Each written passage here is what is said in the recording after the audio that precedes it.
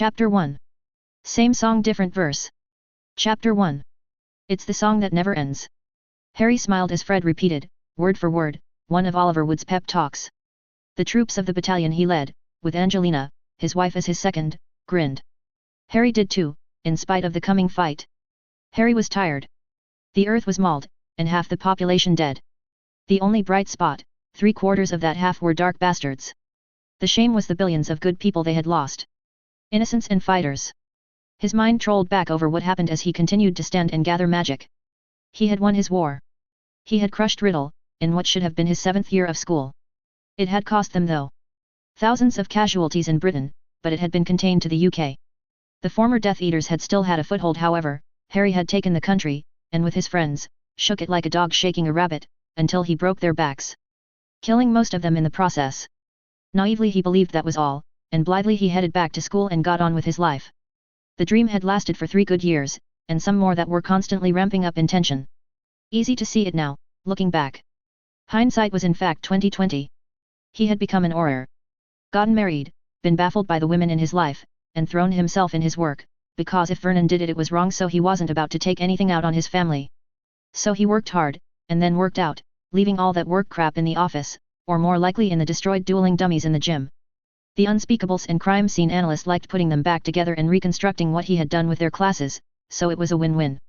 He worked hard and efficiently as he knew how. Then he went home. He wasn't a workaholic, hiding in his work. Along the way somehow, he had become the scourge of the remaining dark or rather evil wizards and witches. Then out of the ashes of the Russian wizarding world, crushed in 1917 by that mad-ass Dark Lord Rasputin, and never recovered because of the hell that was the war with Grindelwald, a wizard had risen that made Rasputin look a child's story. Europe had been pulled in, then when he threatened Britain, Harry had acted with a battalion of aurors. Tonks among them. Remus had been killed fighting Riddle. Tonks had stuck to Harry.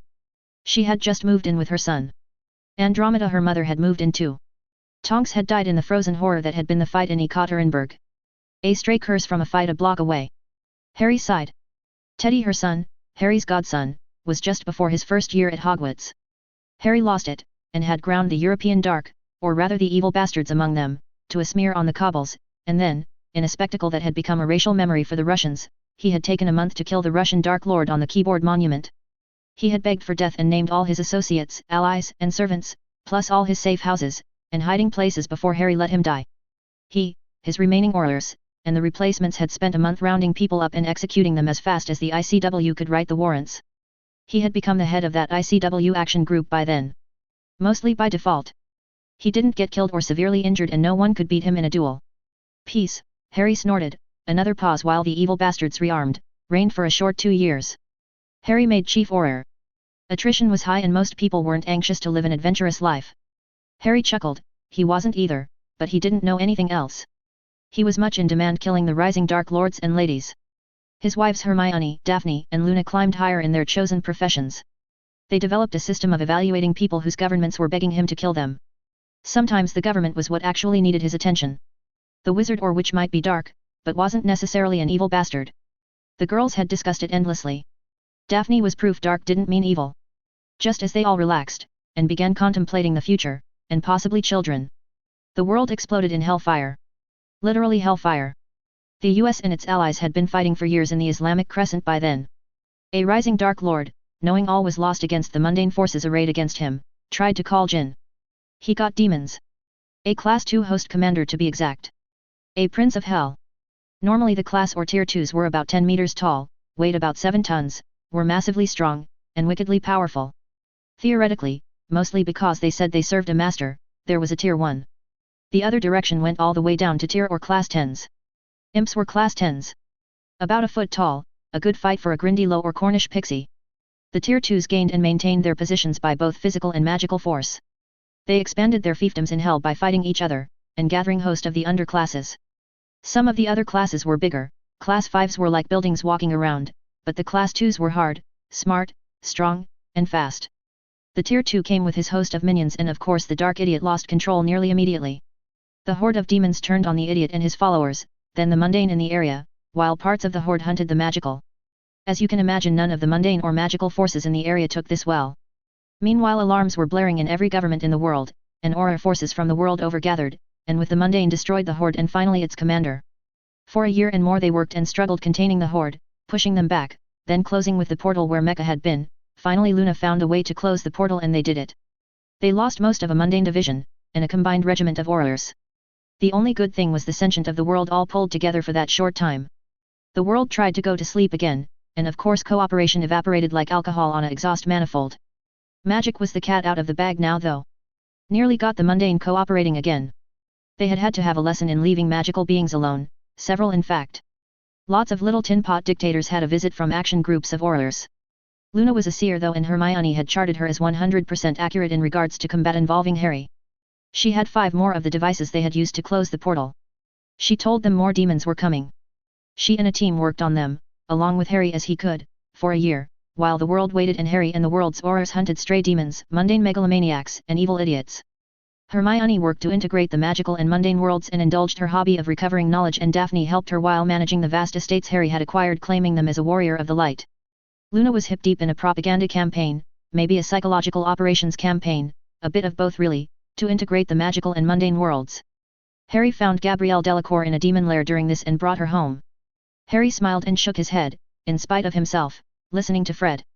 He could feel Fred and Angelina's eyes on him as they enjoyed his subtle reaction to their words, which was their motivation the whole time. There had been precious few reasons to smile for a long time, and one could always count on Fred and Angelina to get Harry out of whatever funk he was in at any given moment.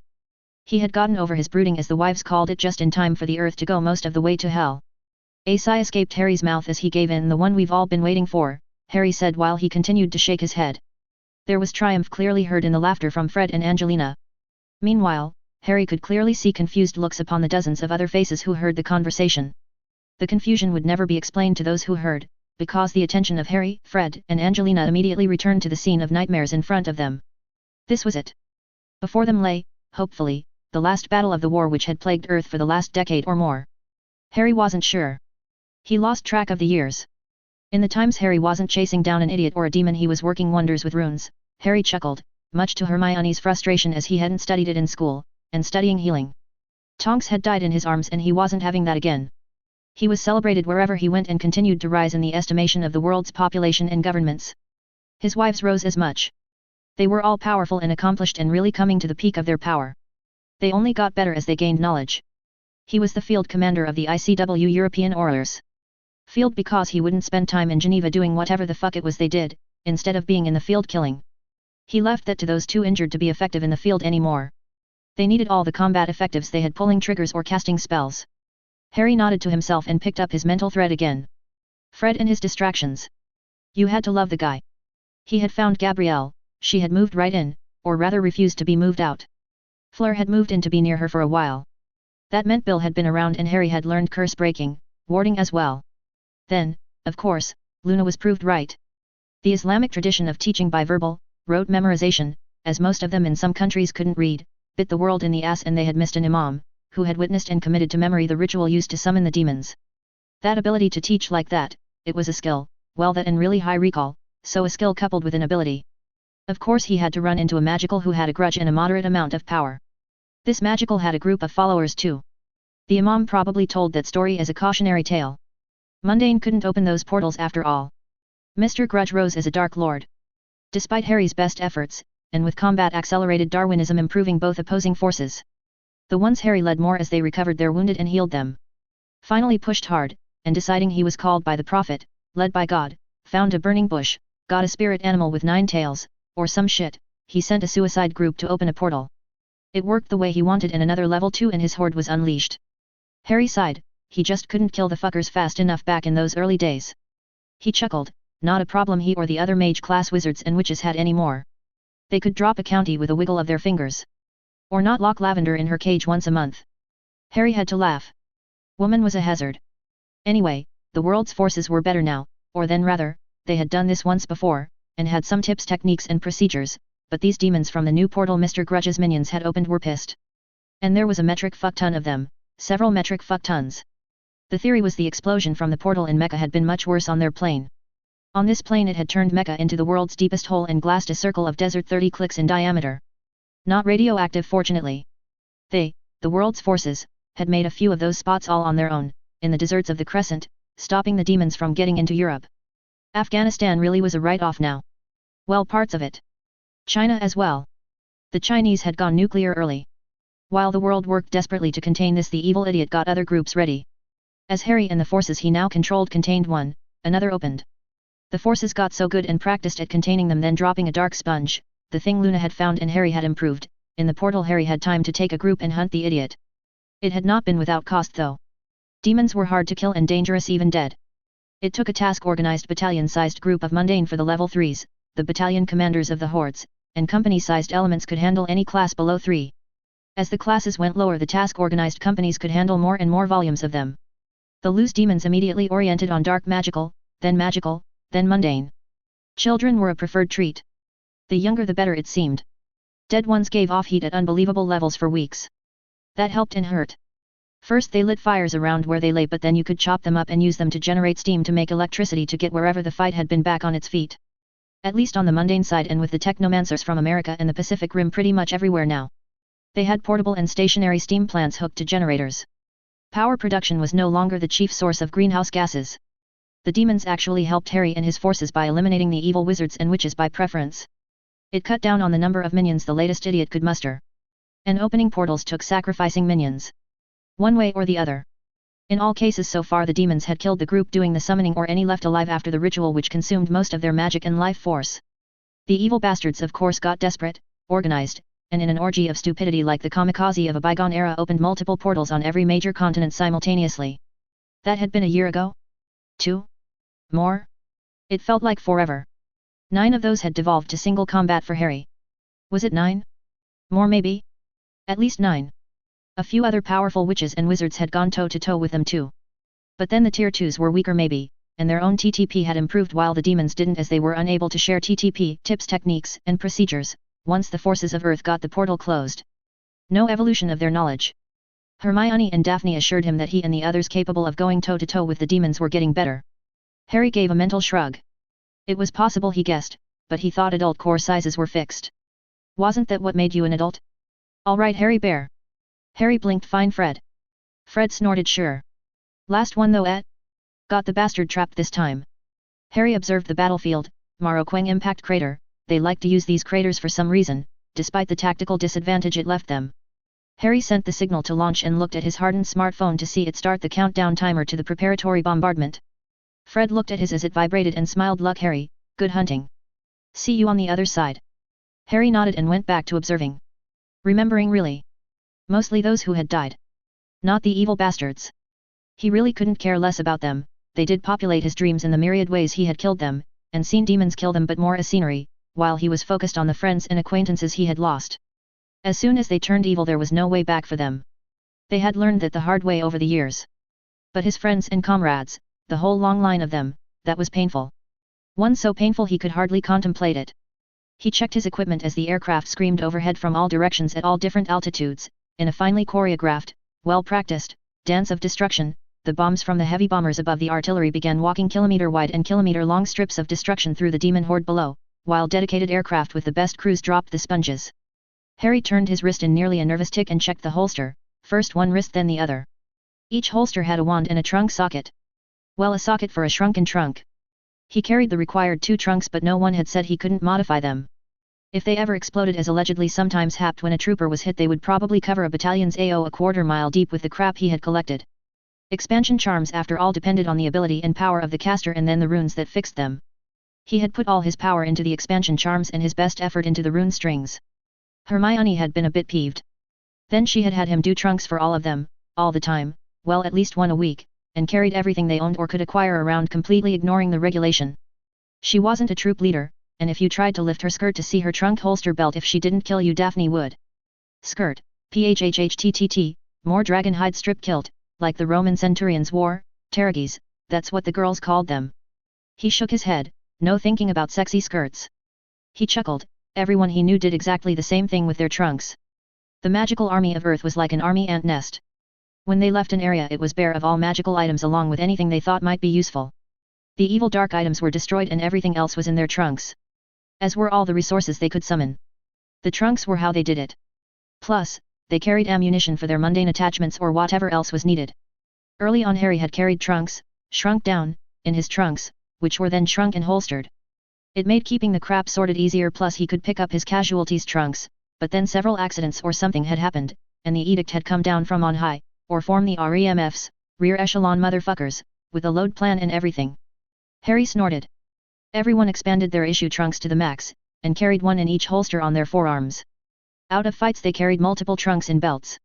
The trunks had top trays loaded with the load plan shit. Harry, being the boss, had to set the example though, so he had the regulation too, unlike the girls. 2 trunks you could fit an aircraft carrier battle group each in, submarines and all, and it would have room to maneuver and launch and recover aircraft. Expansion was a function of power, and well, Harry had plenty. He helped troopers expand theirs when replacements came in. He also did one a week for the girls. About the only part of the regulation anyone paid attention to was no shrunken trunks in trunks. Which he ignored. He wasn't leaving some wounded or dead troopers stuff for the demons or idiots. The sergeants conducted pre-combat inspections of regulation trunk contents, ignoring interiors of trunks that looked like Zeppelin hangars, or Warehouse 13, maybe the archive from that Indiana Jones movie, and mountains of crap behind the formations of troopers. There was no sense in leaving anything in the areas they were fighting in, because if they were operating there the demons had been there, and had killed everyone. When they left an area it was denuded. Every few months the trunks were gone through, trash tossed, identifiable objects returned to owners if any could be found, and national assets returned if someone was back in the places they had been.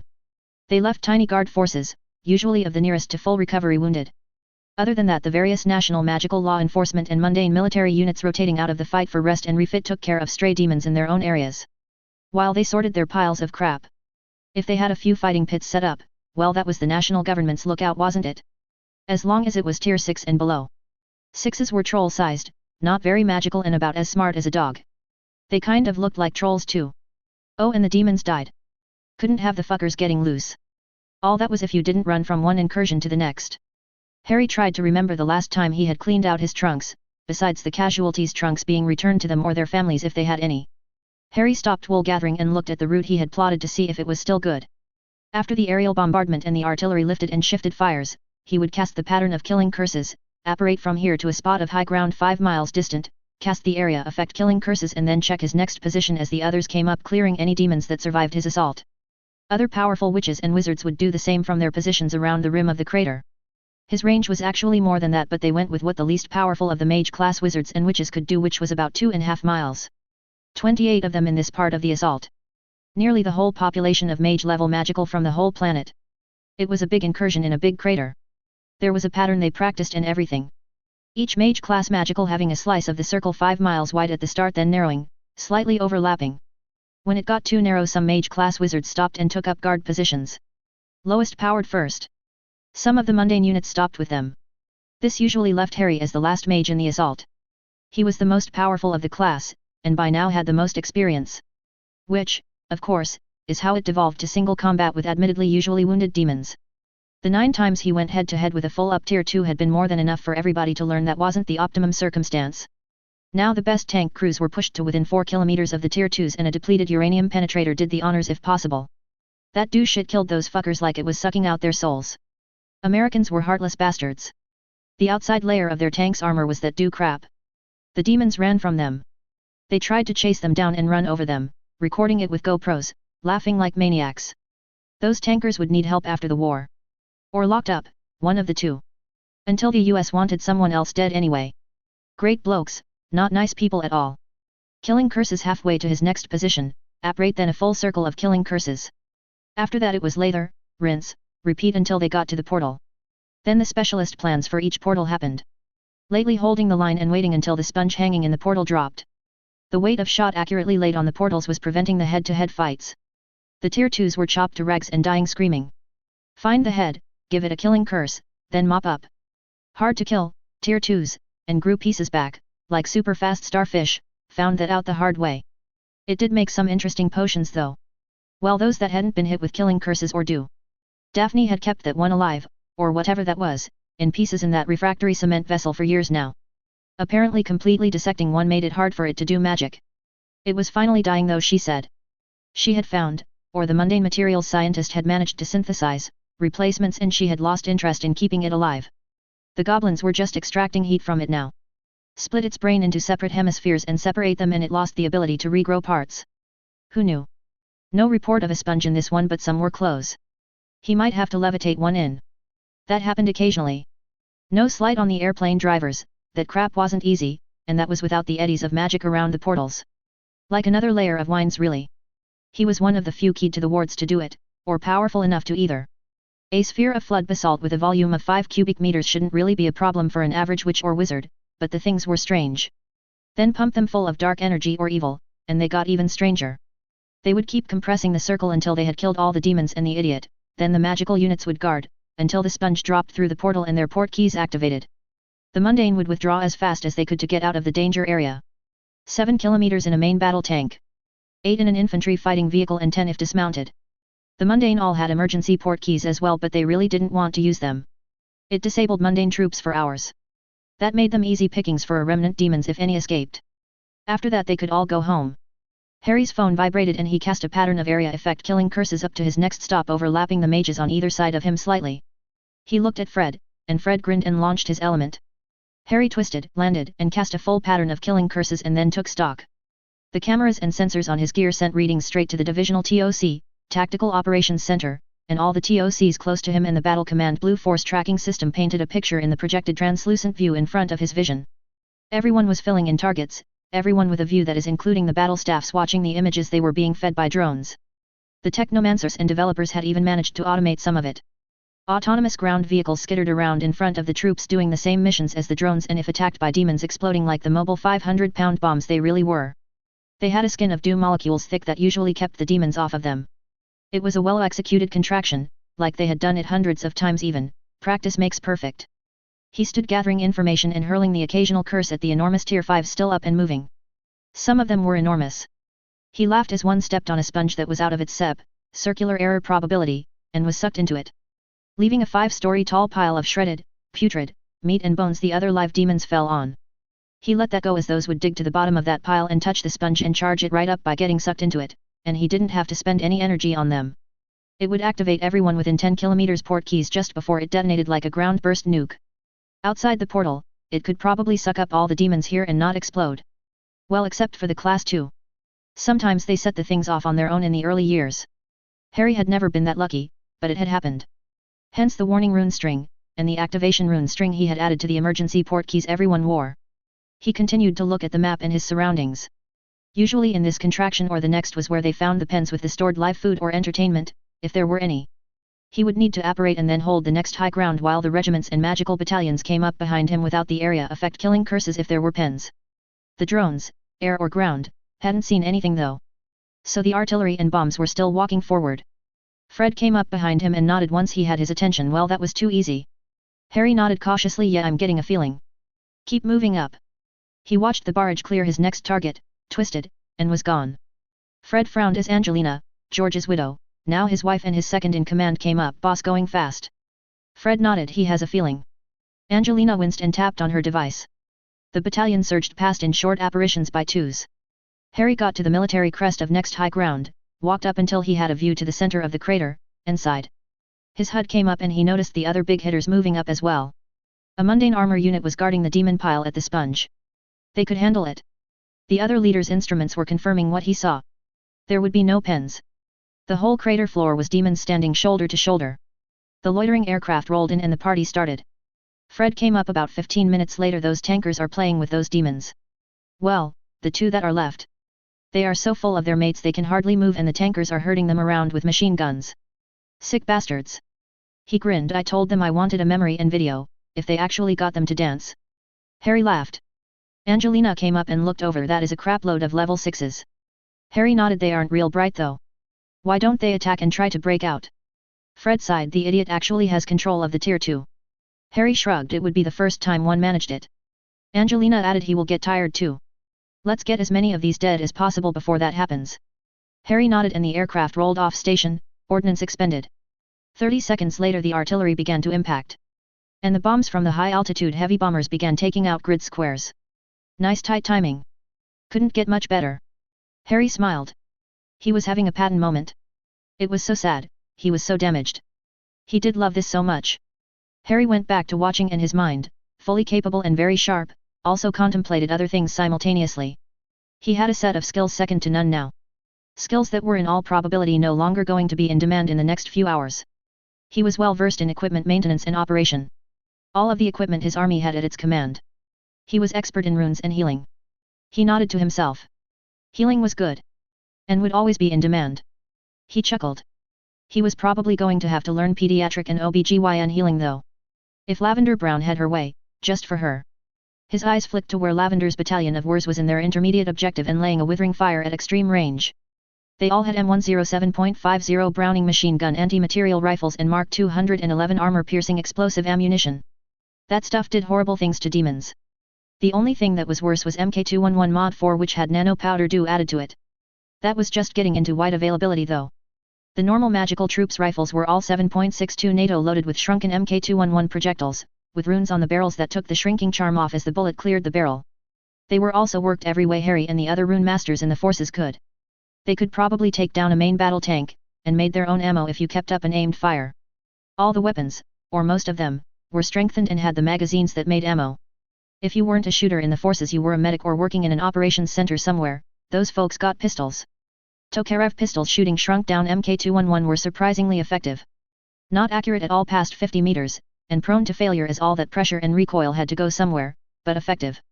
Everyone carried at least one of those, most carried two in case one failed. Harry favored a shoulder holster on the left, and a drop leg holster on the right for his pair. Harry tapped on his phone, as the carpet of demons succumbed, and started the countdown to the next contraction. On 0, just as he operated, the last of the artillery fell. Harry did his circle when he landed, firing his pattern of area effect killing curses, and turned to the inside. He found himself looking at the portal, occasionally through a forest of tier 5s 20 to 50 stories tall. He took a knee, put the Elder Wand in the chassis and got down prone and started shooting. He chuckled. The Elder Wand was singing to him. It really loved killing demons. He would have to do a purge and a cleansing ritual after this for sure. It was standard practice, but the wand was making a joyous noise. Never good. Fred brought his unit up, and the tanks and IFVs came up and took up positions about 500 meters apart. Rune-engraved depleted uranium penetrators were nearly effective as killing curses, and the tankers and mech infantry were having a party. The sabo pedals were nearly as effective as the penetrators at close range. This crater would be uninhabitable for thousands of years. No matter, someone would cap it and pour in water, and Africa would have power for all those years too. Harry looked at the now cleared path to the portal through the shimmering heat waves of the dead tier 5s and frowned. There were no demons there. He looked at Fred and shrugged, then tapped on his computer. The final assault started and ran into a ward about half a click from the portal. Harry shrugged, dug in his pocket, and got out a handful of stone blocks about the size of dice. He pushed them up against the ward with his wand and tapped them. They expanded to their normal size of about a cubic meter and the ward pulsed. He set one every 10 meters until he was out. Fred sent pairs out to put more stones down every 10 meters or so. The mundane began to withdraw, killing everything alive and not friendly, on the way while checking accountability. Half of the magical units helped them. Harry stood watching inside the ward and frowning. Fred looked at him. Boss. Something is wrong. Pull everyone back to the last contraction. Get accountability and fall back to the second line. Put up shields. I'm going to go in here by myself first. Fred gaped at him. You're drunk. Hermione would kill me, Daphne would reanimate me, and Luna would kill me again, then Gabrielle would torture me so much my grandkids would be screaming. Harry laughed, then sighed. If there is anything in there other than this idiot, who I can't remember the stupid fucking made-up name of right now, I will bug out. The ward sappers will have the ward permeable in a few minutes and I'll check. Angelina had walked up. If your wives kill Fred because something happens to you, Potter, you have to shag me. Fred nodded, then froze. Wait, what? Angelina shrugged. He's me backup. I thought I was your backup. Succession of shags, Weasley. 3 layers like they taught us. I got your swimmers in storage along with George's though, so there will be another generation of Weasleys. Alicia, Katie's and my eggs stored in 3 different places too. Harry and Neville listed for swimmers for all of ours as well as you Weasleys. Oh, right then. Wait a minute. Harry rolled his eyes. Standard signaling. Angelina nodded and led Fred away. Harry nodded. All the witches and wizards had eggs and sperm stored in multiple locations. As soon as this was over, they were going to be cooking first their babies, then babies for all their friends who had not survived. Harry had nearly objected to the amount that had been collected from him when most of the witches put a Potter baby in their will. The wives found ways to make the collection fun though. He hit a speed dial on his phone. Neville, yet. I pulled the magical back to the second contraction in stages. Do accountability, then pull them back to the start point. Something is wrong here. When the sappers bring the ward down, I am going to check. Hold the mundane forces at the 10-kilometer circle and have them dig in. Be prepared to transport them if something comes boiling out of this freaking hole. He rolled his eyes. The girls won't kill you, Nevada. He listened and then sighed. Fine, I'll put up sensors and cameras. Harry grumbled as he set up a sensor and camera array. Everyone acted like the wives would hurt them. Harry winced remembering Sydney. Well, maybe it wasn't so far-fetched, but a few hours in the infirmary and everyone had been right as rain. Well, besides that stripper, but she had been a bit forward really. Plus she worked that limp into her act. He heard, he had deleted that video she sent. Quick check, yep, deleted. Harry sighed. He was so tired. He had read a study that said the average combat infantryman in World War II had spent 10 days a year in combat. By the time this started, the combat and combat service support units when committed were spending 300 days of a year-long tour in combat. Outside the wire they called it. Support troops were inside the wire, but the FOBs were in Indian country, so no one ever got to completely relax. How many days did that make for him? Sure, he looked 25, but that was, well, a different problem. He checked his computer. An ominous silence was holding on the command net. The admin and logistics net was humming though. The girls were so going to kick his ass. Damn it. The ward sappers glowed a dull red and Harry backed away. Finally the wards broke and cascaded down like toilet paper burning out of a tree after Halloween. Augusta, Georgia, trees all over the place looking like torches. Fishing troops out of more strip clubs, loaded with strippers in vampire and witch costumes. Well, if 4 square inches of lace could be called a costume. And Americans said Aussies were crazy. At least Aussies had real lager. Harry cast and sighed when the casting revealed nothing. So the hard way then. He looked at his computer and smiled at the units having withdrawn in good order. He walked past the line of glowing, popping, ward sappers, and as soon as he stepped across the ward line another ward went up. Harry chuckled. It was in contact with the sappers.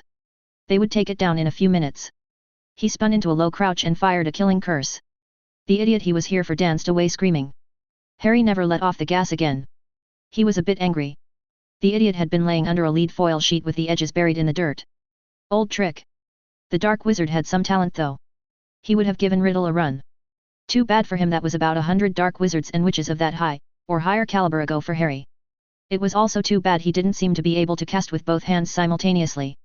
Riddle and Harry's own wand simultaneously fired strings from the killing curse, through a strangulation curse with no counter, with stops at blood effects, bone breaking and soft tissue damaging, vanishing, and expelling. He hit the ground as hamburger. Harry figured out the second part of the ward set that had sprung up just as he died. Fiend fire sprang up about 5 kilometers out. Harry grinned evilly, that withdrawal had saved the army. The cursed flame raced in both directions, consuming the demon bodies and growing in leaps and bounds. It would have triggered the emergency port keys, if anyone had been left accidentally, that close. The engineers should have gotten the containment ward up at the 10-kilometer line.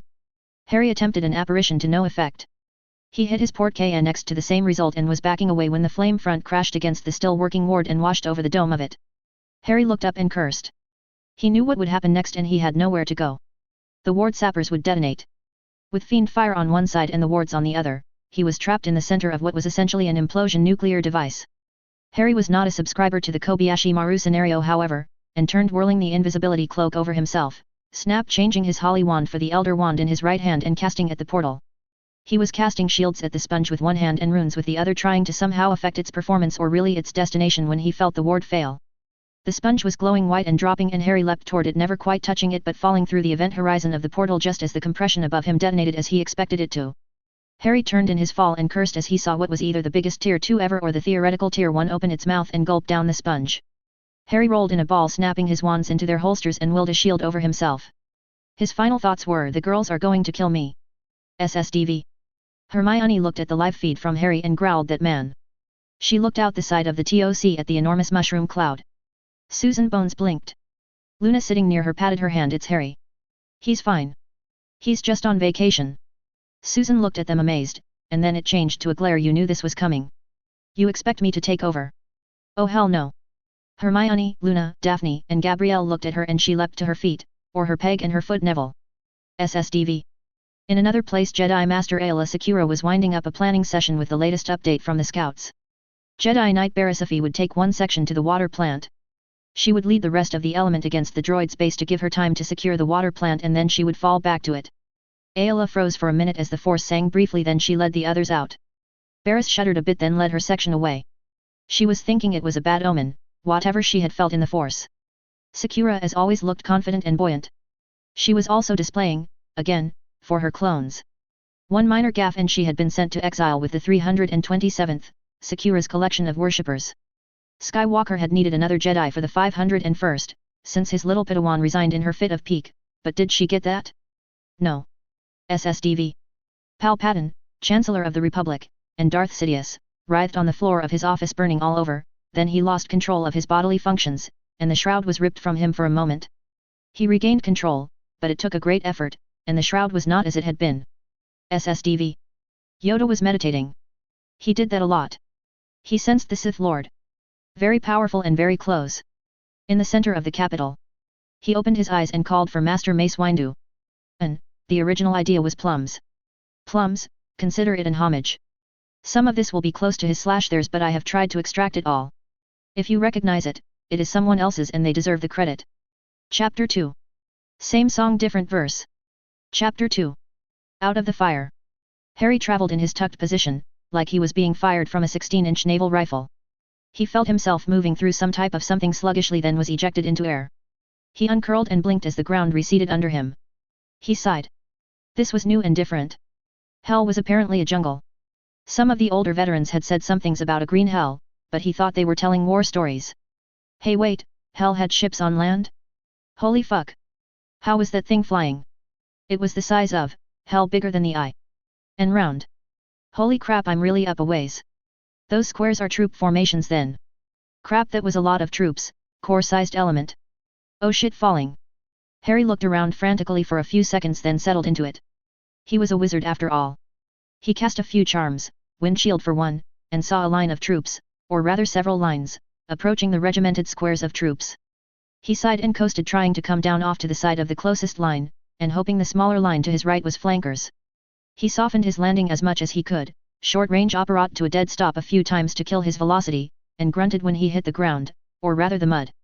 Just fucking perfect. And in the middle of somebody else's war. If it weren't for bad luck. Harry thought about lying back in the mud and just staying there. The girls would be trying something and would be angrier, if they had to come find him once they got here. He sighed. He couldn't not do something. Well, he could sleep, in a year, after this adrenaline charge wore off. Fuck, that was bizarre. It was like Dumbledore was alive and dreaming up demented Mad Hatter crap again. He sat up after rolling over, cleaned himself, and auror to the top of a giant mushroom. I've landed in Alice's Wonderland. He sat for a moment and noticed how magical this place felt. The air seemed to hum with magic. His reserves were filling rapidly, or refilling rather. Nearly painfully rapidly. He had spent nearly everything between protections on himself, and trying to make the portal do something other than transport him to hell. Both had apparently worked, but he needed a minute. He took up a cross-legged seat and tried to clear his mind. He got flooded with magic. He struggled and then sighed and just let go. That worked. After a few minutes, he managed to clear his mind, then set about what he wanted to do in the first place. The first thing he tried to do was feel for his links with the girls. He got a vague feeling of anger and winced. That was going to hurt when he got home. Okay, so they are alive at least. Second, he pulled back a little and got a bit of a feel for a vast array of places that had powerful magic. It was dizzying, things rushed in on him a bit and he took a while to get control of it. Withdrawing further, or would that be closer to himself? Anyway, he, finally, after a bit of a tour of the galaxy. Could that be correct? He felt this planet. The whole thing. Like he was connected to it, and the magic was singing to him. He was amazed. Magic in this place shouted and sang and begged to be used. That first feeling before he had started withdrawing his conscious must have been the whole plane or new universe. Luna would be pleased. All those arguments she had with Hermione about the multiverse, turns out she might have been right. He explored the magic for a while until he felt 2 magic users close. Others too, lots of others.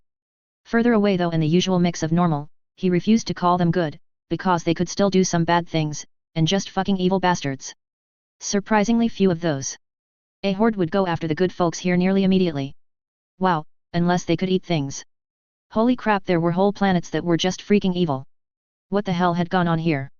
He had developed some finely honed sense during the Demon Wars. Probably hunting dark idiots too, but especially in the Demon War. He could feel them anywhere on the planet, the last planet he was on. Well, the upper level ones. He snorted. The last planet he was on. Man, he was going to hear about this for 1,000 years. Hermione already brought back shit from first year during discussions, the fucking train ride even. He zeroed in on the 2 close magic users and determined they were in the lines of troops moving through the jungle. Golem troops? No, Something else. Not normal though. He felt around and blinked when he could only get the feeling of magical devices from the ranks of regimented troops they were approaching. Machines? As troops? DARPA gone mad perhaps. Well, madder than they were normally. The boffins were a bit head in the clouds all the time. The Yanks would indulge them as well. Like their shiny toys, the Yanks. They did come up with some beauties though. Well, the Army and Marines. The Navy and the Air Force spent all their money on airplanes. PHHHTTT. Drones could land on carriers, turn tighter, and carry more ordnance for the fuel as they didn't have to support a pilot.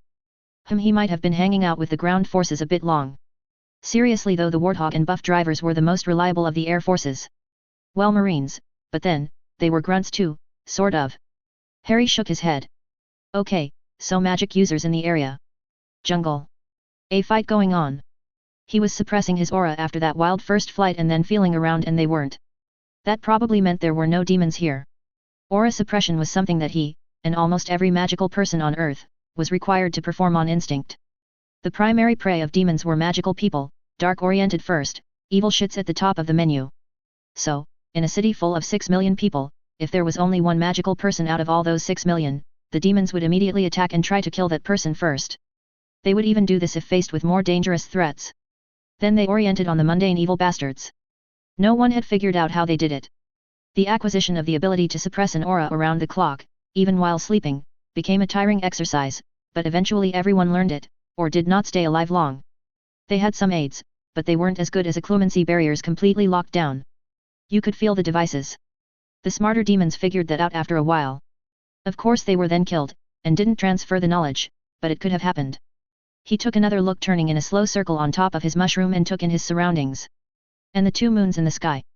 Well, we are definitely not on Earth. Talking to yourself already, Potter. Not good. Harry looked up at the sky as it lightened and gaped. That was not the kind of sky he was used to. It had a purple tint. He nodded, felt in the magic of this place again, and located the closest magic user. He was going to have to do some recce. Harry made it about a half-mile before he was sweating like he was around a dead demon. One of the problems of fighting them. If you killed one, it radiated heat and all kinds of bad stuff for days, years really, but the first days were the worst. They had burned Lisbon to the ground fighting the things before they broke the code and made adjustments to their techniques. Los Angeles too. Then the chopper teams got made up, and demons became fuel. They had drawn, or rather started to draw or push the demons to the sites. The choppers, who were mostly goblins, wanted them in before they dropped them if they were outside a portal zone. The goblins had flipped out over demons, and either ran screaming away from them, or at them. Nothing in between. Very few ran from them though, and those not every time. He applied a cooling charm under the cloak, and kept moving in the direction he was feeling the magic user in. He was making good time when he finally saw the lead elements and thought they were probably a few hours from the other army in this jungle. He settled in to follow and observe, moving from tree to tree, as hidden as his magic could make him. Harry was a bit amazed when he finally identified the magic user. First, it was a she. Her clothing, such as it was, left no doubt of that. A skin-tight leather top, just barely covering her large breast and toned arms, and skin-tight, extreme low-rise leather pants, firmly packed with a magnificent arse and great legs. If she was human, he was about a millimeter from seeing her slit, and the crack of her, magnificent, ass, unless she was like some of the trans troops. Nah, no bulge, a mound, but no bulge. In between were acres of thick abdomen and back, like a MMA fighter with a chest. He did mention the large breast, didn't he? Large, tight-looking, high-mounted breast. Holy fuck, she turned him into a tit man. Even Gabrielle hadn't managed that, and she had a rack that was unbelievable. The weirdest affectation? Difference? Whatever you wanted to call it, was a set of tentacles, or maybe wrapped hair that leapt off the back of her head, and trailed over her bust or behind her back depending on where she moved them to. Oh well, maybe the weird part was she was blue. Woad maybe? Not like he hadn't seen troops every color of the rainbow. Usually wearing active camouflage, however, not quite so much of them to look at. Well, between that and the helmets, body armor, knee and elbow pads, gloves, helmets, ballistic eye protection, boots, like that. Lots of different colored faces though. The soldiers with her were in white armor with shaded eyes. Harry snorted. Troops and sunglasses. They would probably wear them in a cave. At least the ones they had used in the Earth armies offered ballistic protection, and dozens of charms, plus a translucent VR image of the battlefield from the battle control systems, as well as looking cool. Plus he shouldn't complain. A lot of wounded had jobs making those things, the sponges, the suppression runestone necklaces for the children, MK211 projectiles, all kinds of stuff. No one got to just sit around. White though. Were they from a cold climate? His troops spray-painted everything in earth tones as soon as it was issued to them. No need to huff, just walk by a group of troops not on mission. The paint fumes would get you high. Harry dropped into the magic around him as he traveled and observed. Something felt off about the other magic user, the farther away one. Blue felt great, in magic, crap that wasn't better. The girls were going to kill him. If he was going to make an approach, this one would be the best. He had felt ones like the other before. Those who had been evil but swore they weren't. The demon's order of dining had sorted them for the whole planet. The incursion in southern England had wiped many a former Death Eater family, who were reformed according to the government, right off the map. Odd how the demons went after a lot of the allegedly noble English pillars of the community first. Gold wasn't as tasty, reckon? Notably the Malfoys and their vassals. Except for Astoria, who was at the Green Grass estate being mad at Draco and running home to Mother for a few days when it happened. And Narcissa, who lived at Harry's house with Andromeda most of the time. Just to cause trouble, he was fairly certain. Now Astoria lived at home with the Green Grasses raising Malfoys. One a year for at least the last 5 years. He wasn't going to ask where she got the swimmers, or why the kids had black hair and green eyes when they were born. Nope, certainly not. Nor was anyone asking about that blood that was under stasis in her dressing table. Flask after flask. Draco must have thought he was being attacked by a vampire. The demon probably had to wash him down with a keg of lager, like he was pub jerky. Harry chuckled thinking of vampires. Boy, those fucks and demons did not get along. Victor Crumb, and Maria his wife, had sent some footage of the fight in Romania. Cured 2 problems that incursion did. Of course Harry had to go down there for the class 2 after it killed Vlad, or whatever the current elder vampire was named. But it was so beat up it really wasn't that hard. He had tried to tell Victor. Maria had stomped on that for some reason. Hermione got pretty growly at her about it too, come to think of it. He would have to check those memories later. Anyway, the Death Eater families, had railed about how the aurors and military had responded to slow to help. At least the survivors, those few, had whinged about it. Tough to help when you couldn't get in the wards and had to use sappers. Somehow Daphne shut them up eventually, after a year or close to it. Fucking whiners. They tossed killing curses around like beads at Mardi Gras for Tommy Boy, but forgot how looking at a demon? Harry chuckled. Humans found out why elves were enslaved too. Little buggers went completely psycho on demons. It was shocking. Of course none of them were unbound after that, and if someone thought you were abusing one, a lynch mob was liable to show up. Little buggers were scarier than the demons. Hermione had been totally smug for months over it. Of course until a demon showed up at an elf's house they just went along as they always had. Then demon, and wham, Cujo. Something about demons not being human so they could take all their rage at being bound on them. That was the theory. More like it was a demon that bound them if you asked him, as they didn't do that to goblins. No use asking the elves. They acted like they didn't hear the question, you couldn't even order them to answer because then they played like they misunderstood and your dinner was cold. Your boxers turned pink too. Vila weren't much better, whole flocks of them slaughtered demons at every opportunity. Of course Gabrielle had found out why. Vila weren't dark at all. They were other. At least in their thinking. Like the goblins. A wholly alien thought process humans had learned to work with. And demons wanted them for other than food. The ladies objected. In large calibers or with swords and fire and with deadly intent. Once they transformed, the heat seemed to fuel them too. As long as they were with a flock they were fine. If their flock was taken out, and they were wounded, the demons swarmed them. A few fights had developed when the Vila elements threw everything in to recover wounded. Of course everyone did the same, but the demons didn't fight quite so hard to hang onto a snack, as compared to keeping a Vila. That drug in the units near them and then the reserves, air forces, all the arty. Harry and a couple of heavy hitters, it had been bloody. While he was sunk into the magic he was constantly being fed by the planet, or something, like he was at Hogwarts. The whole planet acted like a ley line interstice and the magic sang. His reserves were filled, and he was amazed sparks weren't shooting from his fingers. Some of the plants glowed with it. If he stayed here he would have to get samples. He could also feel magical animals moving about. Harry was pretty sure he could apparate anywhere on the planet blind, and tried a few short hops to test the theory. Up in the canopy, so it wouldn't be quite so hard to extract himself if he missed. Nothing like having to phase your foot out of rock to teach that lesson. His thoughts led back to the portal and what had happened. He was fairly sure that was a Tier 1, or rather, the Tier 1. The actual king of that hell plane. The most powerful magic user they theorized. If Luna's theories were right, and there were other planes like that, he didn't want to know about them. He went through the memory again and noted the blasted barren terrain behind the demon. It was alone as well. Had they finally won? He hadn't been there long enough and had been a bit busy to be feeling around, busy not pissing himself, as well as trying to avoid having to cut himself out of a demon's gut. He wasn't so worried about the hell plane, there was magic there after all. Not that he wanted to go, but he could have survived it. Probably. He snorted, definitely, if anything could he would have. Harry nodded to himself. So here he was, not on the hell plane, though it was hot as fuck, and muggy too. He didn't know about portals or enough to know how to make one other than for summoning. He had some books, who knows how many, Hermione stole and copied from the unspeakables. At least one a day in all the libraries she, and they had access to. All in a library trunk you could put a fleet aircraft carrier in, and very illegally and in contravention of regulations, inside one of his trunks. Regulations be damned, he had never seen a cascading expansion charm failure and the idiot unspeakables could kiss his ass. They had produced one hitting a trunk with a finite then a killing curse with the lid and the compartments open.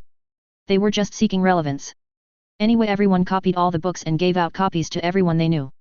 That was aside from that technomanced Kindle thing constantly uploading books that were translated and loaded into that website Hermione had set up.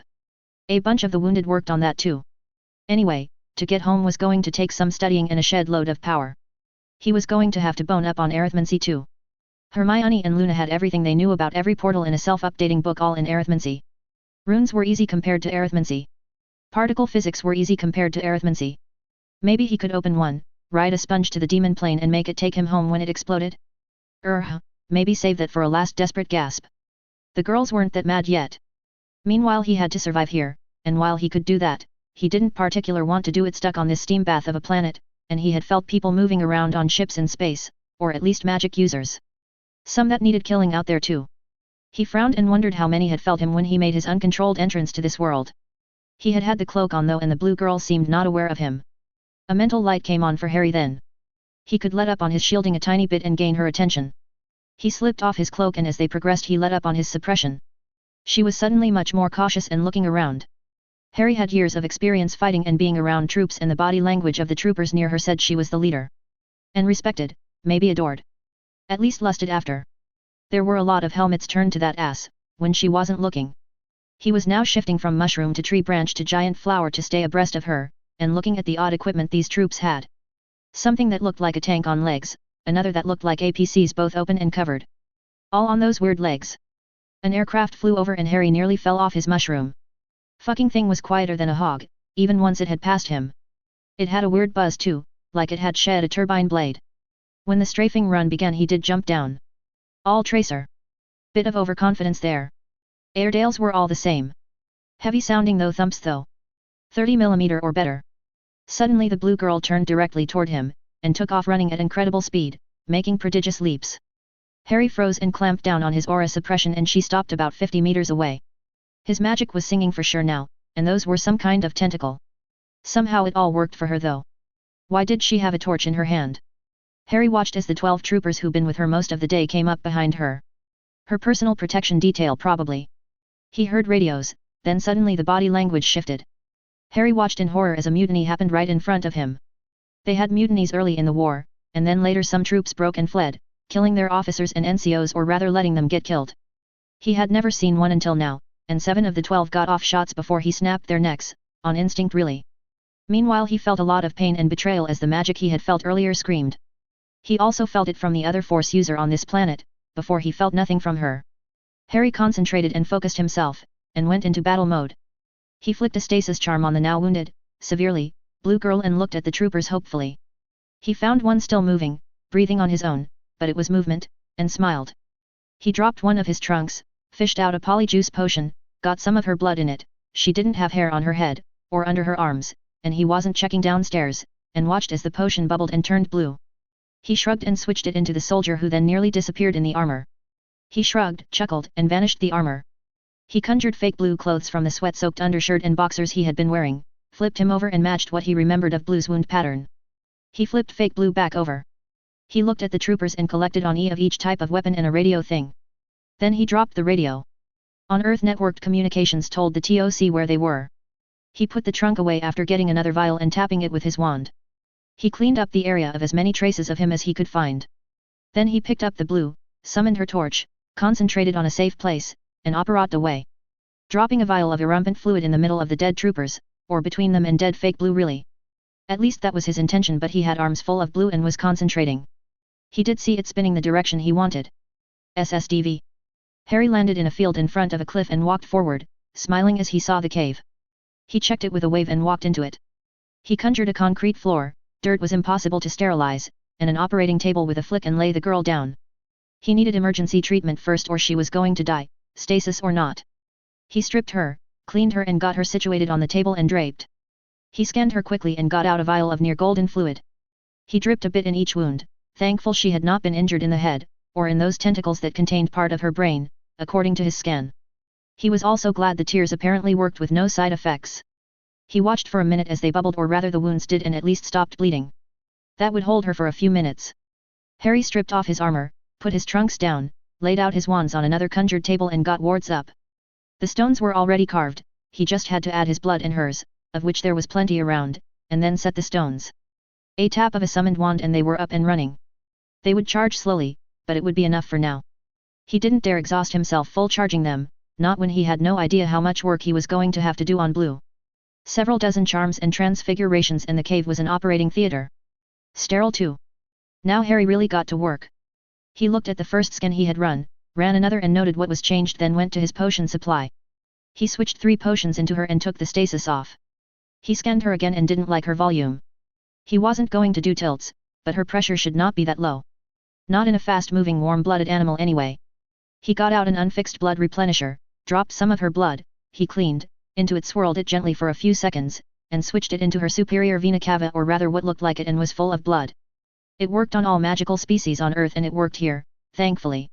He nodded, and started a large bore 4 drip of normal saline. She had both water and salt in her blood in approximately the same quantities as human blood, while he still had a vein, in case she went real low. He worked over his patient, examining her in minute detail, including injuries that were probably old, or surgical, while he thought and the tears he had used on her worked. She hadn't had foreign matter in the wounds, so they were easy, like burns really. Excise the damaged tissue and then some healing charms and a drop or 2 more of tears, and that was good. He didn't really want to get too invasive, or heavy on the potions, without some more in-depth knowledge of her species. The tears she had tolerated. The old injuries were the normal thing. Mundane surgical fixes. Some charms and some tears would fix those. It was all kind of the same as the wounded troops after an incursion really.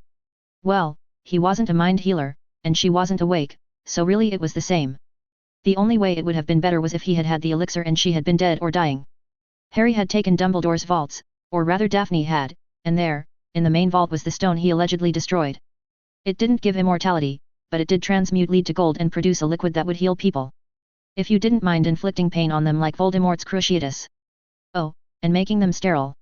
As nearly everyone had eggs and sperm in stasis though, all the field surgical teams carried several vials of the elixir, and vials of tears. Daphne was close to duplicating the stone as well. He had no idea if she had her eggs saved though, so the elixir was out until her last breath. Tears though, well he had plenty of those. Phoenix didn't like demons either. Worse than the elves. Everyone knew now why the flipping birds had that reputation. Phoenix' song apparently drove the fucking demons mad as well. Bit of a surprise that. Really, if there hadn't been so many of the fucking things, and the tier 4s and up hadn't been more powerful than the average magic user, it wouldn't have been that bad. Well, if the 5s hadn't been the size of tall buildings. Well, if there had been more elves and Phoenix. Harry shook his head as he finished up examining the blue girl, who appeared normal in all respects, aside from those tentacles and some deviation of her internal organs, 2 stomachs for instance. Oh, and being blue, which was her skin's pigmentation. No looking at her color to tell her oxygen saturation. He set a charm working on vitals. He had to twist it a bit but he got it to work. Goblins and the other species had taken a twist or 400 as well. Not to mention elves, a whole different charm for them. Their magic was different, fundamentally different. Whoever had enslaved elves must have been the magic user who created the god myths. That had been a powerful motherfucker. Or like he thought a demon, class 2 at least. He chuckled as he cleaned his hands, or a tricky magical like Daphne. Phoenixes? Who knew where they came from, and there would be no enslaving them while the planet was still inhabitable. Squawking and flaming. Flames coming from their talons like they had afterburners, thank God it wasn't the cloaca, right? How much would that hurt? Wonder their feathers stayed on when they got up to Mach 3 and dove through a demon, or a line of them, like some demented, autonomous, kinetic energy weapon. Harry used a vial of tears in the drip and conjured a chair. He sat watching the blue woman for a reaction after a scan and laying all the results side by side, on a low table in front of himself to see any changes. He had heard the radio but hadn't understood the language. Translation spells were intent-based, and you had to have some idea of what the other person was saying, and some other aspect of the language. A frame of reference sort of. When she woke up she was going to freak. She had been strong, sure, and fast. Brave too, coming right at him like that. Unless he figured out a way to communicate, it was going to be a fight, and she might be rangered. He now had 2 sure apparition points on this world and could get back quick if she stirred.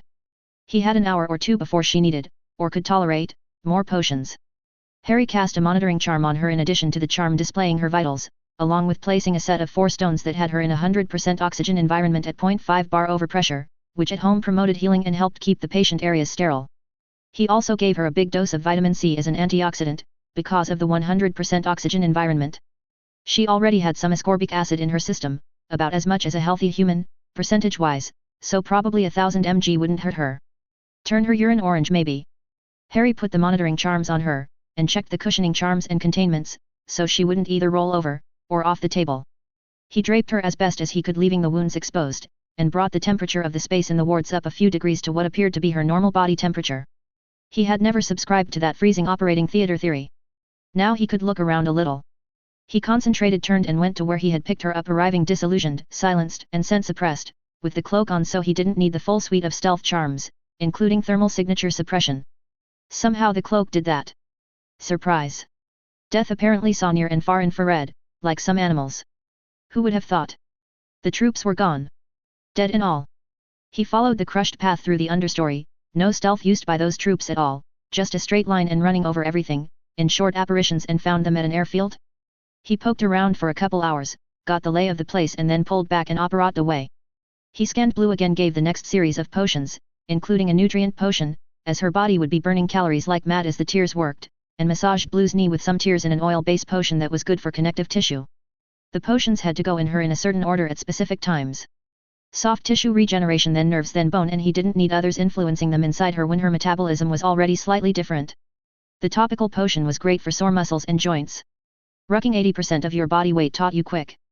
Better than ibuprofen, which the mundane called light fighter candy. The tears would help too, and never interfered with other potions except for some of the more questionable ones, which had better counterparts anyway. He examined her wounds and nodded to himself. He scanned her again and compared the sets of scans, smiling.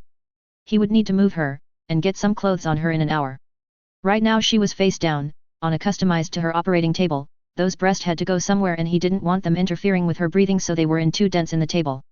Blue was still in a 100% oxygen environment thanks to the specialized ward and charms. He looked at his supplies and shrugged. He had one renewable resource. He switched a full vial of tears into her superior vena cava. While she was in a coma that would cure what ailed her if nothing else did. He would work on restoring her fully over time. The tears would keep her alive nearly no matter what. Then he sat down and started on his project. Dean had taught them to make flip books, which were kind of movies on paper, in first year, and then had found a charm to do it with a memory or been shown it in third year. By then they could all draw fairly well. Well, not Ron, but his stick figures had gotten better. They had made some movies from memory with it. It was clumsy and had none of the three-dimensionality of a Pensiev, that he learned about later, but it was cool for a 13-year-old who never really got to watch the telly. Well, watching Dean's memories of shows had been. Everyone had made the books in a kind of fad, and Seamus along with Ron had made porn flip books. Ron's drawing improved then. He never really got into those, but they were pretty detailed. Which of course made them make them in private and hide them after Neville pointed out they remembered some John Thomas's in excruciating detail. Harry smiled. Everyone had tortured Seamus and Ron endlessly over that. The flip books were great for scouts and operations reports though. More secure than digital video storage and required no power. A few runes and they could be impervious to a charm Seamus had found trying to make them, liquid proof, let's say. Harry had nearly perfect recall now, a clumancy at a high enough level to suppress an aura came in handy for lots of things, and was amazed at how good the story turned out. In color even. He went from his last battle to now, him sitting here making the book, and put a few of his visions or insights of this plane, place, time, or whatever this was, in it. He rested a moment and then added a whole section of him making this going backwards after a scene of a time turner with a clock counting backwards. He had managed to decipher the symbols for numbers from the shell file labels in that big Ars warehouse at the airfield. The numbers had started in single digits and gone up with a different lead digit every 10 until it got to 107, so he was pretty sure it wasn't an alphabet. He had seen what had to be a clock too. 2 digits, a space, 2 more digits changing every minute going up by 1. Harry busied himself drawing a map of the compound out of his memory and onto a large engorged parchment. He then ended the enlarging charm and marveled at the detail. He worked on his plan to empty the base into his trunks for a while. He would make another book of that when he had it in his head. Last he checked the monitoring charm on her and got some rest. He set an alarm for an hour. He woke up when the wand he had set the alarm on was just starting to shock him. He must have been tired. The vibrating normally woke him. He checked Blue and found her still in the coma but pretty much healed besides some scarring. She was still in a coma though. He sighed and gave her a millisecond burst of cruciatus and checked her again. He nodded as her levels changed. She was sleeping now. He lay back down after resetting her monitoring charms. The cruciatus had broken the original ones. He snapped awake what felt like a few minutes later and checked the time. An hour. Wow, trips to, or through hell were tiring apparently. She had stirred but not woken up. He conjured a large t-shirt and some track shorts onto her like Hermione liked to sleep in, well boxers, his boxers but he wasn't doing that with some girl he had never even spoken to. He levitated her, banished the operating table to the side and flicked a bed out, then levitated her to that with the wards still on and ran another charm. He lay back down on the couch he had conjured and waited. Sleeping in his alert mode. His mind was busy working on all the problems he had right now. He had seen some amazing technology. Those walking things were pretty fucking retarded when you apparently had anti-gravity, but to each their own. So he had a language to learn, or more than one. He had technology to learn. He had to learn the lay of the land here and he had to figure out how to make a portal work to get home. Plus he wanted to see if they could affect these magic users dying all over the place. To do all that he was probably going to have to kill a few of these evil bastards, enough so that the others learned to leave him the fuck alone. No sweat. Same song different verse, universe in this case. He laughed at himself over that. Fuck the girls were going to kill him. SSDV. Mace Windu lay on the floor of the office, dying. His regret were the Jedi Masters who were dying with him or were already dead. He and they had been arrogant. They had never expected a Sith Lord of Palpatine's power, and now he had led them to pay the price. Worse, the younglings, knights and temple masters were paying the price now. SSDV. Yoda sighed and winced feeling the loss of so many Jedi. He ordered the guard to alert and meditated on what else he should do while sitting in a treetop on Kashyyyk. He had been so wrong for so many years. How had that been? Admittedly, in the last 200 years the shroud falling across the Force had made things more and more difficult. Really though it was his, and through his training, the Jedi Order's arrogance. SSDV. Darth Sidious cackled as the reports rolled in. Jedi were dying in droves. Soon the Empire would rise from the Republic's ashes. Chapter 3. Same song different verse. Chapter 3. Into the stew pot? Harry sprang awake, his monitoring charm had awoken him with the soft happy feeling of a well patient, cast a tempest and blinked 6 hours. Fast healer. I did use a lot of tears though so we will have to make sure everything stays healed. He had never had a reversal, but it allegedly could happen. Well, he could get that 4 out of her and heal that. Check how much she took on board as well. Maybe empty her bladder for her. No way was he using a bedpan on her. Jedi Master Aayla Secura awoke and lay still trying to figure out what was going on. She was in a bed. A very comfortable, warm bed. She was clean and someone had taken her clothes and put her in different ones.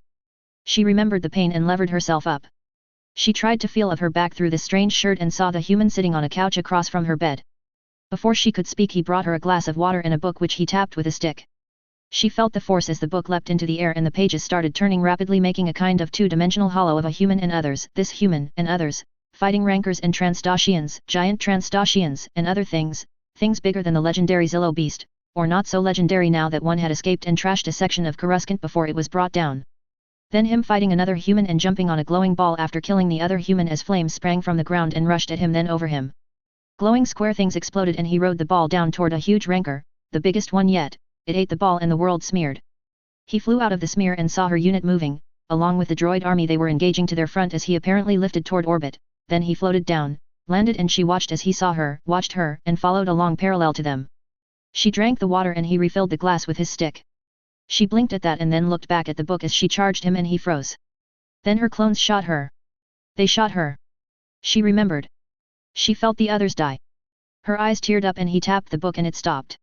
She looked at him and he smiled sadly. He waved at the water and she drank then he waved at the book and tapped it again. The scene changed and she flinched as her clone's head snapped to the left, too far to the left. She watched as he somehow changed one to her, made his armor disappear, dressed him like her, and then the clone died. He cleaned up, closed a box, it shrank and he picked her up, Force pulled her saber to him and then they vanished. The world blurred again and they were standing looking at a cave. She watched as he walked in the cave and things appeared as the cave changed. He lay her on a table, her clothes disappeared and he treated 7 blaster wounds in her, any one of which should have been fatal. She looked at herself, interested, as he treated her like a Jedi healer, very professionally, and then left her. The image shifted and she was looking at the clone camp and LZ full of troops getting ready to leave. One more shift of the world and she, or her view of him, was back at the cave. He treated her again and then the book ended on a strange object and a timekeeper readout running backwards. The last shift showed her Barisifi killed by her own clones and a saintly-looking figure nodding but crying. She looked up and blinked. He tapped the book with a finger and filled her glass with his stick. She watched again as everything she had seen happened in reverse and drank more water, and he looked at her at the end holding the real version of the odd device from the book. He turned it to the last image of the smoking hole where Barris had been and wagged his finger at her while shaking his head. She blinked. So you are a force-using, warrior, healer, who is a mute.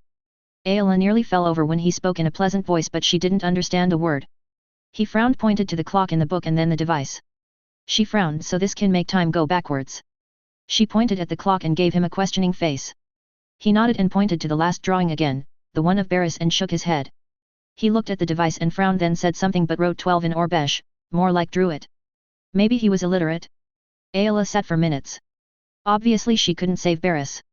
Barris wasn't the only death resonating in the force though. There were thousands. Those perhaps she could do something about. Fine, come on then. This is all a dream or a nightmare. It's the glitteril giving me a flashback, or a hallucination. It happens sometimes. Usually they don't hurt though. You don't understand a word. This is going to take some time then. She got up and looked around. He blushed, Force pulled her clothes to himself, and her sabers to her, somehow used the Force to clean and repair the clothes as she stared at the blood and blaster burns in her top, then handed them to her and resolutely turned his back. She chuckled. A prude, illiterate, warrior, monk, Force user. She squeaked when he waved over his shoulder and she was nude. Ayla looked around and dressed, then charged at where she could see daylight rather than the odd hovering flames lighting the cave. She turned around and blinked. There was no cave. The monk stepped outside, really appeared from nowhere, giving her a start. Her precognition didn't warn her though. In fact her Force connection was being strange and nearly cuddling his minuscule Force presence. He handed her another book and tapped it and a plan unfolded. Her at a holocom, then them running around taking things and putting them in boxes and making a frigate disappear. Going in the armory and making weapons disappear, and then her doing something to weapons they left, followed by a scene of an AgriCorp worker throwing his shoe in a grinder. He had the stick weeder and everything. This was followed by supplies disappearing into his odd box, food, water, medical supplies, feminine hygiene products, office supplies, uniforms, armor, paint. Wait, what? Paint? Oh, everything. Okay, she got it. Prude, illiterate, warrior, monk, Force user, thief. How long were you wandering around? Did you go in every building? How did no one stop you? He handed her a very detailed map of her base. She nodded. He had not just wandered every building. He had wandered over every inch of the base apparently. She got the gist. She watched the book as 3 Venators left the planet. She was nearly overwhelmed but she steeled herself and drug him toward the base. He squawked and followed her, then drug her to a halt. He looked at her with an arched brow and pointed at the time again as it hovered in the air, and she nodded. She looked at the timepiece on her wrist comp and said 7 hours. She paused a moment. She had been attacked and nearly killed 7 hours ago. She would have been killed if it wasn't for this strange human. He had healed her from injuries that would have kept her in Bacta for a week in 7 hours. Ayla shook her head and reordered her thoughts. Time, 7 hours would give her time to infiltrate and warn Barris. She looked at him and he stared back, and she got the feeling he knew what she was thinking. He shook his head, pointed at her, made a scattering motion with his hand and pointed at her, then the clock. She shuddered. So if I change some things it would spread me across time. He reiterated his signs and nodded. She sighed, then nodded and held up 10 fingers, then 2. Might as well give them as much time as she could. Maybe they would get caught and it would change Barris' fate, after they had warned the order of course. Surely she could talk herself out of imprisoning herself. Wait, what? She sighed. She hated the glitter dreams. He nodded and put the chain attached to his device over her head and around his neck before reconnecting it, and then he spun the face of it with a small knob on the side. He released the face. As it spun she watched in awe as the sun climbed in the sky the wrong way and headed to the other horizon. The world slowed and stopped, and he took the chain off and pocketed the device. She turned to go and he stopped her by grabbing an arm and twisting. The world blurred. The Force grabbed her and squeezed. She gained her vision back outside the perimeter sensor range of her camp. It was one of the worst experiences she had ever had with the Force. like being submerged in it, then pulled through a fuel supply pipe. While she was recovering, he tapped her on the head, and she shuddered as the force oozed down her body. He then waved at her and she squirmed and wriggled as the force adhered to her somehow. She blushed as it gripped her in very private places. She shot him a glare and he disappeared except for a faint outline. Smiling. She narrowed her eyes at him. Then shuddered as the force stopped oozing around her. Ayla blinked, got used to it for a moment, then she led off. She went straight to the command center. She led them to the door, looked in and then looked at him and made a shooing motion. He frowned for a moment, then smiled and nodded. He waved at the door and the room and all the clones and support staff left. He looked at her and held up 5 fingers, then waggled his hand. Ayla nodded, went to the holocom and fired it up, connecting to Master Shock Ti. She was typing as fast as she could on the keyboard as she waited on a connection. By the time the connection was made, she had typed 3 pages and pushed send. Harry looked at the image and tapped Ayla on her head. Master Ti's eyes widened. This is a new skill. Harry smiled at Ayla's grateful look and backed up. Master Ti, we have a huge problem. You are going to find this hard to believe, but please hold your questions, said Ayla quickly, not waiting for Master Ti's acknowledgement of the greeting. I've traveled back in time 12 standard hours. In less than 3 hours, clone troopers will attempt to kill me on this world. They were ordered to do so, Master Ti. The Jedi are about to be betrayed by the Chancellor. We need to evacuate the temple and get the younglings to safety while we still have a chance. Ayla. Time travel is not possible. I can't tell you the details right now. I personally can't change too much. I'm not allowed to change anything I know will happen, to avoid creating a paradox, I believe. Since I have no idea the fate of those back on Coruscant and on other worlds, I simply felt many joining the Force. I thought it would be possible to change some things and help Jedi, elsewhere, pleaded Ayla, her composure starting to slip. Harry saw Shock Ti's eyes widen. He knew that in that instant the woman understood what Blue was telling her and believed her. For the first time ever, Harry actually felt what he thought was the timeline splitting, or shifting, or something. The other line didn't end, it spun or wandered off in a new direction. Close at first, then diverging wider and wider. He could also feel Luna smiling. She did that sometimes at home when major events occurred. She frowned too sometimes, and last time that frown had meant demons, which was not so good. Shock Ti asked, how do we know this is the Chancellor? He's the only one with access to even the hidden instructions in the clones. He can use that to override the Jedi in the chain of command.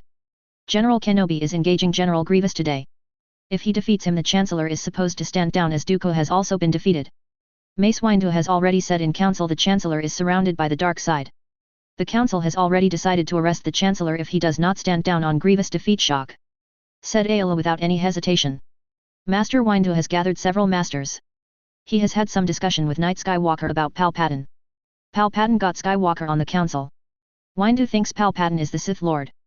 Shock Ti nodded thoughtfully. Ayla nodded. If they fail, he will give the order. Undoubtedly they failed before I came back in time. They either need more forces or to do something else. Meanwhile we still need to warn the Jedi in the field. Their clones cannot be trusted until this is resolved. Where is Skywalker? Leaving on a mission against the Sith leadership on Mustafar, but his ships have not yet loaded the 501st and departed. Shock Ti replied, and the two looked at each other. Then nodded. Shock Ti finished. I have your plan. I will start the others in communications, notifying the Jedi off-world, and talk to Masters Windu and Yoda. Ayla nodded. May the Force be with you. Shock Ti nodded again, and with you. The connection terminated and Ayla checked the time and smiled. She had been quick enough, barely, by a few seconds, no record of a call that short in the net. She erased the local record, grabbed her human and left. She wriggled as she felt the Force flow over her again after he tapped her on the head once more. She was going to have to talk to him about that. It wasn't bad, just, well, different, and grippy. Supportive rather than directive. Something, nice though. Plus if she moved correctly she was invisible. This needed more investigation. Ayla led him to the store's warehouse first and pointed out food. She watched, amazed, as the pallets of rations were moved, duplicated, shrunk, and disappeared into an assault pack. Ration bars, fresh food, water, spices, sweeteners, and cooking oils all disappeared while the human grinned, and she marveled at the way the Force moved for him. The next marvel was the tiny hinged box he had placed on the floor and somehow used the Force to expand, then, grinning, opened the lid of and Force levitated near a regiment's worth of food for a campaign into. She considered the box and then eyed him as there was a mountain of what appeared to be junk in the box. He colored slightly, shrugged, then closed the box and made it shrink again before putting it in a holster on his arm and looking at her with an arched brow. She rolled her eyes and led him on. Next, they hit the medical stores. She pointed out the supplies she would need. He looked at her, shrugged, shrunk them all, and put them in his box. Aola snorted, there were going to be some extremely pissed off techs and officers. He also took most of a regiment's medical supplies, leaving his force fakes. Aola fretted about that a bit, but the ships would have fully stocked med bays. They hit the armory next, where she debated then did a little, or a lot of, sabotage. He winked and waved and the weapons showed clear and safe status indicators as they had when they walked in. Aola returned his grin this time. She led him off to her starfighter and pointed at it in Barasafis. He waved and then waved again and she watched as the earth rose up and swallowed the starfighters and changed to look like a low hill. It started with the force moving and shaping the earth but settled into a mostly natural feeling. Aola was fairly certain he had just buried both starfighters. He led her to a frigate and pointed. She laughed and waved him toward it and he waved at it for several minutes. Then he got out 4 rectangles of rock and placed them around it. This time the frigate just disappeared. Like the cave really. He stopped by a combat walker with a mass driver and got a gleam in his eye. As she watched he made the mass driver separate and disappear. She blinked, and led him to power converters and ammunition for it. Those disappeared too. She led them to her room in the barracks but sighed, her card key would show what time and who opened it if anyone happened to check, her being in 2 places at once was going to cause some problems. He looked at her and the card and waved. Every door on the floor popped open. She grinned. He handed her a dark green assault pack and mimed holding it open so she did. He waved and said pack. She was surprised to understand the word and all of her things flew into the pack. She looked in it and he grabbed her as she got vertigo like she had with his impossible box. She was either learning or that had been a contextual intuitive translation. He was constantly talking in a low, pleasant voice, at least while they were alone. Aola resisted the urge to roll her eyes at her force being warm and happy about him. She went to Barris's room next and looked around sadly and he produced another pack. She held it as he waved and Barris's things flew in the pack. They would get them to her family if she had one or the Jedi if they survived. If the Force willed it they would return them to her. Aola looked at him speculatively and led him back to the hangars and maintenance bay and pointed to a charging rack full of astromech droids. He got a look and rubbed the back of his head then detached rack and all and made it disappear in a swirling blue light. Aola led him around pointing at various maintenance supplies and cabinets and he vanished them all. She nodded and took him to the command center where she hunted down a droid with first contact capability and pointed to it and then tried to sign for the cave. Finally, he smiled and the droid disappeared to the cave, or she hoped that's where it went. She was amazed at the amount of stuff they had stolen. He had of course been creating duplicates of the things. In her examinations of them they felt like the Force or like they had the Force in them, and it was receding, lessening perhaps. Through his pantomime, she got the impression they would fade away. Still though, a first contact protocol droid and a frigate disappearing would cause problems. Hopefully it was dismissed as a mix-up. A quick recall, as she had witnessed before, sometimes produced errors like that then took weeks to sort out.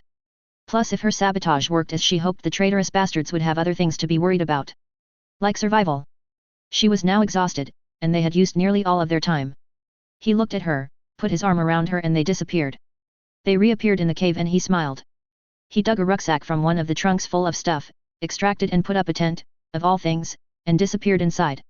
Aola frowned and followed him then stood stunned at the large room with carpets, leather-covered chairs and couches and a fireplace. He led her around and she smiled at the bedroom and the big bed. She frowned at the smaller bedrooms. She smiled again at the kitchen and its food preparation and storage, and then squealed at the bath. With a shower and bathtub. She stripped immediately and laughed as he fled. Prude. It was cute. She lounged in the tub after a shower, sniffing the various bottles of manly-smelling things, until she found one she liked and poured it in her bath. So there was a woman in his life somewhere. Well, if she used her male friends as guides. They picked one thing and stuck with it for years. Sometimes if it wasn't available anymore they got upset. She chuckled remembering a few conversations over the lack of a particular soap after the company making it went bankrupt. He came in a robe and she grinned at him as he glared and got in the shower. She thought about standing up as his view wasn't blocked due to how tall he was, then wondered where that thought had come from. She had never teased anyone in that way before, not purposefully. She had of course posed as a dancer on a few missions, but really that was just a cover, not her. She must be getting tired. She left the bath, found an adequate but bland dinner he had prepared, and then went in the bedroom and dug in his drawers until she found a pair of shorts and another of those funny shirts. She dropped her clothes and put the shorts on and was trying to figure out how to get her head in the shirt when it appeared on her and she looked at her blushing human. She laughed and pushed him in the bed, crawled in behind him and snuggled in as he lay stiffly. She was asleep nearly immediately. Harry lay awake for a while contemplating how the women in his life just took over. This one wasn't even in his life. And she was blue. He woke to her crying later and felt some pain and betrayal but nothing like it had been before. Just barely an echo. He sighed and pulled her to him. SSDV. Shock Ti had sat in the briefing in the High Council chamber with a pad preparing plans after getting a warning sent out and transmitting Ayla's rough plan. She was waiting, and as soon as Master Kenobi confirmed he was going to engage Grievous, she knew it was all true. She sent her plans to the knights she had working and they started sending them out. Really all they had to do was hit send and continue to add Jedi to the address list. They, herself, and her group hadn't had long, but she had managed to cobble together a plan based on the data Ayla sent. She thought that if it worked as Ayla intended, it would cripple Palpatine's forces. She only hoped it wouldn't lead to the Sith taking over. The other part of her plan was the evacuation of the temple. That was critical. She would work on that as soon as this council broke up. She didn't try to hide her activity, and Yoda looked at his pad in his holo and then up at her. He was attending via holo from Kashyyyk. Mace Windu looked at his pad and nodded. He would need to take more Jedi to the Senate building. The Antarian Ranger General in his holo looked at his pad, scowled and then started issuing orders with quick taps. Apparently the Rangers already had a contingency plan. Obi-Wan simply looked down, nodded and continued. He already had a mission. They all felt a wrench in the Force, like everything slid to the right a meter or so. None of them would ever know a fork occurred in the multiverse right there, and two planes separated and began drifting apart. Contingency plans over the galaxy were sent out and began execution. Jedi separated themselves and their Padawans from their troops and began missions to sabotage this latest effort of the Sith, while shaking their heads not believing it was possible. They drove on though. They had orders, and the way they planned the sabotage, if the clones did not act the way it was predicted, nothing would happen. Well, besides the Jedi getting some time away from their troops and the Rangers activating their defenses. It would look like a test of readiness for the Rangers and another mystical Jedi thing for them. SSDV. Luna smiled and knew things would get better. Then she frowned and took the book from Hermione and took her to bed. It was going to take a little time, but that meant they had time to beat this plane into shape. Also she could plant some seeds. Oh, seeds! They could have 4, no 5 children apiece for their friends who had died. They had healers, they were all healthy, they could carry 5 to term reasonably safely. She paused and looked at the lines cleaning themselves up. Yes, this could work out fine. She would have to go back and make the changes in the lines she had written down. Chapter 4. Same song, different verse. Chapter 4. Stone soup? She asked. Ayla snapped awake in the morning and groaned. She was so warm and comfortable.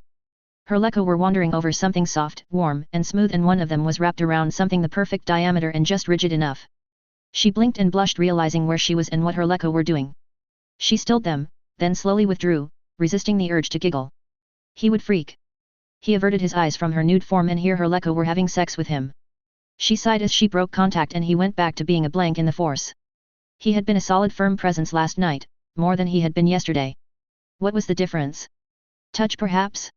She tugged at the shirt and sighed as she patted to the fresher. She didn't want to destroy it, but she couldn't get it off, either over her head or around her shoulders. She left it on and kept the shorts on as well. It wasn't like they were going anywhere. Her exhaustion after 12 hours of work yesterday indicated she wasn't fully healed quite yet. She walked out of the tent toward the front of the cave and saw the first contact-capable protocol droid standing there. She opened its back panel, erased its ownership data and reinitialized it with herself as its owner. Thank you, Chancellor.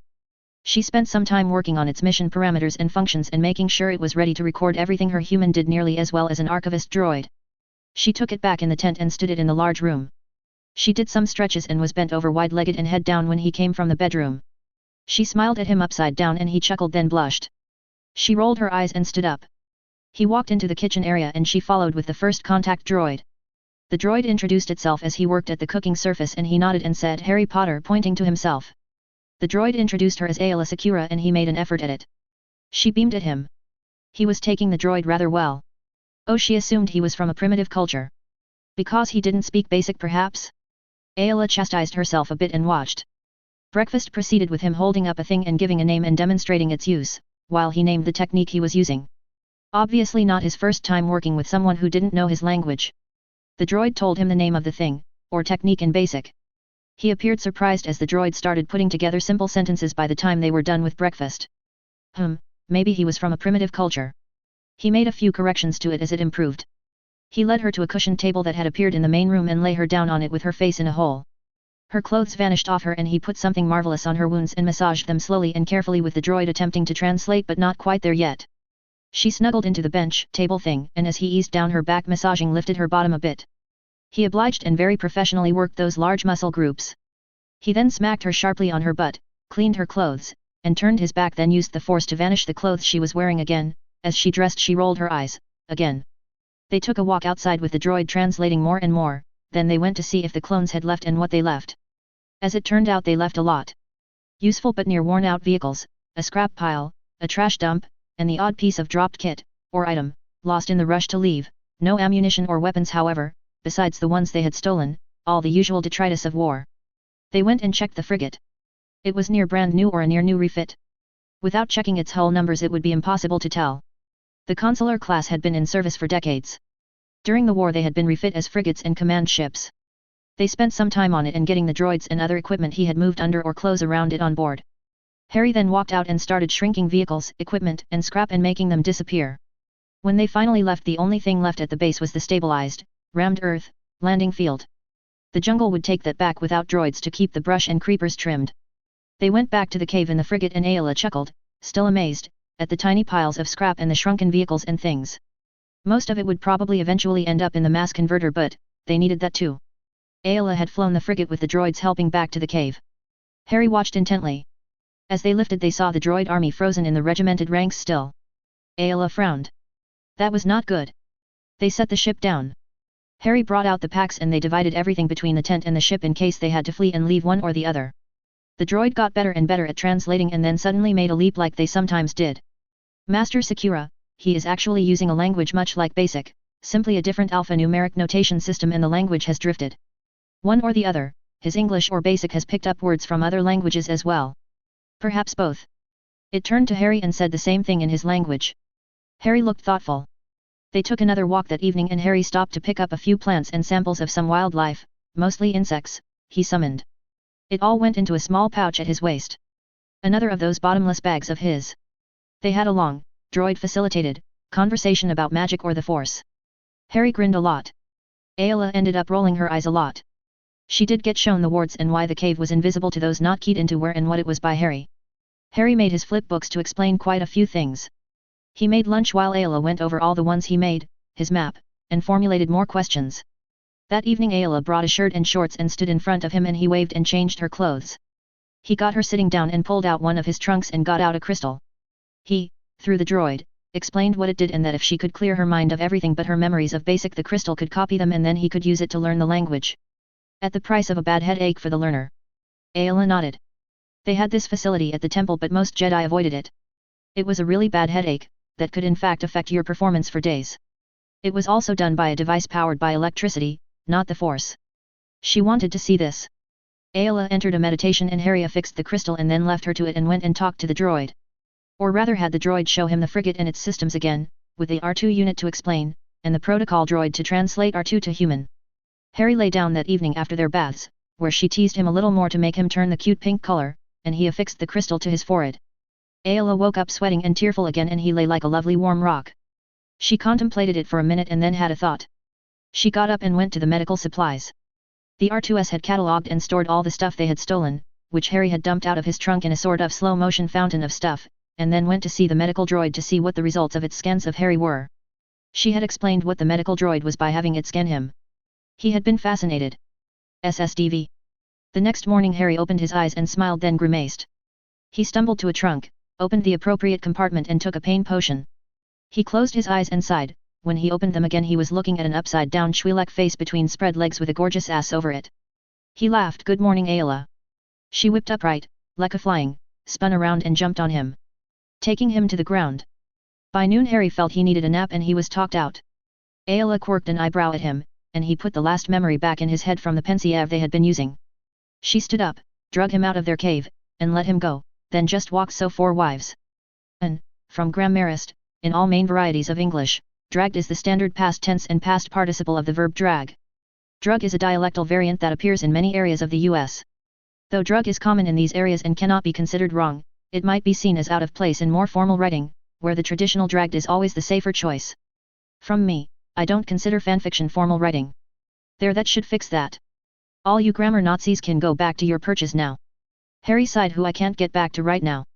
I have to live my life here and now. I'll still work a bit each day at getting home but I think the first order of business is survival. For that you are going to have to tell me what is going on here. Ayla nodded. You have read the history, well, the modern one of the last 50 years or so, while I was in those memories. I suspect Chancellor Palpatine is a Dark Lord, much like those you fought. How we missed his rise, his master, and all the ones that have gone before for the last millennium, I don't know. We believed them to be extinct really. We won't be able to talk to the Order, if they survived, until we are safer. I hope that can be soon. Meanwhile we lay low here for a few days and then go see what we can see. I need to get my starfighter rings. Well, mine and Barris's. We will put the starfighters and the rings in the frigate. Harry nodded. He shows the signs. I wonder why they always want to be in charge. It's like they don't realize people are just a pain in the arse generally. Or that the more control you have the more decisions you have to make for the idiots. Don't even get me started about governments, that's just hiring idiots, to watch idiots be idiots, and pick them up and wipe their snotty noses and kiss their boo-boos, until it all dissolves into a heaving pile of uselessness, because the idiots you hired the other idiots to watch think they have rights, besides the right to die. Meanwhile, there are some more plants and animals to be collected here and you need to finish healing, which I didn't expect for weeks not days, however at the rate you are healing it looks sooner rather than later. Ayla smiled at him, smiling at her. Feel better with that off your chest? You can teach me how to manipulate the Force as you do. And I can teach you not to be a cynic. Yes, I can teach you magic. Harry smirked. This was already an old argument between them. Ayla turned, grabbed his hand, and drug him toward the cave. Hungry? We need to spend some time planning too. Harry nodded. A result of the healing, I think. And yes, we do. Ayla took up a seat at the island in front of the food preparation area, and they spent some time running over spices that he had and those they had acquired at the base before the clones pulled out. Harry finally nodded, like an Indian but not like a Thai. So spicy but not necessarily hot. Okay, I can do that. Ayla for her part showed him some of the meats and vegetables and how she knew to cook them and laughed. The meat is blue but the blood is red. Harry sighed. No worse than that paper white bird meat, I guess. The bird will change colors when cooking it. It is a mark of great skill in a chef to be able to prepare it and have it remain that color. Ayla offered. First time boiling was the mark of a great chef. We are trying it my way. Harry nodded and got to work cooking all the samples of things they had gotten out and handled. The bird turned a spectacular golden brown. Ayla raved about it. She had never eaten it when it changed color before, well besides when she killed one in the field and cooked it herself, that was usually closer to black. After lunch Harry sat Ayla down for a lesson in finding her core, and occlumency as a part of that. He had put a child stone on her already, like he did all wounded. He carried a moleskin pouch full of them. All medical personnel did. Most troop leaders as well. Sometimes wounded couldn't suppress their aura. Plus, you never knew what you would find on a battlefield. He sat and sped read a pad as fast as his occlumency let him. That was basically as fast as he could move the pages. He would digest it tonight, probably. Ayla gave him another crystal of another language. Her native language, RYL. Harry assured her would do the same for her once she was fully healed. She got another massage and padded off to bed a noodle. She, or rather her people, had no taboo on nudity. Harry flicked the shorts and shirt on her as she disappeared in the bedroom. He didn't have a taboo on it either, but that was a lot of hot blue woman. A woman who was apparently in a celibate monastic order. He didn't mind the sleeping together, that was actually nice, but he wasn't going to go any farther without more of an okay than flirting. Ayla woke up in the night again, and just lay looking up at the night sky of Felucia. Harry had fixed the windows and ceiling of the tent she had not known had been broken. It was nice. She realized what her Lekko were doing again and giggled. She was going to get a face full if she wasn't careful. Plus the stones were wearing him out and he was generally very tired still. She would have to talk to him, before she woke him up with her Lekko one night when they weren't doing the stones, and he was less tired. He was a perfect gentleman, with a beautiful, Durasteel hard, warm, penis. No, stop that. Lekko had a mind of their own. She slipped from the bed, out to the comm link in the cave, and called the medical droid. She had gotten Harry scanned again today, and a droid trundled in with some further vaccinations and other injections. The droid had had some kind of mental breakdown when it scanned him this time. Apparently it had thought its first scans were wrong and had run a full diagnostic, and they had to tell it why he had all these things in his blood and what they were. The droid got very excited about it all. Ayla had gone in the Pensieve to see those memories and been a bit odd really. They had a long discussion over his life. Ayla just didn't want him getting sick right now, so she worked with the medical droid and got them another blood sample and moved on. She could come back to giant snakes and spiders later. SSDV. Harry woke up in the morning and went through the same routine as yesterday, got the same view and laughed as she leapt on him again when he spoke to her in RYL. The pair spent another day talking. And trying to make plans. While he studied and she went to the Pensieve theater. Harry was also reading like a fiend on a pad Ayla had shown him how to use that was linked to the frigate's very up-to-date memory core and working to figure out how to protect the ship better or even if he could. She was a bit in awe of how fast he ripped through material. He shrugged occlumency. One of the side benefits. He took some scrap and tested weapons on it, after ending the shrinking charm on the fighters while Ayla and a droid taking them to get the rings, while he waited nervously. Sitting around fretting was not something he did well. He even used some large stones, carved runes on them, activated the schemes, levitated the stones and had a droid shoot them with the turbo lasers from the frigate. He grunted when the runes somewhat worked, well, once he summoned the stones back and examined them or the pieces of them. He went back to doing rune schemes and plotting, planning. He stopped when Ayla and the droid brought the starfighters in, then shrunk and engorged them twice so she could run diagnostics to see if magic hurt them. Or rather he did that to Barris's red one which was apparently now his. This brought about an impromptu lesson in the shrinking and enlarging charm and where the weight went which led to arithmancy which led to him digging out the third-year books on arithmancy, explaining the alphabet, numbers and pronunciation to the droid, and getting it started translating. Harry dug out the Hogwarts books and references for the droid, and set up a library in an expanded stateroom on the frigate so the droid could work at its own pace. What he didn't know was that the droid was putting the books in, or rather on the holonet. In a password-protected section it gave Ayla and the astromechs the password to, but still. It was a bit like the cloud back on Earth. How could you be sure it was protected? Ayla rolled her eyes and explained it to him 3 times. He didn't seem any happier. Jennifer Lawrence found out about data safety. Ayla frowned. Who is Jennifer Lawrence? Harry blushed. She made him produce the memory. Ayla decided this Jennifer was very pretty, but she had better breast. Firmer, less sag as well. Better legs and butt too. Jennifer should exercise more. Sparring would help her. Meanwhile big breakfast, lunches and dinners were consumed. Ayla found she liked American breakfast sausage, at least the spicy variety Harry shied away from. Harry found several fruits and the odd blue meat he liked in their pilfered supplies. Ayla's massage happened and this time Harry put clothes on her as she got up. She, as was now traditional, woke in the night and grinned ruefully at what her Lekko were doing as Harry learned Hutus, the language of the criminal underworld of the Republic. She checked, got the next series of injections, and gave them to him. She was a bit afraid of those stones at this point. If they could do that, keep Harry asleep with a Lekko wrapped around him and stroking gently. He was normally preternaturally alert. And a huge prude, unless it was something medical.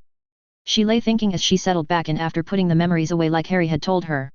He had told her mind would get them out and review them, but she should be sure to put them away after. Her mind palace, as he called it, was a library on her home world where she had hidden as a child and where she learned to read. It had small and twisting passages and niches for the old-style data disk carved in the walls. It was a comforting place. Plus without the abilities her Lekko gave, it was near impossible for anyone but a Twi'lek to navigate. She was nearly healed. He was teaching her, even if it was somewhat incidental and a bit haphazard. She would start teaching him her ways after tomorrow. It would be good to exercise again. Perhaps he could be a competent sparring partner. He had practiced with that sword enough in those memories. SSDV. Ayla was pleased the way things were working out. They both gave in-depth answers to questions, and the background if needed. It was a mutual learning experience. They were ranging farther afield from the cave and collecting more and more plants and animals.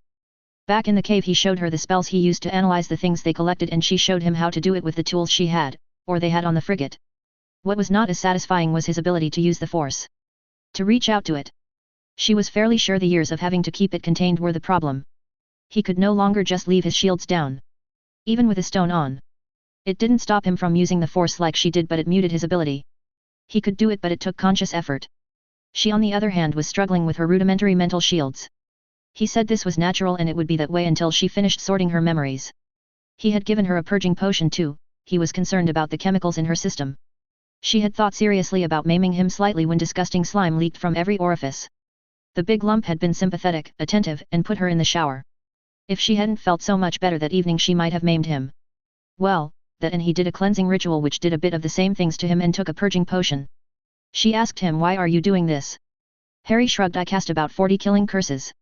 You don't have to hate to do it, but it is, Maybe it leads you there. Ayla nodded. Hate is one of the paths to the dark side. Harry shrugged. So is not dealing with emotion. Any emotion really. It all has to be put in context and balanced. Killing curses though, they get easier if you hate.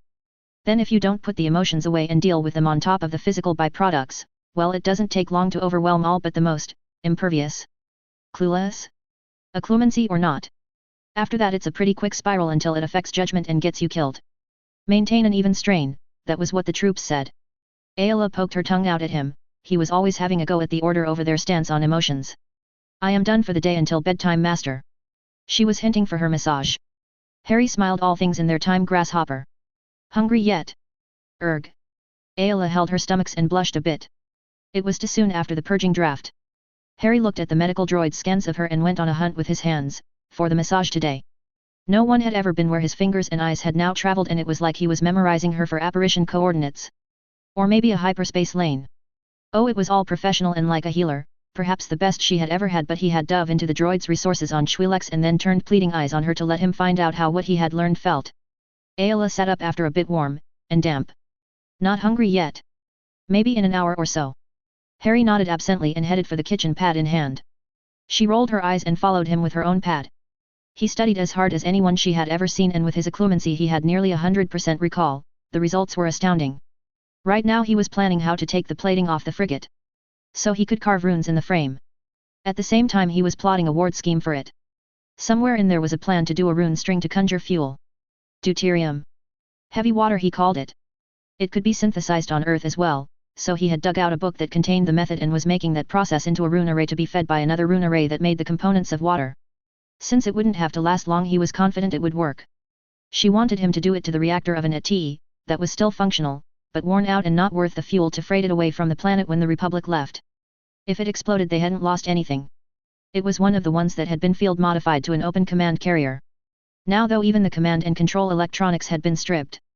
It was essentially a reactor and generator with legs and a rudimentary droid brain to give it locomotion and guidance. He cooked, read, and scribbled notes all at the same time. She watched bemused. She took his plan for the frigate and started checking it and scheduling the work for the 6 astromechs. While she was at it she worked in some upgrades those ships had always needed, but who would take the hull plating off one to do it, outside a yard. She included some notes for him to do cooling, strengthening, and impervious runes to weapons, engines, shield generators and emitters, and other select areas. They had tested several blasters and laser rifles to destruction, getting the data they needed. Now it was a matter of scaling up. After dinner Ayla surprised him. Lay down and I will massage you. He hemmed and hawed until she put both fists on her hips, arched a brow and her foot started tapping. His training from the wives kicked in at that point and he stripped and lay down. She went over him like he had gone over her, calling the force and directing it into him. She found enough knots of muscle to keep him awake. He sighed when she was finished. Thank you. You do that better than I do. Ayla laughed. Nope, and I can't do it to myself. Now hold still. She picked an injector up from the tray the medical droid had brought and Harry arched a brow. You didn't have any of the immunizations all beings here get. I don't want you catching something. The medical droid is working on some of those weird bugs in your blood. Soon it will have shots for me, so you don't give me anything. Harry nodded the Columbian exchange. Then winced, and stood when she was through. He gave her the puppy dog face and she snorted. He patted the bench and waved a cleaning charm on it and she smiled, stripped and lay down. He didn't even blush. She grinned to herself. He got started and told her I have the antibodies to quite a few things from where I was from. Got them late in life but still I got all the injections. Mundane and magical. I'll have to get C5 to translate a couple of epidemiology text for the medical droid. She nodded. The medical droid is working on it. It will undoubtedly have more questions for you, you will have to identify the antigens. She snuggled into the table and he melted her again.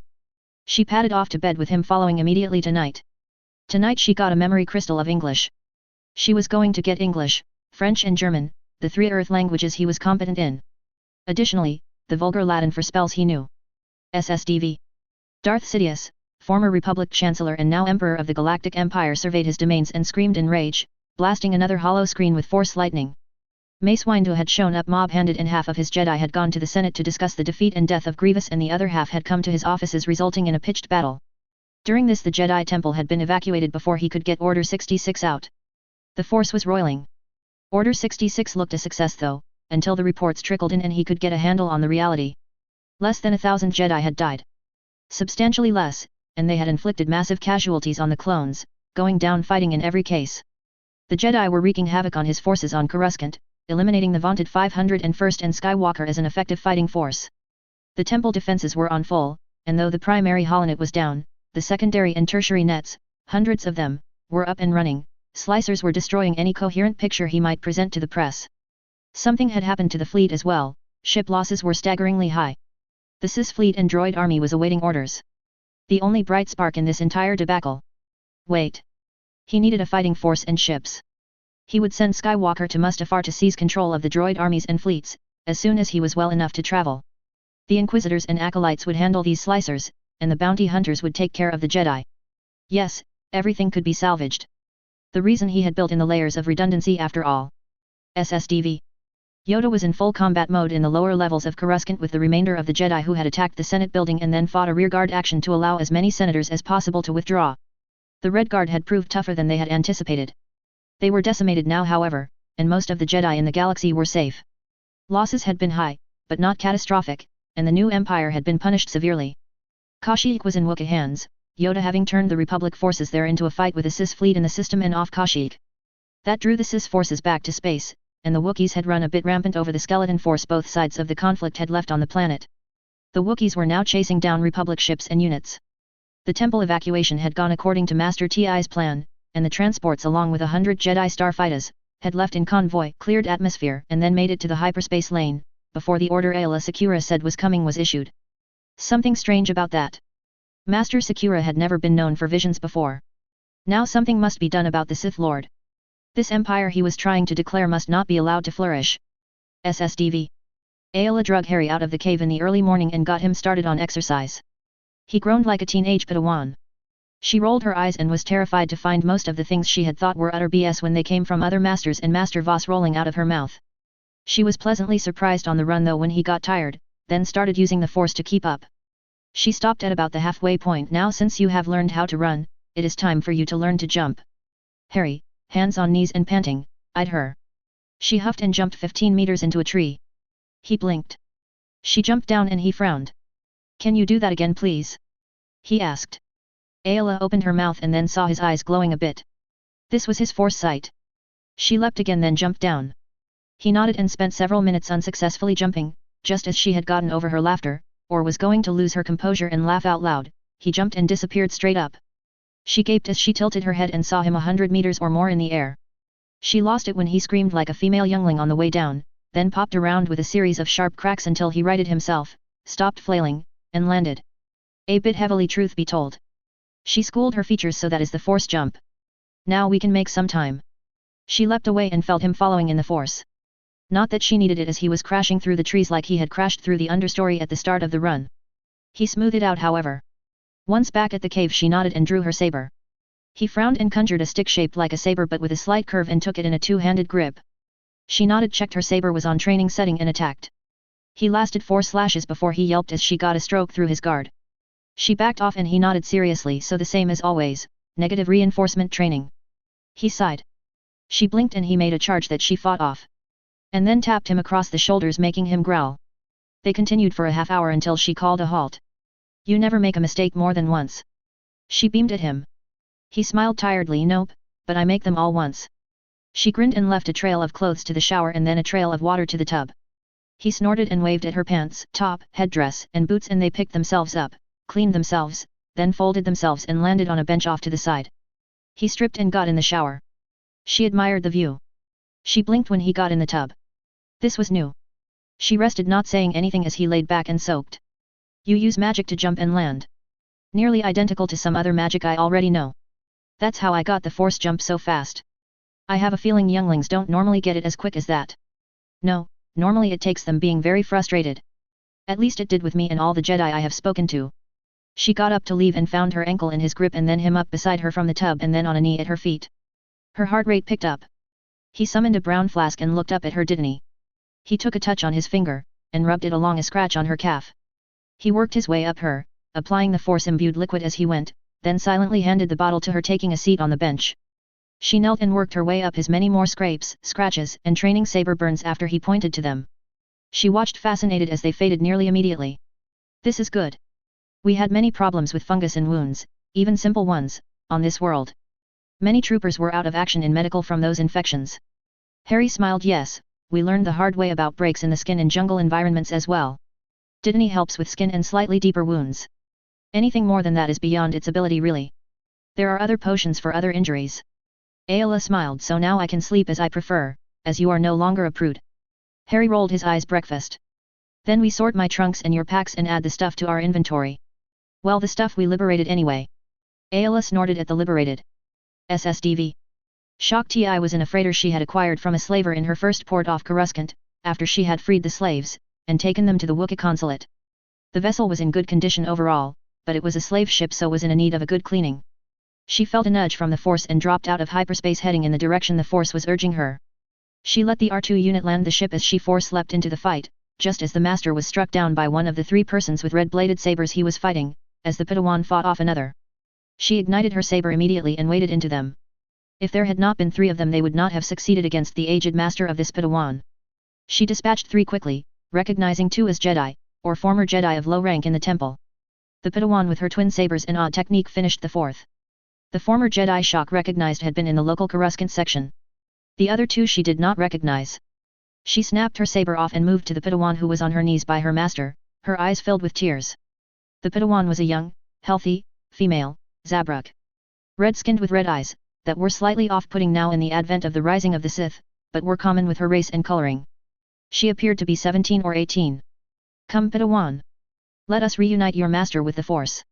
Shock kept the girl busy building a pyre, and then levitating her master to it, while she and the R2 stripped the bodies and their ship of anything useful. Resources were a key now. Then she stood with her as the flames consumed her former master. She could feel the Padawan's pain and rage. Your emotions are appropriate, Padawan. For this time. After the pyre had consumed the girl's former master, Shock nodded. Come, let us finish and leave here.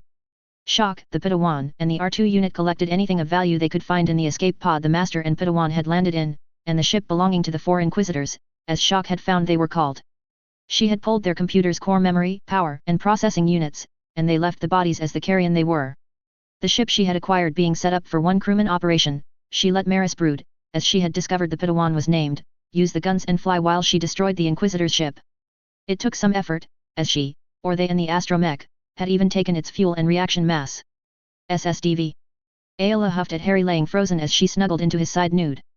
She flipped one of her leku onto his chest and lay fading into sleep rapidly.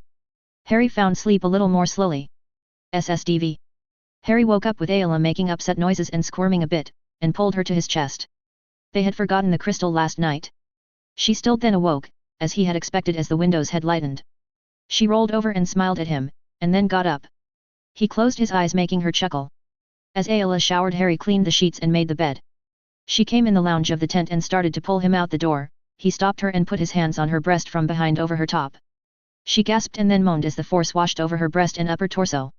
He said, support charm. I noticed you were a bit sore yesterday. Ayla nodded smiling. You have been trained very well. Harry snorted and herded her through the flap. They exercised, ate, and did a plant and animal collection, moving farther afield, via apparition this time, as he tried to talk to her about how to do it. Ayla was straining, and obviously making a face, as Harry was chuckling, when an Acklay stepped from the thorn trees at the edge of the field of immature mushroom trees they were in. Harry looked at the creature and Ayla snapped her head around as he had stopped chuckling. Acklay. Pack hunter. There will be others. Harry nodded, looking at the creature with narrowed glowing green eyes. Very magical too. 3 more to its left deeper in the woods. The Acklay charged, and a rock appeared from nowhere, smashing it to the ground. Harry waved, the rock disappeared, and the Acklay shrank. He walked over, picked it up with a glove that he got from one of his bottomless pockets, looked at the other Acklay for a moment, walked back to the now open-mouthed Ayla and took her arm, spinning them back to the cave. Or in front of it. He trotted inside after dropping the Acklay and ending the shrinking charm on it. He came back out with a roll of knives and a sack of flask. Ayla wrinkled her nose as he butchered the Acklay for its magical parts. He talked her through the process, and why he did it by hand and with gloves and magically inert tools. A lot of the inherent magic of the creature can be corrupted by other magic. Some of this could be good for wands, some for potions, some for artifacts, but it needs to be untouched by magic. I will have to start carrying my stuff with me on our little jaunts. Shrinking and enlarging charms are about the only thing you can use on magical plants or animals. Without it influencing them. Ayla nodded. At least it isn't going to waste. We just kill them when they attack. It's nearly impossible to get away from one once it decides to hunt you. They are inedible as well, and somewhat resistant to lightsabers. Harry grinned. Not to big arse rocks though. Ayla rolled her eyes. That afternoon, after she made Harry shower and change, they got stuck into the frigate. They were panting in the heat until Harry did some work and they had a shade. A little more and they had an insect ward and cooling charms up. They still soaked through their clothes. Humidity control wards helped that some, but they were after all working hard. At the end of the day, as the sun set, Ayla set the droids to work and led into the cave, tent, and bathroom, leaving her traditional trail. She pulled Harry in the shower with her and then into the tub. She put her feet on his legs and sighed when he massaged them. I will have to meet whoever trained you and do something nice for her. Harry chuckled. Hermione will think you are the best present ever.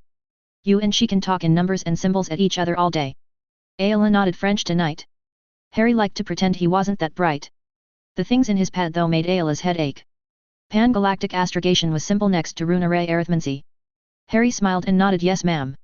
After dinner, some conversation and mutual massages, they got in bed and Ayala very precisely positioned him, to his amusement then lay down, settled in and said crystal please. Harry nodded and held it to her forehead until it stuck good night. He watched as she drifted off and snorted at the pile of arms, legs, boobs, and leco he was trapped in. He groaned as her left, dark blue, nipple hardened in her sleep and the aureole crinkled up.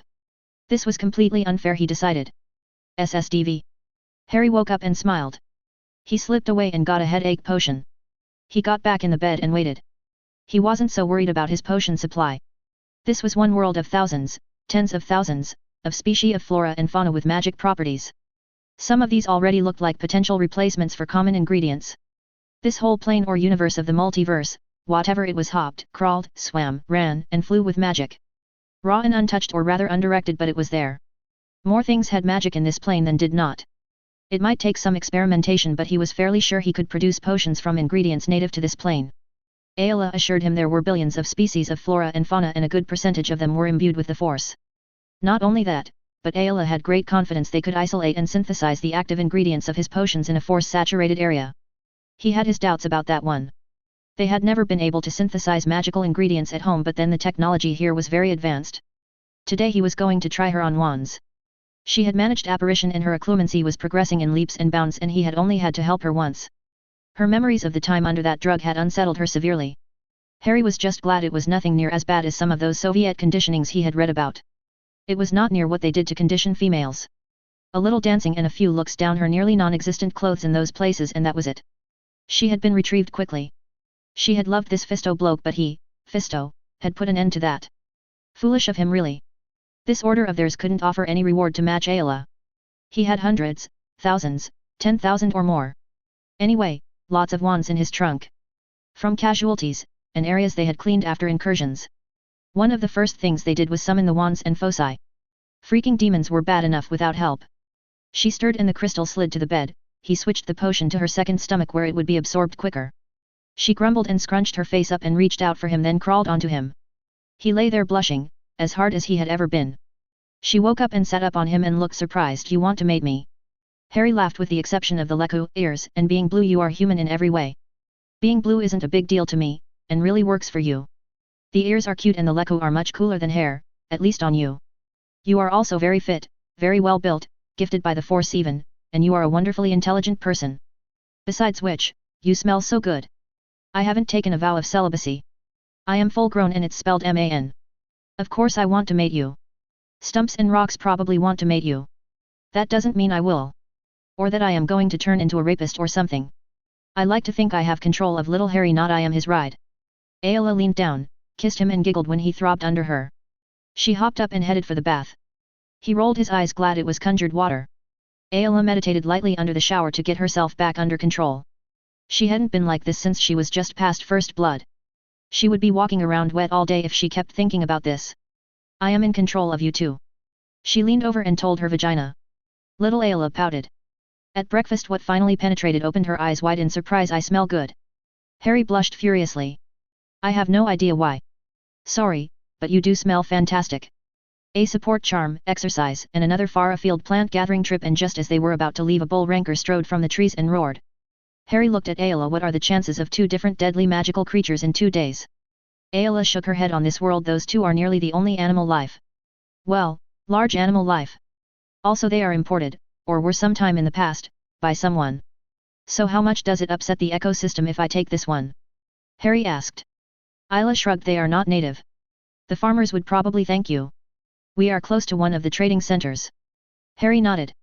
He had already collected some Nissalum cuttings, whole plants, and seeds as well. It showed definite promise for some potions. I'll just stand here. If he leaves us alone we will leave him alone.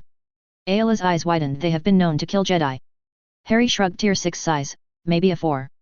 I got this. Apparate away if it gets too dangerous. Ayala glared at the back of his head.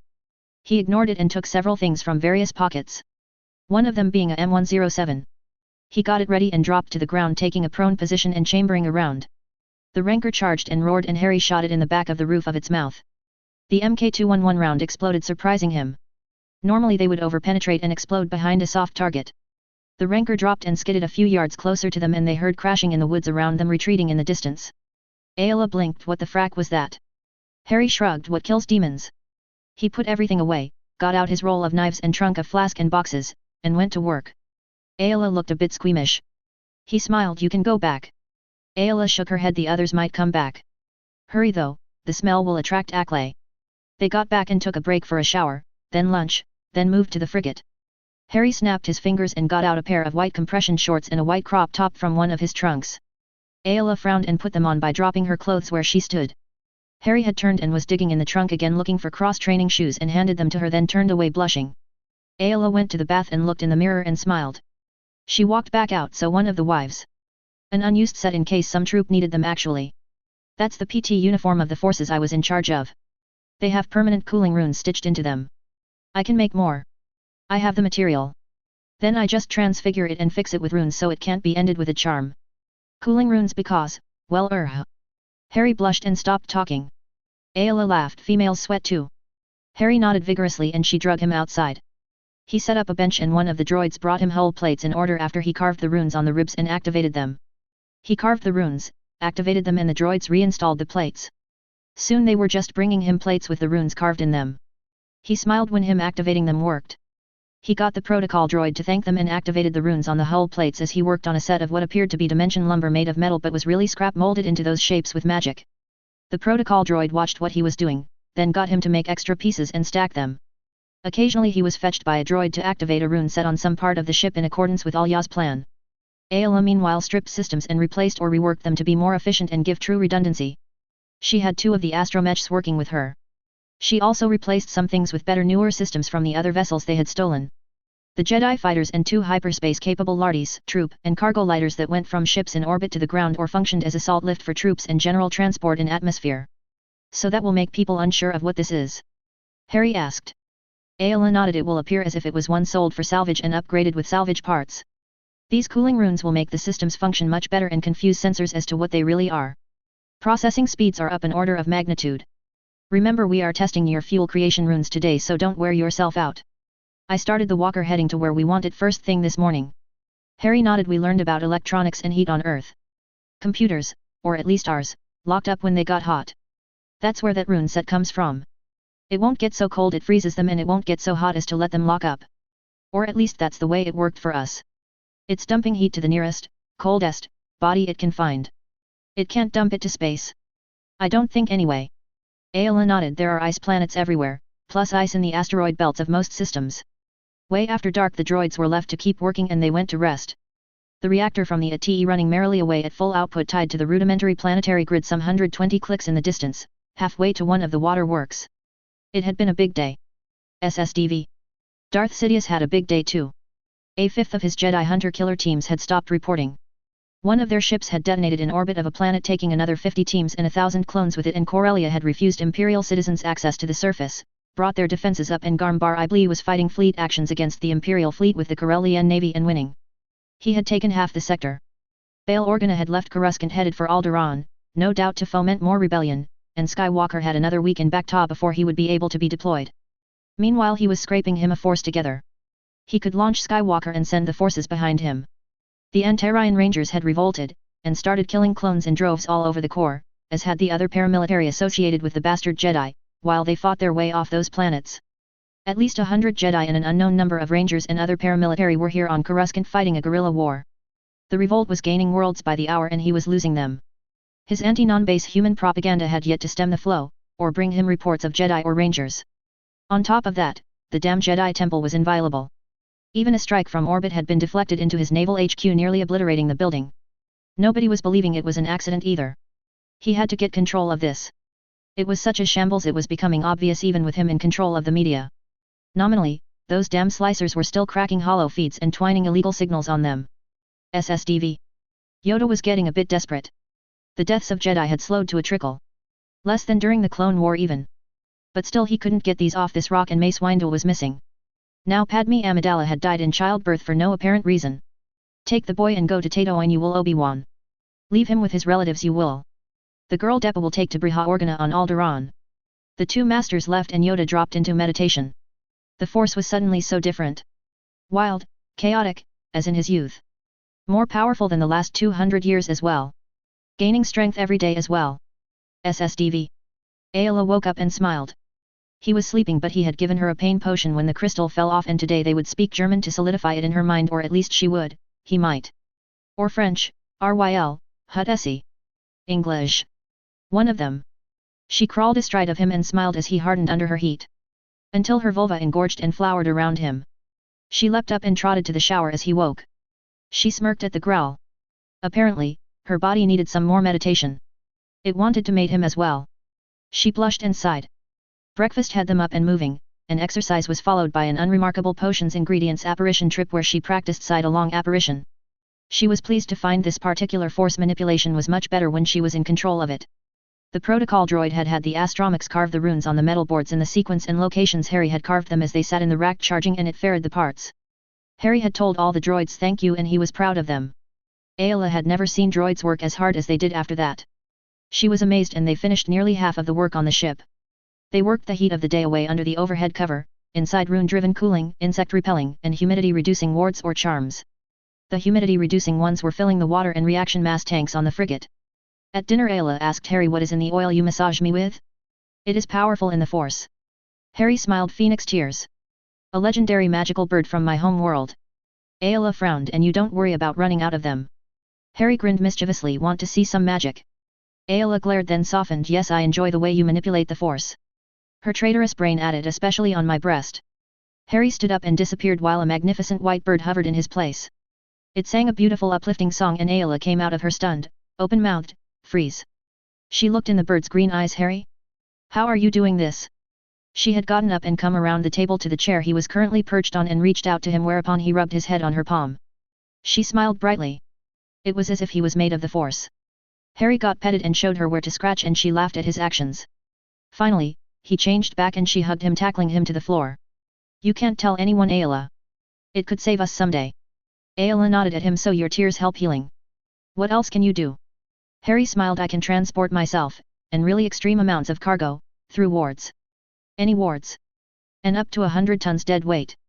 Ayla who was now sitting astride him as he leaned back on his hands nodded. Yes that needs to stay secret even after we teach people to do wards. If we do. Harry nodded and relaxed I think we need to teach magic. First they have to find their cores, then begin to master occlumency, and aura suppression though. After that if they take oaths, well if I can get one crafted, we can show them everything. Ayla grinned at him as he rose to hardness under her and find you a mate. She blinked at his not nearly quiet enough found one. As she got up. She was a bit flustered but stripped for her massage and then did his, still nude. They went to bed and though both their minds were full they were asleep nearly instantly. SSDV. They got into a bit of a rhythm for a couple of days. Ayla waking him riding him. Breakfast, exercise, work on the frigate, while studying and talking, a spar with sabers and magic and then the evening talking and studying while dinner was made and eaten, then massages, some time for their own things, and bed. Finally they were done with the majority of the work on the frigate. Ayla watched Harry collect his own tears as a phoenix and then when he changed back, took him to the bed, arranged him how she liked him and snuggled in. She was not giving up her own personal sleep heater. SSDV. The next morning Ayla took her now customary ride and hopped off as he awoke and then scolded herself in the shower. She had lay on him watching him breath and gotten wet. The hygiene charm she flicked on him probably woke him up faster. They were just finishing exercising when Harry froze magicals. One very powerful one not as powerful but still growing maybe. He pointed and Ayla followed his finger and then felt of her neck. She had left her stone off. She turned her saber to maximum intensity but did not ignite it and stood waiting. Harry nodded and loosened his wands in their holsters. Ayla had his holly wand in a holster. It worked for her best of all the ones he had collected. He had the death stick, and a wand he wasn't sure what it was made of, but it made almost everyone else ill to handle it. He had no problems with it and it was probably better than the holly wand. It certainly loved combat. He thought he found it down around the Gallipoli incursion. It had come to him in a block of clay and sand. It was old, must have been a family wand. I'll do ranged, you defend, then do close in. I'll keep them off you if they have guns and keep them separated. One at a time. He had emptied a blaster cartridge with it set to stun shooting at her and her deflecting bolts. Some back at him. He had been amazed and ceded close in combat to her until he could learn that. That's a good plan. Let us see who is visiting first. Ayla replied tightly. The ship, looking much like a UFO to Harry, landed, and even more UFO-like, or at least in a good Hollywood representation of one. A ramp opened and steam obscured the people descending it until they finally broke through the billowing clouds. He jerked as Ayla yelled Master Ti, and charged the two women.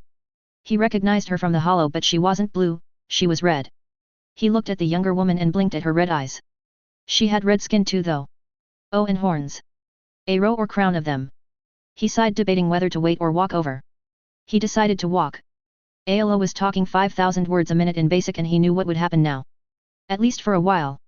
He was introduced to Master Shock Ti and Padawan Maris Brood. Maris looked at him and arched a brow. He smiled and shrugged, and between them they steered the older women to the cave, after getting some blood for the wards, and Ayla treating the Fidelius like a prank. They then got the same treatment from her over the tent. Maris went out and back 3 times. Shock Ti simply arched a brow. Harry started cooking, Maris came and helped. Harry listened as events in the new empire were explained and Shock Ti mentioned another droid fleet in orbit. Doing nothing but station keeping. The 2 senior Jedi discussed the new rebellion and Ayla looked at Harry. We have to get off this planet and get to Alderaan. We have friends there. Harry nodded. 2 days' work on the ship. We can carry the other one. Shock Ti looked up from the pad she was using to look over Ayla's plans. Much less if we help in all the droids' work. We have an astromech droid with us as well. The protocol droid can do diagnostics.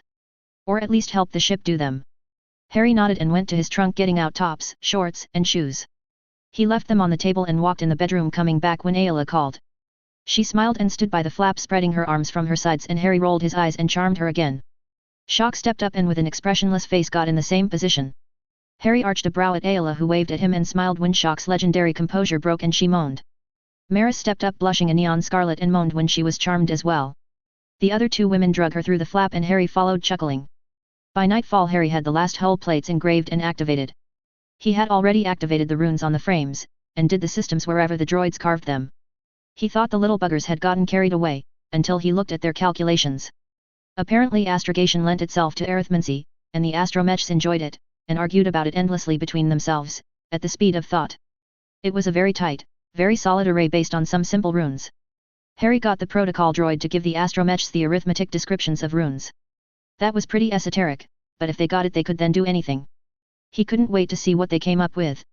The Jedi had the systems installed and the droids were testing them. Jedi were mechanics, who knew? He had already found out Ayla's favorite cover was as a ship's engineer or a naval architect, for starships. Spatial architect? No, that couldn't be right. She was good at it too. The Jedi, with Harry following, went to the other ship, and while Harry glared at the collars and chains they went to the cockpit to use the sensors on the frigate. When they came out, Shock and Maris' possessions were in 2 bottomless packs, the ship was sparkling like a new penny and the slave chains were gone, the bulkhead bright and freshly painted with no evidence of the welding that had fixed the chains there. Ayla smiled brightly at Harry and hugged him, and Shock arched a brow. They powered down the ship and went down the ramp where Shock caused it to lift and seal. Harry shrunk the freighter to the size of a frisbee, picked it up, and handed it to the stunned silent Shock Ti. Maris, wide-eyed, led her along behind the other 2 while carrying the packs. Harry went and cooked again with Maris following and helping, when she wasn't looking at him in awe and making him blush. Shock and Ayla were having a quiet but vigorous conversation. Harry jollied Maris out of her awe, and flirted enough to have her rolling her eyes. They packed up after dinner, and after checking the status of the system test, and Shock eyeballing Harry's addition to the fuel system on paper, and then Ayla taking her to see the ATE reactor still running full throttle with no fuel tank. They moved onto the ship, which Harry had waved Marauder onto after no one objected to him naming it. Harry meanwhile installed some of the doors he and the droids had built of all that lumber in a cargo hold with a security door and odd Maris again creating null spaces, or because the doors opened onto null spaces from the size of a Padawan cell to the size of small cities, depending on how the strange symbols were manipulated. One in the floor opened onto an enormous tank of polluted water for reaction mass. Those droids were trying to pollute the water on this planet. I set the runes to summon it, and we can use it. Harry shrugged. Maris followed Harry, helping as she could, as he packed up and tore down the wards and moved everything onto the frigate. Ayla and Shock returned from the clone base and some other sites, and Harry sighed at Shock's appraising look. Harry sat in the second level of the cockpit theater-type seating as they lifted out. He looked out the front glass, transparent steel, awed at the massive droid fleet in orbit. The Jedi set course and went to hyperspace as he was still turning it over in his mind, while they were all still observing him. Ayla finally asked Harry. Harry looked up. Why did he leave that fleet here and add to it? I mean, you didn't say anything about there being that many ships in orbit when you got the rings. Ayla nodded. Because there weren't. Maris answered. Skywalker killed the leaders of the Sis, at least that's what the Holo News reports from the Empire say. They also said he shut down the droids but was nearly killed in the process on Mustafar. Shock Ti nodded. The Emperor has declared the Clone War over. Harry nodded, so he knows somehow something happened on Felucia. Somehow this Skywalker was supposed to give him control of that fleet to add to his existing. Maris snorted. Estimates in the Rebellion world's Holo News are you and Ayla destroyed 40% of his fleet and army. Ayla, really, before she was killed? No one knows about you. That 40% is a conservative estimate. Reports vary anywhere from 60 to 80%. No one knows how big the home fleet in the core was, or is. It will become more clear in time. Ayla blinked. Me? I barely booby-trapped the ones here. Wait, I'm dead? Well, they think I am dead. Shock Ti nodded, then asked, so those plans for sabotage and delay timing weren't meant to cut the hyperspace lanes at the core boundary? Ayla shook her head. No, they were, but that was more punishment for Barriss and their mutiny. I didn't intend the other Jedi to do that. Maris grinned. Well, you paid them back all right. Harry frowned, which makes it worse, not better. He really needs the droid. The Jedi all nodded and Harry continued. Droid fleet now. I'm missing something. He lit up. The first thing I am missing is people tracking magicals. He dipped in his pouch and produced 2 stones and put them on Shock Ti and Maris and waved at all 3 of the women. There. Now you can't be tracked. Don't take those off before we get a chance to teach you to suppress your aura. Well, first to find your cores. Then occlumency, which will lead to suppressing your aura. That started a barrage of questions as they worked their way through lesser-used hyperspace lanes toward Alderaan. They found out as they tried to plot a course on a major route it was blocked with the remains of the former Republic fleet from Felucia. That barrage lit off demonstrations of magic by Harry and Ayla and instruction in finding their core and occlumency for Shock Ti and Maris. With half a dozen astromech and a protocol droid plus the frigate's battle command AI and self-repair capability, they mostly sat in the cockpit monitoring what was going on with the ship, watching Harry study and answering or asking questions. Alternatively, they watched Harry work on the doors he had built, which led to giant spaces they put all the stuff they had collected in, including one in which he set up the mass driver. He took the doors left after that, put them in a cabin, and stuck them to the wall, providing more spaces. He then warded the cabin against mundane. For the mass driver he built connected portals, one on the muzzle of the mass driver and one on the ship outside, held in a set of arms that pivoted for elevation and azimuth, running in a track he made from scrap, after he finally got a model the astromechs approved of. Really 2 tracks, one longitudinally and one along the latitude. They crossed on the bottom and top of the ship. The astromechs affixed the tracks, portal device, portal, and calibrated the whole system while they were traveling. Harry wasn't satisfied as it took 15 seconds to get from one side of the stern around to the other as the track didn't cross in front of the engines, but Maris had rolled her eyes and told him the ship could roll to bring the muzzle to bear. Harry frowned and nodded, still not happy. They calibrated it, or test-fired it, rather, at their first hyperspace lane turning, for which they had to drop from hyperspace and recalculate their course. A short side trip and a dead abandoned moon that would take a few years to get back together after being cracked, and they were on their way again. Harry and the astromechs were very proud of their toy. The Jedi smiled indulgently. Harry and the droids sitting around scheming was cute, him talking and them whistling and beeping at him like they actually understood each other. Of course it also meant you never knew what changes would be made, but usually it was an improvement. A bit scary, like the fully rune augmented, 1200 round a minute cyclic rate, mass driver, but an improvement. Besides that pancake machine. That thing was a hazard before CAF. Pancakes flying through the air and landing on plates. Thing was a menace. Harry was again amazed at how fast Jedi took instruction. Especially in magic. The Force. He had not been near so quick on the uptake. They were all using wands they somewhat, or more than somewhat matched, from his supply of them. Maris had a wand that was in love with her and hostile to everyone else. Maris finally burst out when Harry and Ayla went to bed the second night on the ship. Master Ti. Master Sakura is sleeping with him. Shock looked at her. The celibacy part of the vows is conjecture. The prohibition is against attachment. Also, I do not believe there is a Jedi Order anymore. Lastly, they are not mated yet, as you know. Your Force calls to him as much as mine does. I can't believe we have not known about Force cores all these years. The Shroud must be to blame.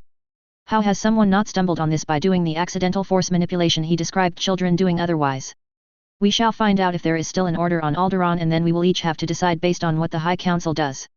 Maris frowned thoughtfully and settled back in monitoring the ship and the holo news feeds. She was also working on her occlumency at the same time.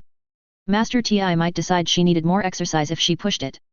Masters seemed to fall back on exhausting exercise a lot when Padawans asked troubling questions. SSDV.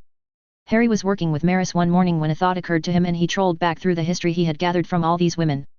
They had been taught magic, the Force, at a very young age. They were constantly enhancing their physical abilities with magic. They used very little of it directly. Like the recommendations from the US he had seen for training magical children early. He considered the other unlikely similarities, the language having the same form for sentence structure as English and number of letters plus a few for combined letter sounds like umlauts in German. Maris watched him zone out, then snapped her fingers when she had let him have a minute or two. All right, master. Harry grinned. I'm not your master, though. Maris smiled. All in good time. Harry fell over laughing. Maris tried a pout. He laughed harder and so she leapt up and grabbed her sabers. He stopped laughing and held his hands up, palm out. So what's the deal with red sabers? Maris explained. Sith normally use synthetic crystals made the fastest way possible and they are a bit weaker and prone to breakage but could be quite strong in some cases. With Jedi it's more about the journey to find the crystal and to get to the point where you are ready for that. Harry frowned. So that's why you all don't use the sabers Shock took from the Inquisitor people. Maris shrugged. Can't you feel it? They just feel wrong. Harry scratched his head. Never picked one up really. Maris huffed at him. No you haven't, have you Mr. 5 kilo beating stick? Harry chuckled. Buchan. Suburito technically, it's weighted to make training harder. Maris nodded, understanding the concept. Now, more magic, lazy master. Hey, I'm not lazy. SSDV. Harry was sitting in the cockpit later turning things over in his mind again. The similarities, the droid army, all of it. It was all running together a bit. He went to meditate or really order his memories. When he returned later, Ayla looked at Shock. T.I. Skywalker. Shock nodded. I told you I saw him there. The 501st as well. Harry looked at the holofeed Maris waved to and saw the logo of one of the Rebel World's news services. There was video apparently from the temple security cameras of Skywalker's attack and what happened to it and him. Harry winced. He had seen lightning like that before. It was a high-quality video feed. Hey, he has red eyes like you, Maris. Maris glared at him. They used to be blue, that's the mark of a Sith. Red or yellow when they started out a different color. Harry smiled. Sorry. So if you go all dark you are going to have blue eyes. He waved and Maris blinked. She looked in a shiny surface. Hey, change those back. It developed into a bit of a lecture and Harry going to get a training aid, a set of eyes that would register and record charms and curses. Once the women got over being creeped out, the things did spin around like Mad Eyes had. They practiced until Maris changed her own eyes back and then tried to change Harry's. It turned into a bit of a duel and Harry and Maris got pushed or chased from the cockpit before they broke something. Ayla shook her head. Children, the both of them. Shock sat up. Does he have the school books he learned from still? Ayla nodded. I suppose. He has thousands of books. The protocol droid is translating them. About one every 4 hours. The ones on the top are pretty esoteric and deeply theoretical. Dangerous, Harry says. They are what he has been using when he and the droids are plotting and scheming. We should inventory that trunk. Ayla laughed. Harry says we would need an empty planet and repulsars to do it. Hermione was apparently a bibliophile. She made them all copies of every book she could find and the trunks to keep them in. He says her learning to break the copyright charms was one of the few truly practical uses he ever saw her make of runes. That and her curse building on and then warding the trunks. Apparently she is a genius-level intellect. Shock nodded. That will be fun. Ayla looked at her and got a shrug. The Force wants me with him. So much so that if the order can't be made to see sense I will be leaving. Ayla gasped and Shock nodded. I know, but the way we were going nearly got us all killed. He will never quit trying to get home. We will meet his wives if we live long enough. No matter the front he puts up, he is a genius-level intellect too. He will get back if it can be done. Harry and Maris came back both puffing a bit and smiling. Shock picked up where they had left off. So Skywalker attacks the temple as Order 66 goes out, but Windu has led a force against the Senate. Inside, the senators end up in the Senate chamber and Palpatine declares himself emperor. The Senate laughs and suddenly Palpatine clearly orders the guards to quell the rebels. The guards start killing senators on live holo feeds. The Jedi fight back. While the off-world feeds are riveted on the Jedi fighting the Red Guard and those new Senate guards. Windu leads the assault on the Chancellor's office. The Jedi are beaten back with unknown losses, most of the Senate flees and those Red Guards plus the new ones are decimated. This pretty much sealed the rebellion when it was streamed live. Meanwhile, instead of turning the 501st to attack either the Jedi or the guards, Skywalker keeps working on the temple and losing clones. Eventually he got in, I don't know how, and we had already evacuated everyone but Guardians by then the temple or its defenses did what you saw earlier. We scattered and I took the slavers' ship on the first stop of the commercial transport I had gotten. I had intended to go to Felucia directly, but with what you and the other Jedi did to the hyperspace lanes, I took a longer route. Along the way the Force told me to drop out of hyperspace. I felt Maris and her master fighting and got there as quick as I could.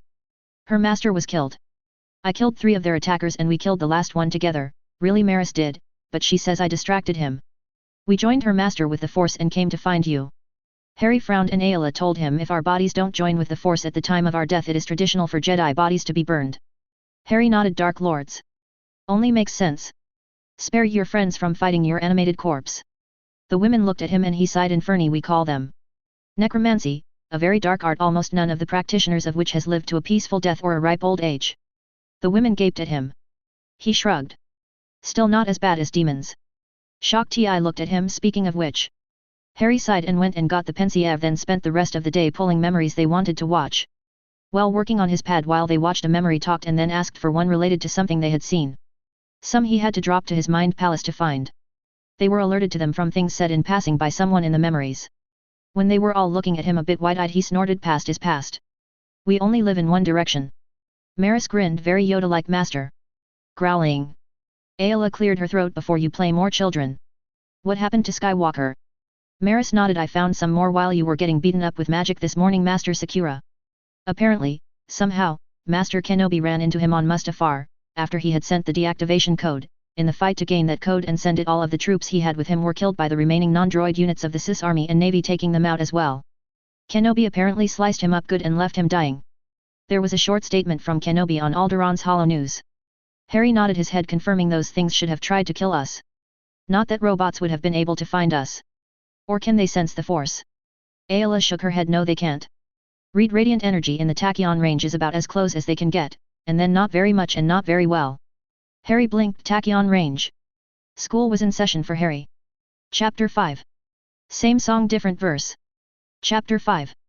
An elf, a queen, and a stranger. For 2 hours Harry had been wildly agog over traveling in space. Then they went to hyperspace, and after 15 minutes of looking at mottled blobs of light and dark and streaks, he took a nap.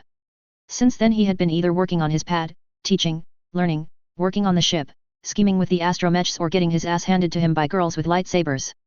When he wasn't pulling memories, or being badgered into opening his trunks and keying the women to them in one of the big null spaces behind a door, he had started putting the memories, or copies of them, in labeled vials in a warded trunk he built out of scrap for the girls, and making flipbooks of them to go in that trunk as well.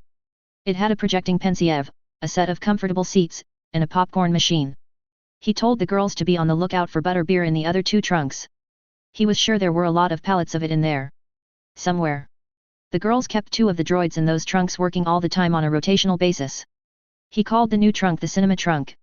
Harry had also scanned Maris and Shock Ti with medical charms and given them a few options and potions, and then extended the massages to them as well as Ayla after she had shoved him that direction. He learned Togrutan and Zabrak females like he had learned Twi'leks. Shock Ti had then demanded he reciprocate, as she was a healer, or had been in that track before the lead into the war and war itself. She got to confirm he was base human in every way. She and the medical droid spent a lot of time poring over his physiology and whatever samples of fluids they could talk him out of. He also found out Lekka were erogenous zones as well, and smirked at the time he had spent fascinated by Ayla's and oiling them. Montrals were for even better echolocation. Oh, and Zabraks, at least red ones, blushed neon red all over. The one he had access to had hair in the expected places as well.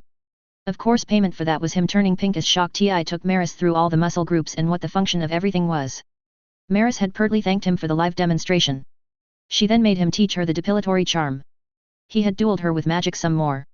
That Shock and Ayla had great bodies, and Maris was well on her way to the same, was not germane to the discussion at all. And it had nothing to do with him avoiding the bath they had him set up. Them redesigning the shorts and tops and him teaching them to make the material by transfiguration and fixing it with stitched-in runes and getting the droids to sew it for them to their own fiendish designs were all just part of the training. In this case, specifically, in how not to be distracted and get saber burns everywhere. He designed his own bath after that in one of the rooms, and it only ran cold water in the shower. Harry learned how to fly the ship via a simulator, and about hyperspace lanes and what they really were, spaces least affected by gravity wells, and the people who charted them. He felt they were either the bravest people in the galaxy or rejects from the island of misfit toys. Potentially both, as those things weren't mutually exclusive. They made fortunes selling their routes if they saved shipping lines time or fuel though. Maybe they were prospectors.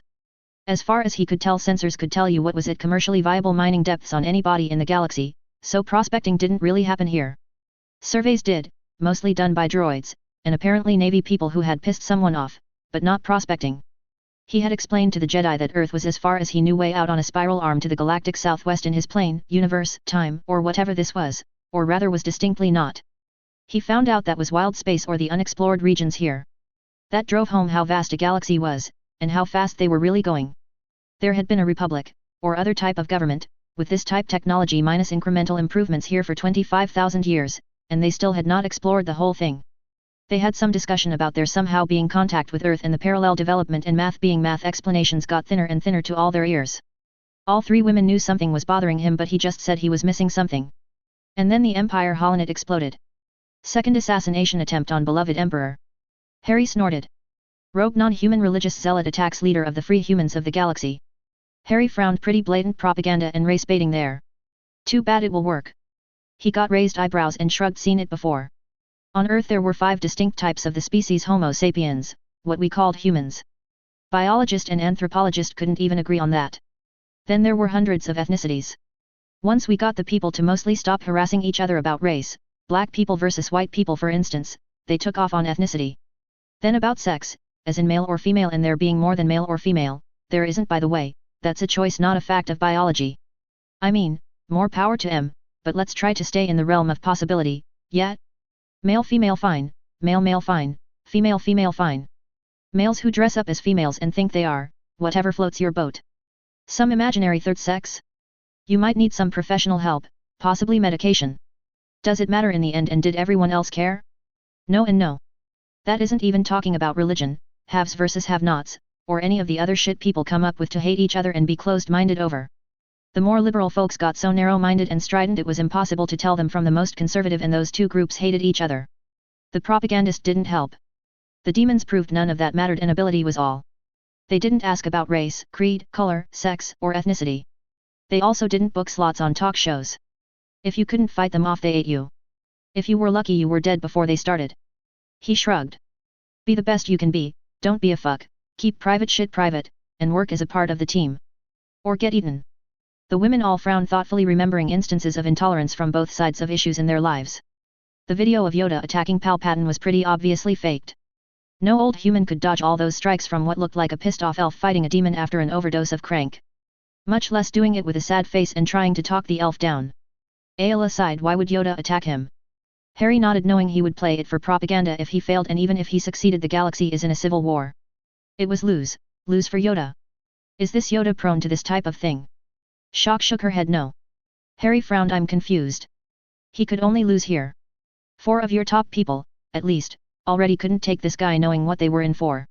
What did Yoda hope to be able to do? Is he that much better than everyone else? No. He is not, especially than Master Windu. Shock glared at the screen a moment. This bout of hubris will cost the Order much, perhaps all. The only thing I can think of is a diversion to get the rest of the Jedi off Coruscant, but sabotage would have been easier. Or stealth. The senators who were leaving were gone before this. The majority of the Jedi and Rangers as well. Harry nodded and shrugged. Dumbledore was the same way. Only he knew best. Mainly because only he knew. Plus he was the most powerful since Merlin and had years of experience. The Order is going to have to change to survive. If he did live through this and got away, he will have to change to meet this threat. He looked at Maris, who had frozen at the non-human comments. You're still the hottest demon I have ever seen, Maris. Maris gave him a scorching glare and he grinned better. I actually felt that one. The other 2 women laughed as the chase began. Harry apparating randomly and Maris using the Force to try to catch him. The laughter was a bit shaky though. This could be really bad. The one good thing was Yoda was reportedly alive, and if he lived, others they knew probably did. Master Yoda had originally been stationed on the planet Kashyyyk when the execution orders went out. Aayla sighed. Her former master, Quinlan Vos, was stationed on Kashyyyk, along with Berisophi's former master, Luminara Unduli. If Master Yoda had survived Kashyyyk, and managed to make it to Coruscant to attempt to attack the Dark Lord, there was a good chance her former master and her dead friend's master survived as well. Harry had found Aayla did not react well to news that featured the Chancellor, because in almost every article about him, a small blurb would always mention the initial attack upon him. The names of the 4 Jedi Masters that had failed to assassinate him were always prominently mentioned. Oddly, the pitched battles at the Temple and Senate were not. Among those names was Jedi Master Kit Fisto. Harry knew she no longer held the deep feelings for Master Fisto she once did, and she knew he was with the Force. It was still hard for her to come to grips with the fact her close friend was gone. All Harry could do during these moments of grief was to hold on to his friend and be there for her as she dealt with her slowly rising losses. He had been through this. He hoped it didn't accelerate for her as it had for him during the Demon War. After Maris caught Harry and beat on him a little, they were all seated again watching the holo feed over when another article in the series or a recent addition to the grand propaganda effort popped up. Harry turned his attention away from the articles related to the assassination and brought up the other big headline. Anakin Skywalker sacrifices life to kill Separatist leaders. The biggest news surrounded the betrayer, Skywalker. According to the Empire's headlines, their former ally had single-handedly ended the Clone War when he traveled to the remote world of Mustafar in the galaxy's outer rim. The entirety of the Separatist Leadership Council had apparently hid on the planet to lead the final stages of the war from afar. Harry snorted, more like they were having an early victory party and got caught with their pants down, probably arguing over the spoils. The Republic fleet and army had taken a mauling, however, and they still had an army and fleet in the field. Much reduced, on its last legs even, but it was out there. Details were quite vague from the articles, but it appeared a victorious and mortally wounded Skywalker had ordered the droid armies to stand down. The fact that Skywalker was dead according to the articles wasn't believed for 1 second by Shock Ti. She had seen the legion that he had brought to the Jedi Temple. She couldn't imagine anything less sent to deal with the leadership of the Separatists, which Skywalker would always find a way to snake his way out of. Plus the Revolt holo feeds were in direct contravention of this. Details of the battle were extremely sparse, and Harry and Ayla both agreed that something much more must have occurred there, especially since this would be a prime thing for the Emperor to publicize. All that the Empire's news broadcast stated was that the Separatists' leaders refused to surrender and that Skywalker went into the complex they occupied and, regretfully, was forced to kill the entirety of the Separatist Council. Harry got the opinion from the ensuing discussion this would never happen, as some of the members of this council were of species who would never resist openly at the risk of their own lives. When he asked about how Skywalker could have gotten the codes, he was told powerful Jedi could read minds. Legilmancy. Should have known. Probably not much control though, like the very basic occlumency you all use. More passive than directed. The army that the Marauder had flown above during its ascent out of Felucia's atmosphere had received its shutdown orders that very day from Skywalker. They must have been waiting for orders after Order 66 when Shock saw them on her way down. Why had the Emperor not had the code? If, as it appeared more and more likely, Palpatine had engineered this whole thing and run both sides of the war, why then hadn't he had the code? Why hadn't the droids continued their occupation of Felucia as well? Where had their human officers buggered off to? Harry chuckled. Fog of war, questions he would probably never know the answer to. Shouldn't look too closely at either. Gift horse and mouth, all that. Harry knew all this was significant for some reason, but couldn't for the life of him figure out why. He did as Hermione had taught him and wrote a timeline as best as he could, including a weird little diagram of their loop through time. They all spent hours after meals and during their nominal watch shifts trying to figure out why this was niggling at them all by now, but Harry allowed it might have been him affecting them. They did not buy that. Harry always returned to the main news menu, and scrolled down further in attempt to focus on something else. The Empire had touted one story multiple times over the past few days: Jedi conspiracy unmasked. Clone War ends. Finally, with the Separatist Council's defeat, the rest of the at-large high-ranking members of the Confederacy had surrendered. Palpatine made a nearly Roman victory parade of his announcement of the glorious end to the Clone War and parading the surviving defeated leaders on the feed. He really took off on laying the whole thing at the Jedi Order's door and promised he would hunt them down. The Jedi dug up information on these leaders of the Confederacy and rebellion, and they were more money men and minor figures in obscure positions that could barely affect policy or the execution of it. That didn't make any sense either, as his apprentice Dooku had been running the Confederacy. The news coming from the rebel feed directly contravened most of his points and included hacked, sliced, he was corrected, video from the Senate, the Temple, and some off of the bridges of capital ships some enterprising soul had gotten. The Empire's whole media play was odd. It really seemed as if it had been put in the can months ago waiting for Order 66 and was now running regardless of the outcome of that and the Jedi sabotaging the fleet. The rebel feed took great pleasure in recounting the numbers of, to include the names of the ships where known, Empire casualties. Harry offered that it was the same old Dark Lord problem. If events didn't fit your narrative, ignore them. Alleged Light Lords too, really. When people weren't trying not to be eaten, they loved their opinions. Especially if they wanted to be in charge. The Jedi agreed, and Maris pointed out the propaganda ignored both the revolt and their hollow channels, and that Order 66 had apparently not been the killing blow against the Jedi it was intended to be. Maris spent time dueling Harry, physically, sword, and magic, and meditating. The propaganda campaign against the only home and family she had ever had really made her angry. It improved her magic, occlumency, and Harry's swordsmanship by leaps and bounds. Her master had felt she was his last apprentice and had traveled the back hyperspace lanes and byways during the war. Maris hadn't seen the brutality and lies of it until now. The upside was her old master's ship's navigation core had most of the routes in the space of the former Republic in it and helped them find their way around blocked hyperspace lanes. Shock and Ayla had seen propaganda already and knew there was truth somewhere in the middle, or at least an idea that probably had a truth attached to it somewhere. They saw this was a problem, but maybe more for later than now.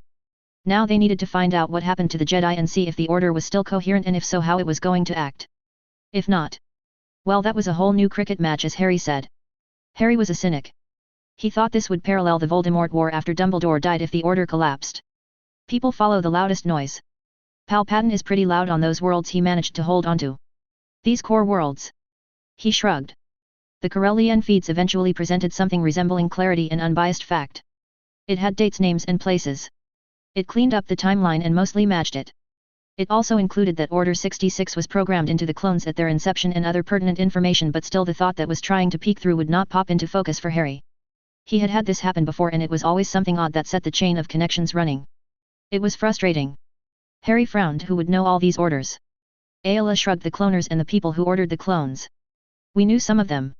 Enough to work with the clones, but not all of them, and some were cancelled supposedly. But how would you do that except in the next batch? The article laid out the events and the timeline, then savaged the Jedi leaders when it was mentioned they attempted to secretly arrest the highest-ranking official in the Galactic government with no media present and without notifying any political or military allies. In fact, it was determined less than half a dozen sentient beings in the entire galaxy were aware of the Four Masters' self-appointed mission to arrest the Chancellor. Even if they had succeeded in their mission, the political consequences of the Jedi's presumptive actions would have been disastrous for the organization. Harry nodded. Like I said. Even their friends are at least exasperated now. Throughout all the articles, it was immediately apparent to the foursome that the fallout from that day was immense.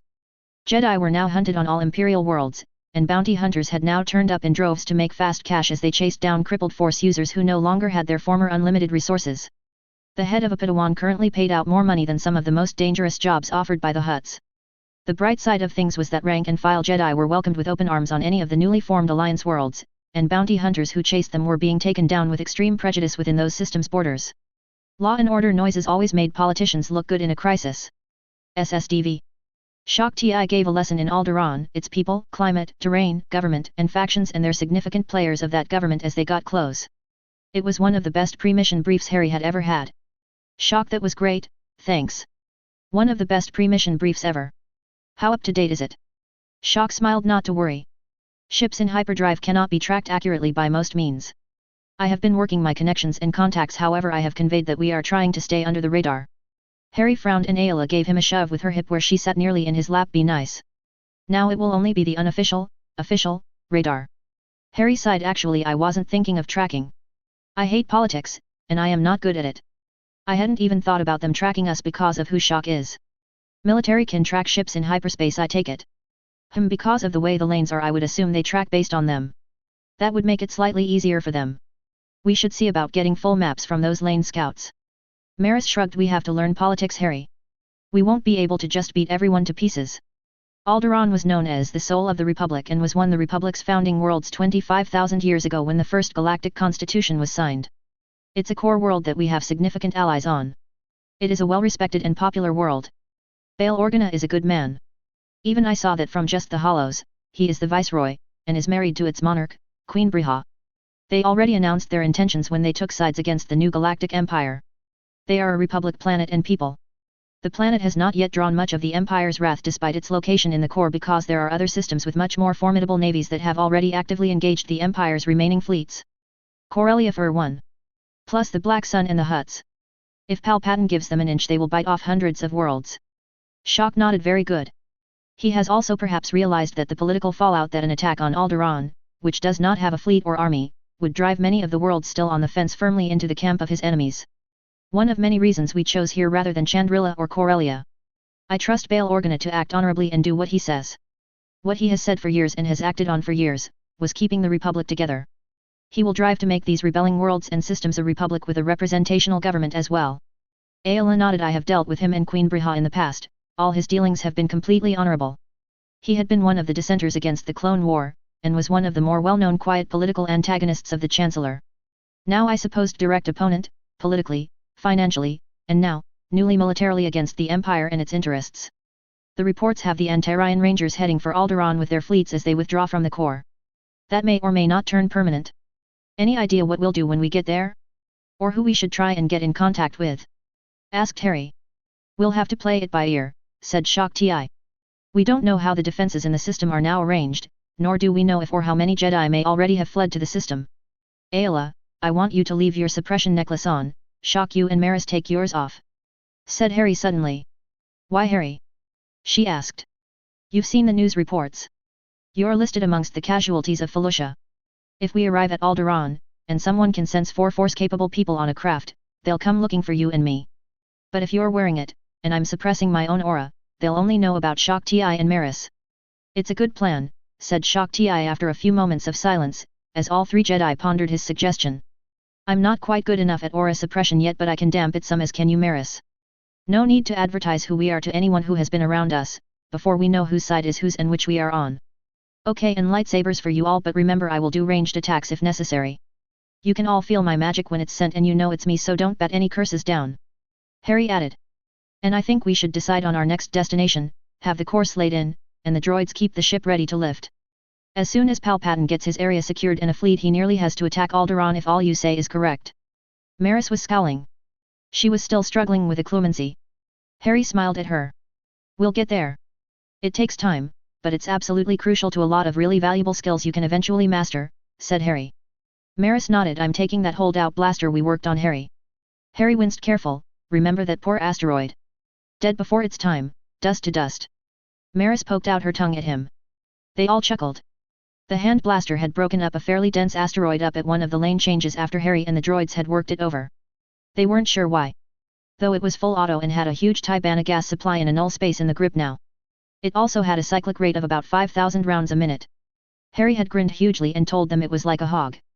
They were still working that out a day later when Harry told a story about a hog berting some class 3s. They had figured out a hog was an in-atmosphere speeder. A Thunderbolt 2A10. One built for war with an apparently magnificent cannon just for taking out ATTs and vehicles like that. Shock Ti nodded, then leaned back and stretched her back. It's time to sleep. Are you coming, Maris? Or will you stay up here for a while? Well, I probably should chaperone these 2, but I guess we can trust them alone, to not wreck the ship, mainly because Harry made that impossible. Said Maris before she quickly moved down the cockpit access passage. She's getting better. Observed Ayla to the remaining group. I like her, she is getting more normal? To me at least. Are masters really strict? Asked Harry. Shock Ti sighed, some. Harry nodded and Ayla shrugged. They had had a few of these conversations. Anyways, good night you two. Have fun staring at the star lines. Shock Ti waved absently behind her and closed the cockpit door. Harry shook his head. Who would have thought traveling a jillion miles an hour would be boring? Nothing near as fun as a broom. Out of hyperspace is okay, but this is just boring. Ayla merely rolled her eyes and gave him a light slap on the back of his head. Stop being so melodramatic. Play with your pad. When are you going to let us see that thing? Harry handed it to her and she dug in. After a few minutes, she grunted, scowled at him and worked on the computer backing up his data, sorting it into categories and giving him the pad back while she perused what was now becoming organized rather than a whiteboard in a new large team brainstorming session that had gone on for far too long with far too many whiteboard markers in the hands of Type A personalities.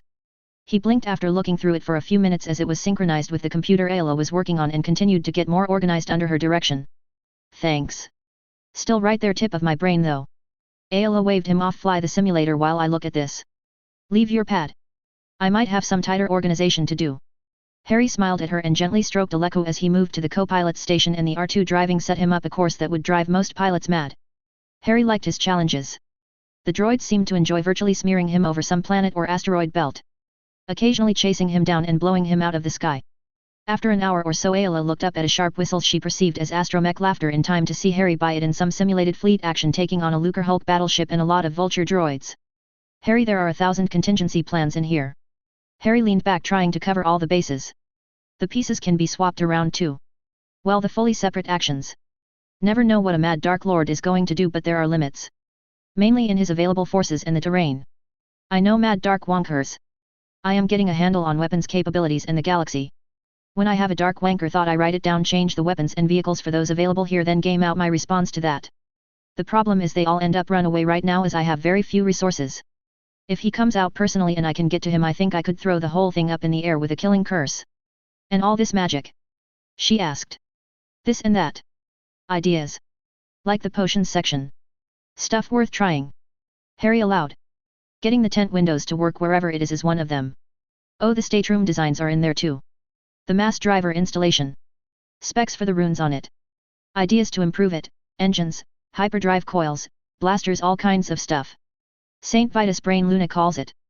Most of the stateroom designs are complete, just upgrading the freshers to real water left to do.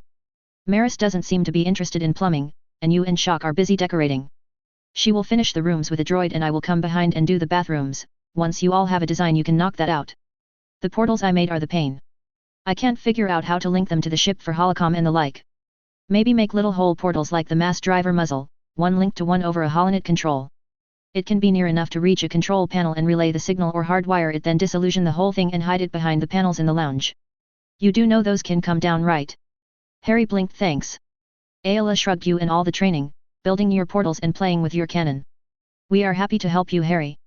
Harry grinned at her sheepishly and got an eye roll. Plus we will need to figure out who is safe to tell about all this. I still think of these oaths you talked about. Harry grimaced. And if they sell the ship? Ayla sat up.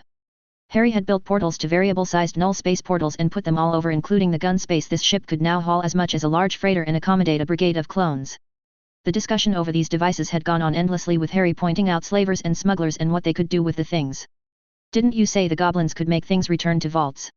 Harry nodded slowly. Yet, have to find that book of bills and we will have to have a secure place. Maybe a small moon under the Fideliu's charm. Ayla smiled. They could all get what they wanted here.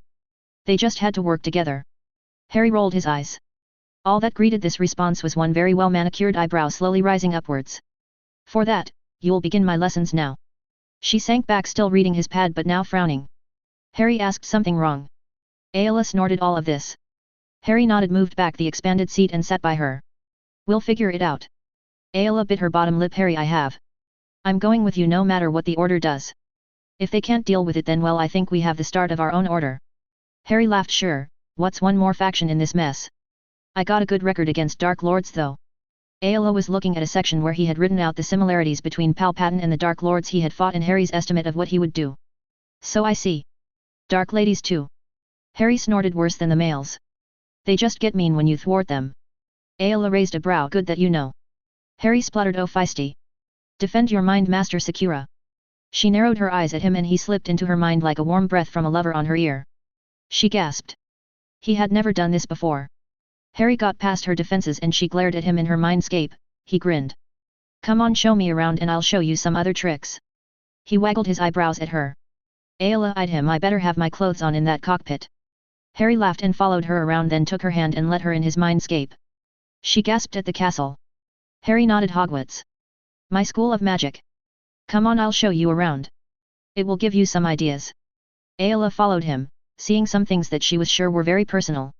Harry named the students, professors, and beings they met in the halls and told her their stories. Unfortunately, they all ended. They were killed at such and such on so and so date. She looked at him for a moment. Harry, why are they here? Harry smiled. I gave them access to all my power. In here they're all as powerful as I am, and here they live forever. They are my defenses. Ayla hugged him from the side. Harry took her back to her mindscape and shooed her in to do some work. She smiled and went to it. Harry exited to Maris reading his pad. And doing a little more cleanup on it and then syncing the backup. Thanks. Maris grinned at him. You were busy. Ayla, good. How did you get past her shields? I can't. Harry blushed and she giggled. You can do that in there? Good, stop wasting time and do it out here. Harry huffed. She needs to figure out what the deal with the order is. Maris shrugged and waved the pad. Not better than this is what they are, or aren't as the case may be. We can be our own Splinter Cell. I knew I shouldn't have put that stone on you or let you read that book. Harry leaned back in the seat, putting an arm around Ayla and pulling her close. PHHTT, I want to code the game on a data core. Maris bounced in her seat. Can't sleep? Harry asked gently. Maris sighed. No, not from nightmares for once, just nervous. I'll sleep in a bit. I'll wake you before I go if you want to nap. I'm picking your brain over here. Harry chuckled but nodded. So Sinsa was up. He tossed her a grin and got a eye roll. He was the only one who thought that routine was funny. He should make a crystal of American. Why are these big-ass boats the droids keep killing me with retarded donuts? Maris looked at him blankly for a moment, then grinned. Airshaft Max. The core worlds are ecumenopoly. Is that the word? Anyway, the whole worlds are cities.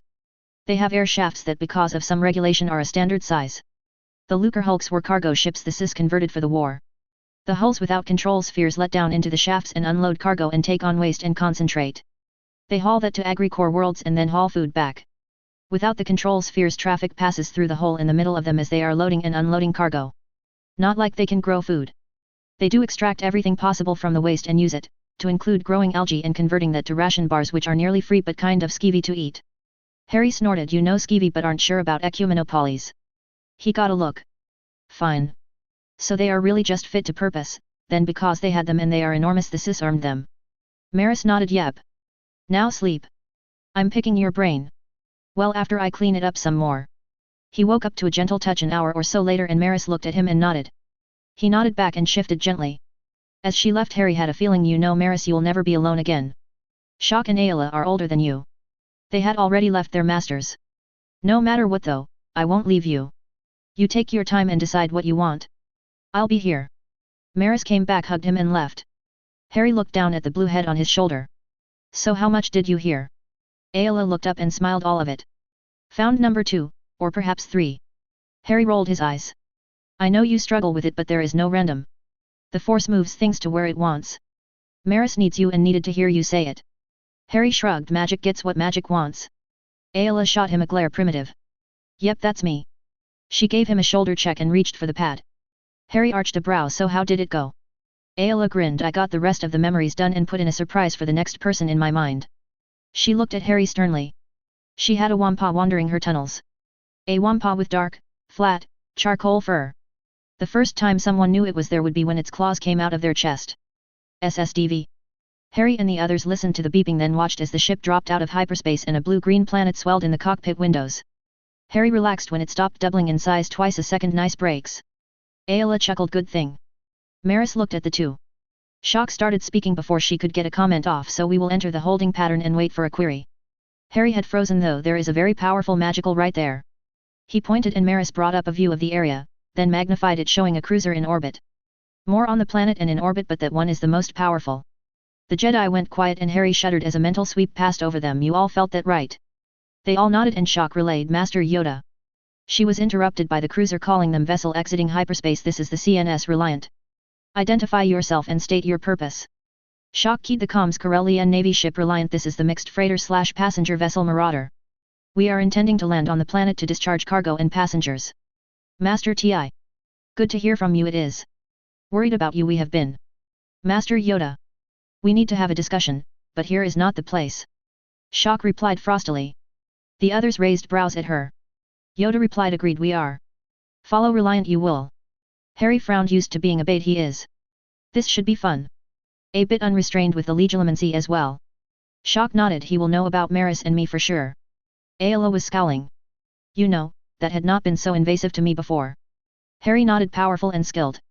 He was reading your surface thoughts, or trying to. A lot of you all's battle precognition is tied up in that, I've noticed. The Jedi nodded.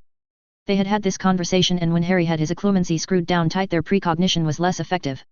It had been a bit of a surprise to the Jedi. Ayla was an empathy, and Harry putting his shields on full bothered her. He didn't screw them down to demon hunting mode unless they were sparring. He also didn't tell her that what he was doing with suppressing their but leaving a trickle connected to others' auras was what couples or parents did. He was also doing it with Maris and Shock. As well as training himself to let them in a bit. They paralleled the cruiser with no problem. The frigate had powerful sublight engines, attitude control engines too, with literally tons of available reaction mass now stored in null space, and more repulsar coils than it really needed. It could keep up with or outrun a lot of fighters. A lot of ships in hyperspace as well.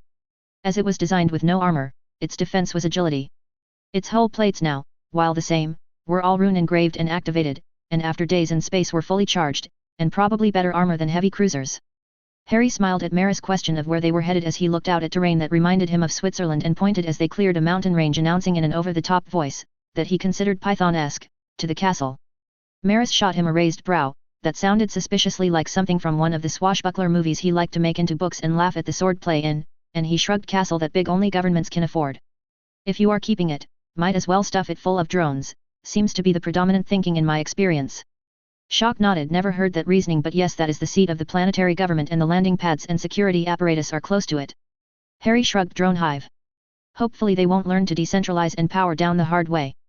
Harry's theories of governance were colored by losing layer after layer of governments to demons. It had been interesting, or led to interesting discussions rather. Shock, I'll let you do the talking. I'll try to stay invisible. Ayla snorted. Nearly 2 meters tall, powerfully built, and moves like a predator, green eyes I have never seen or heard of in this galaxy, that glow when you are working on something. Wearing black leather and armor. And carrying twin blasters in hip holsters and one in a shoulder holster. Yep, invisible. I thought you might use your cloak. Are you serious, Harry? You are going to set off every warrior presents precognition. A clemency or not? Harry pouted at her. The Jedi laughed. They landed as Reliant and 2 flights of fighters circled. They made their way down to the personnel ramp as Reliant landed. The fighters circled to a higher altitude and Maris pointed out the speeders coming toward them. Harry smirked, not as cool as hover bikes. They had stopped with Shock and Ayla in front, Harry behind Ayla and Maris behind Shock. The Jedi nearly rolled their eyes. Harry loved the speeder bikes he had stolen without Ayla realizing. He, with his droid conspirators, had then disassembled one and hopped another one up to and past the maximum they thought it could be, certainly past what was safe. They were sure the thing could get out of a planetary gravity well on its own. They were dreading the first test ride. Harry had waved them off saying he could always apparate off and leave it. He had 9 more after all. The Jedi smiled, amused, and composed themselves. The armored speeders arrived and a tall light brown-skinned human dismounted as the security formed up, and he handed out a very pretty, conservatively dressed woman. Shock informed them Bail Organa and Queen Briha. Unexpected. Bail led the Queen up and opened the conversation. Master Ti, Master Secura. Shock and Ayla inclined their heads and Shock spoke. Senator Organa, Queen Briha. May I present Padawan Maris Brood and Harry Potter? The 2 bowed slightly. Bail nodded. I didn't know you had taken Padawan's masters. Bail wasn't a dummy. He heard every word said and filled in the unsaid blanks. Then he probed for the truth. Shock replied Padawan Brood's master was killed. Ayla added Harry is not a Padawan. Bail apologized immediately. My apologies, Knight Potter. I don't believe we have met before. Our sympathies for your loss, Padawan Brood. Harry smiled at the smooth attempt. No, we haven't. I am not a Jedi. I met Master Secura on Felucia. He had been watching the mob approaching from the Reliant. He and the Queen's security people. The lead speeder stopped and a house elf got out and tottered over with a cane. Harry raised a brow. Like elves but not. And like them nearly made of magic. It spoke Master Ti, Master Secura. A surprise this is. Padawan Brood, happy to see you. Well, I am. He turned to Harry and Harry rebuffed a probe. The small being stumbled. Where I come from, that is an actionable offense. It is also usually how fights start. Harry offered calmly. Bail raised a brow. He didn't know what had just happened but it was significant, suspected of the Jedi as well. He watched quietly. Ayla added I will no longer tolerate intrusions on my mind without permission, Master Yoda. Shock nodded and Maris grinned impudently when she rebuffed the probe. Bail coughed as he put it together. Shock nodded. Senator Organa, we would like to speak with yourself and the Queen at your earliest convenience. Briha had watched the whole time as Yoda was rebuffed then ignored. She suspected what had just happened. It confirmed something she had suspected Yoda of for a long time. Now here was a council member, a senior master who had been very publicly involved with the war and allegedly dead, and a rescued Padawan with what appeared to be someone like a ranger general snubbing him. Bail asked Master Ti, how did you manage to save the order? Sorry, but I have been desperate to find out. Shock looked to Ayla. Master Secura saved us. Not I. Ayla shook her head. It was all Harry, but I'm not sure the apron of the starport is the place to discuss it. Bail nodded and turned back to Master Ti, working through some more initial meeting details and customs and doing a bit more fishing, and Harry stepped over to Maris. You okay? He smiled and put a hand on her shoulder. Maris sighed. Master Yoda just tried to barge into my mind. I'm fine though. Harry nodded. I used that. Sorry. I'm not sure he has control of it. It's like standing beside a dwarf forge.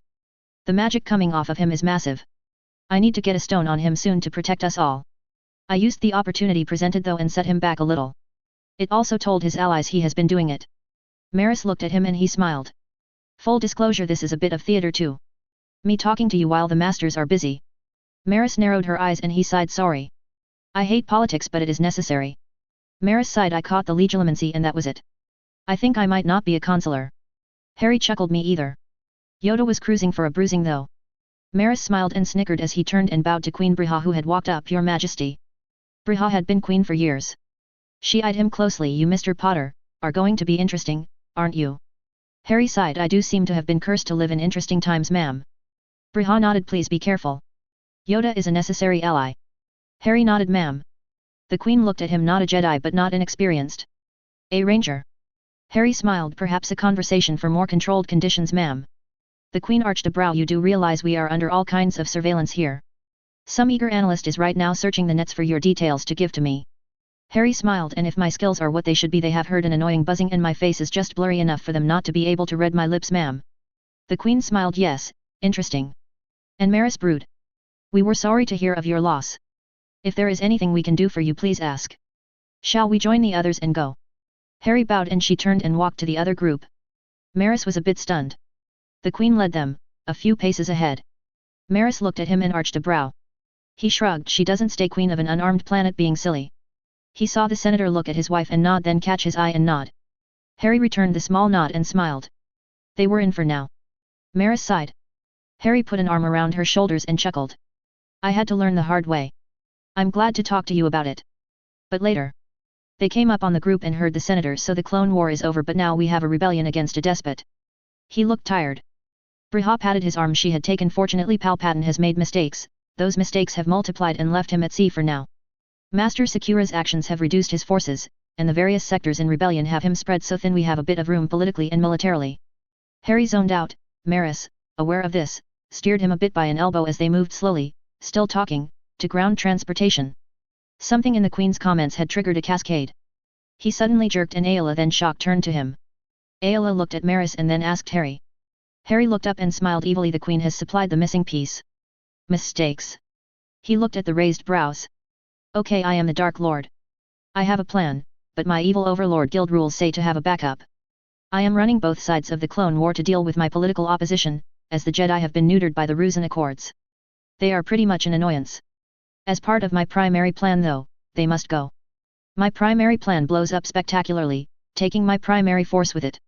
I was running both sides of the war though. I send my henchmen to get full control of the secondary force, to finish the primary plan. He sends the standby signal but is interrupted before he can send the change of mission instructions. My secondary forces go into standby. Henchman gets chopped up, and I don't have the code. I have to wait until I screw him back together, unless I am a high-order necromancer. I would have felt something that dark. Playing with souls leaves a distinct impression, let's say. I didn't feel anything. So Skywalker is alive and being healed, and as soon as he is, the Emperor will get the code. They all looked at him. It was a reasonable conclusion of how events had unfolded. They weren't getting what was so exciting about this though. Harry cackled a bit. Skywalker sent the signal from Mustafar. Ayla, you told me those hollow terminals log signals. Wouldn't the master control code still be there in that log? Bale perked up, smiled, then laughed. He turned to the Queen. Your pardon ma'am, but I need to talk to Garm. Briha smiled at him. He ran and jumped in an open-top speeder, and the driver gunned it. Briha turned to Harry. Interesting already. Come, we will go to the palace and let you rest from your travels. We will have dinner together tonight, I think. Ourselves and you four. Master Potter can entertain us with interesting stories by the fire after dinner. The others followed the Queen while sneaking pleased looks at Harry. Ayla had moved to his other side and Shock next to her. Yoda followed behind. Harry handed the ladies into a covered speeder, got in, and the guard shut the door and stepped on the footplate. The armored speeder accelerated away hard. Yoda waited for his open speeder. At the palace, the Queen led them to an observation deck high in the building and left them with a butler while rooms were prepared for them. The Jedi hugged Harry, who blushed. Ayla pulled him to the side while Shock engaged Yoda, who had shown up shortly after them, in a stiff conversation with Maris watching. Force Harry. Harry chuckled. I keep putting things in there and they rattle around and sometimes they connect the right way. Ayla smiled. Nice timing. Way to smack the Grand Master of the Order down and get a few shots in at the Order as well. Harry shrugged. Somebody has to wake him up. This has been a farce from start to finish. It is finished as well, time to move to the next phase. For the Order to survive they must pull their head out, and take some tough decisions. It may come to a split and letting the Rusin Order finish dying on the vine. Ayla looked at Shock, who had a stiff face on, and led Harry over. Yoda looked at him. Apologize to you I must. Harry, who had been alternately loved and lionized then hated and demonized his entire life, had had this before. I forgive you but I won't forget. You should apologize and explain yourself to all these other people who you have been scheming the thoughts of all these years. Yoda nodded. Think poorly of the Order you do. Harry shrugged. Not as individuals, though I haven't met them all. I know the type however. You have some apparently mystic power. The Sith side of you use it for their own gain. The Jedi side of the same coin use it for allegedly noble purposes. Allegedly, because how can you tell what is good for everyone? Set the conditions for success, make people leave each other alone to get on with it. You didn't do that though. No one ever does. There is always the temptation to impose your will, as you know best. Politics creep in over time, then some major event happens and you get some reform, where the common people without mystical powers emasculate the mystics. Normally the noble ones who are convinced they are serving the good. Because they will listen to the people, if they are loud enough. The evil bastards don't care and chop up anyone in their way, mystics or not. One side normally triumphs at that point. This time however the rule of two for the Sith prevented them from gaining dominance. Well, that and their own internecine struggles. Bunch of sociopaths, maybe psychotics. That rule of two guy played the long game though. He knew the Ruse and Reformation would limit the population of noble mystics and lead to their destruction. All the Sith had to do was wait and be prepared to pick up the pieces. Probably thought he had broken the code on immortality. Yoda nodded. Dispute you I cannot, as unfolded exactly that way events have. Ayla blinked. Master. Yoda turned to her. Different you are in the Force. Your experience on Felucia changed you. It has. Ayla nodded. It did, but the difference is this. She removed her stone and Yoda blinked. What is this? Yoda looked from Ayla to the stone. Harry snapped his fingers and reached in one of the pouches on his belt. You need to put this on. You're a beacon in the Force. This will suppress that. Yoda blinked and took the stone. He looked at Harry. You I cannot feel in the Force. But you used the Force. Harry shrugged and dropped his occlumency to just shielding his thoughts and looked at Yoda's comically wide eyes. Yoda recovered. A Sith technique this is. The paths of the dark side have you walked. Harry snorted. A technique to keep demons from hunting you down and having you for a snack this is. He pulled his barriers back up and sat in the grouping of furniture on the platform. As for walking in the paths of the dark? Yes, most of them anyway. Walk, ran, danced down, tripped over. Covered most of them I think. No raping, missed that one, but, somehow it had no appeal. Oh, and no torturing and killing kids. You can't catch them and kill them unless you know them. Did I want to? No. I wouldn't recommend it. I'm pretty sure I got all the grease out of my hair but I can never be sure. My eyes don't twinkle though. Ayla elbowed him moderately hard as she sat. Yoda looked at the stone as the women sat. Have one of these you do not. Alive in the Force is this stone. Harry shrugged. Wow, you are a perceptive little dude. Took me months to feel that. Okay Ayla, I will work harder on feeling the Force around me, not just searching for enemies. I can teach the technique. My people use these stones for children until they learn to suppress their presence. We put them on our wounded and ill too. Shock and Maris pulled out their stones and put them on. Ayla suppressed her signature and Harry beamed at her. Yoda blinked and looked around tiredly, leaning on his cane heavily. Harry waved and low chair appeared. Yoda recoiled then poked it with his cane. Ayla smiled. It is real Master Yoda. Yoda looked at the Jedi and put the stone over his head, then sat and wriggled around until he was comfortable. Harry sighed in relief. Yoda looked at him. The truth you spoke. Failed we have. The new code imposed by the Senate was. The danger we did not see. Rigid is the new code and our practice became that way. Change the order must and the Senate that imposed the code is gone. The old code we will follow. These techniques in you have no darkness grown. Felt you when you released your essence I did. Darkness you have fought for years. Harry sighed. More than you know. Ayla looked at Yoda. Harry is teaching us these techniques. She offered, with the slightest bit of challenge. Yoda looked back at her. Suppressed useful knowledge you think the Order has. Ayla nodded and he closed his eyes. Powerful Force users in my youth there were. More powerful by far than I. The last of the Jedi dynasties. The Sunrider clan and their peers. The new code and celibacy ended that. Techniques were lost. Many Jedi fell to the dark. Techniques were proscribed. Then came the Shroud. For 200 years it has grown. Knowledge we might have lost or controlled too closely but purposefully not. He looked up and saw another person standing beside the butler. To rest you should go. Meditate I must. Master Sakura, a moment for me you have. The others rose and walked away.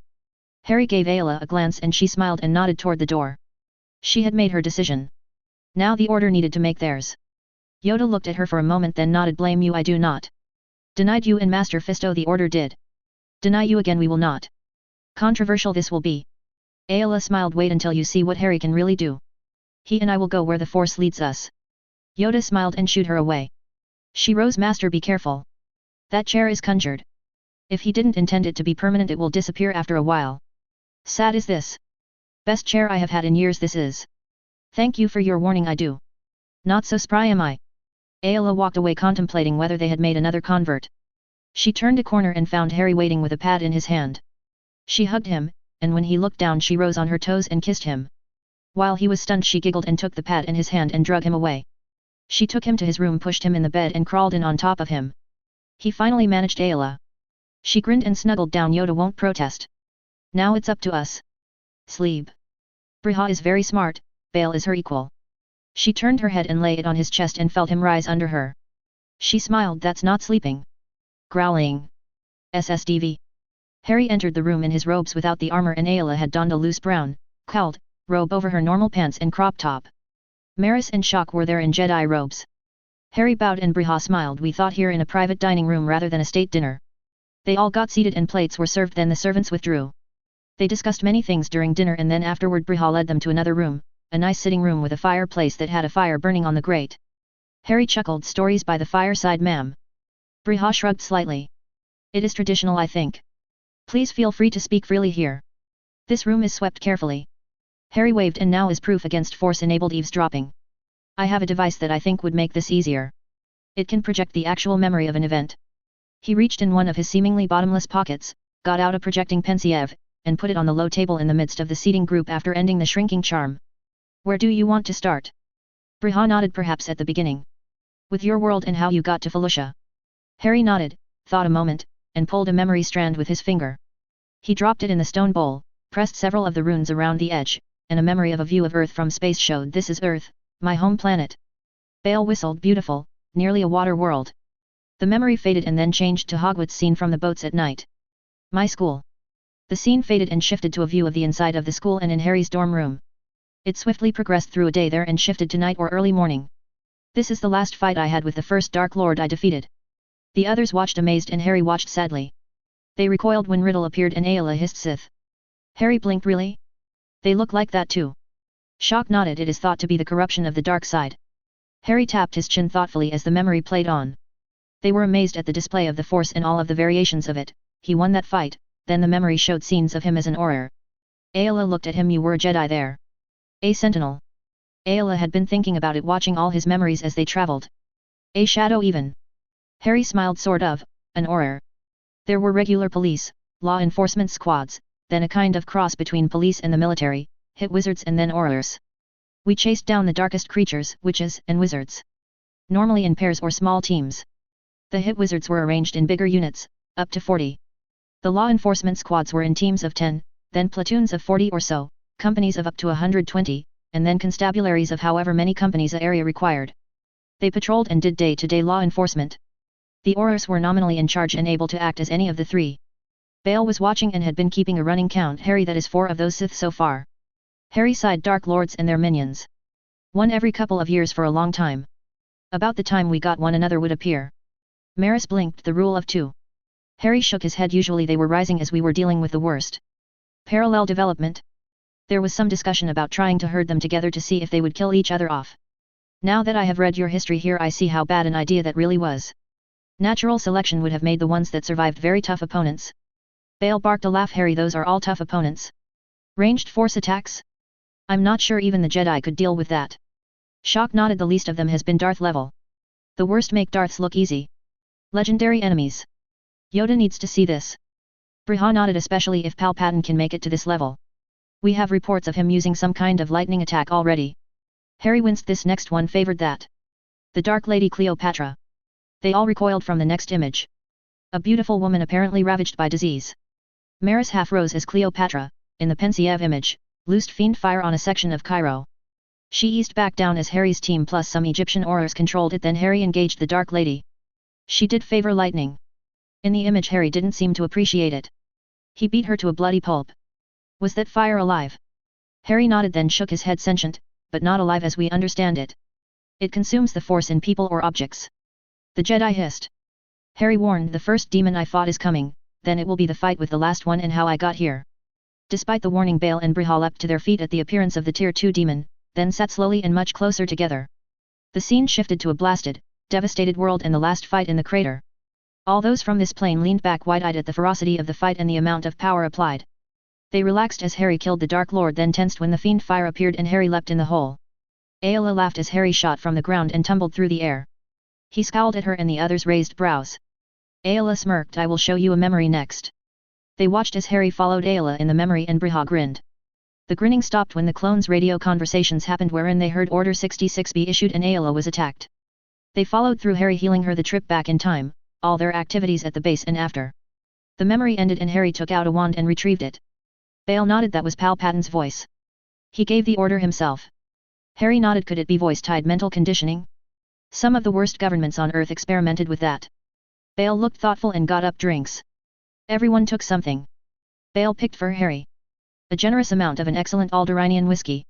Like a bourbon, Harry decided. Not as sweet. The ladies got a nice white wine. Bale sat again. So you were the commander of the Earth's armies and a master in your order. Harry laughed. Aurors aren't an order. A calling maybe. I was the chief auror of Britain and was going to be the chief auror of the International Confederation of Wizards. Then the demons appeared and I was left in charge of most of the forces of Earth. Force using and non-force using. Shock nodded. The Grand Master of the Jedi and the commander of the Republic Navy and Army. Briha waved. Harry's sputtering off. It is the equivalent, Master Potter. Nearly identical missions minus the diplomacy of the consular Jedi. Harry sighed. Well, that was there. Here I am just trying to help. Briha let him off the hook and looked at Ayla. And you, Master Sakura? Harry talked her through putting the memories together, using his wand to extract them, then made them play and she narrated. Harry blushed as they all chuckled at his first force jump, or rather the scream as he fell. Shock was next and they got to see the mad scramble at the temple to try to stop it all. That caused a lot of discussion. Harry had to pause the memory and back up several times. Finally, they got through that and got to Maris being picked up, then finally meeting up with Harry and Ayla. Shock concluded. We left Felucia and after a bit of debate came straight here. The main lanes are closed, so it took a few extra days. Bale laughed. Yes. The lesson being don't betray Jedi. The estimates are 60% of the fleet destroyed and the same among clones and Navy personnel killed. Confidence is high in the estimates. Harry put away the pensieve and the conversation swirled. Briha finally offered. We have a place for you to stay. Well, a lot of the Jedi really. It is on royal grounds but is disused. At one point it was a primary seat but then the capital moved here. We will go there tomorrow. She looked at Harry and Ayla who were nestled together and smirked. For now I think our young lovers need to get to bed. Harry spluttered while Ayla smiled, Maris chuckled, and Shock grinned. The group took their leave. Briha turned to Bale who was standing by the desk. So. Bale nodded. It recorded. It was inside the field, I guess. He was right about the listening devices and recorders at the spaceport. The faces were blurry and the audio was an annoying buzz. Briha nodded. Time to talk to Yoda and get Monday and Garm on a secure holo conference. Bale nodded. Yes, we need to talk to Monday and Garm without Yoda as well. We may be hosting the Grand Master of the New Order. Briha chuckled. Yes, and its mistress. Bale ruefully shook his head. Ayla led back to their room. Shock and Maris stood grinning. Ayla sighed and towed Harry in the room after good nights. SSDV. Harry woke with Ayla firmly resting on him and him hard. They were both nude. He noticed he was wet. Ayla lifted her head, slid up and kissed him. He kissed back. She slid down and bumped him and jumped up. Shower. Grrrrrr. Shock wants to exercise Harry. Growling. Clown. They stepped out after dressing, nearly into Shock and Maris. Both grinning like crazy people. Ayla laughed. The door was open. Just come in. Harry face-palmed. Bale, Briha and Yoda watched them from a balcony. Bale asked, so was your meditation helpful? Yoda nodded. They are the way of the order. He pointed at the four with his stick. Briha shook her head. Some of the masters are going to be a problem. Yoda shrugged. Follow the new way. They need not learn the new skills then, however they cannot. Dangerous is Master Potter's use of the Force. Learn this I must. Bale changed the subject. Are you sure about the lodge? It's in a bad state, ma'am. Briha shrugged. It is isolated. Yoda nodded. Few distractions. I will go as well. Some of these stones we must get put on the Jedi until they learn the new way. After exercise, showers, breakfast, entertaining courtiers and Jedi by how much they ate, Harry, the three Jedi, Briha and Bail Organa with Yoda got in a convoy and took off for the lodge. Harry looked at the ship. Ayla smiled. And R2 can bring your toy later. Let's get settled. Harry nodded. The Morator was sitting with its reactors and weapons powered up and its sensors running. The mass driver muzzle device and the other weapon systems were tracking different targets out in space. The port authorities were very disgruntled. There was some discussion as they flew, drove, hovered. Anyway, as they made their way to the lodge. It was about an hour trip at pretty high speeds before they got there. Bale gave a window tour of the property and then they all dismounted at the lodge. Really a palace. It had extensive grounds but was smaller than Hogwarts. It was easy to see how the government would have outgrown it. With it being very isolated in this remote valley, moving the capital made sense. Harry looked at the buildings and smiled. So our rent is fixing up the buildings.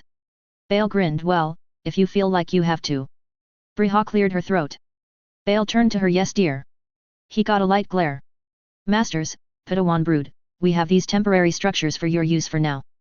Briha indicated a spot against the wall wherein an atmosphere freight platform was unloading and a crew was rapidly erecting 5 Duraplast temporary shelters and starting a reactor and generator, then hooking the shelters to it. On the other end an antenna array was being installed. Each of them will have secure holonet connections, or rather one connection shared between them. Harry smiled. Thank you. You didn't have to go to all this trouble. Yoda nodded. The thanks of the order you have as well for all your help. The organ seneschal walked up and Bale and Briha sighed. Bale made their excuses. Duty calls, I'm afraid. Goodbyes got made and Harry walked around a bit. There was a ley line near here, and this planet had a lot of the Force. Not like Felucia but a good amount, more than Earth as well. That needed some thought. As soon as he got time, the Jedi supervised the workmen, then the workers and the freight platform left. Ayla looked up at Harry once they were alone and said, "Tent in this one please."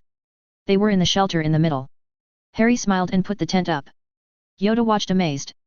She then drug him from hut to hut and he did classes on color charms and transfiguration of furniture from garden debris. He also showed the rune to make the transfiguration stick until the rune was obliterated.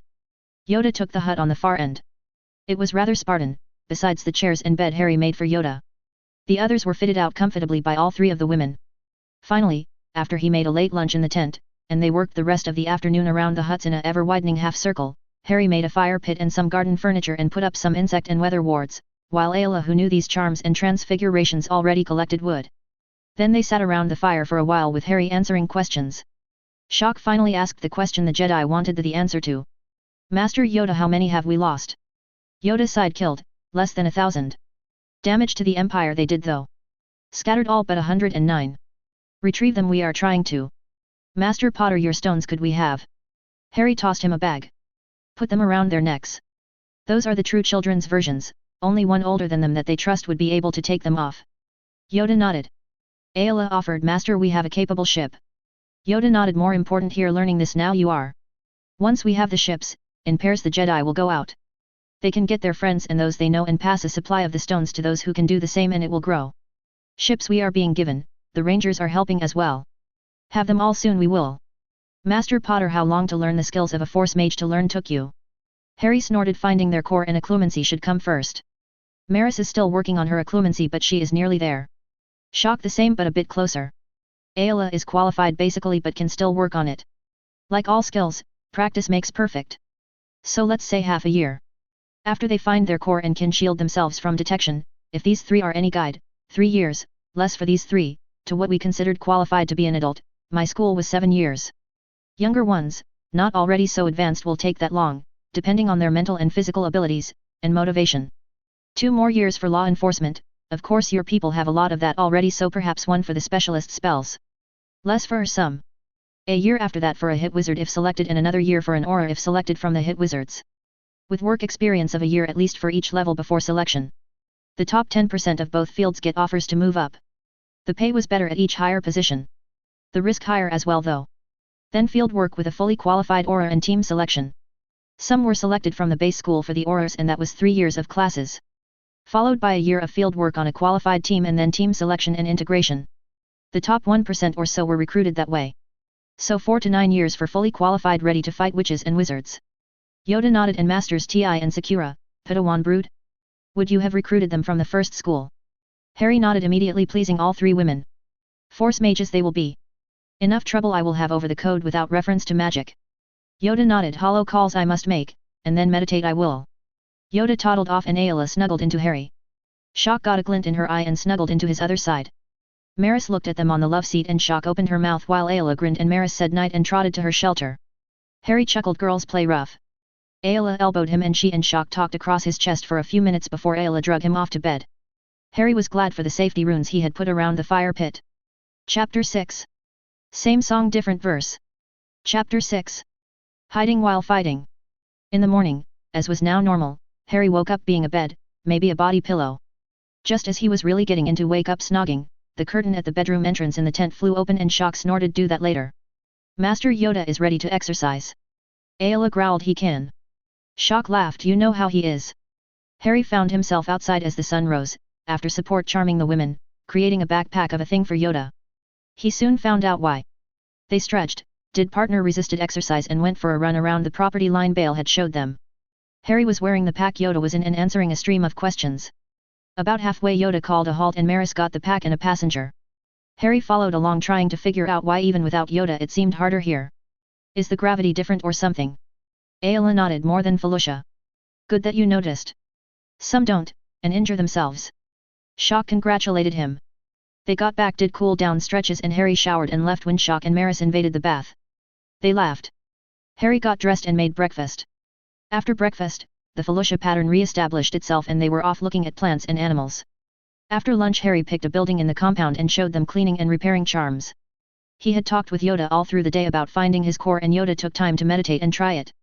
Diner followed at dusk, and then they talked around the fire with Harry saving out some of the sticks the Jedi summoned. Oxio was easy for them as they were doing it already, the force pull. Force imbued, you call it. When Maris arched a brow at him because he saved out a large piece she had summoned. She summoned another. Later, Yoda went to make hollow calls and meditate, the others went to the tent.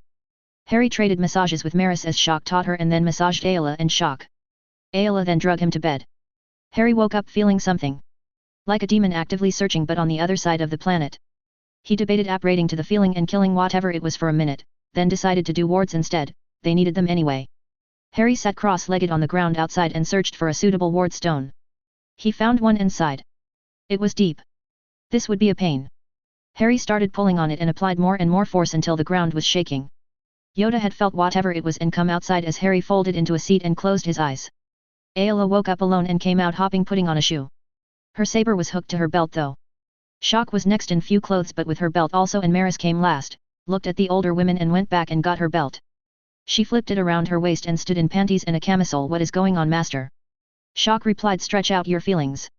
There is something moving in the force. Something not good. Yoda nodded, more than one.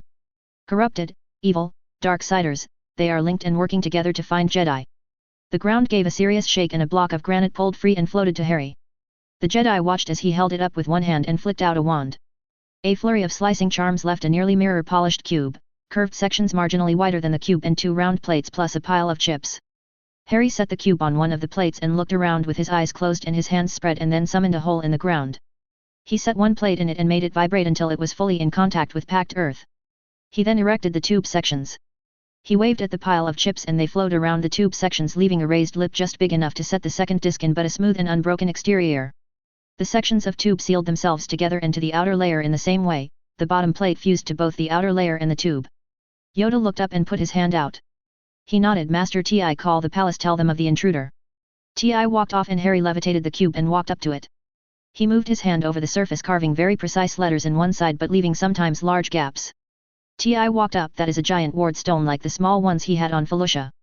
Yoda tilted his head. Ayla replied yes. He said some of those took several wizards to charge. If he does the Fidelius he will be out for a while, it will exhaust his core. Help we can, share the force like the Darksiders we may. Yoda offered. Harry kept carving until he was finished and Ayla saw him sweating, and noticed that he had started using his wand. The feeling of danger was screaming to her in the force though.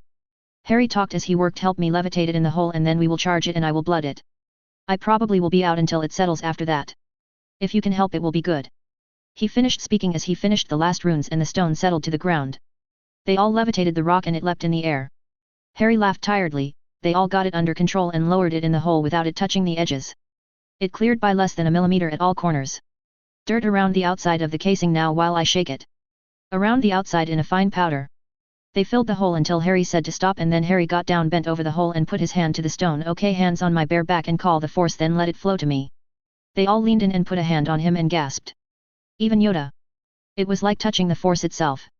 Harry let the force flow into the stone until it glowed. Then cut his palm with a silver knife and put it back on the stone. Maris out. Maris lifted her hand and stood panting. Levitate the cover on, then cover it with more dirt. It can be loose. You don't have to fuse the cover on either. We will do that later. Ayla, a blood replenishing potion. The one I showed you. Ayla out, get the potion so you can fix it to me from my hand. Shock out. Finally, he turned and grinned drunkenly at Yoda. You are a powerful little bugger, aren't you? Stay watchful, just in case. Put a stone on me too. He passed out.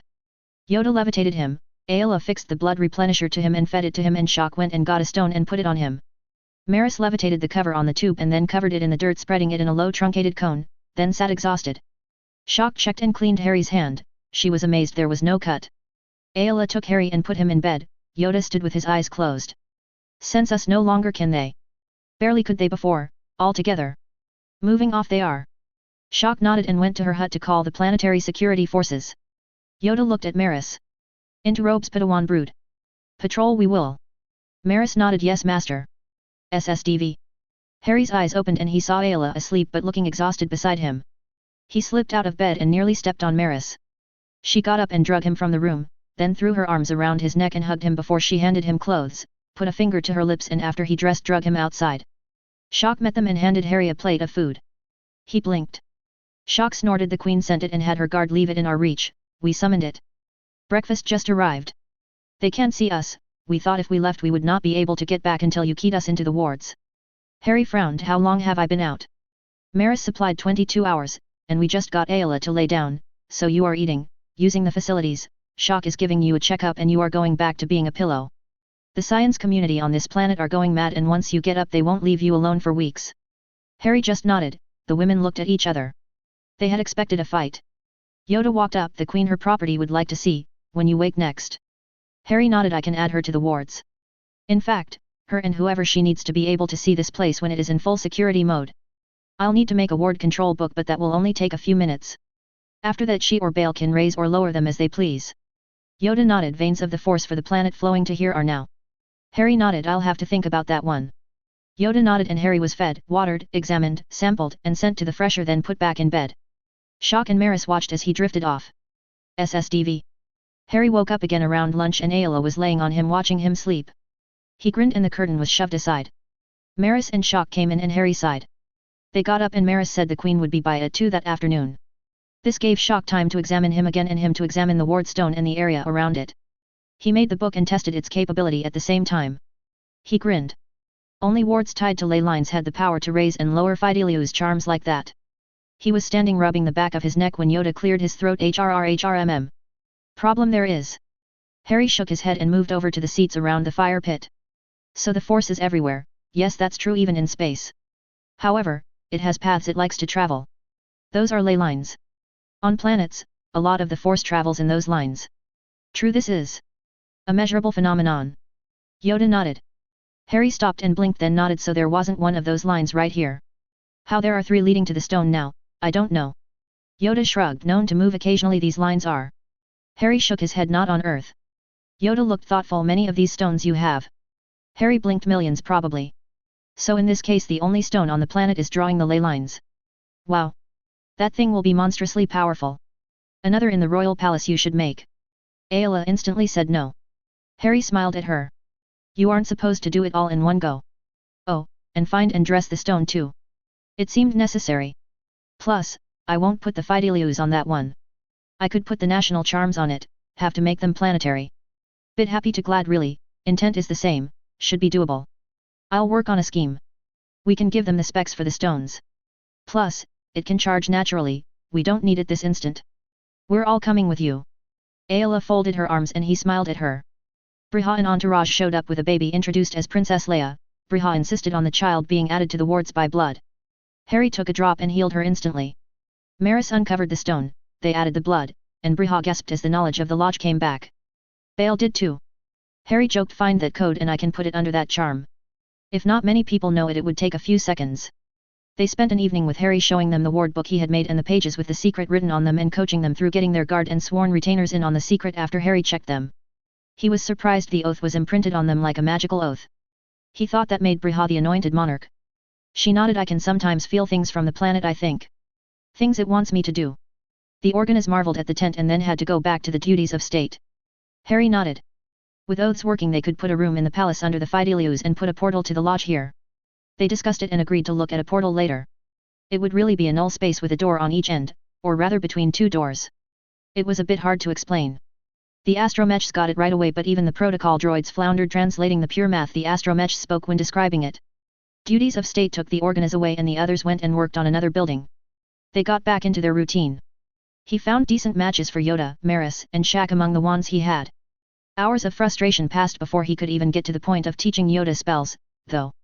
For years, the aged Jedi Master worked with the Force by meditating, then following its guidance as he perceived it.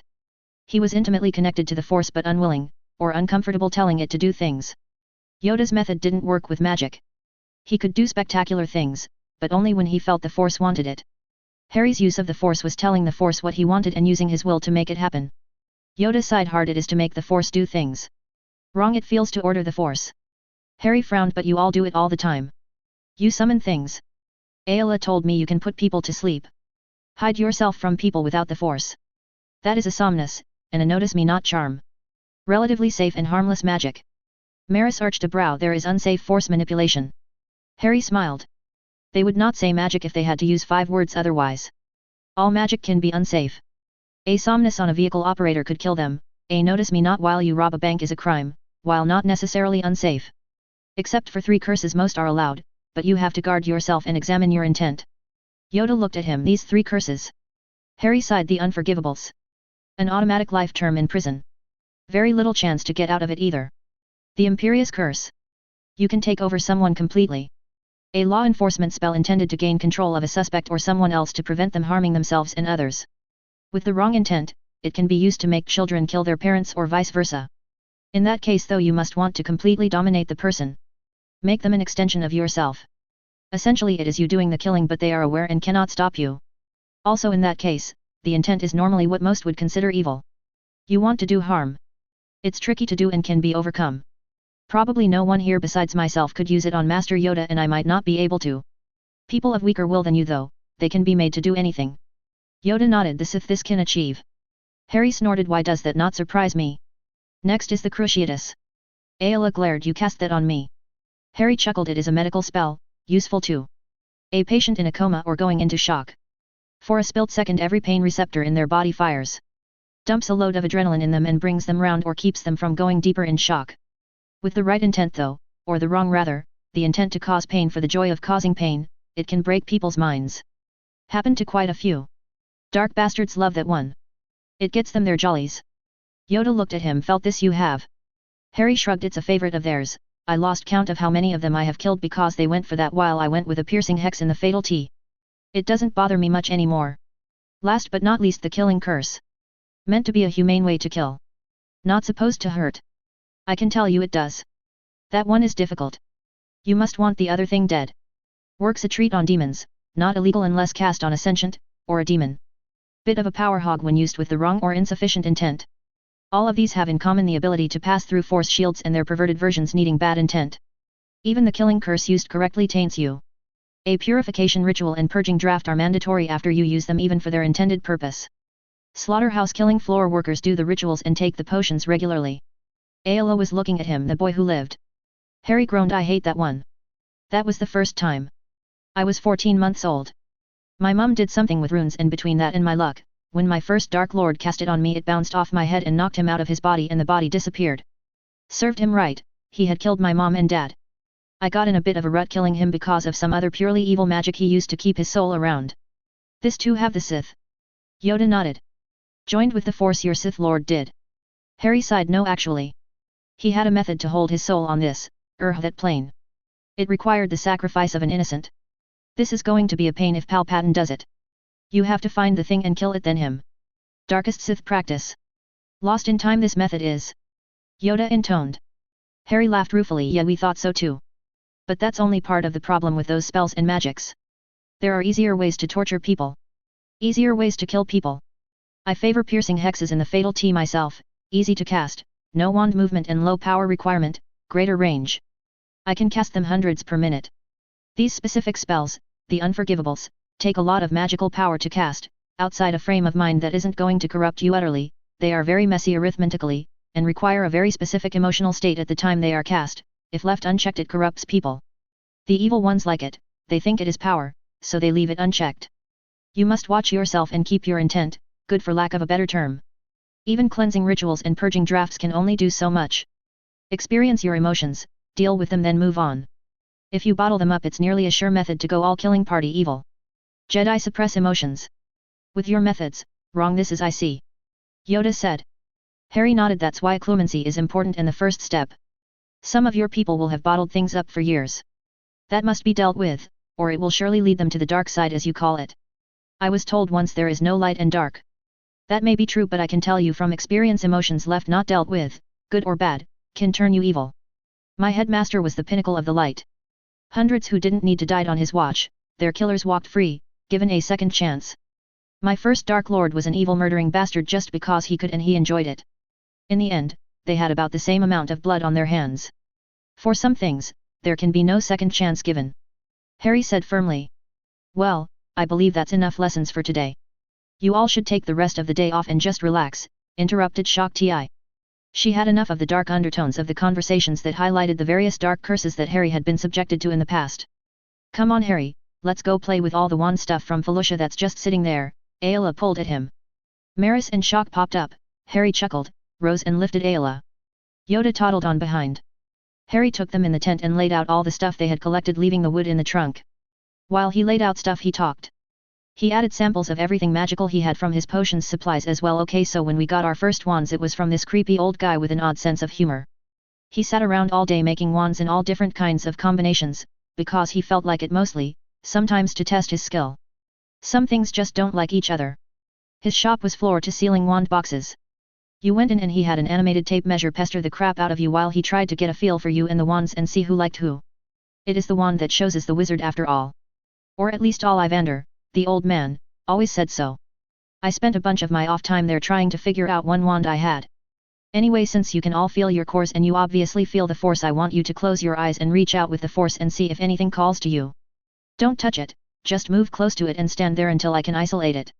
The Jedi nodded and closed their eyes. Ayla immediately arrowed to one of his phoenix's feathers.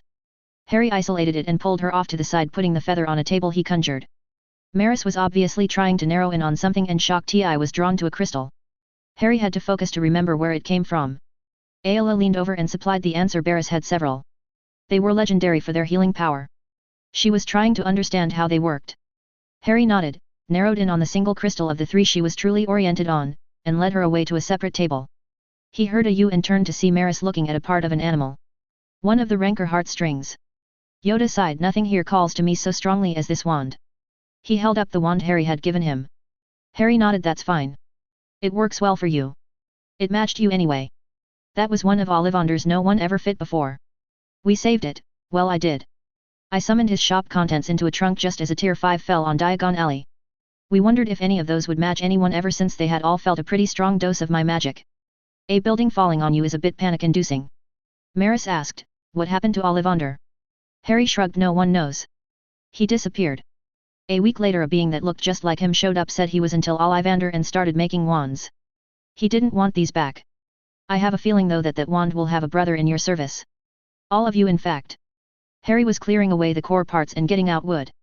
Same thing, if you don't find a piece don't worry, you have wands that are working fine. We can wait until you find a piece. Or if you find a piece of wood we can wait on a core, as in your case Yoda. They all opened themselves to the force. Both Ayla and Maris ended up with wood. Shock frowned. Harry chuckled as Yoda frowned with her. Just like the kitties when they didn't match right away. Okay, I will put these aside for you marked and work on getting or making some woodworking tools. Maris whined and held her wand parts, in stasis charmed jars, to her chest. Harry shook his head. Hey, custom work. I need proper tools. Ayla grinned. We can ask Briha. Maris nodded. We have to go do the wardstone anyway. Harry laughed. Fine, but don't expect some miracle when it's done. That wand you have already loves you. Never saw anyone match a Yeti heartstring before you, Maris. Let's not even talk about teak. Might as well be rock, it has so much silica. The rest of that evening was the Pensiev movie theater of all of Harry's working with Ollivander memories, and a million questions. Harry as normal made dinner around help, mostly with spoons for snitching taste, and Yoda watching and demanding more vegetables. Raw from preference. After dinner massages got done as Yoda toddled off to work the holocom and meditate, and after he left, in a new wrinkle Shock and Maris went in the other bedroom of the tent. As was usual, Ayla and Harry began to prepare for bed together.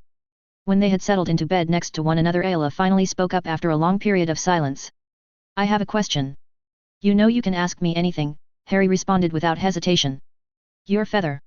Is that normal for pieces of such a personal nature to be used in wand cores on your world? Ayla asked quietly. Figured it out, did you? Harry was silent for a moment. I had a friend who had a wand with one of her grandmother's hairs as a core. Her sister does too. Common, no, but you are drawn to what you are drawn to. Ayla nodded. We need to show them your form. Especially with them in here in the tent. You do your tears collection and one of them walks in, they will know anyway. Harry nodded. I trust them. Ayla smirked. Good thing is they are both going to be in our bed sometime soon. She laughed at Harry's fish impersonation. Go do tears. I want to sleep and I can't when you are a phoenix. Besides, you deserve a scratch for that feather. Later Harry was lying in bed and looked at the ceiling. It's broken again. Ayla smiled. It's Felicia. I like it. It's important to us. Harry grinned. One thing off my honey-do list then. Ayla snorted and lay back down on him. So, the old code. Harry chuckled, making her smile. Bets on how many masters flip their shit. Ayla sighed. All of them. No bet. SSDV. Harry awoke in the morning with Ayla, nude, sitting cross-legged on the bed with her hands turned palm up on her knees. He lifted himself to an elbow and watched her. He determined she was sorting memories again and examined his blue friend in detail. He smirked as the blush spread down her chest, turning her a bit purple. See something you like, Harry? Harry made a decision, nodded vigorously, bent around and crawled over her, pushing her back on the bed. He trapped her under him and kissed her fiercely. They were just getting really into it and Ayla's arms had just twined around his neck when the curtain of the bedroom flew back and Shock looked in and grinned. You can do that later. Exercise. She chuckled at the twin scowls she was getting and dodged a stinging hex. Surprisingly from Ayla. They all looked at her hand. Harry smirked. Accidental magic. Wandless. Good. He rose, pulled her to her feet and led her to the shower with Shock trailing behind, and Harry had a surreal experience showering with one Jedi Master while talking to two about accidental magic. Maris came in the bath and nodded. Finally we are bathing together. Harry, I am glad you got over your prudishness, but it is time for exercise. Master Yoda is waiting. Harry thumped his head on the tile wall of the shower. Ayla smacked him on the butt and waved her hand. Ouch. Wow, hard butt, Harry. Yoda watched as the laughing Jedi and scowling wizard tumbled out of his shelter. He looked at Harry. Help you with this? I cannot. Senator Organa, you must seek for guidance in this. The women cracked up and Harry groaned. He needed to tell Yoda he was already married. Still, Bale might have some insight. Different plane, different customs maybe. Yoda seemed to think if they had enough energy for this, none of them were exercising hard enough. He kicked their training up a few notches. Harry and Maris were getting crushed, and Shock and Ayla kept looking at each other smiling. Harry knew something was going on. He didn't mind the exercise, but the grilling that came with half of it on everything from his first childhood memories, to his opinion of Flan, was a bit distracting. He never knew what was going to pop out of Yoda. Neither could he understand why it popped out. At 11 in the morning, after separate showers, in Harry's quarters, and all the women walking around nude while slowly getting ready, then breakfast with everyone, they all gathered and Harry took them through the grounds of the residence, showing them repairing, strengthening, and other spells and looking at the plants. After all, Maris's wandwood was from one of these. They found what to Harry felt like an ancient magical tree in the courtyard. It was fairly gnarled and twisted, apparently growing attached to the courtyard wall. Or eating the wall like trees did. Nails, wire signs, and other things left on or attached to them. Yoda nodded. One of these in the temple stands. Force sensitive they are. Through the levels of the temple its roots go, some say rooted in Coruscant itself it is. Shock Ti nodded and felt of the bark. I think the one in the temple is a cutting of this one, or a seed. It feels the same in the Force. Yoda walked closer and a stick dropped from the foliage at his feet. Harry snorted. So much for subtle. Pick it up, Master Yoda. How does it feel? Yoda smiled. Like something I need. Harry nodded. A core and we will have a wand for you. Any animals you feel an affinity to? Any you especially like? Yoda sighed. I do not like them, but a Tarantatak will probably supply my animal part. I and my Padawan, Dooku, were nearly killed by one, years ago on Kashyyyk. Terrible battle, strangely unsettling. Maris snorted. You should have fed it, Dooku. Master. Yoda nodded. Dooku lost his way. Ensure that you do not Padawan. Easy it will be now with the order changing. Guard ourselves and go carefully we must. Harry shrugged. You can feel darkness in a magical. I suspect you can in a Force user as well. Those people will need to be watched, probably closer than they would like. It was a problem for us on Earth as well. Occasionally one would slip through our guard and turn evil. Greed seemed to be the best indicator. You cannot catch everything though. Now let's get some lunch together. Master Yoda can look through the stuff for cores again, since he has a wood. I need to talk to Bale about woodworking tools. Harry and the Jedi had made a few trips doing the ward stone at the Royal Palace. The staff had found a selection of stones and cleaned a room in a sub-basement down to bedrock. Droids had cut and polished the stone Harry had selected into the appropriate pieces, from drawings Harry supplied. Harry had carved the runes under the eyes of a protocol droid, then they all charged it slowly as he talked about maintenance and how to put people on the wards. When it was set, blooded by the royal family and covered, Harry had put the Fidelius on just the room. He left the ward book with Bale with a few pages of the secret to the room written on it like lines of punishment. It was all recorded by an archivist droid Briha assigned to Harry. It watched his every move and asked questions like a 2-year-old. Harry was getting better at starting explanations from first you find a stick, then you sharpen it, then you dig for ore, rock, clay. The droid turned it all into multi-layered hollows which made great lessons. Of course its eyes and instruments ran analysis across the spectrum and measured everything he did in nanometers. The Jedi followed him back to his tent in his shelter. All the women pitched in and helped with lunch as Yoda looked over the stuff they had picked up and some more of Harry's things from the trunks. Harry laughed when Yoda of all people came up with a piece of Nunda jaw tendon. He explained what a Nunda was over lunch. That evening in the spare shelter they sat around a hollow talking to, or watching the discussions between, Yoda, Senator Organa, Queen and several Jedi in a hollow tank, a kind of virtual gathering space, as Harry worked on wands and the droid recorded while he talked quietly. The droid could pick up anything, nearly. Shock leaned over to the other three. It is almost like the High Council, except open to everyone. I think I like it. Maris looked at the controls and indicators on the hollow tank. 8,000 connections. Most of them are not talking so we don't see the holos but they are watching and listening. Harry nodded. Lurking they called it on Earth. It's fine. They can speak up if they want. Everyone has had a hard few months. Garm Bel Iblee appeared and Ayla told Harry who he was. Senator Organa, I have your droids, where do you want them? Bail Organa stood mouth agape in his hollow then spun to Harry's hollow. They're his. He pointed. Harry put his face in his hands and groaned. Yoda chuckled, which brought the massive hollow conference to another halt. Senator Organa technically correct is Master Potter. Harry gaped. I don't want trillions of droids and hundreds of thousands of ships. Have them defend the planets that are rebelling, which are weakest. Some of the Jedi can command them until we make different arrangements or find someone better suited. If any are left over, have them start policing, help any Jedi they find, and arrest any bounty hunters. We need to get control of that. Oh, enslavers. Hey wait, where are these things made? I may want another trillion or so. After that you all can decide what to do with them. We did change the codes, right? I can do something to make sure no one else can find out what they are. Ayla, Shock, and Maris grinned and Queen Briha arched a brow at them. The women knew they could expect a summons or a visit soon.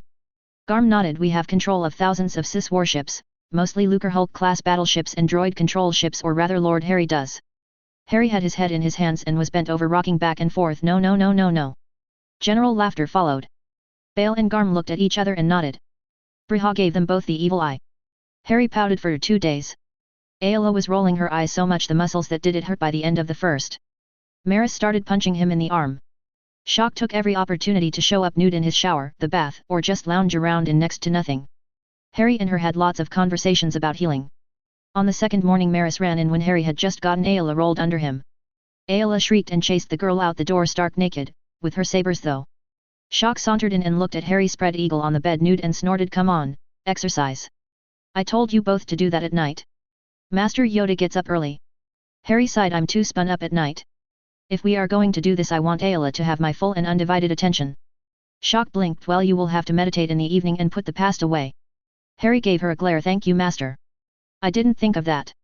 Maris ran in and hid behind Harry as he sat up and pulled the sheet into his lap. Ayla chased her and then growled and glared at her. Harry stood up and pulled her to the bath. Maris fell over on her side still panting. Harry has to teach me to teleport. Shock chuckled. After exercise this morning, with Fidelius now down, they all watched as speeder after speeder descended on them, and full complements of people were disgorged. Bail looked at the fully restored exterior of the palace and the several restored outbuildings and smiled. Nice, Harry. Harry sighed. So our sojourn alone is over then. Bail blinked as Briha gathered up the 3 female Jedi and led them away for a talk. No, but we do need to know what to do with your fleet and your worlds of the former Confederacy of Independent Systems. He introduced Garm Bel Iblee as he walked up. When we took over the droids we took over essentially all of their governmental infrastructure and agencies. It was all droid or Trade Federation computer managed.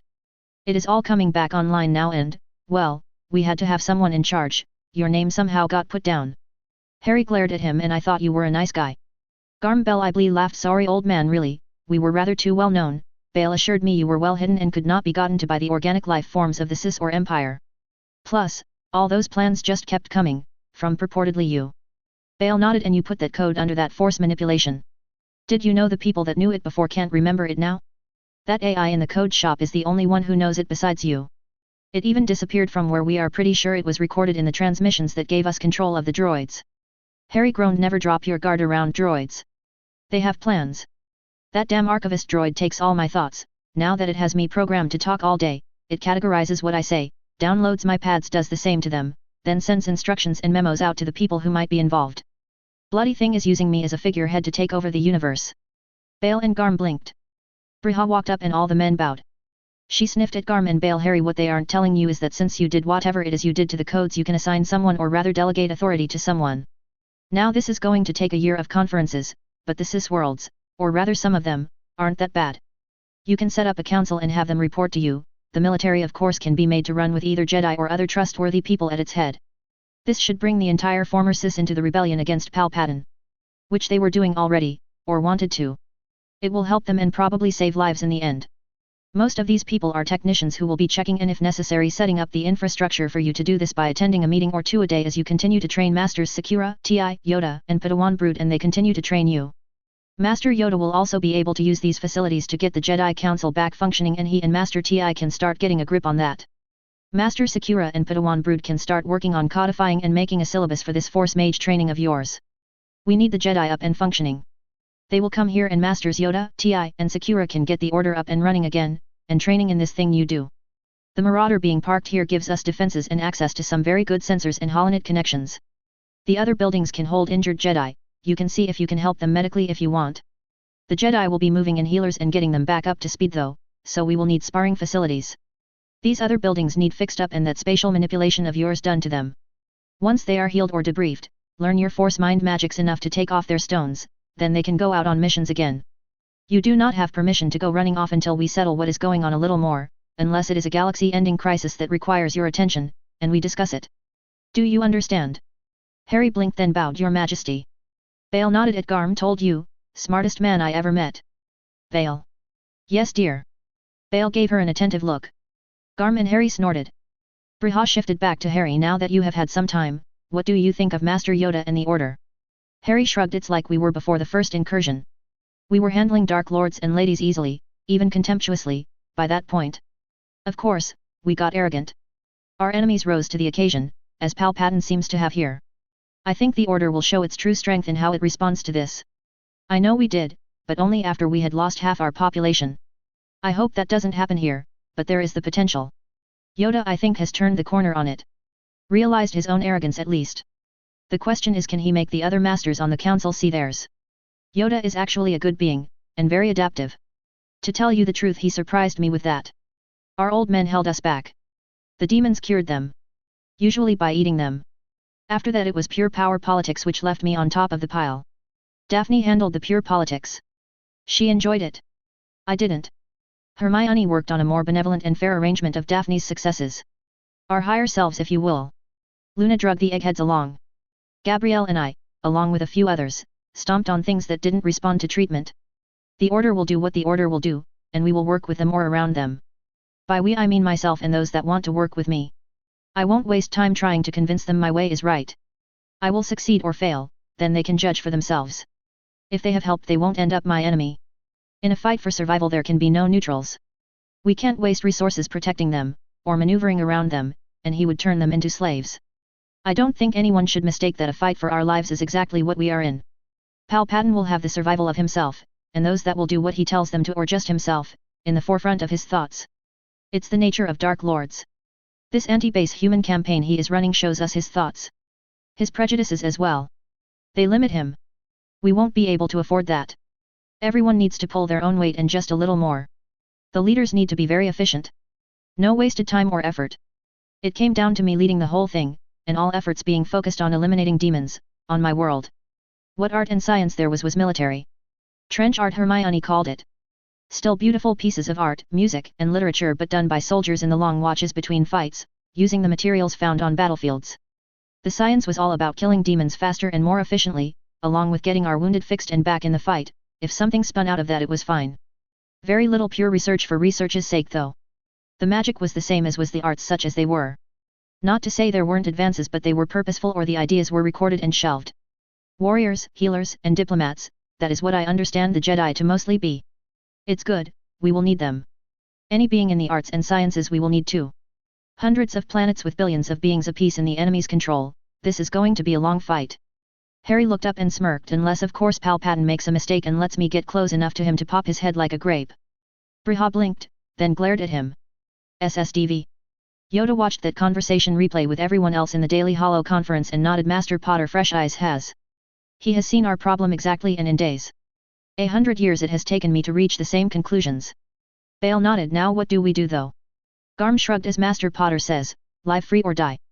In this case, to live free we fight. The Wookiee representative growled and yelled. Bail chuckled. Another convert to the Potter way. SSDV. Sheev Palpatine sighed and swirled the Alderaanian brandy in a snifter. Things were looking up. He had gotten Skywalker back. In pieces, but alive. He could be put back together and then he would have the codes and the plan could be brought back on track. This was a pause and could be useful for him to rearm and resupply to continue the fight against the Jedi who he had apparently underestimated. He would have to pull back to a defensible line until he got the Sis fleet and armies online. SSDV. Ayla sighed as Harry walked away with Bail and Garm the next afternoon. Briha chuckled, fix it tonight Ayla. Make him meditate then make him yours. Then you Shock and Maris can work out whatever the rest of this is going to be. This had to be done. Palpatine can't keep being an idiot forever, now we are inside his decision cycle. They need to talk to Harry, they won't keep him long. Now we need to work out the protocol of you two as a couple receiving state-level visitors. Monday Mothma will be here in a week and she is the most powerful figure amongst the Loyalist Committee, those worlds which became the core of the rebellion. Ayla blinked. Harry followed Bail and Garm to an enclosed speeder as they talked and Bail led them into the vehicle. Harry froze looking at the orange, younger, version of Shock Tia, hello, Harry Potter. Bail smiled, this is Ahsoka Tano. Former Padawan of Night Skywalker. We would like you to train her. Harry looked at the female Togrutan. Okay, what's the real story? I thought Padawan became knights and then masters if they lived through the meat grinder, that was the order. And why can't I feel her if she is or was a Padawan? I can feel Maris easily. Bail smiled, you aren't the only one with tricks. She has a talisman from Dathomir but we want her to get rid of it as those things are notoriously dark. A few years ago the order made a mistake Ahsoka was caught up in, she left the order. She has been helping me since. Ahsoka had sat for the whole time silent but attentive. Harry sighed, do you want to be trained? Ahsoka sighed, I've been hiding and fighting, with Bail's help, for most of 2 years. I want to get out and move freely around the galaxy again. I know Master Sakura, Master Ti, and Padawan Brood. I can work out my problems with them. Harry thought for a minute, Yoda and the rest of the order. Ahsoka shrugged, if I am your apprentice will they have any say? Ayla, Shock, and Maris will, but not the order. Yoda seems to be happy for us to be together. Harry shrugged. Garm was a bit cynical for now. Who knows when the order will stick their nose in? Bail shrugged, Harry saved most of them. A master or two, a seat on the council and a Padawan seems a low enough price. Harry growled and Bail shrugged, it's politics and women Harry. We can deal with politics. Women? My advice, if you like them, and they aren't about to get you killed? Go limp. Ahsoka glared, come on master, let's get out of this den of misogyny and go meet my cohorts. She grabbed Harry's hand and drug him away.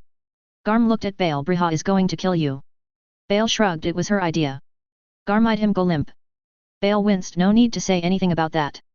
Ahsoka walked over to the collection of temporary shelters. Harry was explaining about repairing the palace when Ayla trotted up and swept the young woman off her feet into a hug. She was replaced by Shock, who was apologizing the whole time, and Maris, who wanted to know everything that had happened in the last 2 years. Harry smiled, nodded, and went to prepare dinner. Briha, Bail, Garm and Yoda joined him in the kitchen and watched or helped where they could. Garm looked around the tent. Harry, you wouldn't happen to be going to go into business making these, would you? Harry grinned, if I had the time. My world had about 100 million what you would call force sensitives before the Demon Wars began. People made all kinds of things. By people I mean force-sensitive beings of all species. Maybe in 100 years, or so, we will have trained enough force-sensitives out in the galaxy so that this kind of thing can be done again. Though these were pricey. These Duraplast shelters could be the base actually. An animation string to erect them and take them down, then a shrinking charm to carry them. Yeah, this could work. The runes could be etched or cast in the components. We could even add wards as these are substantial enough to gather and store magic. Maybe made of a natural resin. Lignin maybe, I know we made biodegradable plastics from it. Runes could make it impervious. UV impervious as well. I know the rune set. Months in a tent with very little to do. Hermione and I couldn't have sex all the time. Well, after a month or two. He trailed off and the women looked at him smiling. He turned around to work on something. Yoda asked how much of a percentage of your population was force sensitive. Harry shrugged, 0.1% perhaps? Total? 1%? I think the world's mundane population was around 5 billion. Before the wars. Thinking of it though, that was a mundane estimate and the magical population was hidden. Maybe 7 or 8 billion total population. Hard to tell with the goblins and the other hidden races. There could have been trillions of them, all underground, and we wouldn't have known. High enough we were having problems with arable land and water, or the lack thereof really. The mundane population was thinned rapidly by the demons. They had barely any way to fight them without massive destruction until we stepped in. Which we did right away, but the damage was done from the first portal and incursion. Demons are extraordinarily hard to kill, and extraordinarily dangerous even dead. When the mundane killed them it destroyed counties. We learned to hunt in teams of teams, mixed mundane and magical. It took a while to find ways to use the demon bodies and ameliorate the damage they caused. They emit radiation across the spectrum when dead. There were a couple of incursions the goblins got sponges for from us. Estimates were the goblin population was halved as well. Briha was very perceptive though except for you. You didn't hunt with a team. Harry sighed. I kind of snapped. I had finished off a Dark Lord. 2 years later another rose. I finished him and his followers off after a few years, and was thinking it was over then. They kept popping up. 5 years after we thought we had it done once and for all, another belonging to a mundane religion or from the culture of that religion, perverted that religion utterly, and thinking he was summoning jinn he opened a portal and demons appeared. They killed thousands of his followers, then set their sights on the rest of humanity. The mundane, with weapons nearly effective as yours, were unable to stop them. I had been fighting my whole life. I was so tired. Anyway, after the demons depopulated the biggest landmass on the planet, they fought their way north. They won't cross salt water. We were glad of global warming at that point, let me tell you. Then Rome.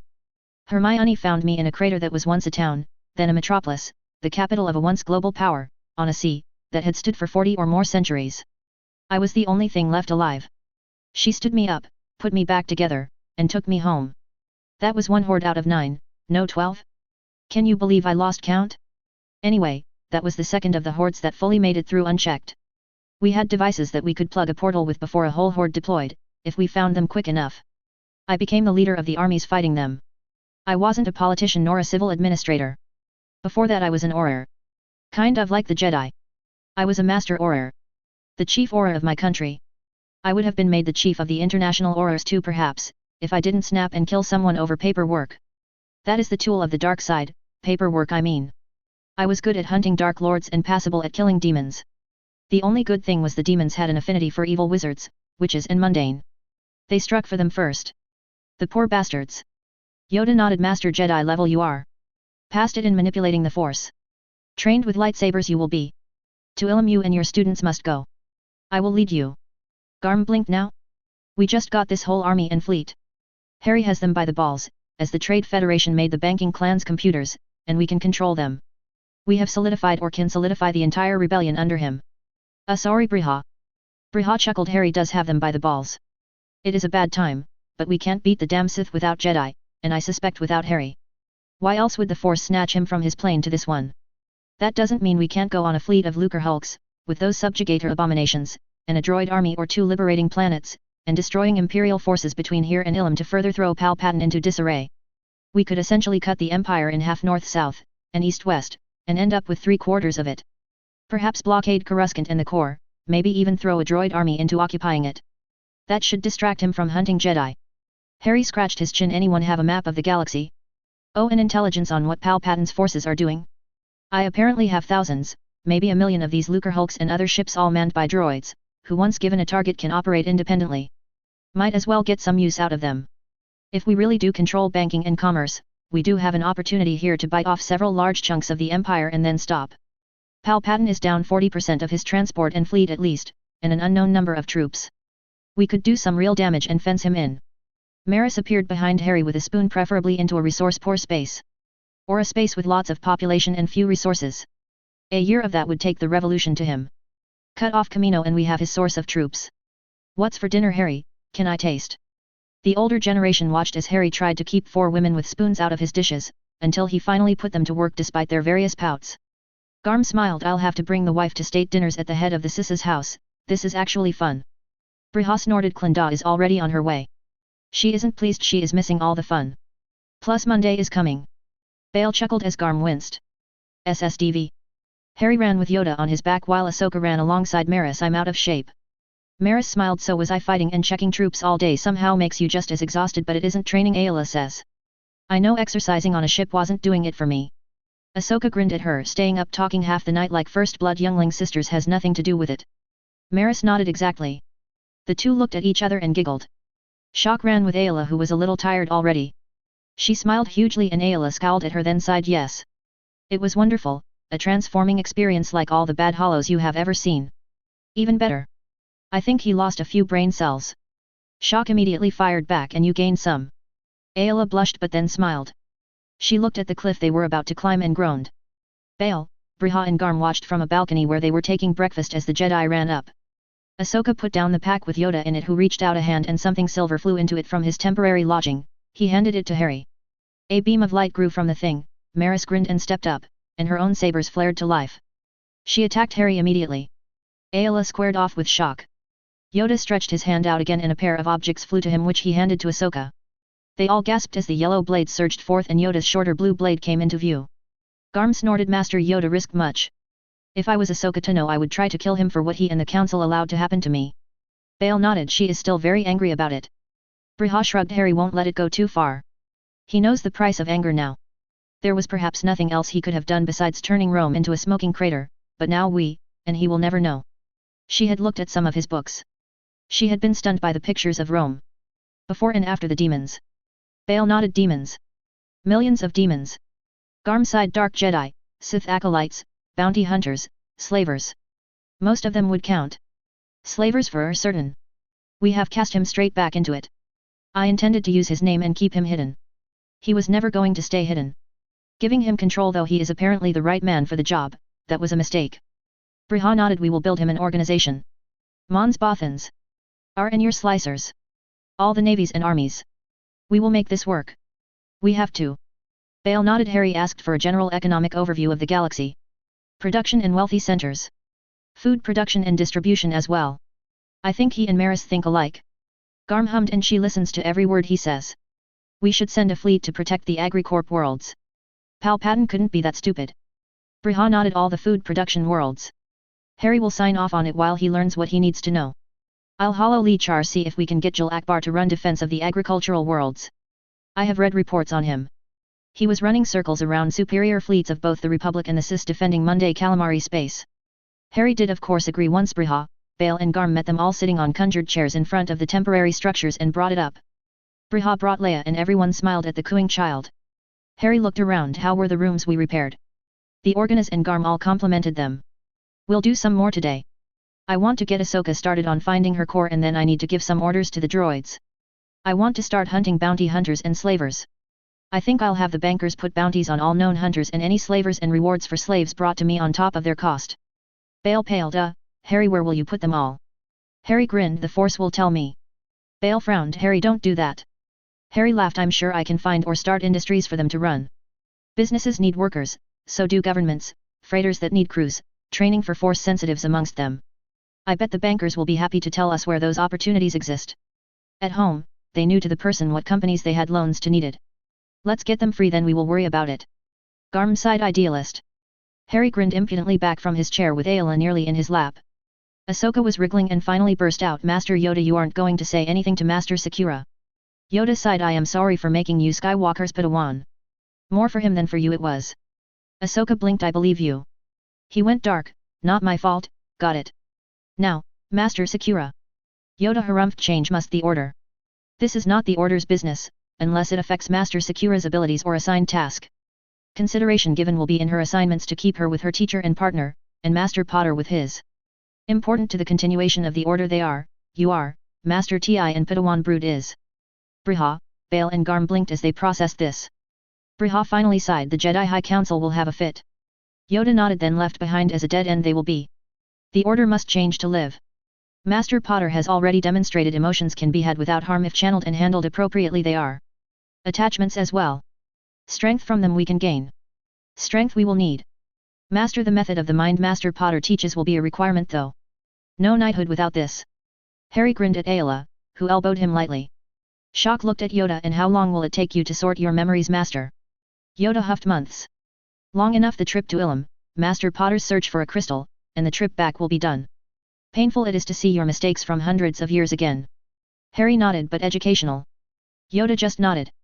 Briha looked at Ayla, Shock, Maris, and Ahsoka and kept her own counsel. The High Council had better be ready for a harem, whatever this was going to be anyway, as well. Ayla was apparently all for sharing. Harry was a male, and while he might resist, in the end Ayla would win this discussion. As long as she truly did not mind sharing and the other women were amenable. Harry obviously had been previously trained in this from 4 wives in the other plane, galaxy, whatever. Briha kept her own counsel about that as well. The astromech droids had worked on the memories of Harry being outside under clear skies at night that they had seen. The stars were unrecognizable, but the droids thought they could indicate Earth was in another galaxy to the universal south and closer to the center, so younger than this galaxy. Intergalactic travel had lit them up like a Republic Day fireworks display. Of course, they would need a stable wormhole to get there in one lifetime, but Harry was here, so anything was apparently possible. Ahsoka was amazed at magic. Repair charms brought things back whole, cleaning charms made them sparkle, then runes made them stronger, or better at their function.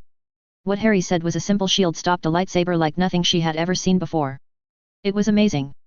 Harry told them about the magic, showed them how to do it, and then gave them books translated to basic for theory, that the protocol droid had done, and was there to answer questions. On the 5th morning she dueled him again. He slipped her guard and touched her lightly over her heart and then healed it. She would use 2 swords in their next spar. Maris walked to his tent with her for their communal cold bath, warm shower, and short very warm soak. And those burning green eyes aren't distracting at all. Maris grinned. Ahsoka shook her head with her chin slightly lifted. Nope, not at all. They giggled like mad, until they stepped down in the ice-cold water. It did speed recovery, but it was painful in and of itself. The warm soak with Harry made up for it. Barely. They had finished a haul in the palace yesterday, the technicians and droids had installed holo equipment today, and the first daily Rebellion holo conference got underway. Harry stood. Okay, we all have lots of work. Who has a problem, a life-threatening problem? Several Jedi signaled and Harry nodded. Okay, those of you closest to them in real space, take it offline and work it out. If you can't, come back to us before the hour is up and we will figure something out. He waited as the lights changed, indicating people were doing as asked. Fine, now Admiral Akbar, you have the appropriate codes and the required resources. Yes, Master Potter. Good, start moving the fleet. Remember, I expect he will lash out. Give ground, draw him in, bite the piece off and crush it. Harry nodded firmly. He had learned the Russian method of conceding terrain to conserve fighting forces. They after all had an entire galaxy and the universe to play in. Worlds were being prepared to evacuate critical personnel and industries from, along with as much of the population as could be accommodated. Planets were plentiful. From what he was told, they could even be made from the asteroid belts around systems. Expensive, and complicated, but doable. The long pole in the tent was resources. Both beings, and facilities for production. Energy was apparently not a problem, with his fuel conjuring rune string. It had been adapted to caps for fuel lines large and small. And by large they apparently meant planetary grid reactor large. A meter in diameter pipe. He did one of those a day before he went to bed. It made sleep very easy. Most of those were going to the Navy, but Navy ships could transfer fuel to planetary reactors on planets they were guarding. He did the little ones all day as the droid carving the rune set brought them to him. Akbar nodded back and winked out, his light stayed green indicating he was lurking listening. Harry turned to the banking clan leader and employment for former slaves. The clan leader looked surprised at what he was reporting. Slaves have already begun coming in. The aptitude testing is being done. Medical issues taken care of. Their manumission legally taken care of, and they are being employed. This is actually going to be filling some critical gaps in companies we were thinking would fail and have to be sold to recover any of our money. This is actually saving us the legal fees from the bankruptcy and claims as well as the breakup and sale as well, Master Potter. It's astounding. Harry grinned. The Trade Federation representative nodded. Why anyone would sell a droid engineer as a slave is beyond us, but we got two and a software genius who is smoothing and improving the code in the droids as we speak. The Republic is in for a shock from the forces under Akbar's command, I think. We are pushing software and firmware updates out daily. It takes them about a month to propagate across all droids and computer networks. Droid freighters are now more efficient than crude ones, at least on well-patrolled routes. We are going to have to do something about the pirates. Arm the droid freighters? Harry asked. This kicked off a whole discussion. Harry was glad, as he was a bit stunned about how many droids and computer networks there had to be for an update traveling at hyperspace speeds to take a month to reach them all. They all had essentially the same processors and operating systems, thankfully. None of that Windows versus Apple versus whatever crap they had gone through on Earth until Apple died on the vine when disposable income became a problem. Sure, bells and whistles and glowing apples on the back of laptop screens were neat, but they really only let people know where you were in the real world, and if you could be seen, heard, or smelled, you could be hit. If you could be hit, you could be killed. Once that settled, with the agreed solution being arming the freighters. If the software genius, Rangers, and some Jedi could come up with a way to distinguish pirates bail side, something will have to be done about Corellia. It's on the front lines and the Empire controls its orbital yards. Harry let that discussion happen as he monitored the Jedi or people in trouble discussions and watched them all be resolved apparently to either party's satisfaction. He had little input to the Corellia discussion as they really didn't have the available forces right now to force the issue. Once they secured the worlds fully in Republic space and clarified the battlefronts, then they could work on it. As it came back around, Harry rose to summarize. Firms doing work for the Empire, I suppose, will find high-interest loans. Raw material and supplies from our areas will increase in cost and become rare, and we won't be doing business with them. Let's see if we can find some ex-slaves or people fired from the Empire because their managers are idiots to improve the Lucre Hulk designs. I like those fracking things. Lots of uses. Last but by no means least, our military focus will be on securing Republic space, cleaning up remnant Empire forces there and sewing the Empire into the core. The banking clan leader cleared his throat. One of the Lucre Hulk hulls right now has been transformed to a prison ship and currently has 112 bounty hunters on it, for which we offered 1,000 credits in haulage on iron rations, less than someone else has offered, no guild fee and in trade bars. It is possible we could pick up pirates the same way. We could sell them for their Empire bounties on the orbital yards of Corellia. Our analysts expect we will fill the available space in a few weeks as word gets around. Meanwhile the number of dead bounties may be high. Harry grinned. It's a hard knock life. So we are going to make 1,000 credits ahead for helping ourselves? You guys are great. Round of applause for the banking clans, everyone. Harry led the clapping and the head of the banking clans actually looked embarrassed. Harry wrapped up the meeting on that note and they all went about their busy schedules. Briha was sitting in her study with Leia when her hollow chimed. She answered and Monday Mothma appeared. I want him. Briha laughed. You'll have to get in line behind a Togrutan member of the Jedi High Council, a Russian Twi'lek Jedi Master who is sleeping with him, a Jedi Zabarek Padawan, oh, and his own apprentice, a famous former Togrutan Jedi Padawan. Monday huffed. Jedi bitches. They get all the good ones. Monday. Don't Monday me, Briha, you know it's true. Did you see the banking clan leader? Harry's enemies will die penniless. I don't think anyone has ever given those bastards a round of applause. Harry couldn't have bought their loyalty and now he owns them. Those Jedi won't know what to do with that. He could be 150, blind, fat and slimy as a hut, and we could make him emperor by public acclaim in a week. Briha was dying laughing. You do want him. And I'll have him too. Stop Monday, you're killing me. Monday turned serious. I thought we were in trouble here, but this, well, this changes things. We might actually make it out of this putty storm alive. Briha nodded. I know, and he has no idea, well, about politics. The politics of war, yes, but not the true deep machinations. He is going to need all our help. Monday nodded. Women either, apparently. Ayla must have lost her mind letting those others close. What was Garm thinking? Briha smiled tiredly that this could all blow up in our face, so it was better if he, the invisible man, had it. How is your guest? Monday shrugged grouchy. We'll fix that tomorrow. Briha nodded one way or the other. The two talked for a few more minutes until Clenda Bel Ilbis joined the call and Monday did her routine again. SSDV. Far across space on Coruscant in the former Senate building, the self-proclaimed unacknowledged by the Senate Emperor fumed in an impotent fury. The only thing that was working as it should was Skywalker's rebuild, and his rehabilitation into Darth Vader would take months.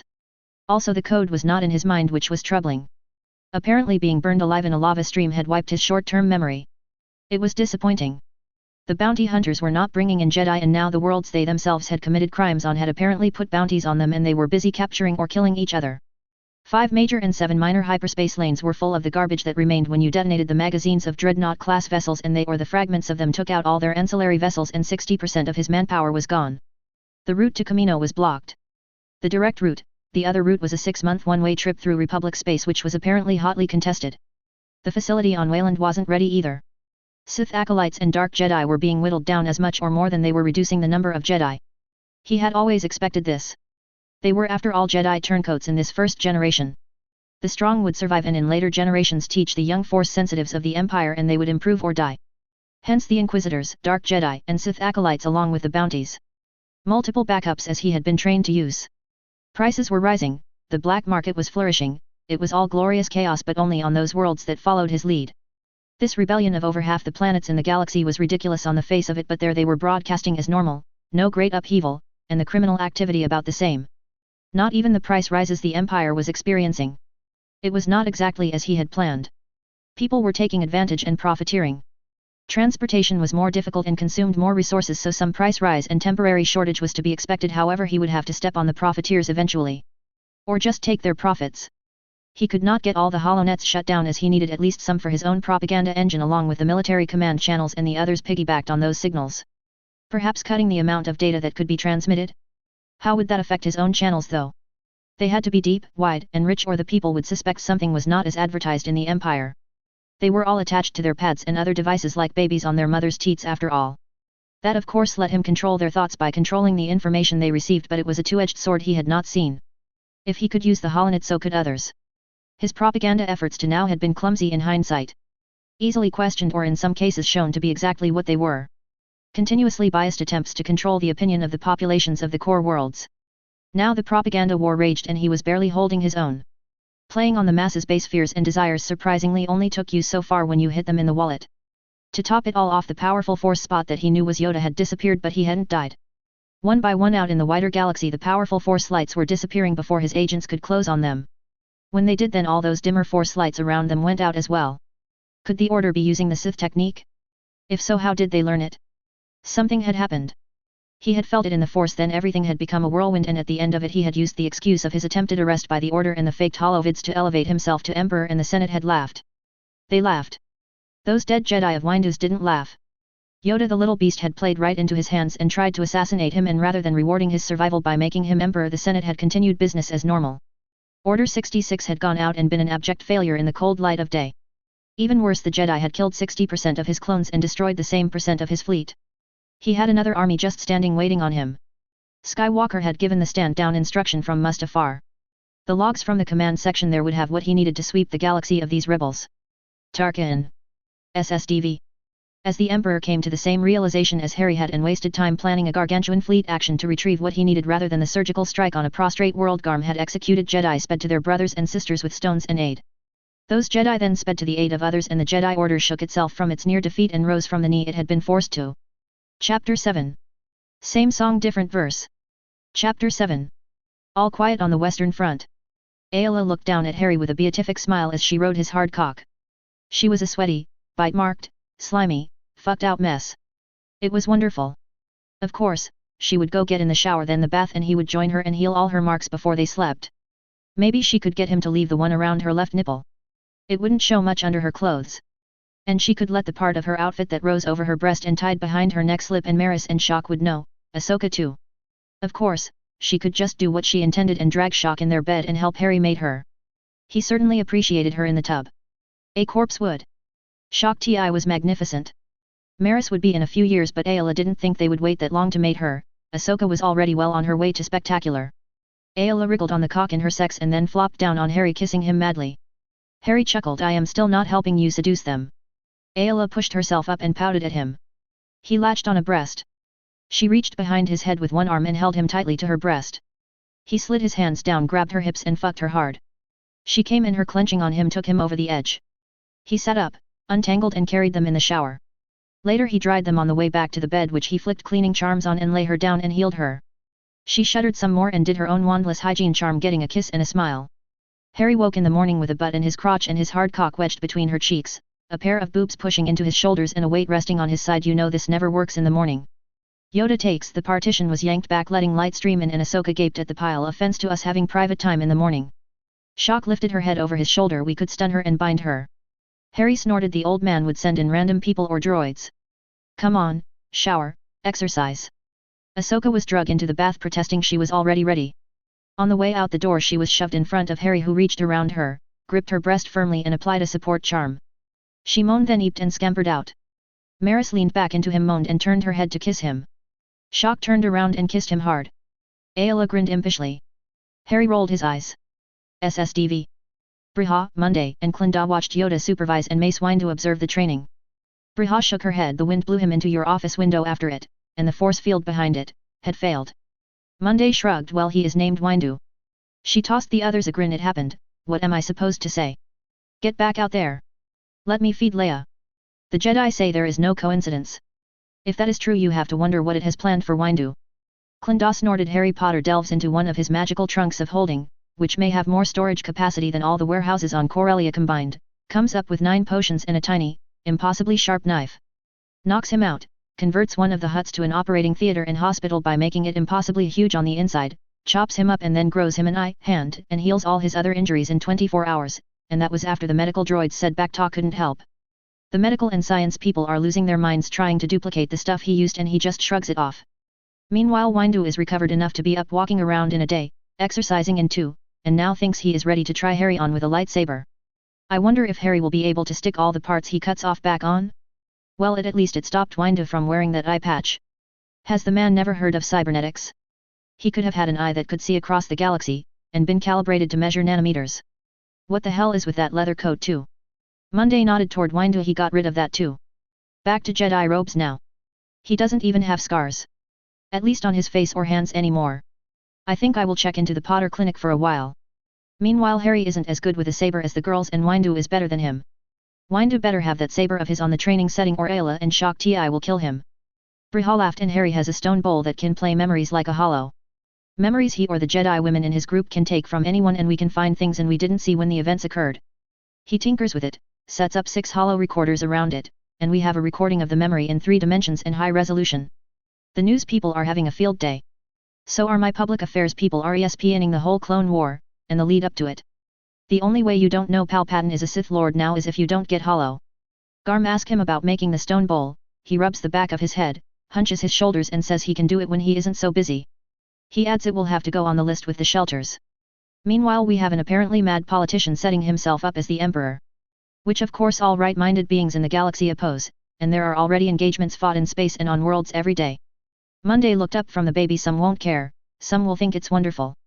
Most will get up and go to work and try to put food on the table. So, when are we going to Ilum? I have a few months before we will be able to get a Senate for the new Republic up and operational. Obviously, we aren't going to any of the core worlds. Well, other than those in the Bulge, if we can hang on to it. It actually looks like we will be able to. Most of those worlds are staunchly Republican, and had big fleets as status symbols. A lot of fat generals and admirals suddenly earning that pay and prestige. Most of what needs to be done is going to be done over hollow. Clinda tossed up her hands. The whole leadership of the Republic can't go. Besides which, a monarch is more agile, and we need to think about leaving it like that. Monday snorted. Getting your intended monarch, King Harry, to agree is somewhat of a problem. Briha won't do it either. Naboo does that weird election thing, but that is too chancy by far. The Queen Mother would be glad to, along with an army of these others we don't want.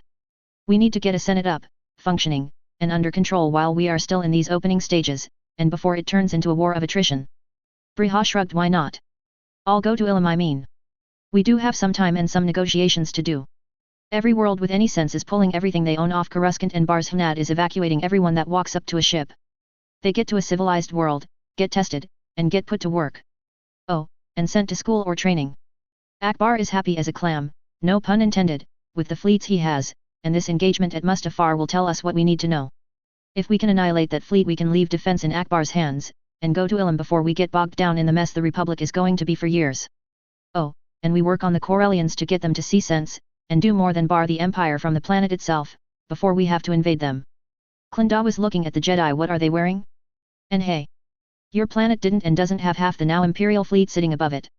It's a bit of a delicate situation, besides being our primary source of income. Garm and I are amazed we haven't had an all-out assault on the planet. The yards being declared free are what keeps the Empire from acting too foolishly, now that our fleet is linked up with Quat Yard's fleet. The Empire was forced to withdraw from Quat and it left us the farthest forward yard. They lost all the others when they lost the hyperspace lanes. Monday snorted. Bitches. Not much. I can see nipples and mountains from here. Briha glared at her. Not in front of Leia. Monday looked a bit nerfish in surprise at Briha's mother fangs getting displayed. Mace Windu was waiting after the run, now fully healed and rested after a week, and lit his lightsaber as soon as Harry lit the training saber. Harry took a beating. Mace nodded. Well, at least you aren't better than me at that. He softened it with a neutral face. Harry had converted one of the unused temporary shelters into a hospital, and was busy amazing Jedi healers and confounding medical droids every time a new Jedi showed up. He examined them and cured them of anything.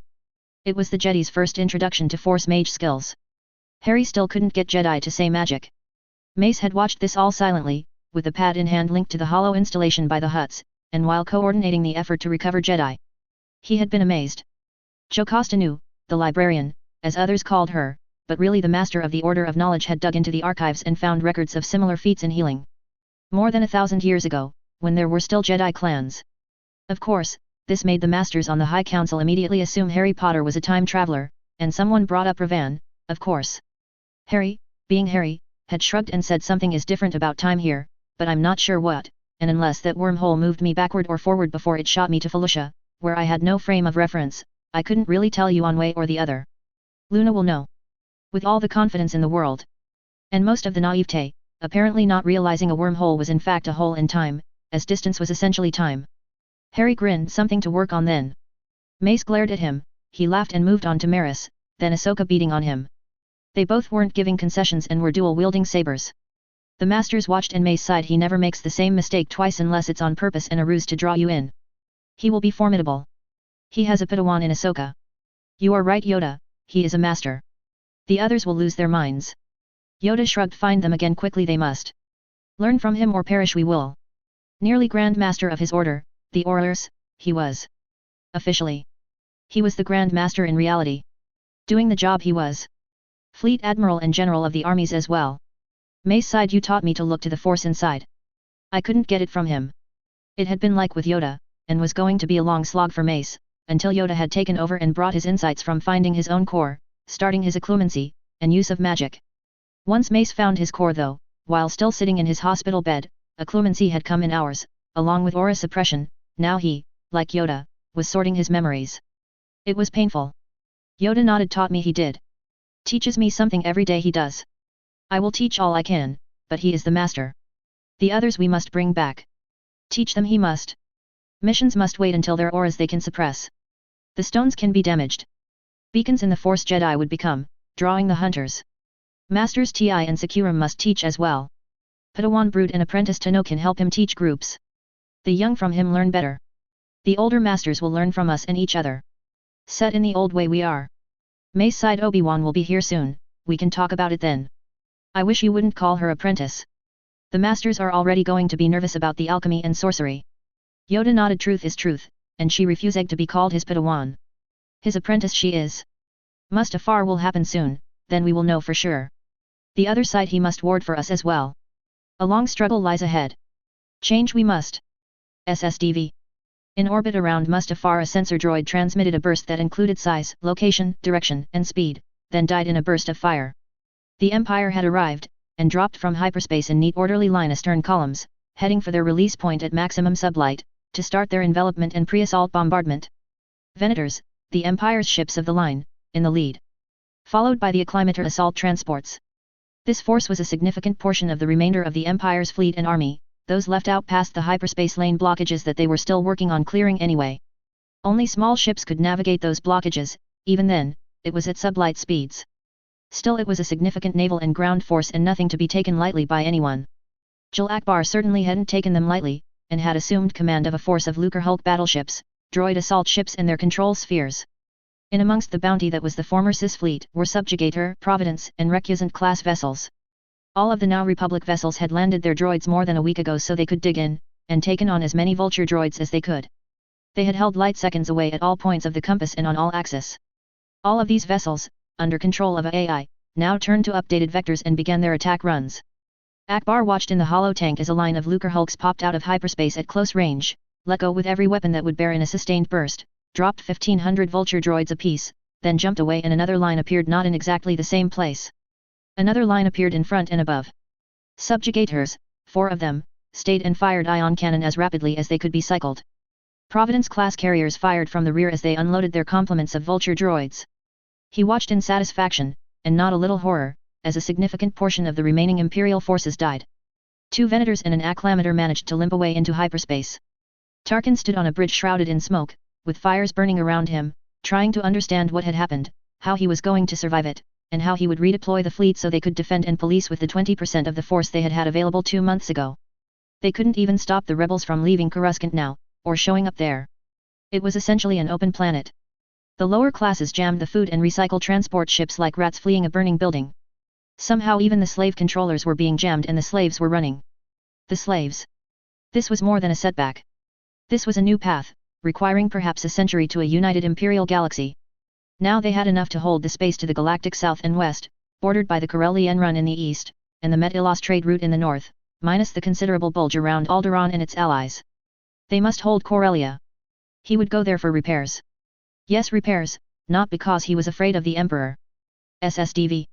Jal Akbar got the Marines and their assault ships ready, and boarded the ships the ion cannons had disabled, taking them, their clones, and crews with some minor fighting and low losses. Those vessels and crews were mostly prostrate. Shocked into near insensibility by the ferocity and suddenness of the attack on them. Lucrehulk cargo hulls moved in and policed the battle space with tractor beams. They gained 22 capital ships that would need refurbishment, 100,000 clones, 25,000 Imperial officers and ship crewmen, all of whom would need reprogramming and parole or imprisonment. He wasn't sure this was a strategic victory with the absorption of resources this represented, but it was certainly a tactical victory.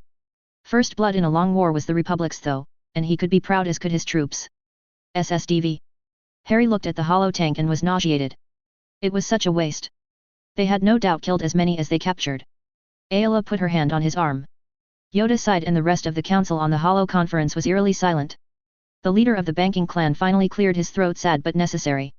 We have Lucrehulk salvage vessels cleaning up the battle space and performing search and rescue operations, then we will see what can be done to rehabilitate the clones and Imperials that survived Master Potter. Meanwhile an enormous fleet is on its way to you with the mission to defend Alderaan and intent to hold the Empire to an area west of the Corellian Run and south of the Met-Ilos Trade Run.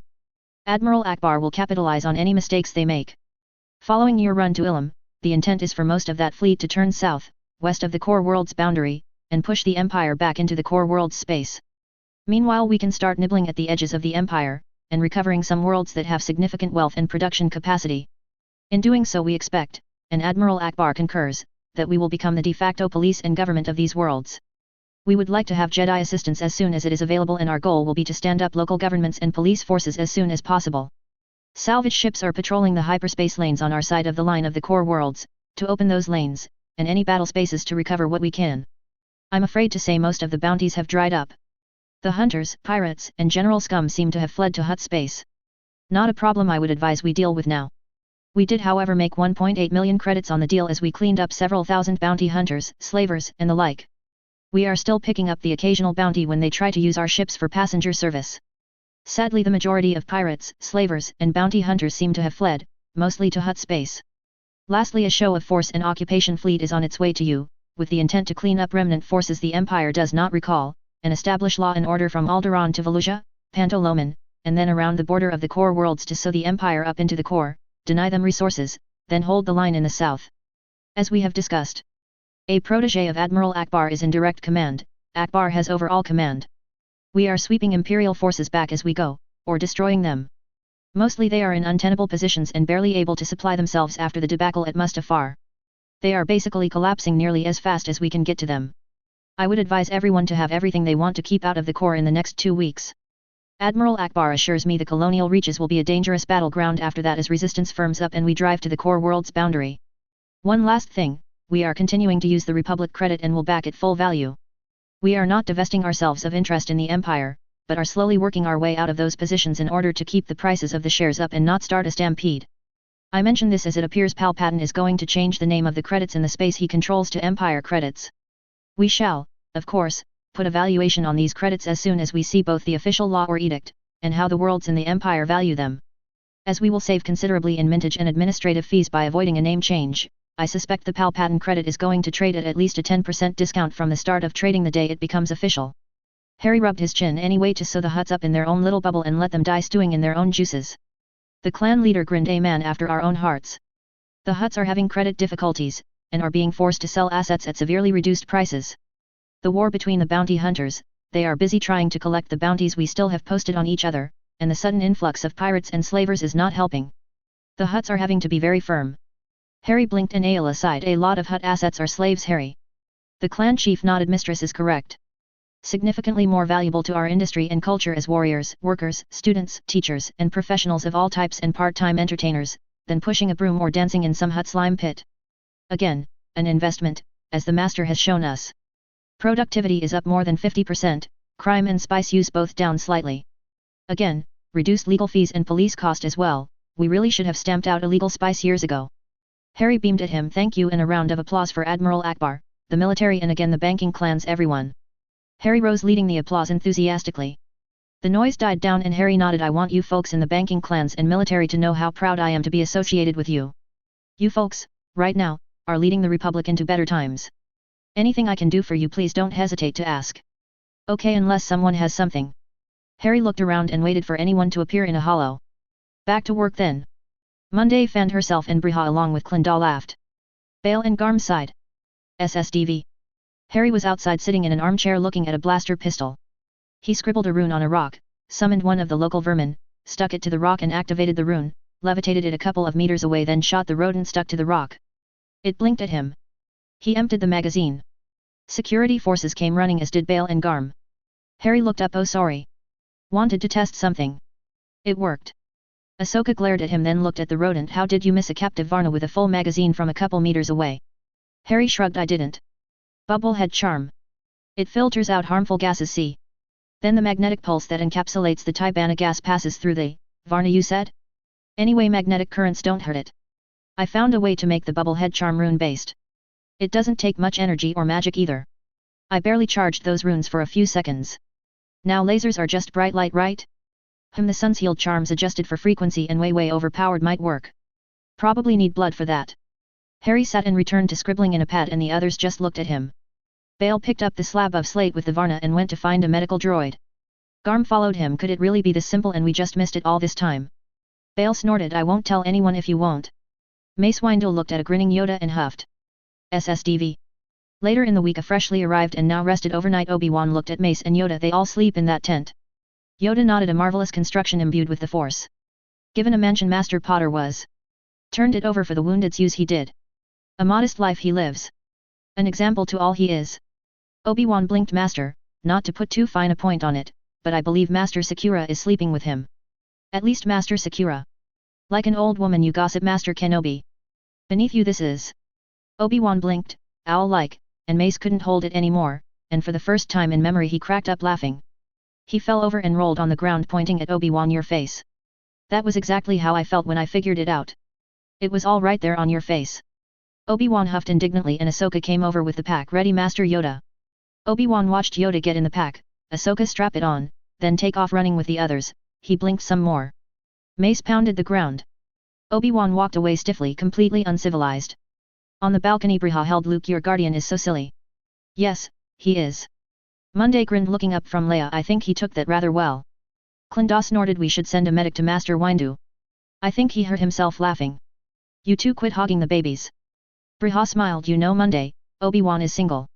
Clenda looked at Monday, who had frozen. Finally Monday sighed. If it wasn't for that stupid beard. That, and let's face it, he will never be Master Potter, but he does have something. Clenda looked at the smirking Briha amazed.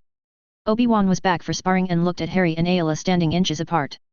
Harry snapped his saber on as he backed away from her. Mace stepped up and lit his saber. Harry grinned. Mace frowned. That grin meant trouble. He attacked, and as Harry missed a parry with his saber he pressed, then blinked as Harry stripped his saber away and held it by the blade. On the balcony, Garm's "Frack me" was heard over the entire sparring area and most of the grounds of the lodge, and didn't even get a comment. On the sparring field, Harry, handing the saber back by the blade, had Ayla run over and look at his hand, then take him to the ground, kissing him. Yoda broke the tableau. Explain, Master Potter will. Harry sat up and smiled, moving Ayla around to his lap. Dueling shield, but on my hand, it's impervious to most anything. Set by runes. Amped up with a couple of rune strings that had me worried. They are a bit odd. I made a bracelet out of it. He tapped his wrist and a durasteel bracelet appeared. After I successfully fixed Master Windu's arm, which gave me a good look at the mechanism of injury from a lightsaber, I decided to try this. It worked against Ayla's sabers, no burn, nothing. So, we cranked them up a level at a time until we got to full strength on her sabers. It works. I think if you wore ankle bands, belt, choker, and armbands it would cover most of your body, but we haven't gotten that far. I was thinking of adding it to the rune stones, but I want to test one against ship cannons in orbit. The astromechs are taking the Marauder's hull plates off and carving the runes. I tied them to the Rune King in the cockpit. I just have to activate them, then it should work on the ship. They might charge slow, but if the Force is everywhere, as Master Yoda said, they will charge forever. They are directional too. I just need a control. Or maybe I don't, as they would keep someone outside them from shooting in or anything from inside shooting out. Well, come to think of it, that could be a problem, but we can probably work it out. Garm and Bale had made it down to hear that last. Bale shrugged. Try it on the main palace wards. It should be charged by the time we get back. If it does what you are afraid of and prevents us from shooting out, we can put the planetary defenses on satellites, or stations outside of it. There are plenty of hulls that aren't in condition to travel hyperspace, but could be effective for system defense. Harry smiled, looking at Yoda, who nodded. Ready you are. Fleet arrives tomorrow, go we will. Marauder can travel in a hold on a Lucre Hulk, you can work on it there. SSDV. Harry stepped off the lardy and smiled. The astromechs had brought the Marauder up. Well, we can still run in the mornings. The girls laughed. The ship was huge, with hangar decks, first 5, then 4, and finally 3, stories or decks high, 1,000 meters wide, if a complete circle, with a circumference of over 9 kilometers. With the gap in the circle it would still be 8 kilometers. The gap in the donut-shaped ring was a kilometer wide and the hole the control sphere sat in 2 kilometers in diameter. If the ship was stretched out straight it would be 8 kilometers long, 1,000 meters wide, and 6 decks thick. It would also take significantly more material to build. Obi-Wan grumbled. He had joined them for exercise this morning and found out war didn't keep him in as good a shape as he thought. Yoda nodded. Other masters, knights and Padawans joining us along the route will be a clemency we will teach them. They will go and teach others. Discuss new rules for the order we will. What was old, is new again. Mace looked at him. He had watched a memory of Harry's, a film Harry called it, The Last Samurai. It had resonated with Yoda. It had resonated with Mace too now that he had watched Harry's memories of his arrival here. He knew he had not survived the encounter with Palpatine in the timeline. Harry had jumped, abrogated, whatever that had been. And Harry said time was funny here. At least they didn't back it up and go again. As far as anyone could tell, they spun off in a new direction. The Council of Knowledge was a war zone debating it. Harry had shrugged and told him that never happened before. The whole galaxy backing up, or diverging on a different path. He thought it was because of how much of the Force there was here. They had classified those memories as top secret. Harry had the device secured somehow. Secured so that if it was stolen it destroyed itself. The few in the know about it agreed it shouldn't be used again without serious consideration and only in galaxy-ending situations. Mace brought his thoughts back to the present as a huge consular cruiser came in on repulsars and set down. The ramp dropped and the royal household of Alderaan disembarked. Bale strode over to Harry. Harry, I've had 1,000 requests for wards like the Royal Lodge has. Price is no object apparently.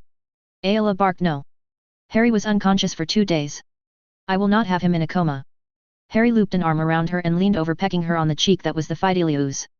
All the others, including the dueling ward, if it works, they can have, they just need books and the rocks and to have a droid carve them. I'll write up a schema. It will cost them blood and I'll activate them. You all can help, it will be a way for you to learn how to do it. He grinned at Bale. Then I'll show you how to break them. Bale glared at him. Briha smiled. As long as only you and the girls know how to break them, Harry. Harry bowed. Your Majesty, the Fidelius at your lodge can't be broken until your line dies out. It will last forever. Bale looked at Briha and she smiled a little smile at him. Until the Skywalker line died out as well then. If she had understood the lesson on wards, it had his blood, so was tied to Clan Potter as well. Ayla nodded slowly. And what will we charge for these wards, Harry? Harry blinked. The goblins charged 50 or 100. I don't know.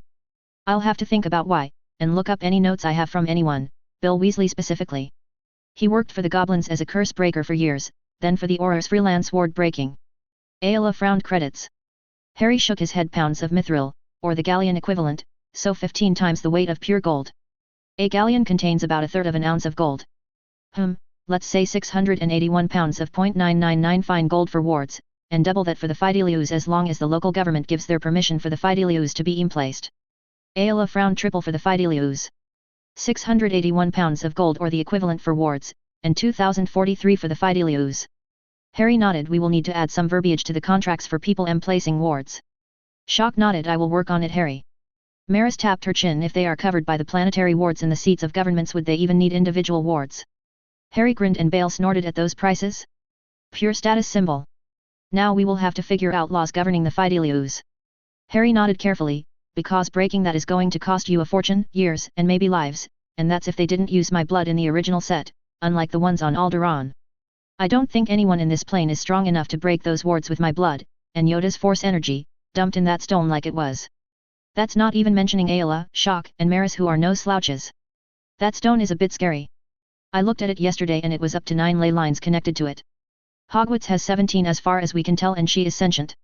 That many lines and it gets a bit dicey, and you have to infer from direction where they are connected to. Generally, they run straight if not diverted by a node or interstice. Briha blinked. I think we won't be having the Fidelius on private properties then. Could you do that to a planet, Master Potter? Harry shook his head. The Fidelius? Not an occupied one. Too many sentients already know of it, and its location. It would be recorded lots of places, too much memory, or too many memories to occlude, I think. No one was ever sure which the charm was doing, the one memory or the many separate memories. It's all a bit esoteric for me. I think I could do an unoccupied planet easier than the lodge. We will have to find a planet no one knows about and try it. Garm nodded. Wouldn't the easy way to break it be to make you or one of yours the secret keeper? Mace Windu frowned. I'm not sure we want the Order involved in that. I can already hear the accusations if someone did find a way to break it. Ahsoka shrugged. Make a droid the secret keeper and give it a password-protected set of instructions for issuing the secret. Harry nodded. We'll have to try that. The AI running the droid and computer code took the Fidelius after all. One should be able to be the secret keeper for all the Fidelius. Those things are damned expensive though, and need maintenance, power, protection, none of which is cheap. It would add a monthly fee to the cost of the Fidelius. Bale nodded. But then the government could get the secret if it was a law and order thing. The Senate would need to approve it. A supermajority of the Senate, I think. Harry nodded. Have to get that programmed in under that base secret. Some checks and balances too. Not like governments are incorruptible after all. Or do the smart thing all the time. Monday and Briha shook their heads. Clinda spoke for them. Let's get an actual Senate up and running first, then we can take this on, after we get something like a government working. They were all given a tour of the Lucre Hulk by a droid that wouldn't call Harry anything but master. The core ship attached to the battleship class armed ring with double the normal complement of the new improved Vulture droids and hundreds of the repeating mass drivers was luxuriously appointed, drawing pleased sounds from the women and arched brows from the men. Briha snorted at them. Harry is the de facto ruler of the Republic for now. He has an image to protect. We will certainly have to drag recalcitrant world, system, or sector leaders somewhere for private conversations. This will be perfect. Exactly the right tone. If we are going to have to start this thing while on ships, this is the perfect place to do it from. Harry grinned. Bale can be the tyrant. Briha glared at him. Stop that. You know he can't, as you would happily follow orders with your hordes of droids until he did something you didn't like. Then you would just take over and we couldn't even call it a coup. Harry shrugged. We can lease the droids to the Senate. Briha just looked at him. But in the end, you own them, Master Potter. Monday snapped her fingers. Harry, you are going to need the best lawyers in the galaxy to write the lease contracts. They have to be completely unambiguous and unimpeachable, so when you have to turn someone's or some planet's leased droids or wards on them, they won't have a leg to stand on. Harry glared at Bale and Garm, who had the decency to look sheepish and apologetic. Mace laughed and laughed. They went on with the tour and met the ship's battle command AI. Harry was like a kid in a candy shop. He gave the AI access to the limited AI on the Marauder. Not knowing the astromechs had been working on it for weeks and it was no longer so limited, or that it was tied to all the astromechs of the Marauder and his protocol and archivist droid. A thought occurred to Harry. Who do you think has the command codes to this thing? I mean, it's brand new. Bale looked at him, then at Garm. Briha sighed and turned to Ayla. You really have to catch what is being said in council when he does his little zone out things. No one minds, because the most interesting and useful things come out of him after, but he obviously didn't catch it all. Ayla actually blushed. We do now, Your Majesty, but that was discussed in the first or second council, before we realized he was thinking about something else and wasn't catching it for replay like Master Yoda does. Harry leapt to her defense. Oh, it's in there, along with millions of other things, I just haven't gotten back around to it. Hold on a minute. He concentrated, then face-palmed, changing it and putting the code under Fidelius made it self-perpetuating, as it controls the AI that is used to develop all other droid brains. Even if a new code was built in, the base command code would still be there, and would override any others. The only droids without it are those made in Empire space, or made by hand.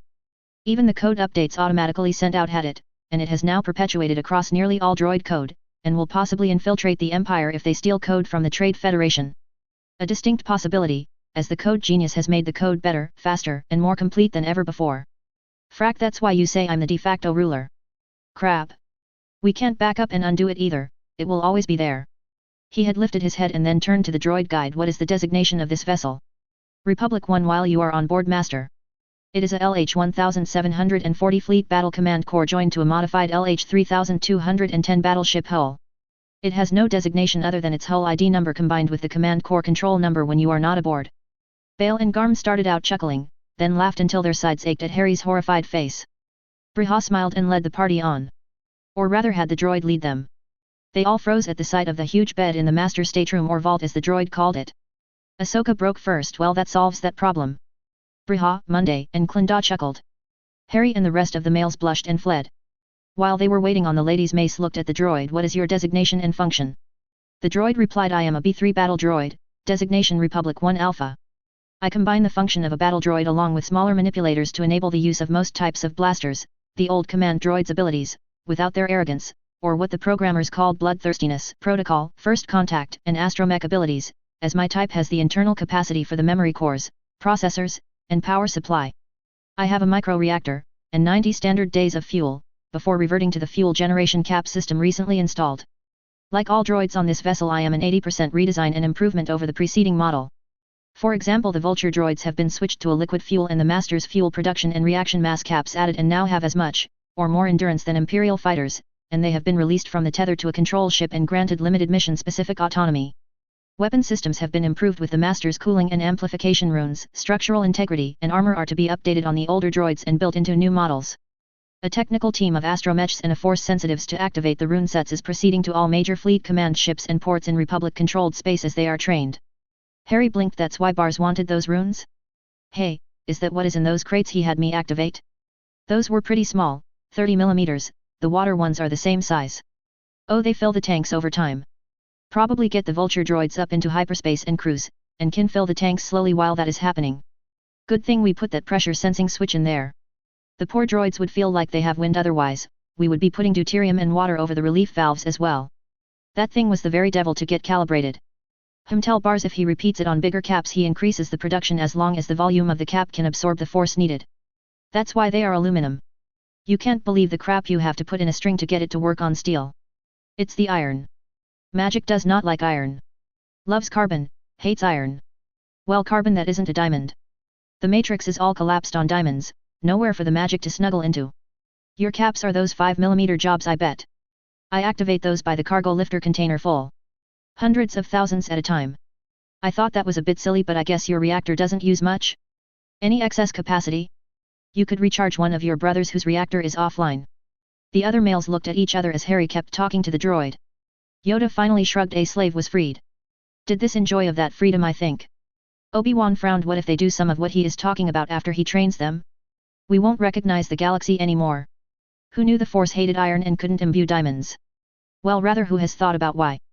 Bale grinned, especially that the carbon is hugging itself and took all the magic's snuggle space.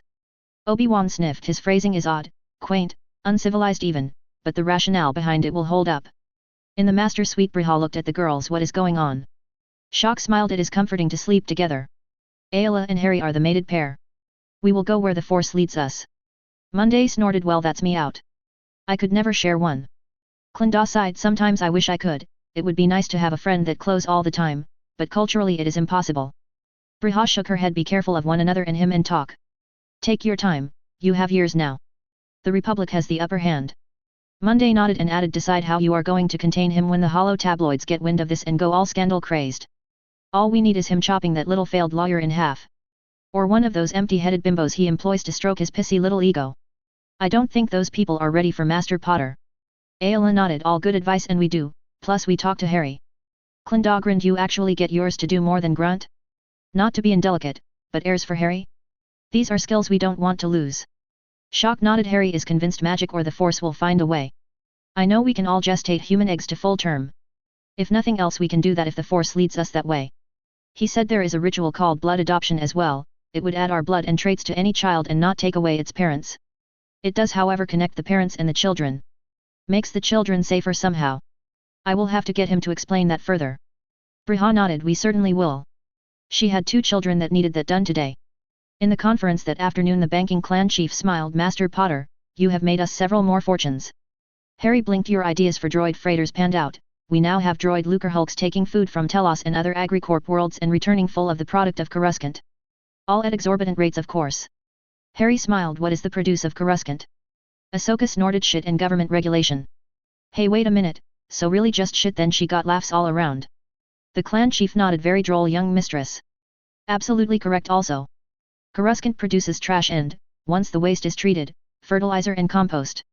We mine the trash stream for usable products, compost the rest and mix it with the fertilizer and sell the fertilizer and compost to AgriCorp and other agricultural worlds.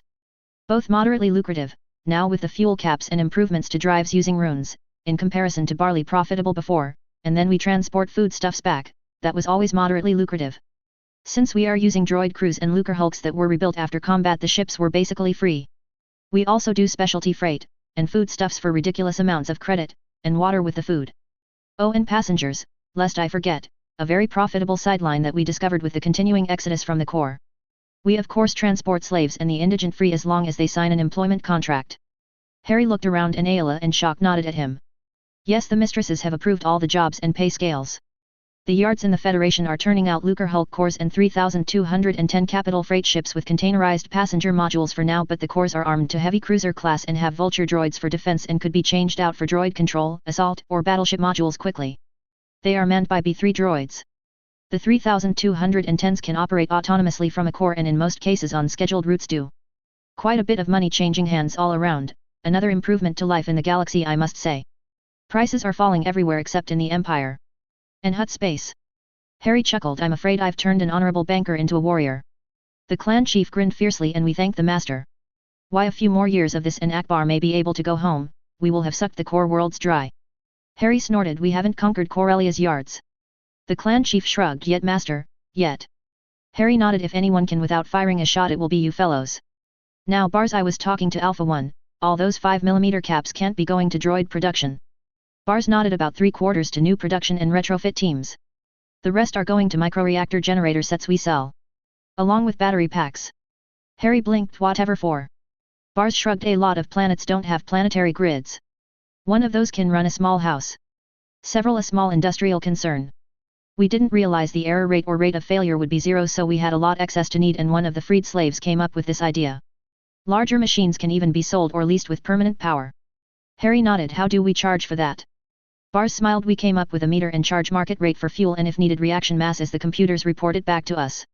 It's no real advantage, but for some reason people love it.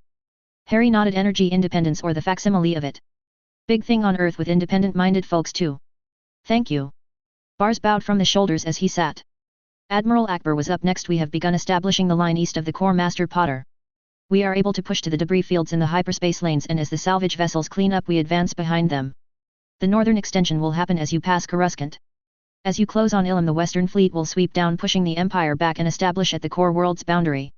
The south will fill in from the eastern and western fleets. The northern fleet currently has the hardest area and the most ships of the Subjugator and Providence class. Droid assault ships and battle droids as well. The Empire has ordered a general withdrawal and we are having to re-establish law and order in some places, but so far nothing we can't handle with your updated B2 droids, Rangers, and the Jedi for now. Akbar swung away on his chair but could still be seen in his hollow. Monday nodded and rose. Negotiations for the establishing of the Republic Senate are proceeding rapidly. We do have a problem though. Some of these laws are, frankly, stupid. We would like some help from all the worlds looking them over, aside from the ones regarding capital crimes Master Potter has proposed, and we have already approved. What we would like is a representative from each group and sector. Trade Federation, banking clans, Jedi, Rangers, and so forth. Please send someone with sense and not your most obfuscatory lawyers, or we will end up with the same mess. At the same time we need to tackle the tax code. Please, again, not your most devious accountants. We will save those, and try to recruit them into the forensic accounting part of law enforcement, when we get Republic law enforcement stood back up. Yoda rose. The Jedi Council believes a leader. We will need to decide some cases. Harry leapt up. Oh hell no. Bars smiled. The banking clan nominates Master Potter. SSDV. Harry flopped on the bed in their quarters later. Maris looked at him. Stop pouting. You just tell them when they are being idiots. Only now it's official. She snuggled up to his side. Ahsoka dove on the bed and snuggled the other side. Yeah, if you don't understand it when whoever they send reads it to you, say no. It's not like you read anything but technical manuals and magic books. Shock slid in behind Maris. We will help you. Ayla crawled up his body and snuggled down. Lights off. Sleep, tired. Be a baby about it tomorrow, Harry. Harry pouted. He was perfectly capable of being a baby over being named interim head of state now. Was that even a title? Garm had made that up on the spot, he was fairly sure. SSDV.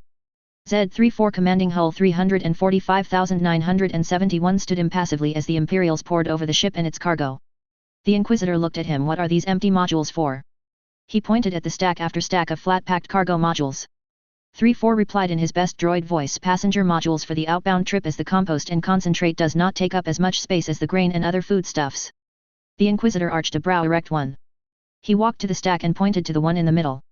This one. 3-4 gave the order and loader and astromech droids had it erected in moments. The Inquisitor looked inside then went in. There were stacks of bunks on both sides, floor to ceiling, and a fresher. He chuckled. You won't be making much money hauling people like cargo, droid. 3-4 replied. The main function of this unit is hauling cargo. They pay, we haul. This is the lowest class. There are modules with half this number and modules for dual occupancy. The rates rise commensurately. The Inquisitor nodded. Erect one of each. Provide a list of passenger routes. 3-4 gave the instructions and pulled a printout. The Inquisitor looked at the route list. You stop at 914 worlds. 3-4 replied. This unit makes the Coruscant to Nabib run. Modules are dropped at Nabib, transferred to whatever unit is making the run for their next leg, finally they are dropped planet-side at their destination.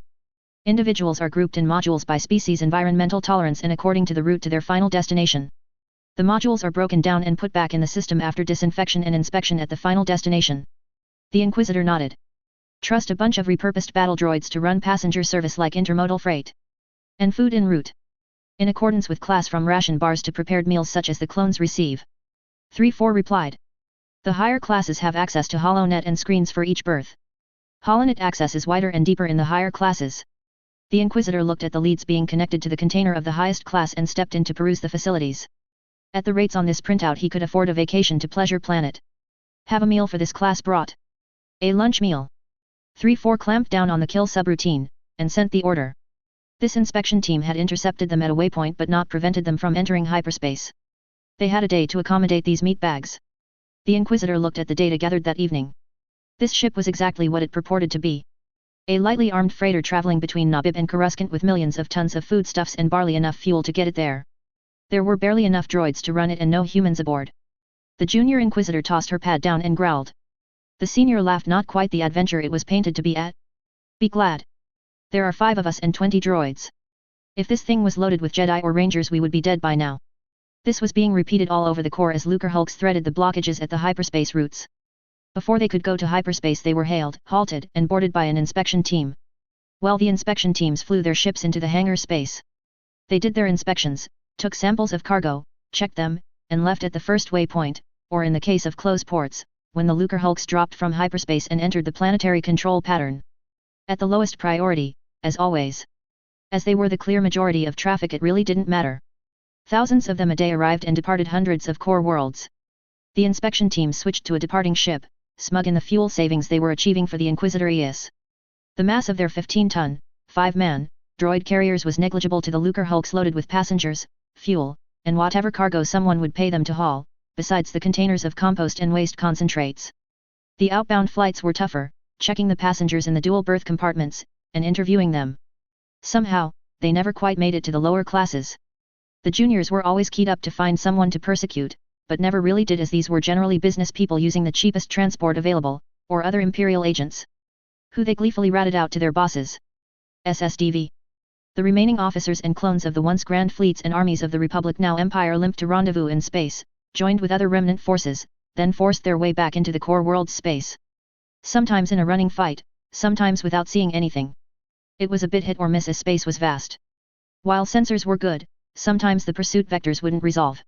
Even at continuous maximum burn, for those ships with the new fuel caps. Truth, the Imperials were all glad to be out of the untenable positions they had suddenly found themselves in, with populations in open rebellion, no resupply, or fresh units available. Whoever had planned this latest clusterfuck needed to start their blaster pistol. The fucking droids were no joke anymore either. None of that Roger shit. Those little B2 fuckers were fast, accurate and could concentrate fires in milliseconds. None of that slapstick shit, and the Imperial units only getting overwhelmed by numbers anymore. Who knew how, but those things had had a serious upgrade. The B3s in charge were lethal and fast. They fucking learned too. Even if you killed one it was transmitting, and the rest learned the lesson. The pilots shook their heads. The Vulture droids had had hardware and software upgrades and learned too. No more outflying them until their solid motors ran out, then turning around and knocking them off. The battle AIs were the same and in charge of everything. Relaying orders at HoloNet speeds, in frequency hopping, burst on the same frequencies the Empire used, so they couldn't be jammed. Constantly in contact with each other and with at least 2 ace in every fleet that attacked. Ship's officers nodded sagely. Subjugators and Providence class always lurking near the Lucre Hulk main bodies. Just when you thought you had crossed the T on the fuckers, the Subjugators and Providence class crossed the T on you, leapt in out of hyperspace in line astern after 190-degree turn, and fired as their batteries would bear, before leaping away. The only reasonable course was to abandon the planets, get into fleets, move to bigger fleets, and get out of the space the rebels controlled, before they found you and put a scout to dogging you, running at the maximum speed the slowest ship could achieve, along some obscure, or perhaps new lane your own scouts found. SSDV. Tarkin stood frozen at the position of attention and the reports of people fleeing Coruscant majesty. Non-humans and scum. Let the Republic be weighed down by them. Clear the blocked hyperspace lanes Tarkin, hold the borders. Don't worry about those cesspools in and past the colony's space, but you will hold the yards of Corellia and everything inside the core/colony's space border. Tarkin bowed and the Emperor snapped the holo off. The Emperor went to watch the painful reassembly of the cyborg that was once Anakin Skywalker. He basked in the hatred of everything rolling off the man. It was glorious. He would send a few of the good-looking female hands to tempt him. His rage at having no sex organs would be exquisite. Burned off with his legs. Palpatine shook his head. Kenobi was deliciously cruel. That was unexpected from a Jedi. The Emperor opened himself to the Force. He basked in the cruelty of it all for a few moments, then noticed almost all of the Force lights were out. He also noted some new dark patches. They must have been obscured by the lights. He would have to send someone to investigate. No sense letting candidates get away. One never knew when an apprentice would fly apart or fail and need to be made an example of. Despite Tarkin's whining, the fleet and armies in the rebellion's space were withdrawing in some kind of order, and he would get seasoned clones and officers back from that. He could always build a new ship. It took what, a couple of years? He had hundreds of yards. Those officers though, they took time and attention. He needed to find a way to get more into the Imperial academies. Yes, he would have to point the propaganda people at that. Maybe tax breaks for military families. Yes, not conscription, not yet anyway. The propaganda people needed to start preparing for universal service though. He could tie enfranchisement to service as well. Not like their votes mattered, but it made them feel good. A Senate under his control would further that illusion. This one needed dissolved anyway. Most of them had fled and the rest were simpering toadies. Moffs over the Senate, and him over the Moffs of course. They could see to the administrivia of running the Empire, and he could get on with his business. They would all feel useful and important.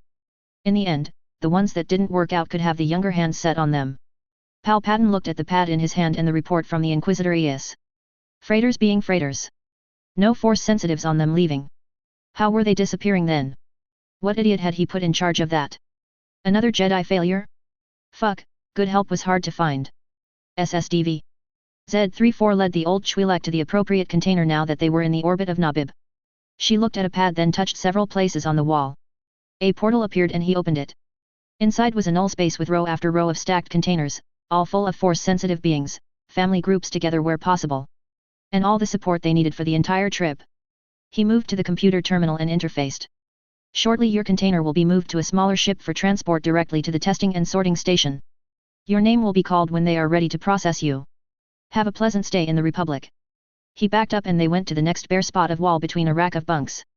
And here ends any influence from Plum's excellent story. Mostly I think it ended midway through chapter 6, but we are truly in uncharted space now. All fanfiction is derivative and clichés are for a reason.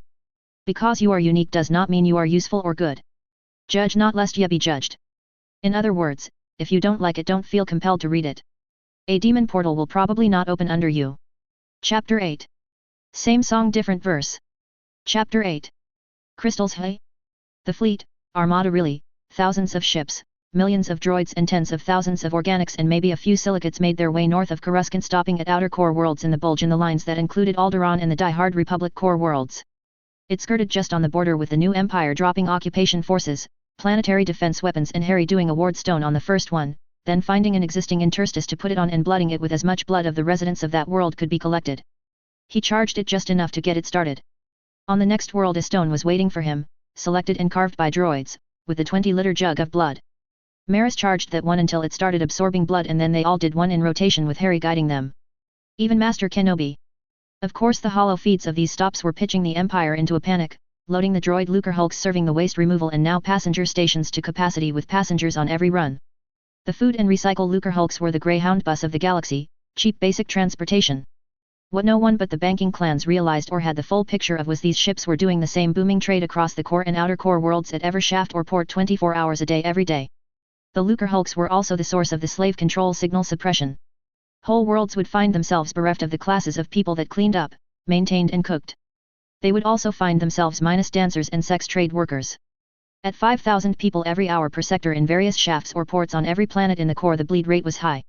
When you started with 320 billion beings of a population of a trillion on just one planet, though, it would still take 7 years to get them all off the planet in the case of Coruscant, if all the non-humans decided to leave.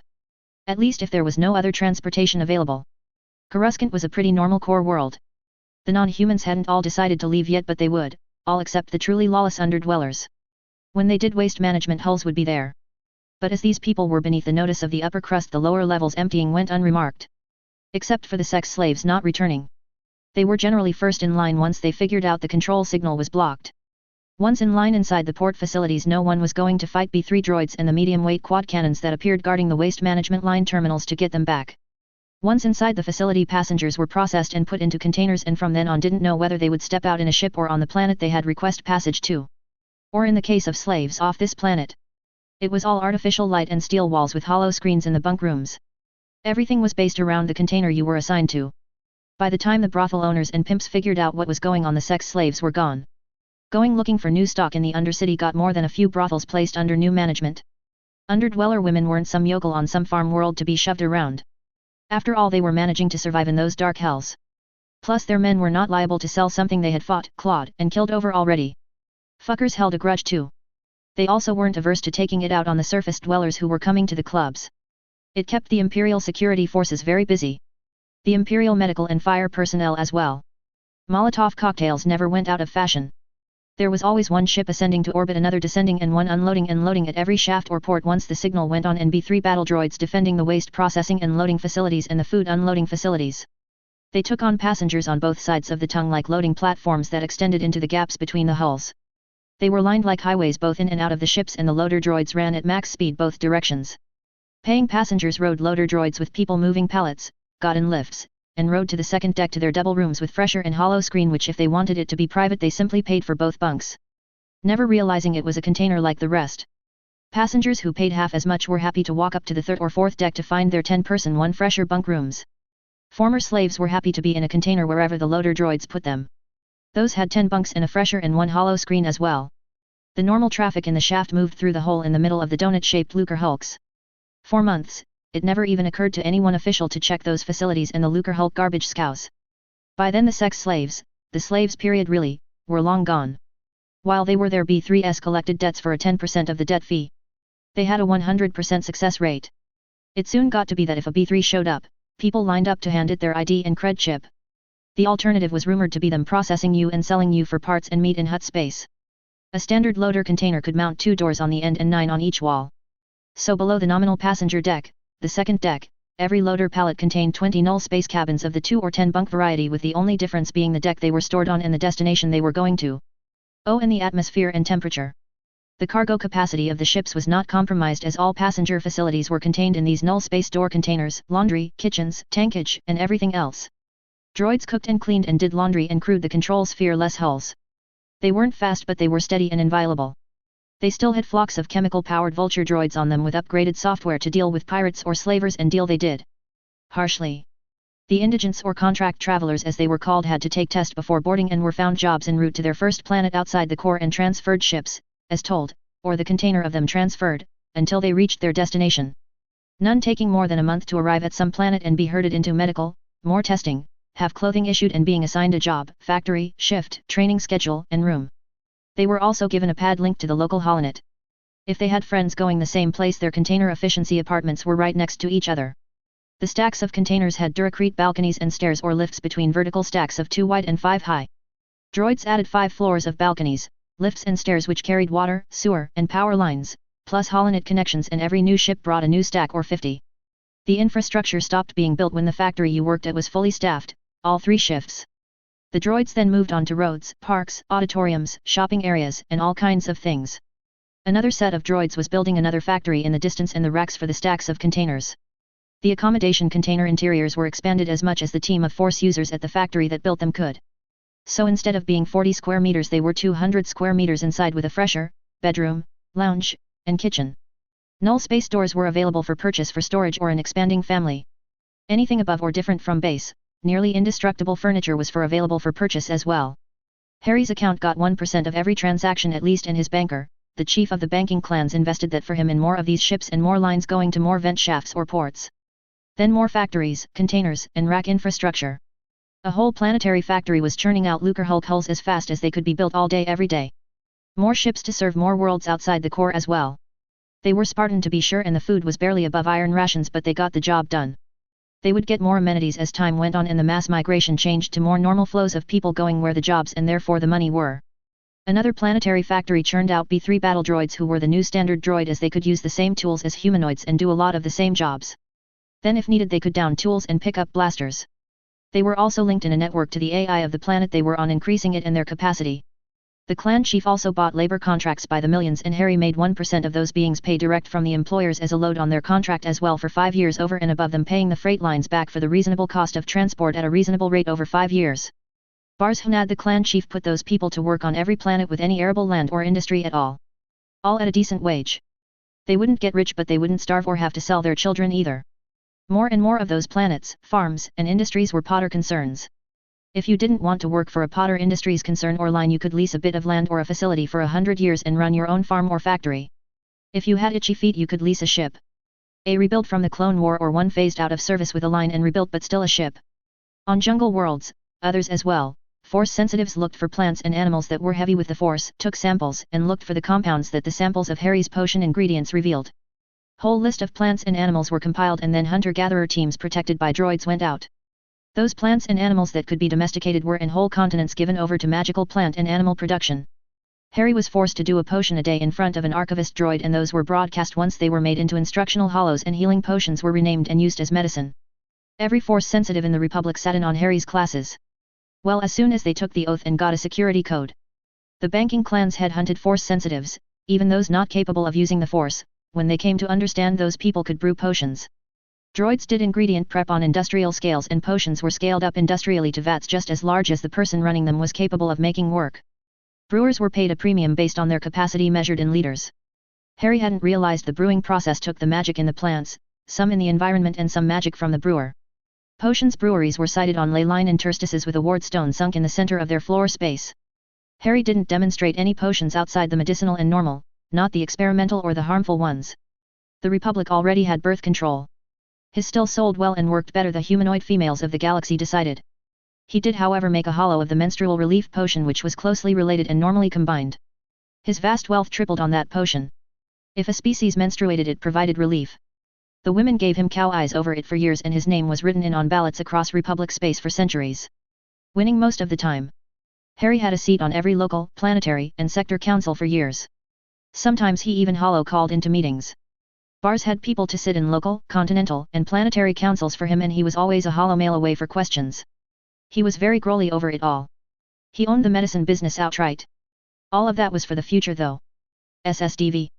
A week into a 14-day hyperspace transit, Harry woke up covered in very active Leku and looked around to find Maris grinning at him. She whispered, "It's a massage first thing every morning. They do this as they wake up." Harry sighed, "But you all end up in my bed." Maris smiled. "Ayla's bed, you mean? We wait until the shower runs, finish our showers, meditations, or whatever, and by the time we get in here you are passed out and Ayla is using you for a pillow." She rose nude and went to the shower. Harry slipped out of bed and followed her naked. "And why are we taking so many showers?" Maris snorted. "You like naked, don't lie. We like you liking it, plus we like you naked. As for the showers, well, it feels good when we wake up, then we have exercise and our sweaty messes, then we work hard all day and don't want to go to bed smelly. That one may be a bit of a girl thing. Besides, you do drying charms even asleep. It feels nice. Now shave me." Harry frowned. "I taught you this charm." Maris rolled her eyes. "It feels better when you do it to us that need it. Here, I bet it feels better for me to do it to you." She flicked her hand and a chair appeared. She sat Harry in it and picked up her wand and slowly shaved him, sitting in his lap cowgirl style. Harry growled low in his throat and Maris slid back and forth. He wasn't in her, but he was as hard as a rock. Maris finished and slid to her knees, taking him in her mouth and finishing him. The other girls surrounded them and gave out hugs and kisses. Harry looked at Ayla and she rolled her eyes. "You should have been mating them all already. I'm not leaving. I love you and them." Harry would have that in the back of his mind all day. SSDV. At exercise that morning, a large group of Jedi Masters watched from a catwalk as Harry took on Maris, then Ahsoka, then Ayla, followed by Shock with either sabers against his Suburito or hand-to-hand. Last, he and Ayla dueled with sabers so fast it was hard to follow. The girls were all happy and filled with energy. Mace, Yoda, and Obi-Wan stood with the Masters as their Padawans, and a large group of knights and young Masters watched from the floor. Plo Koon nodded. "Padawan Tenno is ready for the trials. Brood will be soon." Adi Gallia frowned. "Potter has mastered most of the forms, though his signature lies heavily on them. Even his defensive forms are aggressive and violent. Only Form 6 and 7 need more work. If we send Tenno to the trials, it will reinforce him being a master." Yeti laughed. "You have eyes but cannot see. He is a master now. A consular he will never be. A shadow he is. Powerful in the Force, anathema to the dark. What trials could we devise that exceed leading a pre-hyperdrive planet to win a demon war? Judge him we hardly can." Stas Ali shrugged. "There is the Jebel box. Or Korriban. Beneath you it is to seek to get Master Potter to clean up our messes. Control of our armies he has. Too important to risk where the Force does not point him. You all will spar with him and we will talk again. Obi-Wan had been watching Harry and the female Jedi. Harry had put down some stones while talking to Padawan and knights and then he tapped one with his finger and the living force came up and created a wall across the hold, a large rectangle. What is he doing? Mace watched the 4 Jedi light their sabers and then Harry light his in his left hand while holding his wand in his right, satisfying your curiosity. The group watched as 4 Jedi who had been training together for a month attacked Harry. The fight was so fast the human eye literally could not catch it all and then the magic started. Blast of the Force, walls, sheets of it. Bolts of the Force flying from both Harry and the 4 Jedi. It left the masters gasping, the 4 Jedi in the warded area down, and Harry hyper as he ran to them ensured they were all right and lifted them then hugged and kissed them. The hold rang in a stunned silence except for the laughing Jedi and the hyper Harry. Depa Billaba gasped, they are mated. Yoda nodded with my blessing. The Ruzen code killed us, it would have. Change must the order. There is its future. Imposed by a fearful senate that no longer exist with celibacy. Afraid of the dynasties of powerful force users. The old code we will use. On the upper reaches of the sphere in a luxurious space and with the droid Harry had renamed Alpha 1, the leaders of the Republic Senate and the burgeoning Rebellion Alliance watched the masters of the Jedi Order dissolve into a hissy fit as their Padawans and knights and some younger masters swarmed Harry and his mates. Monday snorted, Alpha 1, is there a gymnasium we can lock the Jedi Council in while they fight over a lost cause? Garm barked a laugh ever blunt Monday. Though I wish we could use the Yoda method on the Senate. Clendon nodded, I'm not sure it's necessary though. A few parties and meeting Harry and I think they will understand there is a larger predator loose in the galaxy. We will try a few meet and greets first. Turn this trip into an educational tour for Harry. It's not like this thing isn't big enough to hold a Senate chamber over in that other arm. Beg pardon ma'am, but there is a Senate hull in the convoy. We would simply need to move the sphere to it and dock. Alpha 1 supplied. Bale eyed him speculatively, there is a Jedi hull in the convoy as well, isn't there? Alpha 1 replied, clan leader Hunad anticipated the need as well as the need for a ship for each planet or region with a senator in the former Republic who have joined the rebellion. Those are still being built and can be fitted out as the planet in question requires and can afford. Briha chortled, the clan leader bears watching. How were we beating them? The interference of the Sith Lord ma'am. Alpha 1 supplied deadpan. The organics watched the hissy fit and Harry's group some more while they thought about that. SSDV. At the next stop after days of exercise and leading a group class on finding their core for the knights, Padawans and young masters and the council still discussing developments outside of a few trying to duel him, and getting the crap surprised out of them. Harry sent a few charged dueling rune stones into space and then fired ship's cannons at them. The rune set in stones were not harmed but the small moon they impacted, fortunately void of life, actually cracked as they had been accelerated to hyperspace speeds. They had to wait an extra day while droids retrieved the stones. Bale scratched his chin, so I have these things and they get charged and some big fleet comes and bombards the planet from space, what happens? Alpha 1 offered, the planet is sent on a new course. Harry frowned, bollocks, I didn't think of that. Hey, is that even possible? Ships like that I mean. Monday nodded, the Empire has a set of plans for what they call a star destroyer with enough firepower to do that, and there are rumors of a station under construction as big as a small moon that could destroy a planet. The Bothans are looking into it. The yards at Corellia have already laid the keel for one of the larger star destroyers. If the Empire took their remaining battleships and massed them they could probably do it. They did on one occasion. They were all in a conference room on the third sphere level with hundreds perhaps thousands of beings in attendance via holo. One of them, Apilana, the Queen of Naboo, offered, I think I would rather these wards than the alternative. What must I do to get them for my people, Lord Harry? Harry sighed and Ayla poked him, we will send you instructions, Your Majesty. Harry will come by and do the last part as soon as he can. Your craftsman can start the process. Apilana smiled and nodded, I look forward to meeting Lord Harry and his lovely mates at your next destination. I am leaving tonight. Bars grinned, as do I, my lord. Harry sighed, we are going to need a bigger boat.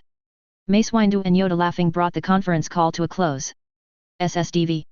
Corellia existed in a ring of steel and firepower with only lucre hulks of Waste Management Industries, or WMI as that is what they had come to be called, as that was painted around the donut-shaped ship's outer hulls in letters 5 stories tall, under droid control being allowed in and out.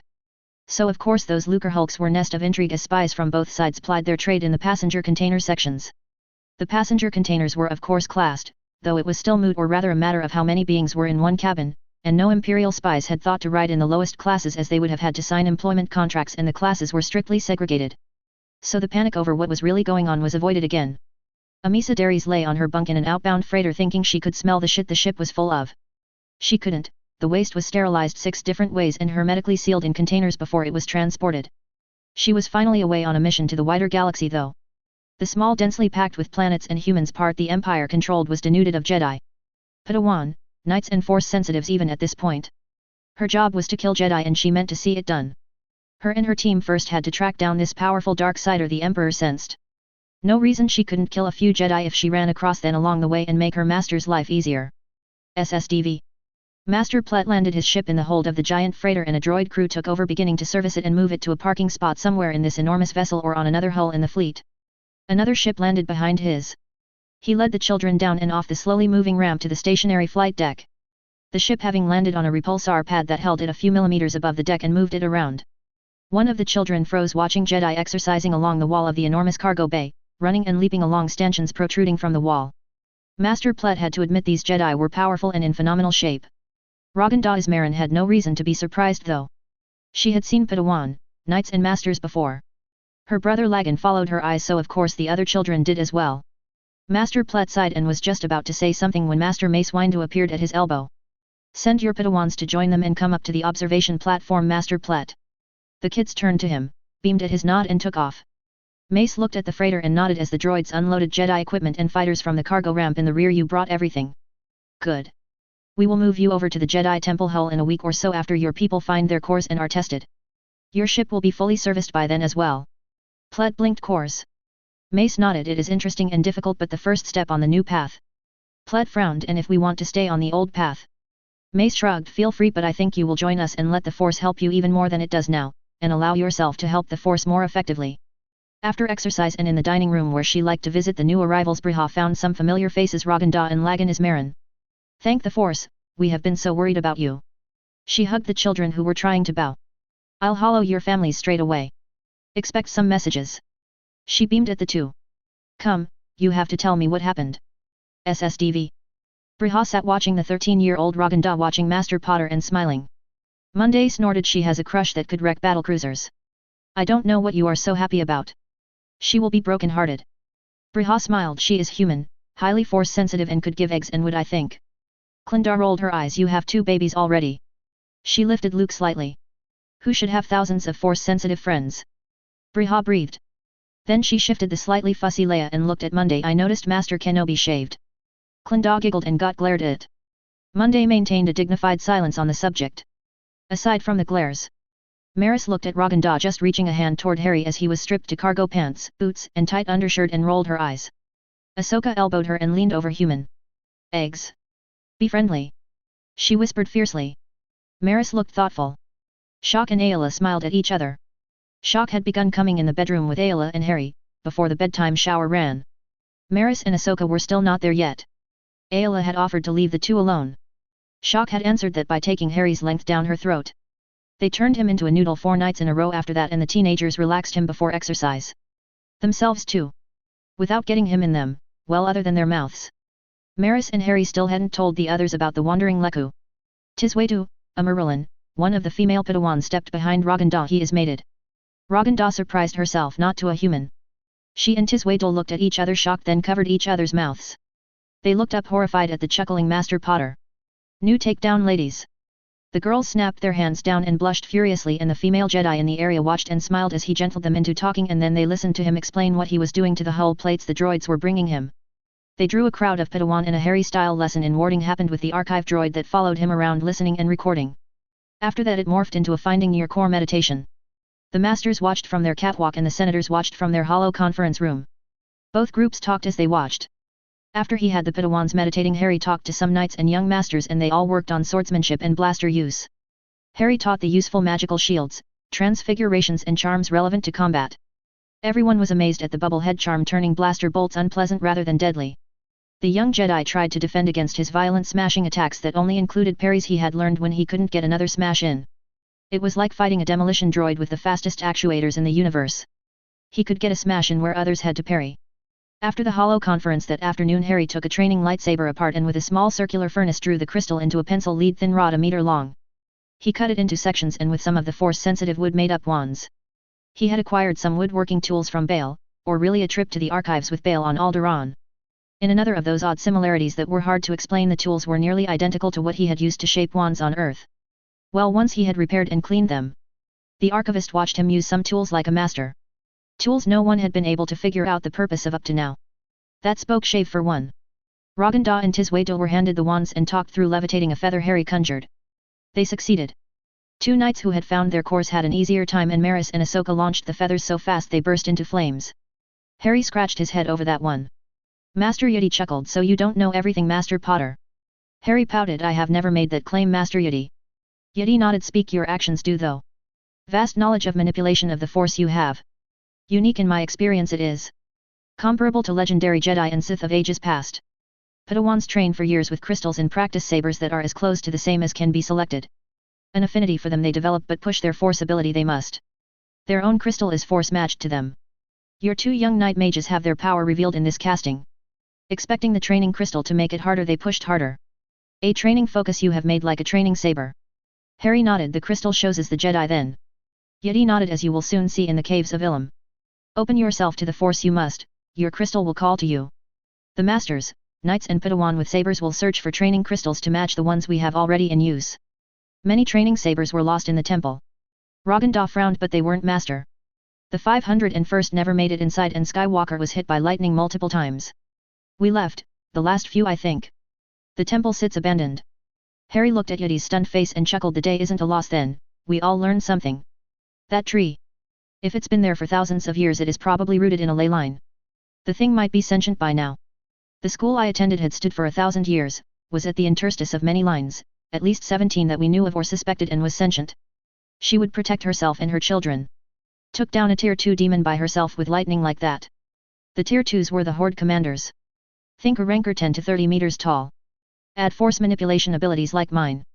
Ayla looked at Harry. And how many of those did you kill, Master Potter? 6, and then I stopped counting. Then I don't know what happened to the one I was fighting when I was sent here. I think it was consumed in the portal to power it to this plane. The mundane killed 1, several really by sheer weight of shot. It was teams of teams by then though, so I think everyone gets a little credit for most of those others. Hogwarts killed 1 to protect her charges. Harry looked tired, everyone else looked at him in awe. Harry moved on to his afternoon healing session. Shock went with him. Luminaria Unduli was stripped and laid on a table, and Harry examined her with his holly wand, his eyes, then his hands. Luminaria looked at Shock wild-eyed when the massage started and got a grin back. She glared. Oh, Harry was very professional. The problem was him touching you was like the Force touching you. It was impossible not to give in and revel in it. Shock told no one about the 2 Jedi who had been repulsed by his touch. Harry had told Yoda and Mace they should be watched. Harry felt they would fall to the dark side unless they got help. SSDV. Clan leader Hanad looked at the hollow and the falling in it. You are not profitable anymore. In fact, your operations are impeding our ability to make a profit. I am sorry, you have been a profitable customer in the past, but times have changed. Now if you were to move your predations to the Empire worlds, perhaps something could be worked out. Say inside the Corellian Run and to the south of Coruscant. We would of course be willing to pay a finder's fee for all the employees you can bring us. The Falling growled. You'll pay for this, UP. Bars sighed. I was afraid of this. Please check your sensor data. You will find that you and your planet are completely encircled by Lucrehulk battleships and droid control ships. We had a few excess to need, you might say, and well, we have managed to keep them off the books. They are now the banking clan's enforcement arm. A demonstration was always going to have to be given, but I had picked NAR Shatter. Oh well, we can make it work. Enforcer 1, you may fi. No, wait. What kind of shape would these employees have to be in? Why, ready to go to work of course, so no rape, torture or significant injuries requiring more than first aid. A bonus for Force sensitives. Nothing for bodies. In fact, you will be charged for us having to see to their disposition. While we are on the subject, we have determined spice is detrimental to productivity, at least the illegal drugs made from it. So you will traffic raw spice and we will let you alone. If you traffic illegal drugs made from it, we will destroy your home world. The Falling looked satisfied, then turned greedy in hut space. Bars sighed. A loss, I'm afraid. In 2 months, the clans will have no significant interest in hut space. I will advise you if that changes. The Falling nodded and terminated the hollow on his end. Bars signed off and shuddered as the Force seemed pleased with him. It was nearly as good as those burning green eyes shining with pride in him. It was ridiculous. Now for these Death Watch scum. Mandalore must be brought into the fold and made productive, and these wild-eyed Darksiders were not the way to do it. He issued the order and the fleet moved. Death Watch would be dead in a day once they arrived. So would most of the conservatives on Mandalore and what or whoever these Darksiders were. If not, they would be so deep underground they disappeared. Now who to make the ruler of the place? Saturn would have been perfect, but alas, fucking Palpatine screwed that up. Bars growled and launched a ship full of assassin droids to Coruscant. He did that whenever he got angry at Palpatine. He sighed, he would have to grow a leader for Mandalore and occupy it meanwhile. He moved on to the Pike organization. 3 days for the fleet to get there. This time they probably would have to destroy the planet. He needed a distribution network in place for that. Oh, wait, the food ships. They had strong rooms and guards. Fine. It could even be a part of the Master's promising-looking pharmaceutical trade. Perhaps go from the other end and sell defense to the miners and offer them another market for their goods that paid slightly higher. Well, slightly higher than the nothing they were going to get as the potions were taking over the pharmaceutical market. Yes, this could work out. SSDV. The next morning Harry got on a lardy and was ferried to the surface of Ilum. He looked the trail and followed it with his eyes up the mountain. This is part of some trial, isn't it? To judge if I am worthy. Yoda nodded. Padawan's trial. Harry grinned, looked around at the girls and yelled race you and took off. The girls gave pursuit and soon lardy load after lardy load was pounding up the trail after him. The masters walked along complaining about not respecting the gravity of the situation and Yoda rolled his eyes. Mace saw him and chuckled. Obi-Wan looked stiffly offended. Mace eyed him for a moment. What happened to your beard? Obi-Wan blushed and Stas Ali snickered. Monday Mothma didn't like it. The whole party stopped and looked at Obi-Wan, who glared back. What? At the top Harry slid into the cave after waving the temple doors open, leapt down to the floor and made room for those behind him. When all the Padawans got there Harry grinned. Okay, open to the Force, let's find some crystals. Stay in groups, do one at a time, don't lose your way. Ayla looked at Shock. I think we should be insulted. All the meditating and preparation we did and he turned it into a game. Shock shrugged. Where all the Padawans helped each other and they all made it here. I'm going to see if I can find another crystal. Ayla shrugged. Might as well, we are here. Ahsoka and Maris went with separate groups of young Padawans. And Ayla and Shock watched all the Padawan in the areas they were in and everyone else they could. An hour later the masters walked into a cave echoing to squeals and laughter and glowing with kyber crystals. Yeti blinked. The Force here is happy. Yoda closed his eyes and a look of content settled on his face everywhere. SSDV. In his inner sanctum Darth Sidious screamed and rolled on the floor with blood pouring from his eyes. He worked desperately to attenuate his connection to the Force without terminating it as he was unsure he would be able to get it back. He wasn't the only dark side user affected. He was just the most affected. SSDV. Harry of course ignored his own instructions and crawled and squeezed himself farther and farther into the mountain and then near a ley line found a cave full of crystals. He blinked, they were all glowing happily at him. He snorted, got out an empty trunk, summoned them all into it, shrunk and pocketed it, then reached out with the Force to find a group having trouble in Apparat. Raganda squeaked, gave him a glare and put her fist on her hips. Don't do that, Master. Wait, did you just teleport to me? She blushed gently and Harry hugged her. Felt like you were frustrated. I'm holding the group up. My crystal is behind that wall but I can't find a way in. Harry smiled and produced the training wands, blasting hex. He gave some quick instruction and the group traded the wands around, trying it with him coaching. Soon enough they tunneled into a room and it was covered in crystals and then covered in Padawans. Tiswaydu trotted up with a big hunk of crystal in each hand and a massive smile. Harry hugged her. She babbled, the closer we got the more I felt it. This cave is huge. Lagan walked over with crystals too and nodded. Harry walked along watching Padawans find pairs of crystals or sometimes 3 or more. He came upon Raganda staring breathless at a grouping of 5. He put his hand on her and gave her a gentle push and when she touched the crystals he felt it through her. Raganda sighed and collapsed in his arms. Harry blushed. Raganda had had a massive orgasm, he had felt it. He waved a hygiene charm on her and led the way back toward the entrance carrying her. Halfway there he set Raganda on her feet and Tiswaydu took her over as they walked off whispering furiously to each other. Harry got back to the masters and as they waited for the group Ayla, Shock, Ahsoka and Maris had taken over he emptied the trunk on the floor, spread the crystals in a single layer over about a hectare, then opened himself to the Force. He called the crystals he felt to him and they flew into his hands one after another until he had 3. Yeti ran her hand over the others and looked at Yoda who did the same, then nodded. Wand cores for Jedi, these want to be matched out in the world they are. He held out his hand and a single crystal flew to him, this one and the wood from the tree in the courtyard of the temple. He held up his walking stick. Harry shrugged and took the stick and the crystal and started to work. He dug into his pockets of holding and came up with gloves and tools, then found a flat rock. He halved the stick perfectly, carved a groove a droid with machine tools couldn't match, looked at the crystal, ran it through the furnace with a wad of soaking wet paper to hold it, then made it match perfectly including the bend at the end, put it all together again, ran his glowing hand along the split healing it and then pressed cooling, imperturbable, anti-summoning and several other rune sets into it with a mundane tool. He had left a small hole in one end and held it out to Yoda with a silver athame and Yoda pricked his claw and let the hole fill with thick green blood. Harry healed Yoda, ran his hand over the hole healing it and the stick glowed painfully bright. When it stopped, Harry handed it to Yoda and the resulting fountain of silver, green and blue sparks lit every corner of the chamber and the walls rang. Harry grinned. Nice. Powerful. Yoda wasn't listening, he was doing every spell, hex, transfiguration or charm he had watched Harry and the others do and amazing the masters. Harry laughed at the kids standing looking with huge eyes. Ayla rolled her eyes. We can't leave you two boys alone for a minute.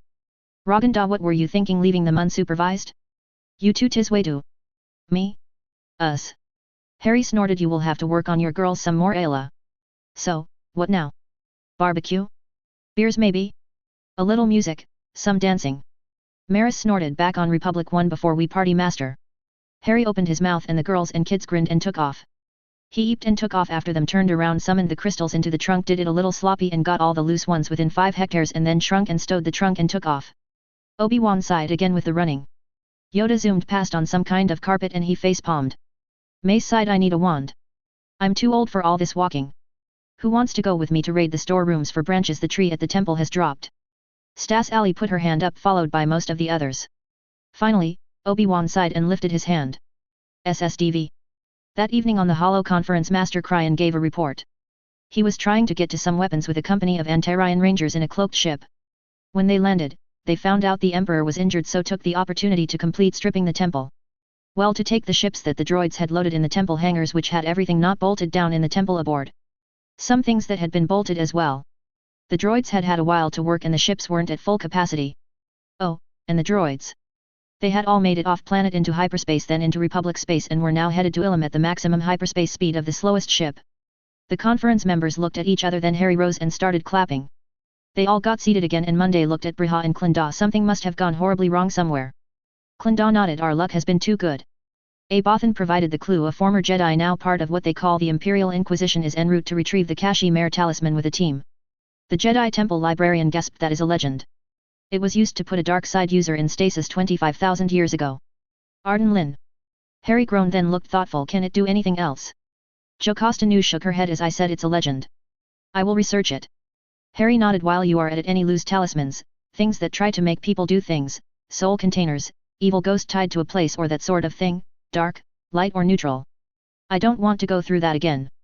I had to hunt down 6 of those things to kill my first Dark Lord. Better if we kill them all now. Stas Ali sighed. There is the Jebel box and the attached legend. Yoda interrupted. We will work on this outside the conference and report. Harry nodded. As ominous as that sounds. Now we will be here 2 weeks at least, probably a month to let everyone catch up, and then we will make one more trip down for any Padawan that arrive to collect crystals. So let's try to get the galaxy into a groove before I start coming around doing wards. Anything else? No? Okay, great job everyone. The conference connection was cut and Harry was buried in people for half an hour before he could get away. SSDV. In the morning, Yoda looked at the masters. So it is agreed Raganda will be Nightbrood's Padawan and Tiswayto will be Padawan tonight to know. PLO Kun registered his objection. They won't be assigned missions outside that group though. Jocasta Nu sighed. It is the quickest way to get the lessons for Padawans and younglings. He will start them at the basics, the archivist droids will be watching them all. Mace nodded. Plus he is the very center of the storm. I plan to have several knights, Padawans, and masters near him at all times. If he does finish that ship of theirs, I am still going to have or ask the Senate to have Republic 1 trail him wherever he goes. We will load it with Jedi. Auxiliary vessels too. As many Padawans and knights as we can get with the masters and knights of that clan. Depa Bilaba spoke up because he controls our armies and navies. Shock Ti snorted. He would gladly cede that to you, take the Marauder and us and fly around the galaxy seeing the sights. Yeti nodded. Right, you are Master Ti. Yoda, failed we have. Think you must Master Bilaba. What would you do with the level of control he has? What has he done? Perfect for the job he is, honest he will make us. How tempted would you be by the dark side with that power? He shares it out and tries to get others to do most things. Leading the combined council makes him unhappy, and yet he does it so well it looks effortless. He teaches and studies and works. All day every day. No foolishness and very few distractions. What is the reason behind your lingering distrust? Adi Galia looked at Depa. It is the mating. 4 matings, to Jedi. And now we put defenseless Padawans in that harem. Depa hissed. Shock Ti burst out laughing and everyone including Depa looked surprised. She looked at Depa and laughed harder. Depa began to look offended and Shock waved her hand palm out. Sorry. I am so sorry, I did not mean to offend. You are welcome to come see the master of all. He surveys being henpecked in the harem any evening you choose. I don't know how he keeps sane really with 4 of us in there. 4 very independent, powerful, Force users he has taught magic who are better with lightsabers than he is, and he sleeps amongst us. Oh, and snores a bit. Any ideas that you had that he is in charge are patently false. If anyone Ayala Sakura is in charge in our rooms, and that is by mutual consent. He saved her and in so doing saved us. In all cases when there is a dispute he looks to her. He hates slavery with a burning passion and will make the dark look tame when he eventually takes slavers or anyone to do with the trade on. Other than that, he fully expects everyone to do the best they can even if they fail, and then be honest with others and themselves about the results. Last, he expects them to try to improve themselves and not fail at that particular thing again. Oh, one more thing, he really doesn't like bullies. He would cheerfully leave Palpatine alone if he would treat people equally and not meanly. Obi-Wan snorted Darth Fairness. I think I would leave that Darth alone as well. Shock Ti chuckled with the rest. As for defenseless, you do know Raganda Ismarin is Briha Organa's niece, correct? Tiswedu is her best friend. Mace looked around settled. Good. I for one need some practice. I would advise you all to get done with your assignments and get to bed early. Exercise comes way too early and Master Potter improves with the saber way too fast for me not to stay in shape. Any of you either. Raganda and Tiswedu sat out in the lounge of the suite in robes. Maris walked out, looked at them, snorted, walked back in the master bedroom and came back moments later with white tops, bottoms, and running shoes like she was wearing. She herded the Padawans in their room and got them changed, then herded them back out and got in line for a support charm. Raganda looked down and Ahsoka chuckled. Be glad, mostly they are just in the way for a few years and boys gawk at them. They don't get fun until later. You can use them to make males do anything, and then even later than that they become useful. Tiswedu, you aren't far away though. That top will keep them mashed flat and out of the way without restricting your breathing for a while longer. The advantage of the support charm is it doesn't restrict your breathing. They made it to the cargo bay and gave out greetings as they stretched, then took off running, then running along the walls using force jumps. After running and stretching again they set up for saber sparring and Harry put down the magical dueling wards. They all got a chance to spar with him and he taught the girls a shield and the stunning charm. The archivist droid recording away.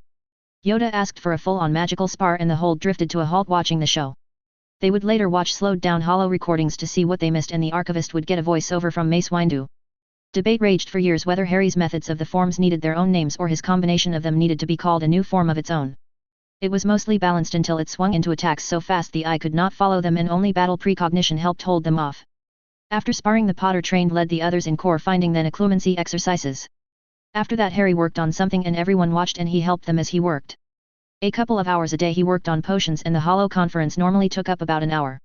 During which he normally worked on a pad as he listened. He spent at least an hour in the med bay every day working with whoever needed it. This pattern continued with more and more ships arriving until the Jedi Temple ships arrived and Harry made wands for Jedi who came and found their crystals already holding the branches the tree they had been drawn to. The tree had dropped these branches naturally and they had been preserved for thousands of years as if waiting for this. Apilana arrived in a beautiful mirror-polished ship and no makeup wearing Jedi-like robes. She sailed up to Harry and dropped a curtsy. He smiled and lifted her and kissed her hand. Raganda wanted to smack her one. Harry blinked. You are magical, my queen. Apilana's eyelashes fluttered and now Tiswedu wanted to smack her too. Ayala laughed. He means you are force-sensitive, majesty. Apilana gaped at them. Briha sailed up. Apilana. Force-sensitive?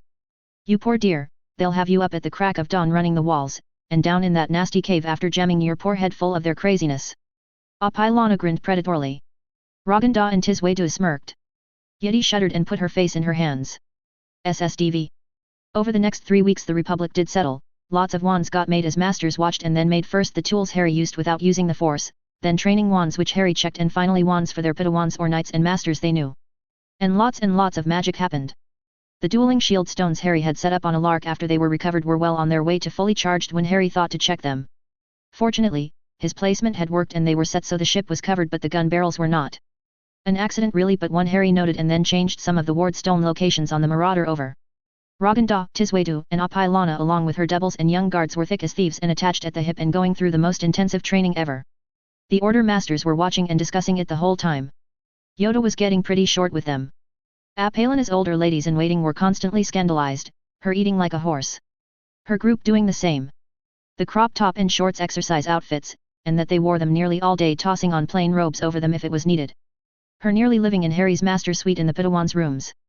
Briha found it hilarious until Monday reminded her she had a force-sensitive princess in her arms and Harry apparently wasn't through adding to the harem. After that she checked and found out he was through adding for now at least, much to 3 Mooney teens' disappointment, or was it 9? Those guards and doubles were right there. The ladies got good chuckles out of watching them following Harry and the older girls around after that. Harry was attentive to them and the girls were tolerant to the point of indulgent. The 3 musketeers plus were truly, madly, deeply in love like only just teen girls can be. The last thing that almost caused a government crisis for Nebo was Apilana appearing in the Hollow Conference Sans makeup in what looked like Jedi robes or something close to them. Of course, her people loved it as she was sat at the right hand of the Master as Harry was being called. SSDV.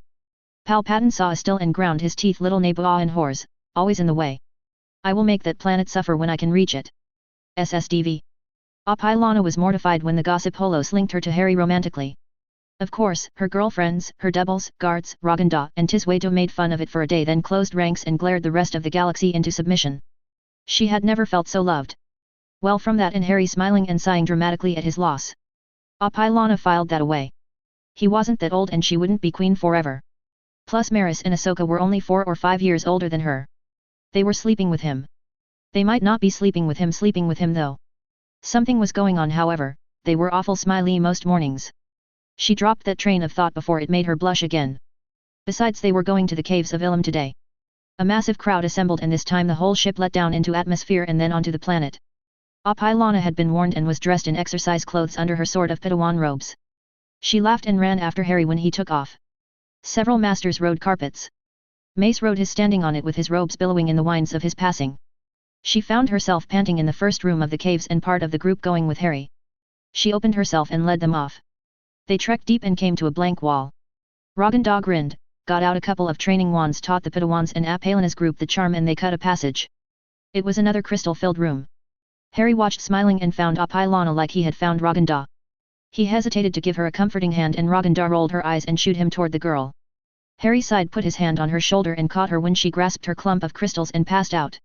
Raganda bounced up and looked at Harry's blush, giggled and waved a hygiene charm on Apilana and then herded the others out as Apilana recovered, twined her arms around Harry's neck and stole a kiss as he put her down. Raganda and Tiswedo picked her up and Harry ambled along behind, lost in thought and making sure no one got left.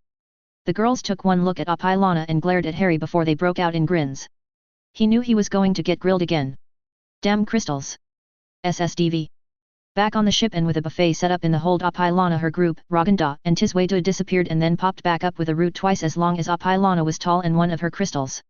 The doubles and guards all held out crystals too. Raganda and Tiswedo had sticks. Harry blinked. Everyone chuckled. Harry got down to work in Apilana's wand.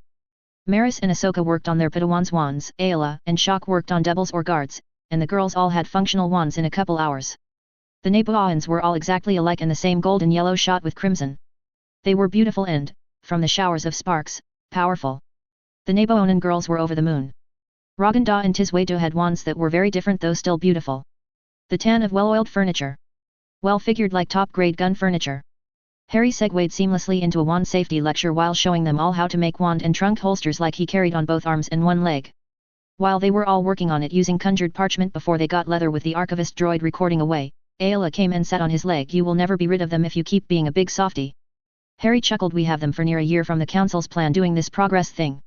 If Palpatine doesn't get stroppy and I have to go kill him sooner. Bar's angel seemed to have him sewn up.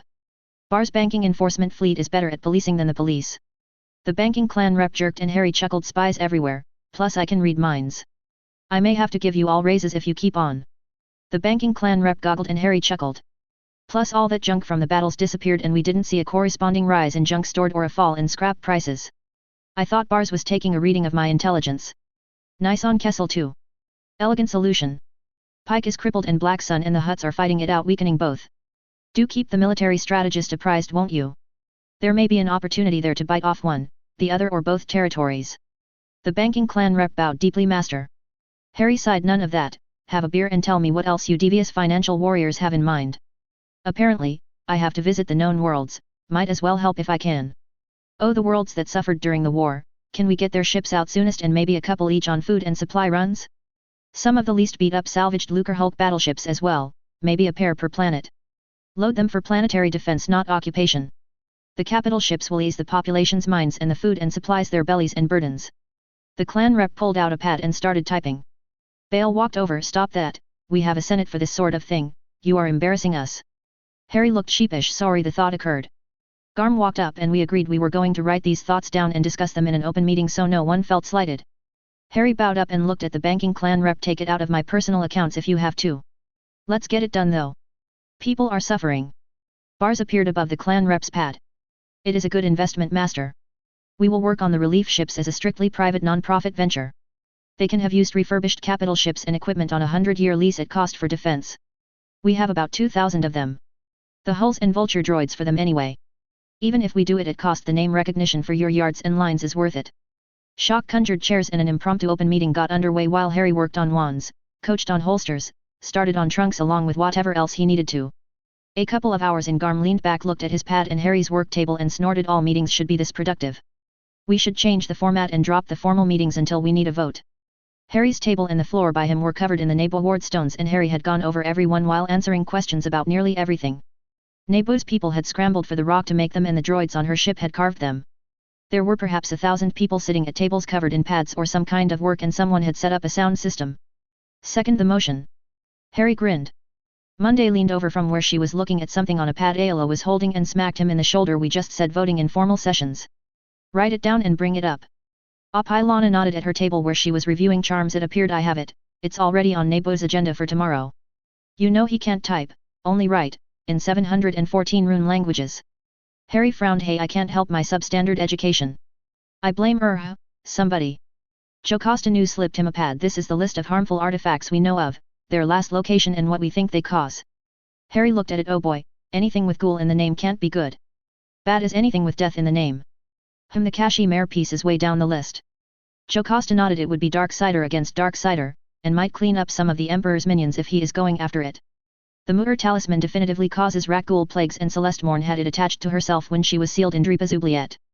Bars laughed. We are handling the sale of the Jebel box, or were. The current crisis has derailed things. The people who own it are on an empire world and cash is getting tight. I'll see what I can do. The crowd froze and Harry sighed. Purges, cleansing rituals and dragonpox protocols. I need to know the legend of this thing rather than this overview.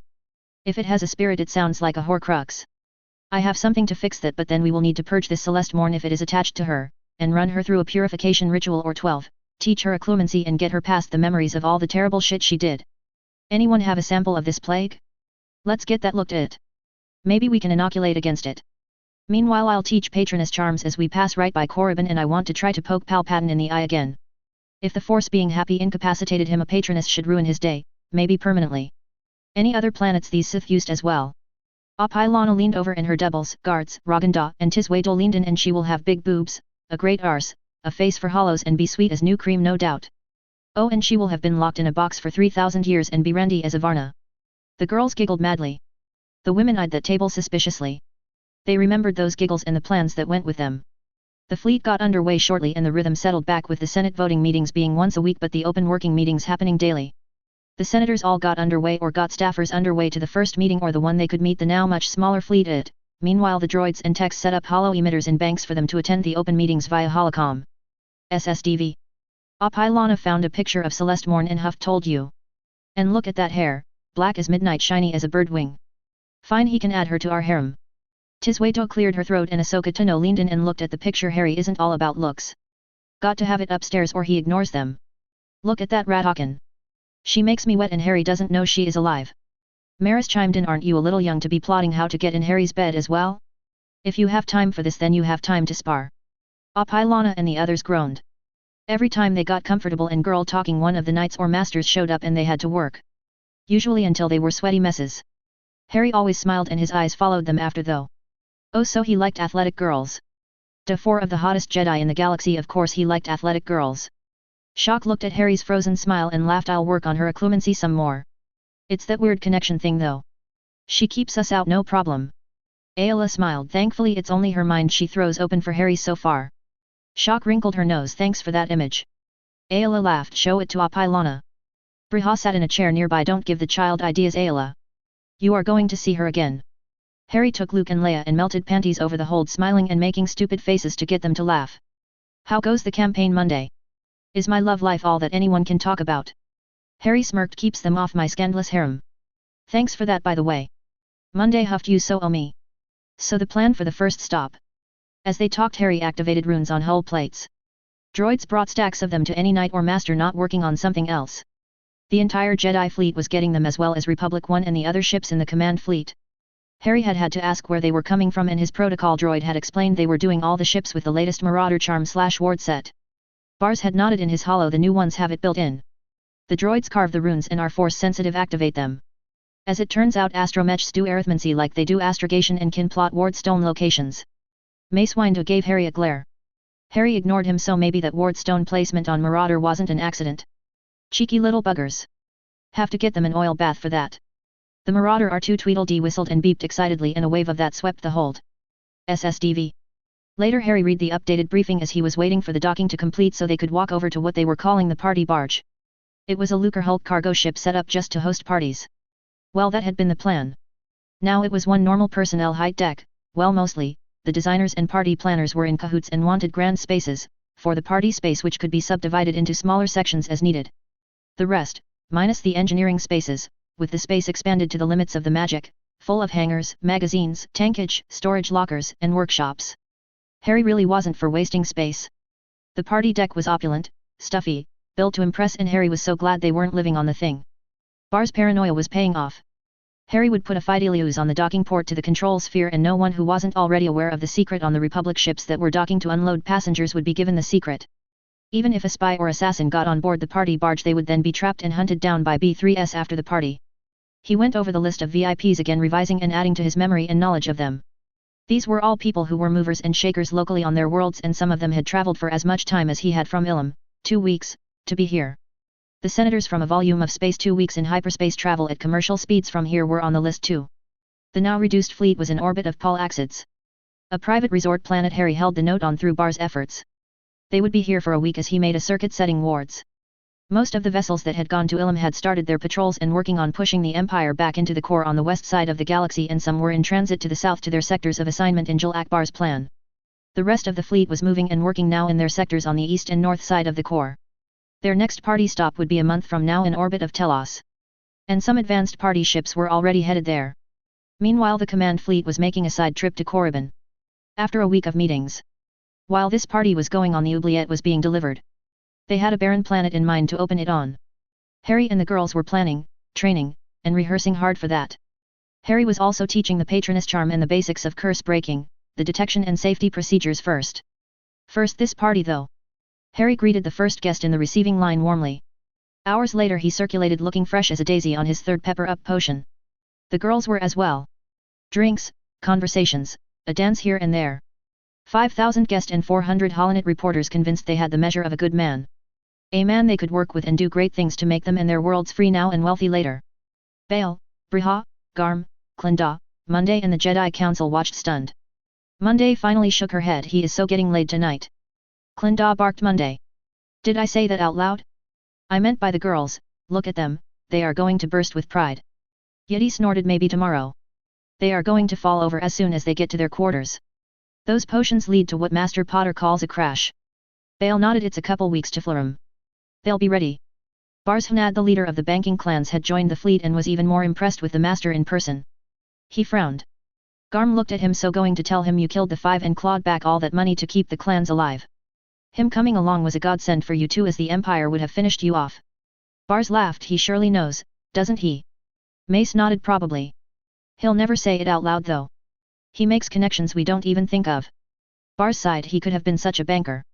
Bail laughed. Politician. Yoda nodded. Jedi. Apilana smiled and sighed. Instead he is exactly what we need. Briha chuckled from the mouths of babes indeed. How are you holding up, dear? Apilana grunted. There is a Nemoidian I want to kill and this makeup sucks, but other than that fine. Bars glared at the knot of Nemoidians who paled. Please don't. I actually need the things for a little while longer. You can have them when I am done though. Apilana smiled. When Harry is done. Bars laughed. Personal banker to the master. I make money from him making money. I like money. Mace asked. So you brought the package? Bars nodded. I must say I don't like these two risk at all. Especially as the master will be involved personally. Obi-Wan nodded. Harry feels the time to act is now. He thinks a steady rain of blows to the dark is the best course. Our gaining access to the droid army was a force-provided boon and he wants to capitalize to keep the Empire wrong-footed. Bars nodded. Those closed hyperspace lanes are helping, but there is a cloning site somewhere in the Empire. I don't think it's operational yet, at least it isn't receiving the same kind of freight we used to deliver to Kamino. It is headed that way though. 20,000 or so clones a month from the equipment we can track. We have a lot of those Providence and Subjugator class vessels building for the fleet. Most of the Lucrehulk production of all classes is going to the master's lines and uses. He loves the Swiss Army knife of starships. A year and we will have a fleet the equal of anything the Empire has, 2 years and it will be better than the Empire's. Did you know the Master doodles warships, and modifications to weapons and engines? We download his pad every night and have 4 archivists and librarians working on it with Master New. The archivist and protocol droid that follow him around help too. We have list of projects that will take us 100 years to evaluate and test. The designers tell me he is a bit of a genius. They all looked thoughtful and Stas Ali added that cloning operation would barely replace our losses during the height of the war. Bars nodded the droids are better now. The Master's investment in organic manpower has paid large dividends. Some of them are quite intelligent and see the droids as replacements for human soldiers. Quite a competition among them to make them first as able as the clones and then better than them. Mace looked at him sharply. And your work with the Black Sun? Bars shrugged. Some success, not as much as I had hoped. The Emperor has dark Jedi and Sith acolytes in the Empire. I'm afraid the Black Sun and pirate losses are high. It did get the Hutts, the slavers, and just the general scum with ships interested in an income stream. However, they turn in 10,000 or so former slaves and force sensitives a month. That helps the manpower crisis. As a benefit to the wider galaxy, dark Jedi and Sith acolyte losses are also high. Bail and Garm looked at the Jedi and noticed they were very stiff. The dark Jedi were a sore point with them. About a third of the old order had turned. Bail filled the gap. The Hutts might actually make it happen. Your plan to strip the Empire of anyone useful, I mean. What will you do? Why, pay the finder's fee of course and then take it back in debt service. Bars smiled. The others gaped at him. Apilana finally managed a dangerous game. Bars. We need you too, you know. Bars looked at the others nodding and took a drink. There were those pesky feelings again. The Master has brought up something in our private conversations. He talked to me about succession planning. He told me he always had at least 2 successors picked out and trained. He said if all of them bought the farm it was a cluster anyway and it wouldn't matter because it would be every person for themselves until a new leader rose. Yoda nodded. Master Potter is wise. Practical experience has taught him well. Mace nodded. Ayla and Shock Ti. I can live with those. Monday snorted. The question is, can the galaxy survive in the event of one of them succeeding in killing him? You just think you know what a Dark Lord is now. Ayla Secura would end this galaxy. The others would cheerfully help her. Chapter 9. Same song different verse. Chapter 9. Money, politics, and Jedi, oh my. SSDV. On the other end of the galaxy, Amisa Daries was losing a fight for her life. So were her companions. They had come on this woman, Arden Lin, as she was working on understanding a scout's ship. She had surprised them and torn them to pieces, with nothing but her feet, fists and a vibro blade. Oh, and the Force lightning. Can't forget that. Tremaine was down and Torben, well, what could you expect from a talking head? Lin sucked them dry with Force lightning as she tore them to pieces. Amisa threw her lightsaber down and raised her hands. We're on the same side. We all fight for the dark. I will take you to the Sith Lord, he could use you. Arden grunted and waved the vibro blade at her. Make this work. She jerked her head at the scout ship. SSDV. Darth Vader traveled with a fleet to stamp out a system rebellion in the southwest just inside the core world's boundary. He was ready. Too bad the rebellion was nearly over and that system was now prostrate and devoid of anyone who disliked the Empire. The Rangers who had started it had moved on to the next system to do the same thing, taking their new friends, all the working starships, weapons, and most of the food and fuel from the system with them. Vader would arrive to complete anarchy. The Rangers continued to fight their way clear of the core. SSDV. Harry looked at the box, shrugged and tried an unlocking charm. It worked, the lid popped up and he petrified the woman with the red eyes. Droids rolled her over and Harry applied basilisk venom to the golden scorpion-looking thing on the back of her neck. Of course that's when it all went wrong. The thing leapt at him and he felt it or something it was doing, trying to get through the bubble head and the anti-nunded charms. It was also smoking as the basilisk venom ate through it. He cast 14 spells at it in the wink of an eye before he finally transfigured it to water and it sank into the yellow sands. Of course there was the vapor and the scream and then some face looking at him. He bound the soul and hit it with a killing curse for luck. He had the droids take the woman in the shelter. Felt several more attacks and nodded. He switched the purging drafts into her and started the purification ritual. While the droids stripped her. The result was nasty. He and the droids cleaned the woman up and looked at her eyes, which were green tinged with red. He gave her another round in spite of her glare. He changed his and her clothes, coveralls, under the spray of disinfectant.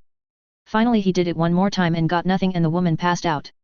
After switching a vial of tears, a nutrient potion and a liter of electrolyte solution, into her he walked to another shelter, was hosed down with disinfectant, as were the droids and the woman, walked into one last shelter and they all were hosed off again before he stripped, left the clothes there, airlocked through to a clean room and put on a fresh set of isolation clothes and dressed the woman in the same. He walked, levitating the woman, to a lardy already marked as a biohazard, while the droids rode on the outside in hard vacuum as a droid piloted and a medical droid apiece ran every test possible on the two organics and the air in the shuttle. The box was meanwhile going through its own decontamination. Everything else was being torn down and burned. The box and the droids would ride an open lardy up after their decan. The command council watched on a hollow feed. Bail looked at Luke and Leia. Are our inoculations effective against dragonpox? Briha nodded, then shook her head. The precautions seem a bit extreme. Ayla spoke up. Harry has antibodies in his blood to several biowarfare agents especially used against force sensitives. A poison, that's what he used on the talisman, and a healing agent better than Bacta. It took us until now to separate out all the components of his blood. The children, along with all the force sensitives, will get those inoculations. Maris frowned. Wasn't much of a fight. She is supposed to be all Jedi shadow. Shock Ti shrugged. It would be difficult to fight with black ooze coming from every orifice even if he hadn't paralyzed her. She will have her revenge, I would assume. Everyone winced. Poor Harry. SSDV. Master Celeste Morn was up and around by the time they made orbit of Korriban. She was quiet. Speaking to Eddie for now. She watched as the ship the others transferred to dropped from orbit and landed. Suddenly blue-white lights flew out of the hangar bay and a giant grazer with horns charged the Sith temple and drove right through it. The dark side of the Force shrieked in agony. Celeste smiled. SSDV. On Coruscant, Palpatine went into convulsions. On the bridge of the Star Destroyer, Darth Vader froze, only his prosthetics keeping him upright, and in the far rim Amisa Darius gritted her teeth and thrashed in her bunk. Arden Lin watched and chuckled. People shouldn't mess about with things they didn't understand. SSDV. It went on and on as Jedi fanned out in teams around the planet collecting Sith artifacts and bringing them to Harry if they could not dispel the magic using finite or the basic curse-breaking charms they knew. Which did actually work most of the time. When every stone on the planet was cursed, even the dirt it seemed, it was a bit of a project. Harry gave a beginner to master class on curse breaking. Resorting to drops of basilisk venom, a somehow stabilized mixture of nitric, hydrochloric and hydrofluoric acid, soul bindings, and killing curses more than once. The killing curses made the Jedi ill. Harry doing the cleansing ritual and purges made them look at him odd again. He knew what it was going to cost him and never hesitated to do what needed to be done. Celeste was confused. Jedi using Sith alchemy and sorcery to destroy Sith artifacts. She watched and waited. She had only felt darkness in the one they called Master Potter, and that only because he had fought it for a long time. Nearly losing to it more than once. You could tell if you had experienced the same thing. He felt like she did. They spent 2 days, then went to hyperspace, leaving Korriban a smoldering cinder in the Force. Once Harry, the most sensitive besides Yoda, and Yoda agreed there were no more point sources of darkness. Celeste looked at the catalogue of objects raided from the Sith homeworld and shook her head. They had never been this effective in her day. She sat in on the council meetings, listened to the people and understood what Harry was doing. He was annihilating evil, not the dark. So few of these could understand the difference. She looked at Yoda and knew he knew. Ayla and the others in Harry's group knew as well. Maybe not the Padawans, but they would figure it out. Apilana knew. Celeste stayed close to Harry and watched him and his group quietly. The Padawans Raganda Ismarin and Tiswedu along with Apilana and her handmaidens were getting the most intensive training she had ever seen. Now, using what the High Council was calling Force Mage skills to break those objects recovered from Korriban, everyone was getting intensive training. The Jedi Masters were being trained as well. Each of them had an object at each skill level assigned to them and were studying the hollows produced by the Archivist droids and then under Harry's supervision breaking the curses on the objects. Master Potter was a teacher without parallel in the practical applications of force manipulation. Some of them were very evil soul containers and Harry kept those in a warded space only he had access to. He and an Archivist droid spent some time in there each day working on those while everyone watched. He was the antithesis of evil. Who wasn't being trained were Jedi shadows. She spoke to Jocasta, knew the leader of the Council of Knowledge, about it. Jocasta had smiled and told her she had found her purpose. Celeste found herself being nearly worshipped by the Padawans on board this gigantic vessel, and just to get them quiet enough so she could watch Harry she started teaching a class a day. An Archivist droid started following her around too. She glared at Jocasta, who arched a brow back. SSDV. Harry one day laid out a hectare of Kyber crystals and Celeste, along with others, walked up and down the rows. She froze as one sang to her. She stretched out her hand and it leapt to her just as Harry touched her shoulder. She woke up in his arms completely and utterly sated and content. She blushed to her roots. Harry smiled. Your hair is so heavy. What? Harry nodded where her Sinsic wrapped plate that hung to her thighs was over his shoulder. Celeste took the steadying arm as he put her on her feet. You should be around to help me with it when it's wet. Harry grinned and his green eyes sparkled. Celeste blushed and glared at him. He chuckled that crystal will make a powerful wand. Like Ragandaz and Apalana's. Do you want to try and find a piece of wood? We can work on your wand. Celeste opened her mouth, looked around at the sparkling eyes from the masters and knights of Harry's group and the glares from the Padawans, and snorted, leaving off the comment about the wood that was currently pressed to her belly. Where are the samples? Harry led her to a medium freighter. Everyone had been putting fragments of whatever force-imbued wood they found in. Celeste walked the rows and stopped at a thick, planed, polished board. Harry grinned. Should have known. Part of the lining of the oubliette you were in. Harry measured her and took a piece of the wood.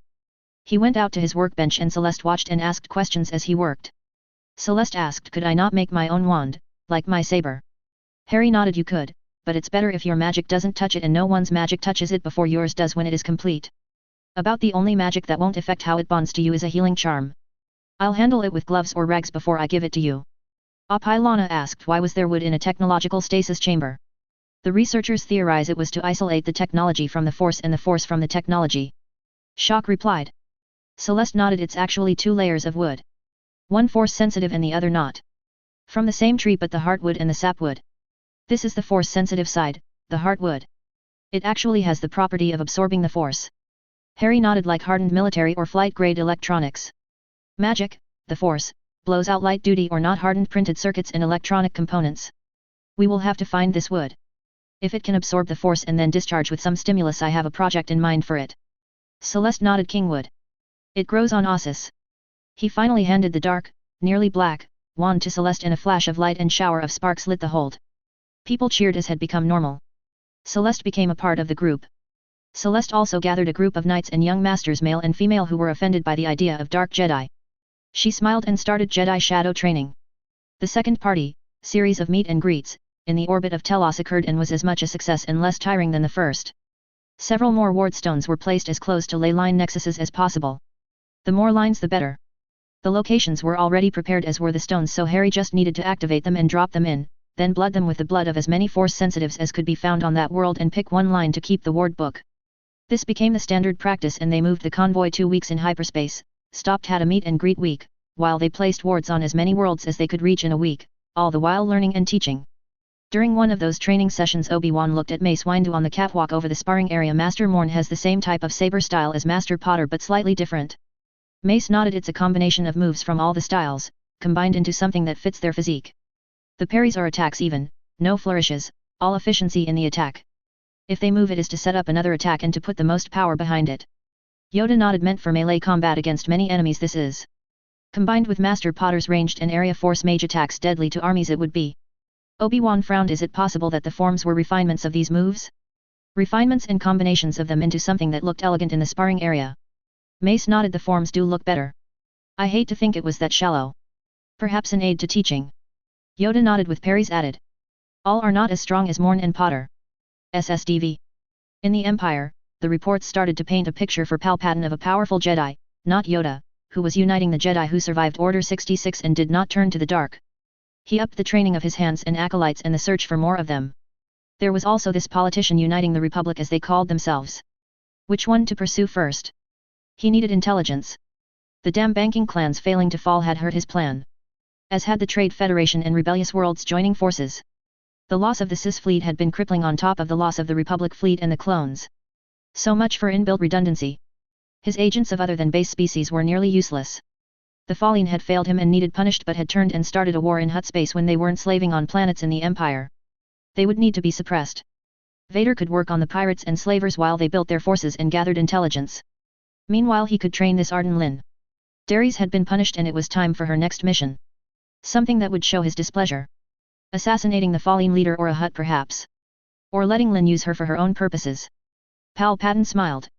Yes, she was terrified of Lin. He would give her to her. Now a new Inquisitor who was able to chase down and eliminate Jedi, not talk about it. He really needed to work to find competent people. The lights of the light side of the Force were ever decreasing in number. True, the dark had somehow lost nearly as much in the latest paroxysm, but it balanced and Wayland was online now.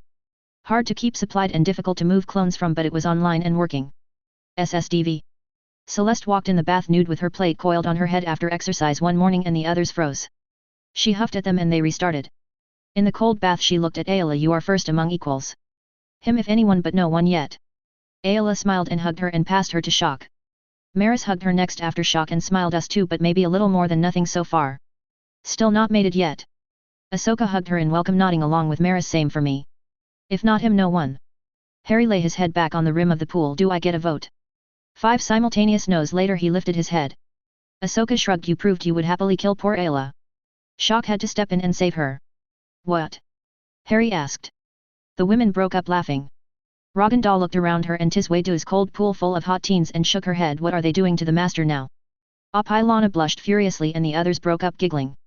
Celeste got her first support charm that morning and narrowed her eyes at the innocent faces she received back from the masters and knights. That day they started on armor. Celeste was a font of information. Harry was making a ward map for the armor and chuckling. The politicians watched with arched brows. Harry chuckling boded no good for someone. Someone of the dark persuasion. As they worked their way around the outer rim the Republic settled. There were some spectacular pirate chases and slaver raids being broken up in the Empire. This Vader seemed competent enough, if a bit slow. The Rangers were always a step ahead of his heavy forces and nibbling away at his lighter units and scouts. The banking enforcement fleet had collected some debts and Akbar was reporting more and more probing as the lines firmed up. Harry sat at his table with a prototype set of Padawan armor and Raganda in a unitard being his model, to her mortification, as everyone watched him fit the pieces on her. So we got most of the outer rim planets warded or we'll have them done by the time we reach Naboo. We should sweep back closer in and do another run. Mace blinked and Yoda chuckled. Alone you think you are Master Potter? What? Raganda poked him. Use your words, Master. She got chuckles and looked smug. Harry tried again. Beg pardon? I don't think I am alone but I don't understand, Master. Yoda shook his head. Watched you. We have, taught us you have. Teams of masters, Padawans, knights and rangers wards in our wake have placed. Harry pushed the chest piece up and latched it and Raganda eeped. Briha came and put her hand in an armhole. Raganda flinched. Your Majesty. SHH child. Master Potter, this needs to be looser. Slap injuries. Pardon.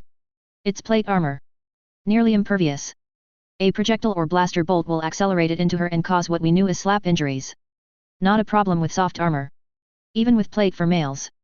Females are hard to fit as they change sizes through the month. We can either turn the top out like an angled shelf and leave her upper chest unarmored or we can make full cups and armor the upper chest. I can put runes on it and link it to the individual and females' cases.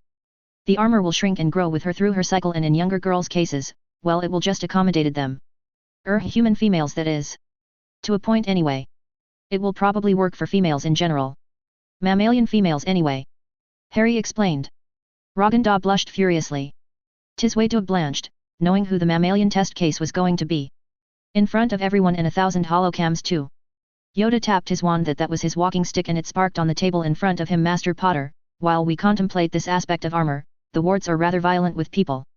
The ones that have been in place the longest. Several people killed most grotesquely in starships coming into planets have been.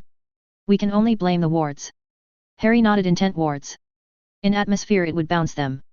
I bet the wards are slamming them against the insides of the ships. Jocasta nodded. That matches the rather lurid descriptions. Harry nodded. Investigate those people and you will find they intended ill towards someone or more probably a group or the people of the planet. It will cut down on the external scum the local police have to deal with. Won't stop someone who develops ill intent inside the wards. Unless they leave and try to come back, of course. I think it's almost surely the populace of the world too, not the government or individuals, as we use blood from as many beings of the planet as will give it. Mace Windu snorted. Deal with them without a mop and bucket, you mean? Did you not tell us about this on purpose? Harry sighed. It's standard on my world. In the base rune set. I forgot about it, to tell the truth. We didn't have space travel either. I could rework the base plea but we would have to replace all those sets. Apilana spoke from her table where she was waving a stick practicing wand movements. Not on Naboo's please. A chorus of agreement rose. Celeste cleared her throat. Now armor and breast? This was ever a problem and the compromise was a tight fit which as the cycle progresses can impact your breathing. Ayla nodded. What if I am pregnant? The hold froze and Ayla snorted. I am not, however what about females who are and are used to wearing armor? Harry scratched his head. We pretty much kept females from battles once we knew they were pregnant. They drew demons like nothing else. Past a certain point the armor won't fit, so I think then you would have to go without. Harry unlatched the breastplate from the back plate, took it off over Raganda's head and laid it out, etching several runes on the inside of both pieces but especially in the cups and across the abdomen, then had her power them and add a drop of blood, which amazingly soaked in the metal. He put the breast and back plate back on, latched them together and everyone watched as it molded to her like a second skin. Raganda eeped and pulled her robe on and closed. Her breastplate had nipples. Hard ones. Harry chuckled. Sorry, I'll fix that. Celeste pulled her robe open and looked at her critically. She nodded. Apilana nodded and one of her doubles asked, is it possible to make it match skin tones? Harry smiled. And how would you do that, young lady? Class was suddenly in session. Raganda got more mortified when armored bottoms were drug out and she was shaken into them. They were high-waisted and not high-cut, more skin-tight shorts with no legs rather than her normal panties. Then a discussion about changes in that part of females happened. SSDV. 2 weeks later and very few Jedi were not found in armor. Jocasta Nu had even created a set for herself. Helmets were not popular but making lightened body armor engraved with runes and charging from the user and the Force were becoming part of a Padawan's passage into knighthood. The auto-sizing for females had the same strings as Raganda's top +1 to smooth over the nipples and a release feature on the bottoms so they could be gotten off. They had cleaning rune sets on all the pieces. Harry never wanted to hear about bloating or feminine hygiene again. The males did the same thing, liking the tight fit and everyone wore it under clothes except for Harry who wore an open robe over his when it was needed. It had the runes for the dueling ward and bubble head laid in the arms, neck, waist, and at the ankles. Harry made it so the bubble head would go active and cover the whole head closely. Melina, one of the doubles, had helped with that and had to take a hair regrowing potion which made Harry another fortune, from older males mostly this time. Hair did not like hard vacuum and the cold and heat of space. They had also found a way to add a synthetic rubber sole to the armored boots to give better traction. Harry favored extremely utilitarian unembellished designs so of course everyone else did too. It was polished to a mirror finish and a reflective rune set applied for laser-based weapons though. Lana started a trend among female senators and VIPs when she and her doubles and young guards created sets that matched their skin tones or makeup exactly, like a chameleon but faster and more exactly a match. You really couldn't see the armor until they moved and a muscle didn't. Or they wore an open neck and you could barely see where the armor stopped. As they learned the process, knights, masters and Padawans were besieged with people wanting armor. Finally, a price was decided as the people making it were providing value and 1,000 credits or the equivalent was not unreasonable. The material was after all mostly transfigured scrap metal. The ones making the armor were free to give it away if they wanted to but plain armor was considered to be worth 1,000 credits. The Jedi made armor for their rangers. Oddly the female knights, Padawans, and masters' services were most in demand. Husbands and mates wanted their wives or mates protected and now the children that were old enough to be close to their full growth as well. That armor evolved and some was strikingly beautiful. Lana and her girls were paid a royalty for the color charm rune set, of which most was set aside for charity. Lots of ladies suddenly showed up for exercise. The sizing charm only went so far either way. There was, of course, experimentation going on already to see what material made the best armor. SSDV. Briha looked at the governor of Naboo's hollow image. Lana has asked for this. The command fleet had turned south after crossing the Galactic North just inside the Outer Rim territories. No actually. The governor blinked as he answered. Monday laughed. You can forget it then. He will not agree to a betrothal to the Queen of Naboo if she does not wish it. His ladies to include their Padawans do not agree to it and he won't touch her with a 10-meter pole until she is of age at which point she will no longer be queen and someone else will. The governor grimaced. Lana has been elected queen for life. The experience of losing Padme Amidala deeply affected the people. They seek to avoid a repeat of that. They wish to tie her to someone who will defend her at all cost and against all comers. As the petition states, destroying the galaxy if necessary. If there is no Queen of Naboo, let there be no life. Obi-Wan sighed. Even for diplomatic language that is a bit overly dramatic. Bail chuckled. He is just the one for the job though. The governor nodded yes quite. It wasn't even the children's vote this time. The whole world is mad for them both. The Queen of Light and her dark companion. Stas Ali shook her head. I heard him tell Master Morn those that fear the dark do not know what the light can do. I fear this may be true in his case. Yeti nodded. Touched by dark those two. Bathed in it, nearly drowned in it. Surfaced from it and defeated it they have. Dangerous they are. No limits to what they will do in defense of the light. Injure them though it does. In opposition to a Dark Lord, one labored in the halls of her mind for 3,000 years. The other defeated the King of the Dark's highest minions in single combat multiple times. Perhaps, nearly certainly, the King himself. Perhaps ties to the light they both need. Master Sakura is a tie. Master Ti is an anchor for Potter and Sakura. Maris brewed another tie and Ahsoka Tano. The Padawans Raganda and Tiswedu are bright lights.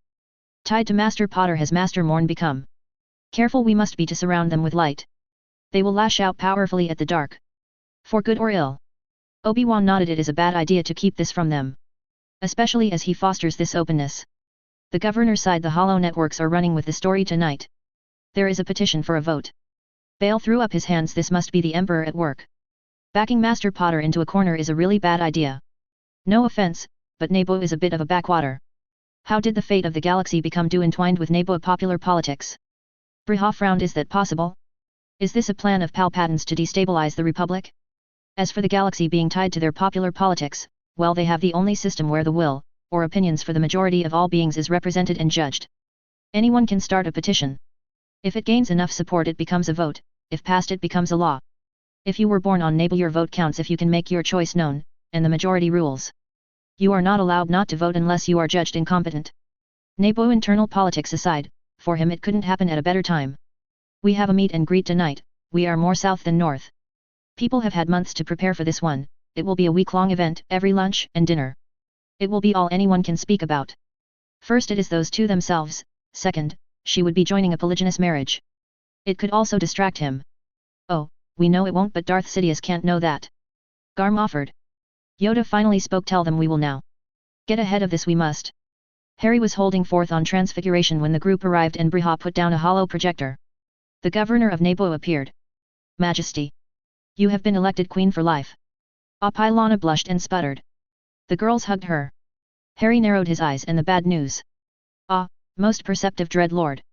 The governor prevaricated. Bars appeared first among many hollow projectors that were laid down. Harry pinched the bridge of his nose. Haven't heard that one in a while. Most of the people there froze for a second as did the holos. Bars chortled. Dread Lord. I like it. Bars I will come find you. Your pardon Dread Lord. Grr. Ayla sat on Harry's leg. Harry, Bars stop playing, this is important. Governor you were saying. Majesty there is a petition, that already has enough signatures to force a vote, to betroth the Queen of Naboo to the Dread Lord. It was funny in hindsight, as no one expected sweet little Apilana to explode in quite such an incandescent ball of rage. It wasn't too funny to the girls scattering from the armored arms waving or the accidentally sonorous voice detonating. Harry regained his wits first and flicked a silencing charm on her. Bale wriggled a finger in his ear. Always these little Nabooan queens exploding across the galaxy. Must be the hormones. Bale. Yes dear. Bale and Harry turned to Briha and winced at Apilana standing with her fist on her hips and her foot tapping, tink tink tink, on the metal deck plates. Harry arched a brow. A gentleman, I believe our part of this conversation is yet to come. Perhaps a look around the other arm. I need to find some scrap anyway. He led the males away. Yeti sniffed. Cowards. Where are you going, Governor? The governor hunched his shoulders. Nowhere, Master Yeti. Yeti nodded and ended the charm on Apilana with a finite. Harry looked into the other side of the hold a half hour later and found the ladies sitting around with cups and a lively though not deadly discussion going on. There were even smiles. He sighed and looked at the males once more into the breach. Dear friends. Garm nodded and straightened his vest. As you wish, Dread Lord. Harry growled. What is that governor's name? I am going to kill him. He had to say that in front of Bars as well. Bale laughed. This is going to be so much fun. Harry glared at him. If you didn't have kids. What does Briha see in you? No idea. Bale grinned, unrepentant. The other males chuckled, even the sternest Jedi masters. Harry led them back and smiled at Apilana and then Ayla and the girls. So that's done then. Ayla nodded. Yes, you will be married to the Queen of Naboo on her 18th birthday. What? Who? Me. Harry spun around and the women fell about laughing. The males chuckled. Raganda face-palmed. Some Dread Lord you are, master. Harry pouted. Glad I can provide entertainment. Apilana, no matter what any vote says, you will do what you want. She beamed at him. Good, and if I still want on my 18th birthday I will marry you. Harry sighed. Are we really going to let them win? Apilana rolled her eyes. No, first we are going to investigate this to see if Palpatine is behind it. Then we are going to continue as we are, and if something happens it happens, and if not in 4 years we will campaign to change it and win the vote. Thank Merlin. Not that I don't like you and you aren't bright and pretty or anything. Apilana laughed. I'm 13, Harry. You haven't figured out Maris and Ahsoka yet. Let's not even talk about Celeste, Raganda, and Tiswedu. Plus you are a boy and Ayla probably had to hit you over the head with a boob or something. I'll have to ask Master Ti if she had a head injury, I mean getting involved with you. Raganda and Tiswedu scowled and said oi. Simultaneously. Ayla was drumming her fingers on the table and the white plate over Shock's left eye had risen. Harry was really pouting now and the women were having a great time. Finally, Harry was saved by time when Briha cleared her throat and announced, as fun as watching the Queen of Naboo disassemble the Dread Lord is, we do have to get ready, ladies. It is non-stop for the next week. The men rose and the ladies left. Harry looked around. Well, that went much better than I thought it would. Who wants to spar? Obi-Wan stepped up and lit his saber. Harry leapt on a table and lit his in a shoda he had built. He leapt from table to table like an overamped Errol Flynn. Suddenly there were chandeliers and staircases that lead nowhere and big fat candles in candle holders. It was a fun afternoon. The ladies watched, smiling and occasionally wincing at hollows as they got ready. Celeste smiled watching Harry. Ayla and Shock chuckled. Maris and Ahsoka rolled their eyes and Raganda and Tiswaydo watched still learning. In this case mail management, and transfiguration, maybe a little about sabers. Harry bounced in, showered, Raganda shaved him, he sprinkled compliments, hugs and kisses and then led them all smiling to Apalena's quarters, which had been moved under his and a spiral stair between them installed and hidden from Mundane as she was always in his Padawan's apartment anyway. Harry sprinkled more hugs and kisses, got barked at over smudging makeup, rolled his eyes, and then led them all to the door to the party barge. Which was in this case the only ship not rafted in a triple row along the planet's equator. It had hundreds of ships in a holding pattern waiting to land in a bay or dock and disembark passengers. The command fleet as it was known had gained ships of all types from hundreds of worlds. Those ships were under Republic 1 Battle Command Sphere's AI's control as long as they were in weapons range of Republic 1. The AI ran their sensors, weapons and engines. There wasn't a lot the nominal owners could do about it, as it could use the base command code and just take the ships and the droids on them over remotely. There had been a bit of a flap about it. Harry had quashed that with a shrug and you don't have to be here. Harry smiled and everyone got into a position as directed by a B3 forming the head of the receiving line. Harry set the tone when the first local VIP approached him. "Congratulations, Master Potter." Harry leaned forward and whispered conspiratorially, "It's a girl." Apilana yelped Harry. "Yes dear. Briha watching side, it's going to be one of those evenings. Go speak to him." She shoved Bale's arm. Bale blinked. "What? Me? Why me?" Monday chuckled. The Dreadlord's eloquence is contagious. The guests that night were treated to an all the way on Harry and he infected the girls. Apalena's older handmaids were scandalized. The locals loved it all. The reporters were going nuts. Ayla smiled. This was the first time he was truly carefree and happy since she had known him, nearly a year now. If a shock like today brought this on, she would have to make it happen more often. Her eye fell on Celeste, who paled. "Not until I'm ready." Shock Ti smiled. "Is one ever truly ready for a supernova? You've been hanging around that council too much, or looking at those movie books again." Celeste fired back. Ayla laughed and hugged them both. After a while they were in their quarters. Apilana punched Harry in the gut. "It's a girl. What were you thinking?" Harry rolled off the couch on the floor and she sat on him and punched him some more. He rolled around laughing, trying to defend himself weakly. She finally got tired of beating on him and used him for a chair. He lay slightly winded and smiling. Raganda smiled. It did pull their teeth. Ferris the closest double blew a raspberry like that will keep the idiots at home from thinking it's a brilliant idea and voting for it. Celeste shrugged. "When we have to kill a few million Empire troops, the blush will wear off." Selena Guard sighed. "That will just make them confident they have picked the right mate for Apilana." Not that they haven't." Damn it. Harry chuckled. "Fell in that trap." "I know what you mean. Hungry. I only had those little cracker things all night. Who wants a roast nerf?" The girls, all burning calories like he was, nodded and Harry ordered up dinner. The archivist droids had watched him cooking too, and the protocol droids could imitate his style to the degree, second, and microgram of ingredients. The medical droid that had been added to Harry's droid entourage kept up with everyone's calorie intake, vitamins and minerals, and their meals were tailored to them specifically. Designed, with their physiology in mind, to keep them at the peak of fitness. It coordinated with the droids who cooked for Clan Potter.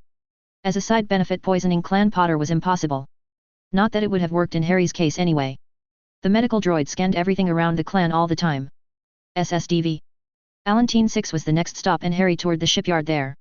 The women had to smile as he scampered over the yards and the vessels there with the foreman. If you were a VIP looking to meet him, you had better have brought some work clothes. By the time the first dinner rolled around, he owned the yard workers and Bars already owned the yard. Or Harry did, but Bars managed it and was getting his people in to run it at the yard foreman's direction, or for them, sort of. They spent 2 weeks in the area and a thought occurred to Harry. He was working at his table as they worked their way down the convoluted route to Bothawi, the main hyperspace lanes having been only partially reopened. Why couldn't we make ward sets, put them on planets in the core and inner core, and blood them with the blood of every dissident on the planet and one of us, and we hold the ward book? Jocasta Nu chuckled. "Don't you know?" Harry shrugged. "I think it would work. We need a world to test it on." Mace Windu grinned fiercely coruscant. Stas Ali spoke up bibringy. Harry looked it up on his pad. Good test, and it strips the yards there from him. "I can." Yoda glared. "Stay here and finish your tour and your teaching, and we will send several of the shadow trained when Master Morn says they are ready. Your Padawans, Apilana included, not ready are for that yet." Celeste nodded but looked at Harry apologetically. "It makes sense. The shadows need to spread out in the Empire and start eliminating the Dark Jedi anyway. They might as well carry wardstone sets with them. We can do several while we gather intelligence and they finish training, then we can see what happens. The planets with yards in the core edge of the colony's space." Harry nodded. "Maybe dark sponges first. I mean, if we have to take those yards, we will be the ones meaning to harm the populace, won't we?" He looked up at the quiet to see a beaming Apilana and Bail with his face in his hands while Obi-Wan talked fast to several, older, Nabooan handmaidens. What just happened? Monday smiled. You have infected Master Yoda, and he said something plainly that we all know already but hasn't been spoken out loud to now. Harry arched a brow in shocked sighed. He called Apilana your Padawan and said she wasn't ready for you to take her on clandestine missions to the core worlds. She isn't really, but she is doing well. Sorry Apilana. Harry looked at her table and saw the governor of Naboo collapsed in his hologram. Harry blinked. Ayla sighed and pinched the bridge of her nose. Bail nodded. Nabooan queens, I'm telling you. Briha nodded this time. Garm had to walk away. He was laughing so hard. The entire time in hyperspace was tense as the Senate, Naboo, and the Jedi Council argued back and forth over Apilana's status. Yoda let the holos of her training, sparring and studying play in the background of all the meetings while he called her a Force Mage Padawan. Briha and Bail, with two Force-sensitive, now blood-adopted, children came down on Apilana's side, which 3/4 of Naboo had joined. The governor was fighting a valiant rearguard action, a truly forlorn hope, as push come to shove someone would start a petition and force a vote. Harry, when asked, shrugged. As long as the Holonet stays up, she might as well be here as there. She has an audience chamber here in her quarters. I don't stop her from running Naboo or try to influence it. We'll bring her home for whatever celebrations she needs to be there for. Like this trip really. We'll be there for Independence Day. She can take meetings by holo as effectively as if she was there the rest of the time, be safer too. She gets to meet more of the other leaders and influence them here. I'm not averse to stretching my legs on Naboo for a while either. It sounds like a lovely planet. That comment spun the Republic into high gear, and overnight there wasn't a room to rent anywhere on Naboo for that month. The orbital slots went next as everyone realized their Lucre Hulk could potentially be ready by then and hold thousands, or they could lease a ship. The equatorial geosynchronous orbit was reserved for the fleet. The governor had to have a lie down when he saw the guest list. Harry told Bars to get some people to help him. Apilana gave him a peck on the cheek for that, and he smiled as she blushed and was dragged away by the Padawans, now including the doubles and guards. Master Bilaba huffed and lectured him about treatment of one's Padawans. Harry looked interested and nodded alertly while his hands carved runes on a project he was working on. A dark sponge, he called it. He used it for an hour or so a day to demonstrate rune carving and runes in general. A bit of a lecture aid.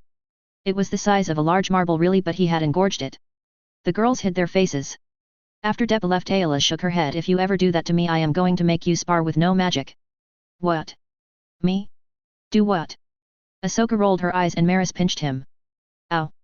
Hey, aren't we supposed to be having sex before you can abuse me, or have kids, or something? Garm arched a brow. Interesting. How exactly would that law or guideline read, Dreadlord? Harry pouted. Ayla explained. Act like you are listening when you are really working and ignoring me. The archivist droid filed most of that away in the Clan Potter files in the restricted archive. SSDV. Jill and Bars watched the Republic holos and nodded. They started moving fleets and armies. Jill Akbar planned to mine the Hydian Way and the Corellian Run. He had always wanted to see if that would really work. The Empire was arrogant enough to try a major move down hyperspace lanes. He wanted to get his mine-laying ships inside the colony region all the way to the outer core, so all haste had to be taken. The mines could be set and stay at the edge of the lane until a certain time or signal. Monday got the Bothans and the rest of the network working to find that time and all the other data Jill wanted. The Republic AIs dug into the files and as far in the Empire nets as they could get looking for ship signatures. They hit the jackpot when one broke into a security buoy on a deep core route. The fleet came out of hyperspace and took up orbit 3 weeks before Harry said they would be there, and Harry the girls along with Apilana and her girls launched in the Marauder with 3 sets of stones and a ley line map. The 3 major interstices of lines on the planet had wards the next day. The stones had been interesting as the blood banks on the planet had contributed 3 different drops of each donation they had at Apilana's request.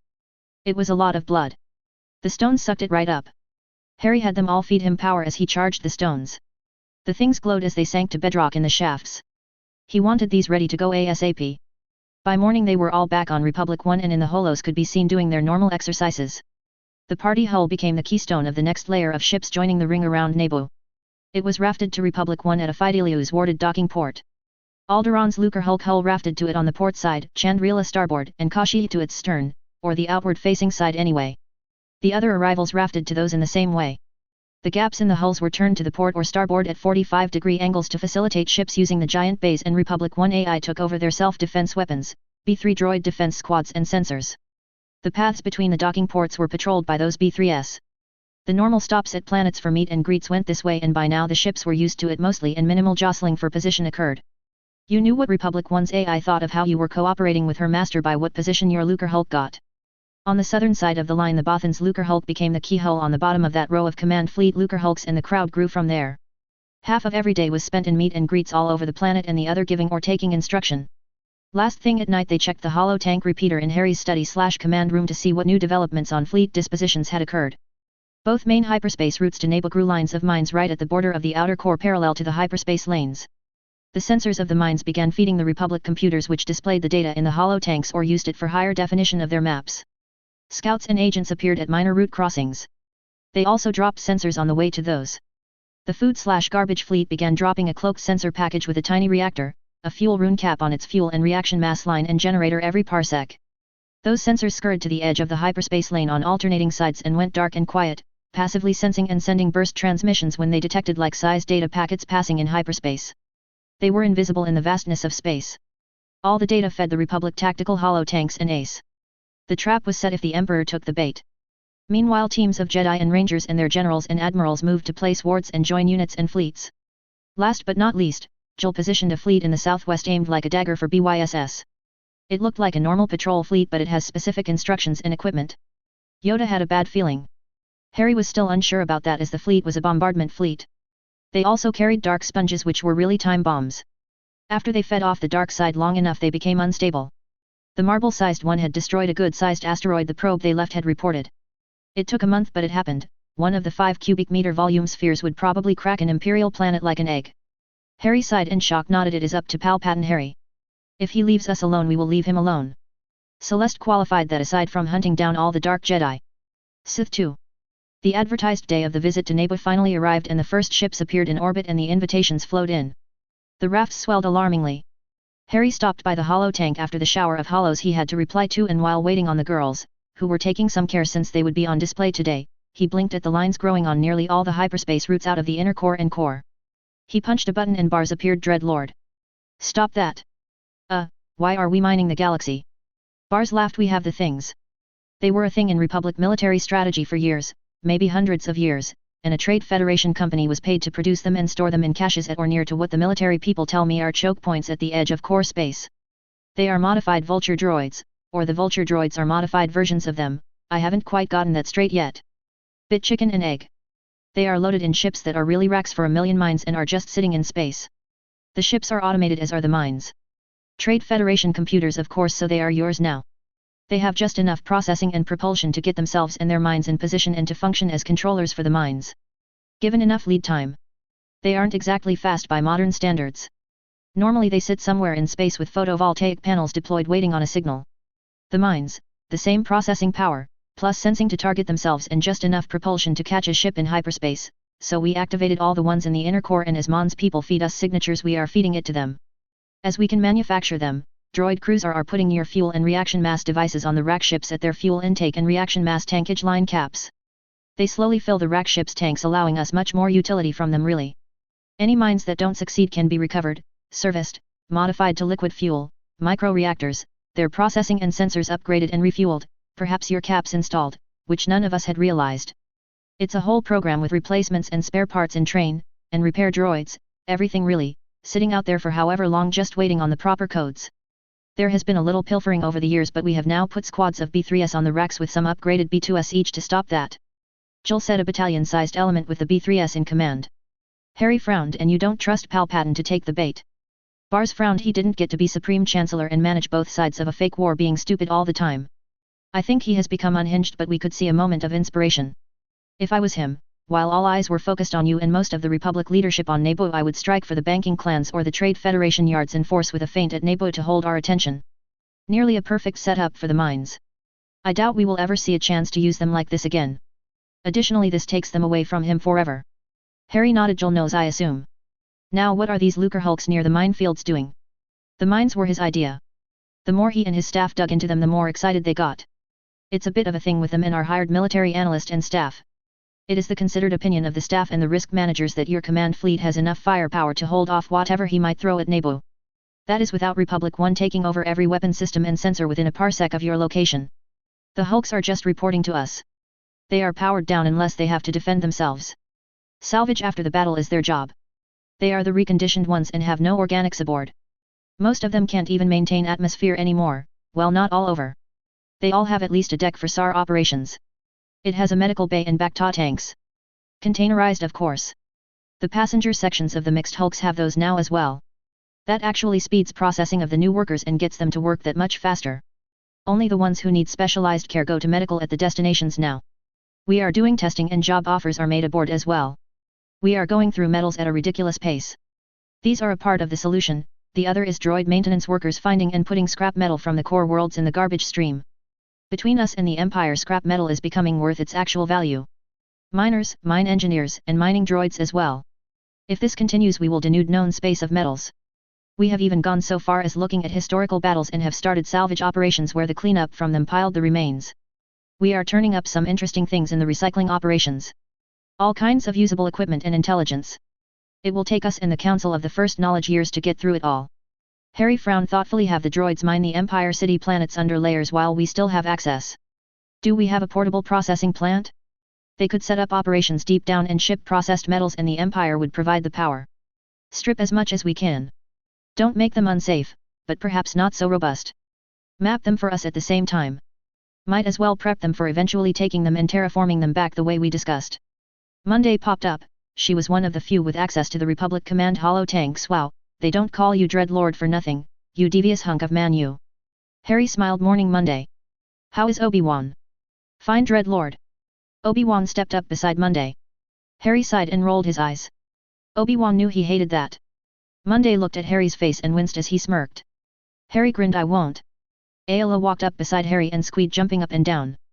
The Republic military and command holo tank network dissolved in, well, gossip or drama or something for a moment. Jill finally appeared and asked if they were through discussing relationships of state and could he get on with the business of defense.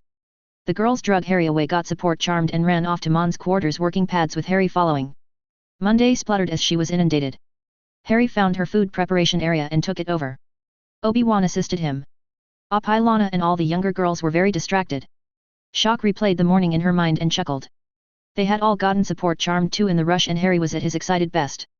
A handful of young pert breast in each hand had probably added to the excitement. She watched the younger girls be challenged to pay attention all day long. When they went to bed at the unheard of hour of 8, as soon as they were done with or as early as they could get away from the affairs of state and studying, she told the others what had happened. Harry blushed furiously. Ahsoka smiled evilly. So a good hard run in the morning then. Maris laughed. They will be exhausted. You don't think they are sleeping, do you? Harry put the pillow over his head. SSDV. In the morning the tired Padawans, doubles, and guards lined up with the rest for support charms and Harry hesitated. Celeste arched a brow and Ayla made a shooing motion. He growled and charmed the girls and they made exercise energized and smiley. Briha looked over her teacup at them and frowned slightly. Clinda, who had captured Leia this morning, followed her look and smiled. They got support charmed yesterday by accident. Apparently, it's very pleasant. Briha sighed. All of them. Clinda shrugged. The bodyguards and doubles are selected to be as much like her as possible. The Queen of Naboo is a bit of a package deal. Why they don't date or marry when they are queen really? Uncharted space here. Lana was happy to show the places she had grown up and the group toured Naboo in a lardy, dragging a tremendous tail and sprinkling Republic credits everywhere. The people were ecstatic. First as they got to see and meet the Queen and Harry, and then as the plague of locust descended with overflowing wallets. Food, handcrafted items, clothes, fabric, everything went. Nabooan dress became common across the Republic upper echelons. The ladies were very conscious there would be formal occasions in the near future and a nod to the host world culture was expected and appreciated. SSDV. Across the galaxy the Emperor took charge of the military planning. They had an opportunity to decapitate the forming Republic and he was not going to pass it up. The intelligence all pointed to the Republic's massive, numerically superior, though obviously individually inferior, military pulling toward the galactic south and east with a fleet of second-tier ships to the north and west. Those must be a feint to draw his attention and hold him in place while the Nabooan Tart secured her protector and political ally. Or maybe it was two individuals. The little tarts were perfectly capable of spreading for any number of idiots. They had always fucked everyone but him after all. The banking clans were left with their salvaged and rebuilt enforcement and collections fleet in the extreme northeast. Laughable at best. Those ships and droids had already been chopped to pieces once by venators, acclimators, and clones. They were of no moment. The cruisers and frigates to the north and west weren't even capable of penetrating heavy ship shields, much less planetary shields. The picket line around the core was a bit thin, so a concentration of force should break it. No, it was time to strike at the heart of the Republic. Its wallet. He reviewed fleet dispositions and started movement to the banking clan's worlds. All of the new fleets would converge at the edge of the outer core in a grand armada and sweep all before them. Now who to put in charge? Vader was capable. He would lead the ground forces. This strategy was pointed out by Admiral Thrawn while Tarkin cowered on Corellia, recommending the old tired deliberate set-piece attack on Naboo. Thrawn could command. Yes, shake Tarkin up a bit. Tarkin could run a feint in force at Naboo with the oldest capital ships, if it succeeded fine. Thrawn would have the newest and most powerful. Palpatine chuckled. Arden Lin listened to the Emperor cackling from her place in the shadows and, not for the first time, wondered if it was something about the dark side that drove males insane. No matter, chaos followed them, and in chaos the dark flourished. Her plans and schemes were all succeeding, and she was pulling in gold, not those credit things, real gold, with both arms and a foot. She turned her mind to the enemies she could reach. Vader was possible. Tarkin definite. She needed to work her way up the chain and eliminate the threats light and dark under her. 25,000 years and nothing had changed, at least in politics. Right now this apprentice of hers needed more training. Maybe giving her to a clone unit for their entertainment would motivate her? She had managed to kill the Inquisitors she had given her to. They were barely Jedi though. They must have been librarians or social workers or something, lawyers maybe, they talked enough for it. Lightsiders liked that kind of thing, educating and helping people. As if they deserved it. SSDV. Naboo and the Republic followed the Queen on hovercams all day every day. They watched her train, practice, and govern. Instead of it breeding contempt, they fell in love. Here was a young woman trying her very hardest to be everything she could be for her world.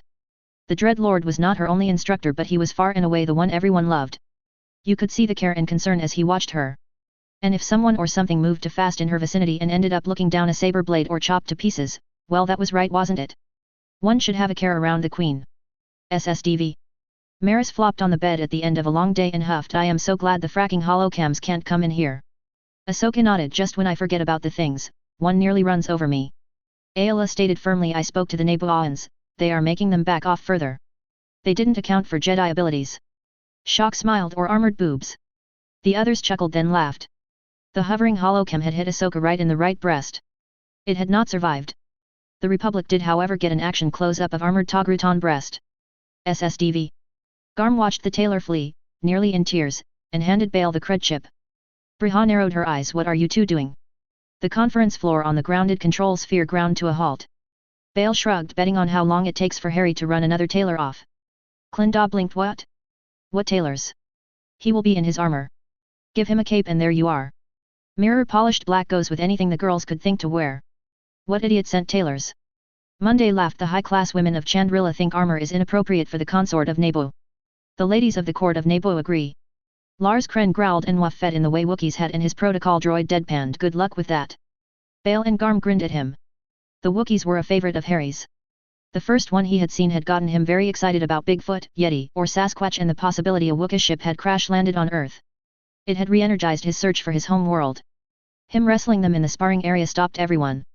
Harry and the Wookiees enjoyed the all-out physicality of those sparring sessions. Harry starting to win a few, and then most of them was making him the Wookiees' hero. The Dreadlord beating a Wookiee was a badge of honor among them. SSDV. In the Padawan quarters, Raganda looked at Tisway. Do we have to tell him? I am wearing out my magic using hygiene charms. The charms in the armor are great, but they take a minute or two. Plus my nipples are sore from being hard all day. Are you sure you won't eventually get used to it? Tisway asked. Raganda arched a brow. Sure, I am going to get used to the master playing with my breast all day. Today when he looked at me and smiled, he rolled and pulled my nipples. If I ever get used to that, I will take the celibacy vows, as he won't do me any good then. Apilana spoke up from behind the two. It's just you and me. The others don't orgasm 15 times a day. Celine, her guard, spoke up. Celeste too, chilled her right out, or does when he looks at her. All of you he was touching when you found your crystals. He still gets the rest of us, but not as often. Raganda nodded. We need to talk to Ayla and the others. We will have to send Harry off somewhere. Apilana nodded. The Wookiees. He wants to talk to them anyway, and loves sparring with them. In the bedroom of the suite they were using in the royal apartments of the palace, Ahsoka moaned as Harry rubbed the light oil down her leku. She shuddered and leaned into him for support. Harry grinned. Ayla told him, Goof, you are supposed to be frustrated and hold her down and take her. Not enjoy her orgasm nearly as much as she does. She doesn't want to be taken yet. His oily hands moved to her neck and Ahsoka rolled her back, bringing herself forward between his legs and moaning again. It's good for her to wait as well. The older women waited and Maris nodded when he stayed quiet. And you didn't add that stupid comment about her finding someone else, better. You've accepted the truth. Now you should do better about the Padawans. Guard your lecherous thoughts. Harry snorted. I don't have any lecherous thoughts. Well, not then or about them. It's a bit tied to me though, which is why witches on my home world did their own, had their girlfriends do it or their boyfriends if they were serious. It can be applied to other parts of your anatomy, even mine as well. Some couples in school got carried away. If I am happy, it wants to make you happy. I can't really stop it. Well, short of arithmetically deconstructing the spell and redoing it, and I am a little busy. Shock nodded. They can do each other then. Later we can deconstruct and reconstruct that spell, or one of the knights can do it as training. Harry nodded and moved to Ahsoka's back, working out knots. Now why hasn't the idiot attacked?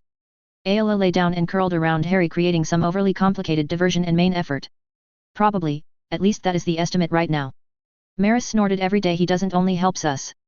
Leave it or he could not, and we will have wasted millions of tons of fuel and hours of labor.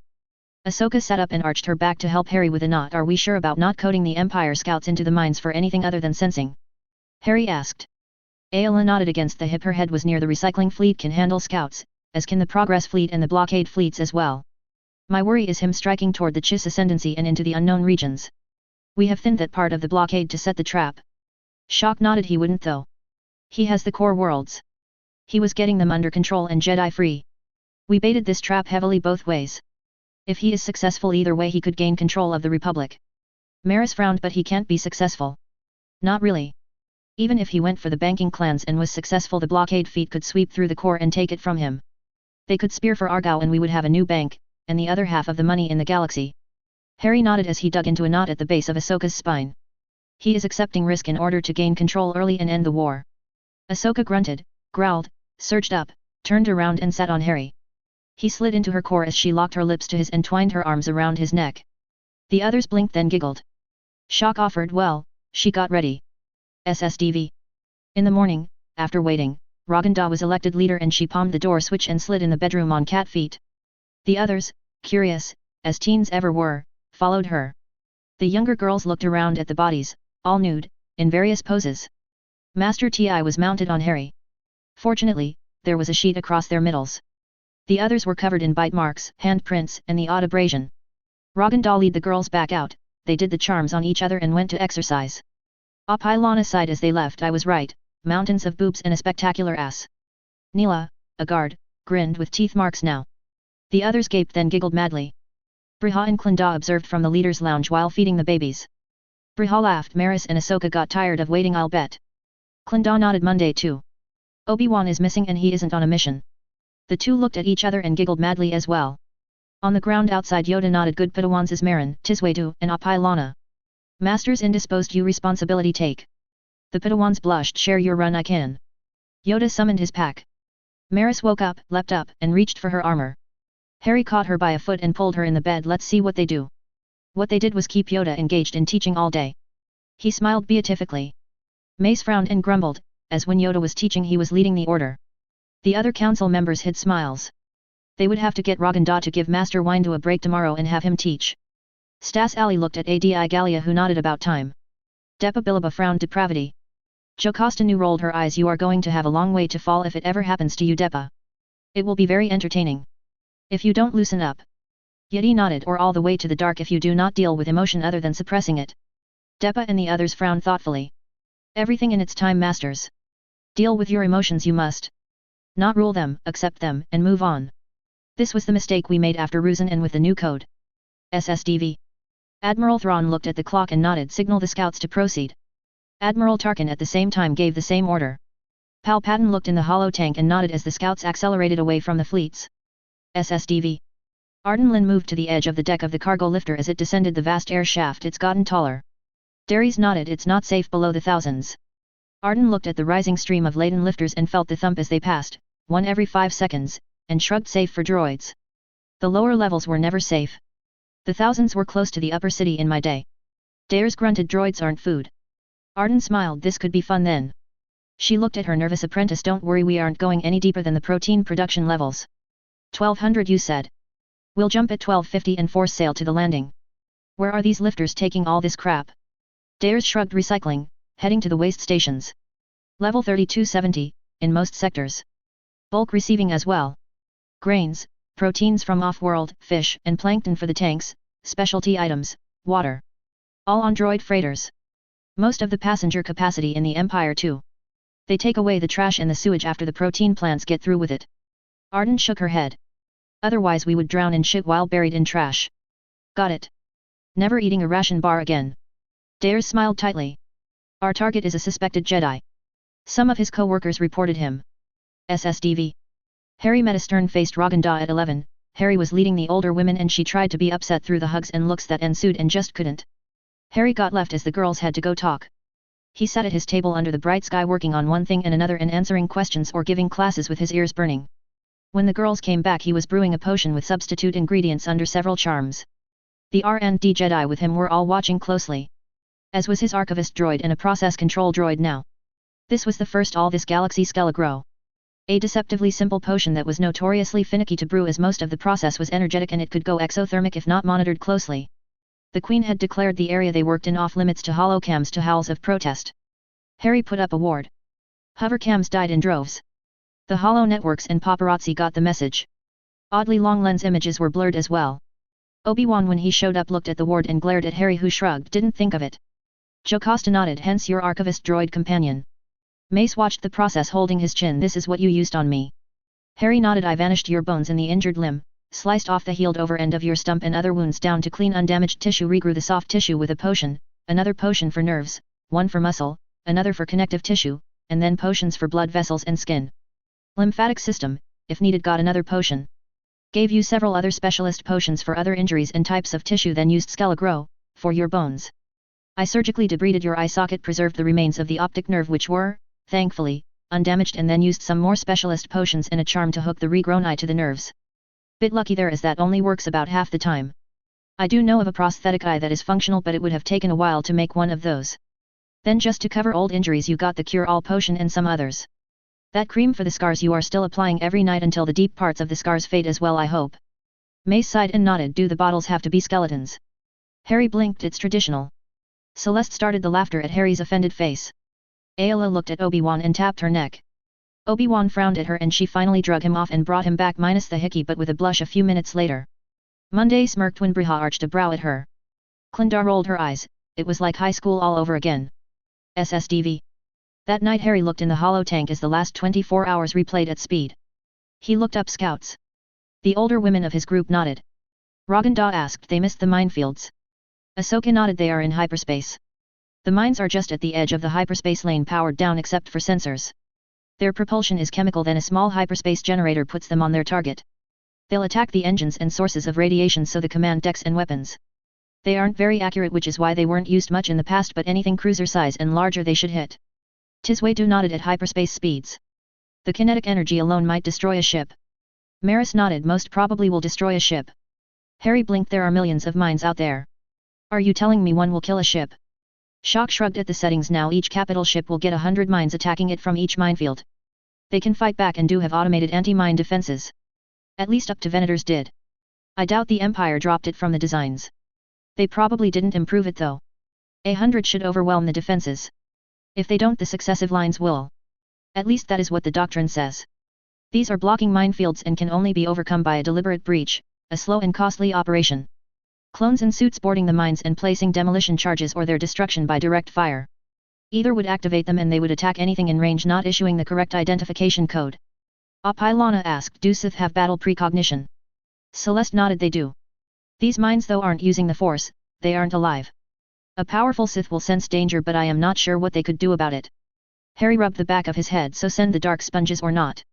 Apilana arched a brow, Harry explained on my world a dark side user used dark magic to open a portal. It was to the, or terrifyingly a, demon plane.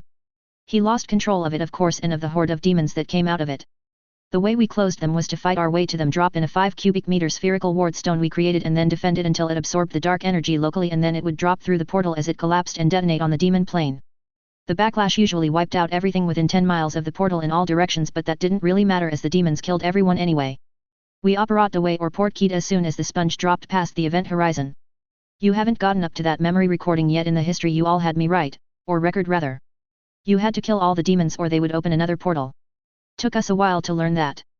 Oh and apparently what happened on our plane was nothing as to what happened in theirs because after the first ones they were really pissed. Some people got upset about art and architecture but well, against people dying. He shrugged eloquently.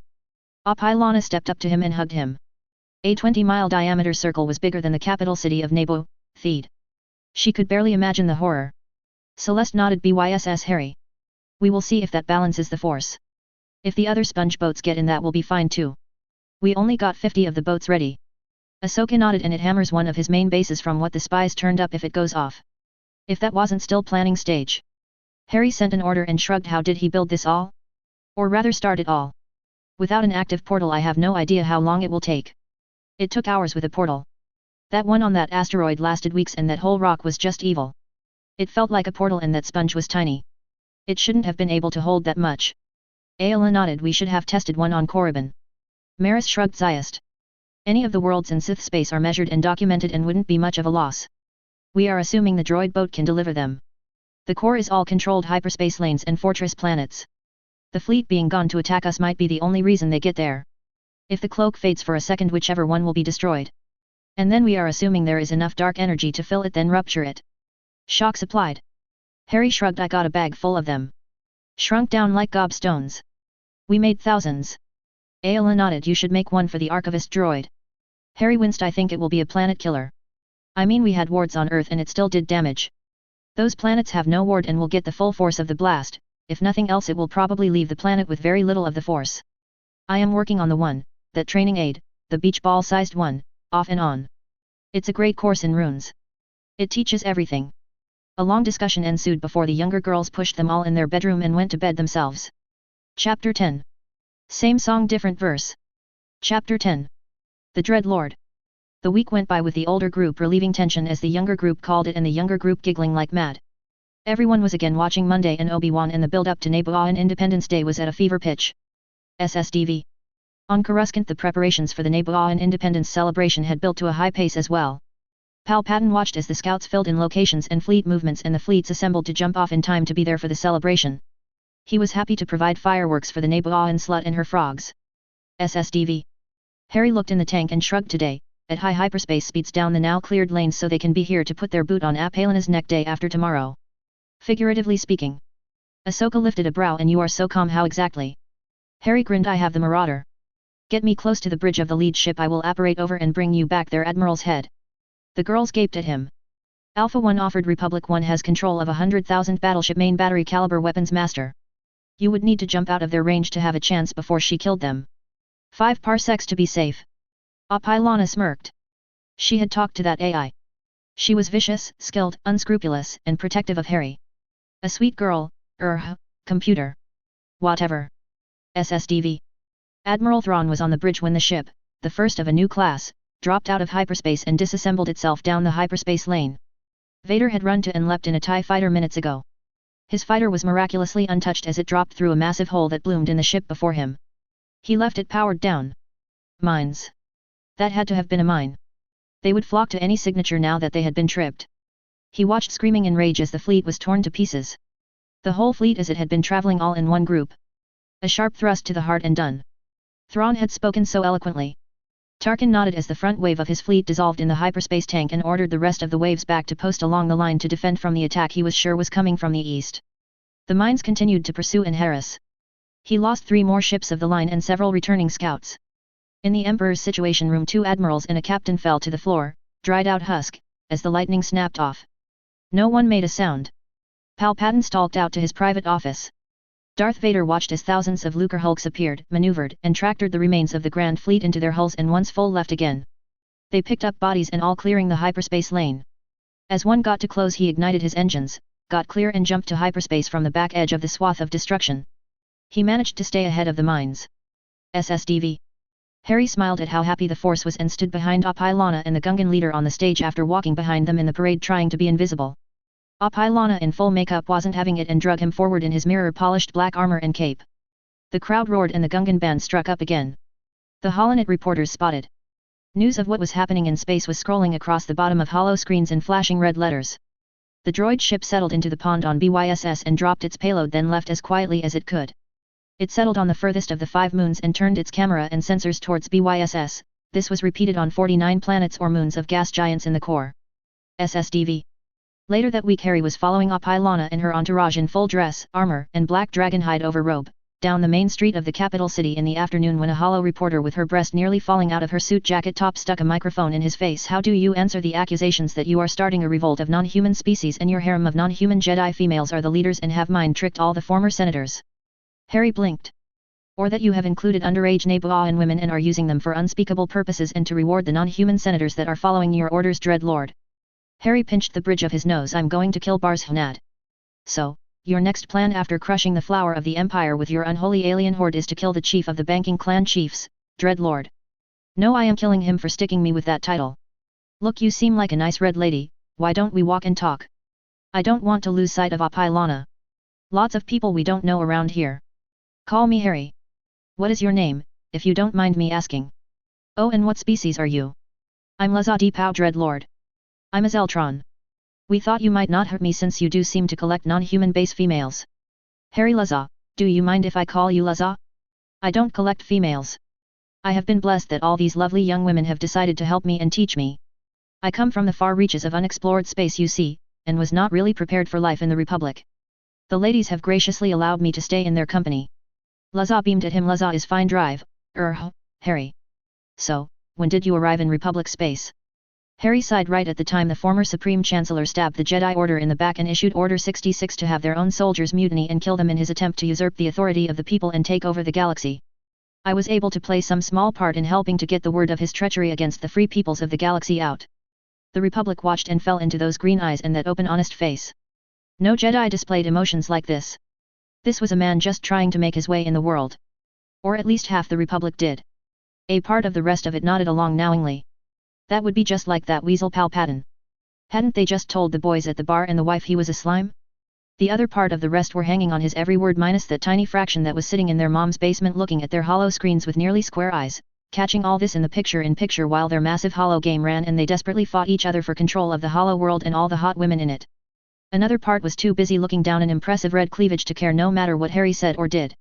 Monday, who has always had keyword searches running, burst into the Republic conference level of the grounded control sphere and turned all the holos to this when Laza first waved boobs and microphone at Harry and they all sat stunned as he gave a class in self-deprecation and aw shucks and never told a single lie or the whole truth. Now why did you come to talk to me, Laza? Harry? Oh, there is a holo from the Empire that claims you have done all kinds of things and have destroyed half the Imperial Navy as they moved out to re-establish law and order in the galaxy. You and your far from base, alien hordes. Harry blinked. I was right here making sure Apilana was safe. I think everyone saw me at the parade earlier this week. Least I could do for her after she has helped me like these other fine folks. You folks' cameras have been following me every step for weeks now. Laza breathed. She's a lucky girl. Maris grabbed Apilana's hand as it went for her lightsaber and she hissed, he has it, it's working. The half of the Republic that hasn't fallen in her cleavage is falling in his eyes. You can have her skinned for a purse later. Harry chuckled. Oh, I'm a lucky fella just to know her. She'll make some young man a fine wife someday. Laza smiled. I heard that was going to be you, Harry. Well, when she is of an age to marry I won't be young anymore, will I?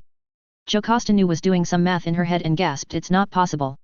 Yoda looked at her and she huffed, he is base human. Yoda smiled mysteriously and left it. Laza took Harry's arm by wrapping hers behind his and resting her hand on his forearm. Shock stepped in front of Ayla. The doubles kind of body checked Apilana along and Harry smiled, looked at Laza and ambled. Now about that far from base alien hordes comment from the failed Chancellor. Laza huffed, it was insulting to everyone, not a human. Harry looked sad and shook his head. People like that always fall back on trying to stir up prejudice when they fail, don't they? I mean, look at you. A fine figure of a lovely red young lady out here in the galaxy trying to make a living and he would do what? Replace you with some pale, high-strung, badly educated, core world's rich girl, with no life experience who didn't know a lardy from a vulture droid? No thank you. I much prefer ambling along with you as everyone enjoys themselves on this fine Naboo day. Now of the ladies and gentlemen who have helped me so much, well, there is Celeste Morna human. Ayla Sakura a Twi'lek, Shak Ti a Togrutan and a couple Wookiees and well, I just can't tell you how many others. I'm grateful to them all. You know, I don't even know what most of the species are. I think we all play well together, learning each other's strengths, helping each other with our weaknesses. It's worked so far anyway. As far as law and order? Well, the local police out here are still there. Local governments still run. The Jedi still look for threats from outside after, or in spite of their losses, caused by the jealous and inadequate former senator from this very planet. I think everyone should say thank you to all the Jedi they see for soldiering on in the face of their great pain. I know I'm very grateful. The police and local militaries as well. I don't think we need a disgraced former politician from a great planet who disgraced both noble races that inhabit it telling us about law and order, do we? I think we all need to help our local, planetary, system, sector and republic government and the Jedi root out these corrupt humans and others who would use prejudice and ignorance to try to harm us. Harry looked away into the middle distance on the hollow and Monday moaned, "Sorry Obi-Wan, I'll have that." Obi-Wan nodded absently. "How do you feel about sharing?" Bail snorted. "Idiot just made himself the real emperor." Briha waved shhhh. "The show's on." Harry looked at Laza again, sincerity shining from him. "That's not an excuse to let our own prejudices out to play though, is it? I mean, lots of the folks who have been helping me and fighting the failed Chancellor and his bureaucrats are human just like us." "Well, not you. That is the prettiest red." Laza smiled blindingly at Harry. "Now Harry, what was that about killing the chief of the clan chiefs of the banking clans earlier?" Harry blushed. Monday moaned again. "Bars Hnad. Bars has helped me out a lot. He is a great guy. One of the pillars the Alliance was and now the Republic is built on. Brilliant guy. This thing with Apilana came up and everyone was kind of freaked out and well the Naboo governor called me Dreadlord and Bars well he laughed and started calling me that to get under my skin. I'm just Harry, you know. I've had some luck, but what I have really had is the help of a lot of good people of every possible species. I've just tried to contribute as they seem to be doing the right thing. Helping people. Say, let me introduce you to some of them." Mace Windu snorted, "That devious bastard." Garm looked at Clinda and she laughed. "I am not having a daughter so you can put her in the harem. Ours are already married." Briha smiled and Bail face-palmed. Bars popped up in a hollow looking stunned. Monday chortled, "Yes, we saw." Bars nodded. "The Empire is running a whole propaganda campaign. He hasn't even seen it. That reporter obviously surprised him with it. Not only did he put a Zeltron whose specialty is befuddling men in the palm of his hand and have her purring, he destroyed the Empire's propaganda campaign point by point." Jocasta smiled. "He has fought at least 3 fully realized, and up until then successful, Dark Lords and 1. Dark Lords who used the Force like he does and had years of experience. He was at the top of an order like the Jedi, in line to be the Grand Master. He fought, in single combat, the leaders of 9 incursions from a parallel dimension or different reality while commanding the forces of his world fighting others. He was the de facto if not in fact Grand Master of his order, Fleet Admiral and General of the Army. The things he knows I estimate would take a lifetime for a Jedi Master to learn." Yoda nodded. "Older than he looks. Our Master Potter is more experienced as well." Briha blinked. "He looks 25 or so. Master Potter's story to tell this is. Done well he has. Pulled the Dark Lord's teeth again. Capitalize on this we must." Jal Akbar popped up militarily. "Not much more can be gained. We can continue to draw the noose tighter but we will eventually have to fight a real fleet engagement or several. Also some of those ships were of a new super dreadnought class. Our yards will need to work up a counter." The Wookiee rep growled and yowled and his droid deadpanned. "Mine seem to work." Bars nodded. "Commercially the Republic is fully employed and highly productive. We are bleeding the Empire white on non-base workers, gold and other metals, fuel as the Lucre hulks go in empty and come out full. I think we give it a few months and continue to build and see if Idiotine makes another mistake." Monday blinked. "In empty and out full and they don't burn it up." Bars shrugged. "The Dreadlord sent us some rune sets and the astromechs have been putting them on. We have force sensitives that can start power? Whatever they can make them work. Fuel consumption is down to 10% so we put just enough fuel in them to get them wherever they are going in the core plus 10% and they come back full and we store it. They have the fuel producing devices as well. The tankage and space inside the hulls is massively expanded as well, like Republic 1 and the party barge now. We keep the paying passengers to the second deck, it isn't magically expanded. We take the fuel in payment for the food and garbage hauling from worlds who don't have gold or other trading materials. We sell it on, for a small profit of course. Emperor and the richest male in the galaxy. I take it back Garm, I'll see the doctor. Clinda announced. The room broke up laughing. Laza Deepao followed Harry and company all day. She finally had to leave at his bedroom door and she sprinted off the command sphere and into a speeder. She had to go home, sleep and get cleaned up. She was invited tomorrow too. Well, sleep after an appointment with Mr. Feelgood. Mr. Human Feelgood. Ayla folded her arms and tapped her foot. Harry sighed. Enemies close. The press can be worked to our advantage. We will do what we called embedding with her and see if we can make her ours. Tiswaydu snorted. She is already yours. Bring her to bed anytime. You could have mated her in the street and she wouldn't have cared. Harry grimaced. She is like a Vila with no control. Ayla asked. Vila. Harry shrugged. Near human species, can turn into giant birds of prey and throw fireballs. They exude a pheromone and magic related to mating and are universally beautiful women. Most men get lost in the pheromone and the magic. Me, well, you know how I am about unwanted mental intrusions. Pheromones, or hers at least, give me a headache. Ayla hugged and kissed him. How about wanted intrusions into Twi'leks? The younger women squealed and fled. SSDV. In the morning Luzza was waiting bright and early. AB3 escorted her to Harry's bedroom and after she turned the camera off let her in. She looked around at all the women and Harry and sighed. Harry chuckled. Come on, come over here and sit down. It isn't over yet. We just wanted everyone to meet you and have time to talk. Luzza smiled and sat in the armchair facing them. Did you know you are force sensitive? Luzza blushed a deeper red. Not enough to be a Jedi. Harry chuckled. Maybe enough to be a force mage though. I am going to ask you for an oath that will prohibit you revealing anything we don't want you to. After that you can be our reporter and stay with us. We will do our best to give you enough news so you can make a good living. Meanwhile we will try to teach you how to use the force. Luzza swooned. Who do I have sex with first? Ask Ayla. What?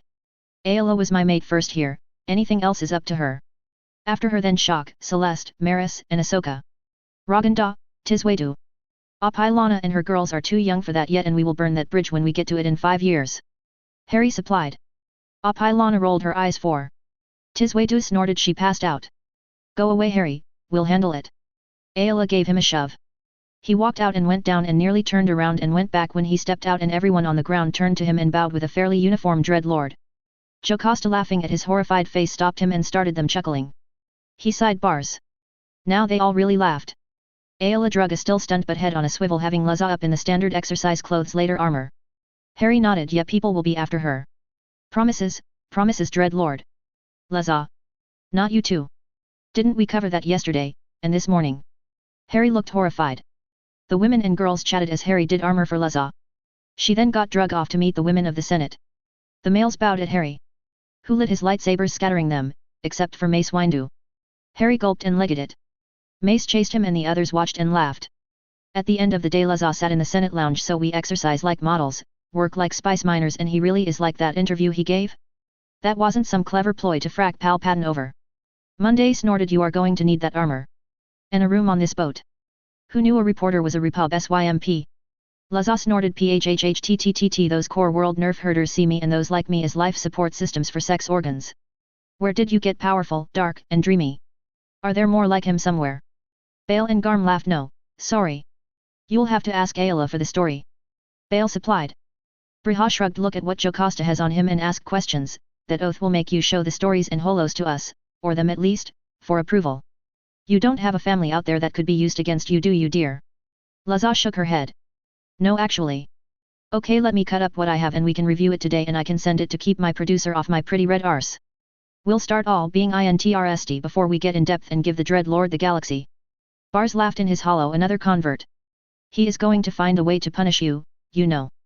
Luzza arched a brow. Bars smiled. Every time he does it makes us another fortune. I will find a way to endure it, I'm sure. Luzza nodded as she got out her specialized data pad. So why didn't the Republic credit collapse? It is a fiat currency after all. The others watched amazed as Bars got a rigorous grilling in his own field of expertise by an apparent expert of at least his level. SSDV. The Imperial Palace was eerily quiet. Since the hollow news today the Emperor had killed 14. Not, apparently, on purpose, but the lightning kept getting away from him. The rest did their job in silence and left as soon as they could. Bad news was now being relayed to the Emperor by Hollow. Arden Lin looked around and chuckled. I'm working for the wrong Dark Lord. Disloyalty will not be tolerated. Darth Vader stepped from a shadow. Arden snorted. It never is. So how did you live through that debacle? The Force saving you for something. Vader tilted his head slightly. Perhaps. Sucks to be you then. Arden turned and walked away. Amisa joined her at the doors. Time for us to catch a freighter apprentice. On BYSS a dark acolyte looked at the grass sprouting around the ornamental pond and thought it was nice to see things growing again. SSDV. Harry looked up from his table and nodded. He walked to the room in the palace the council was meeting in. He was deep in thought. They had been on Nabo 3 months, things were very settled. Orderly even. The probe on the BYSS moon had relayed 3 data bursts when it detected packages of a like size being sent. Everything appeared to be fine on BYSS. Ship traffic, construction both in orbit and on the surface. All calm. The only thing of note was a drop from the first sensor reading of force energy to the last. A noticeable drop. The other probes were much the same, this bore watching. Harry. Ayla. Where do you think we should build a new temple? Harry frowned. Schools in every sector. Decentralize and power down. It makes the leadership's job a bit tougher but it's safer and, well, shouldn't the most experienced have the toughest jobs? Send the kids home for holidays or let the parents come for holidays if possible. Make them self-sufficient and preferably able to defend themselves and go to orbit then hyperspace if they had to. When they aren't using that power for themselves they can share it to the planetary grid. It could be a source of income for them as well. Yoda opened his mouth, clapped it shut, then Mace chuckled. Well, we are sucking the core dry of credit with produce from the agri-core. Although what the hell, Dreadlord, suddenly our force sensitives have jobs and you brought in automated machinery. Harry shrugged. Low-powered or folks who didn't want to swing swords. R&D, although Jocasta has most of them. Potions brewers, rune carvers, all of that stuff has to get done that can't be done by droids. Crops droids can do. Troop to task we called it. Bars nodded from his hollow. What was it, Harry? If a force sensitive can stand up, see lightning and hear thunder, we have work for them. As it turns out, force sensitive or not, not all the senses are necessary either.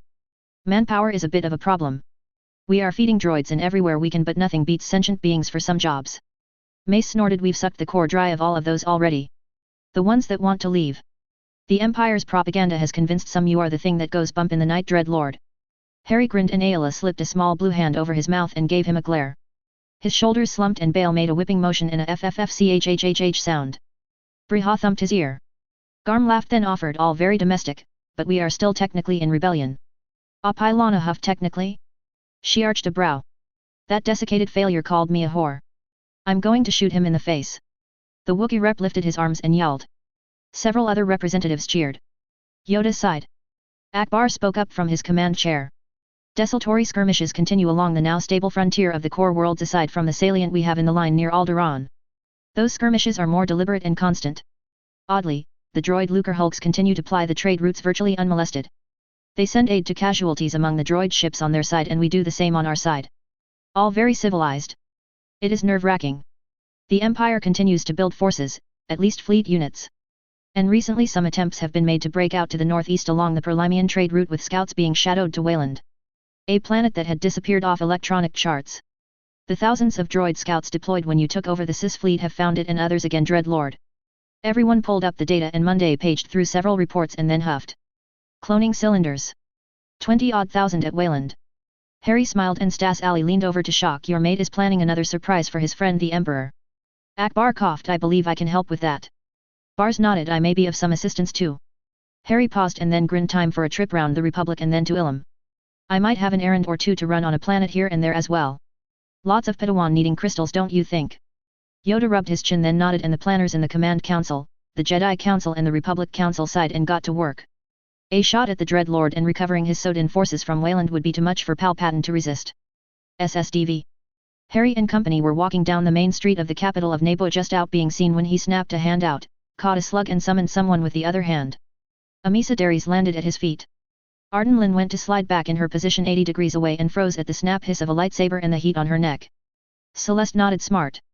Now don't move or I will kill you. Arden shrugged. I came to talk to the Dreadlord.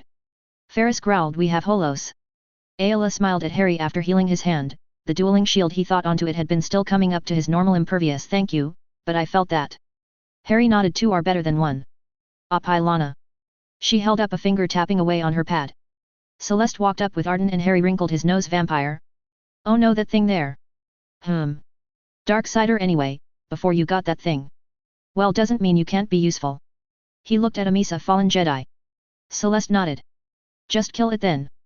Amisa struggled to a sitting position in the ropes she was wrapped in. Kill me? She is some kind of demon and you are just going to let her live and kill me? Harry shrugged. Thank Yoda, he has mellowed me. A year ago you would have already sublimed to gas. She has never been anything but a dark side user. Lots of dark users where I come from. Doesn't make them evil, just a different set of morals. My school even had a house for them, Slytherin. They didn't run around killing their brothers and sisters. Well, some did, but I killed most of them before I graduated. Then I killed their parents, brothers, sisters, cousins, aunts, uncles, a couple of their dogs and a snake or two. Arden grinned at him. Dark plus penis makes evil nearly 100% of the time in my experience. This is going to be fun. Think you can make it where I don't need this thing? I mean, I did bring you a present. The others gaped. Harry laughed. My apprentice is going to want words over your delivery. Her planet, you see. She is a little touchy about killing people here. How did you get this one down here? I got, you just wanted my attention. Arden shrugged. Locked her in a closet, didn't tell her where we were going. She is so scared of me she can hardly think anyway. Kill 4 or 500 underdwellers one morning and she pees herself. Big bad Jedi. Hey, you know that robot guy, Vader was a Jedi too.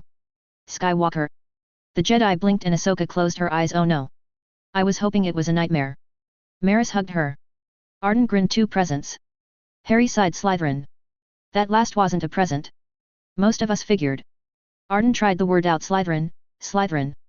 I like it. Harry chuckled. I'll show you a book later. Ah, Master Kun. Plo Kun looked at Amisa. Amisa dares. Amisa sighed. Harry led the group back toward their area. You're going to have to swear some oaths. Arden nodded. If you agree to end them when I ask. Harry nodded. I will have to wipe your memory before you leave if you do. If it was just me, fine, but there are youngsters involved who can't protect themselves. Arden nodded and then looked at the women around her and smiled. If I live. Harry chuckled. Arden got swept away in the crowd of girls. SSDV. Arden Lynn stood watching the Queen's Guards spar with the martial art she was teaching them. Apilana stood beside her, lost in though. A group of her friends and classmates had just left from a visit. You can't go home again, Majesty. Apilana nodded. I knew that a week after being elected. No, I'm just wondering why it's so different for me. They think about boys and class and speeders and clothes. And I do too, but I think more about armor, sabers, and blasters. Along with fleet tactics and planetary investments. Arden grinned. Somebody else already picked your boy. Apilana favored her with a glare. Please. If he wanted it to be different, I really couldn't stop it. Laza would start a PR campaign and I would be out on my shiny, armor-plated ass. Maybe it's true though, and that might have made me a better queen. I don't have to work through all that pudu. And I can redirect those hormones into something useful. Arden smiled. Apilana snorted. I am still going to get good enough to beat your ass for bringing that idiot to shoot Harry.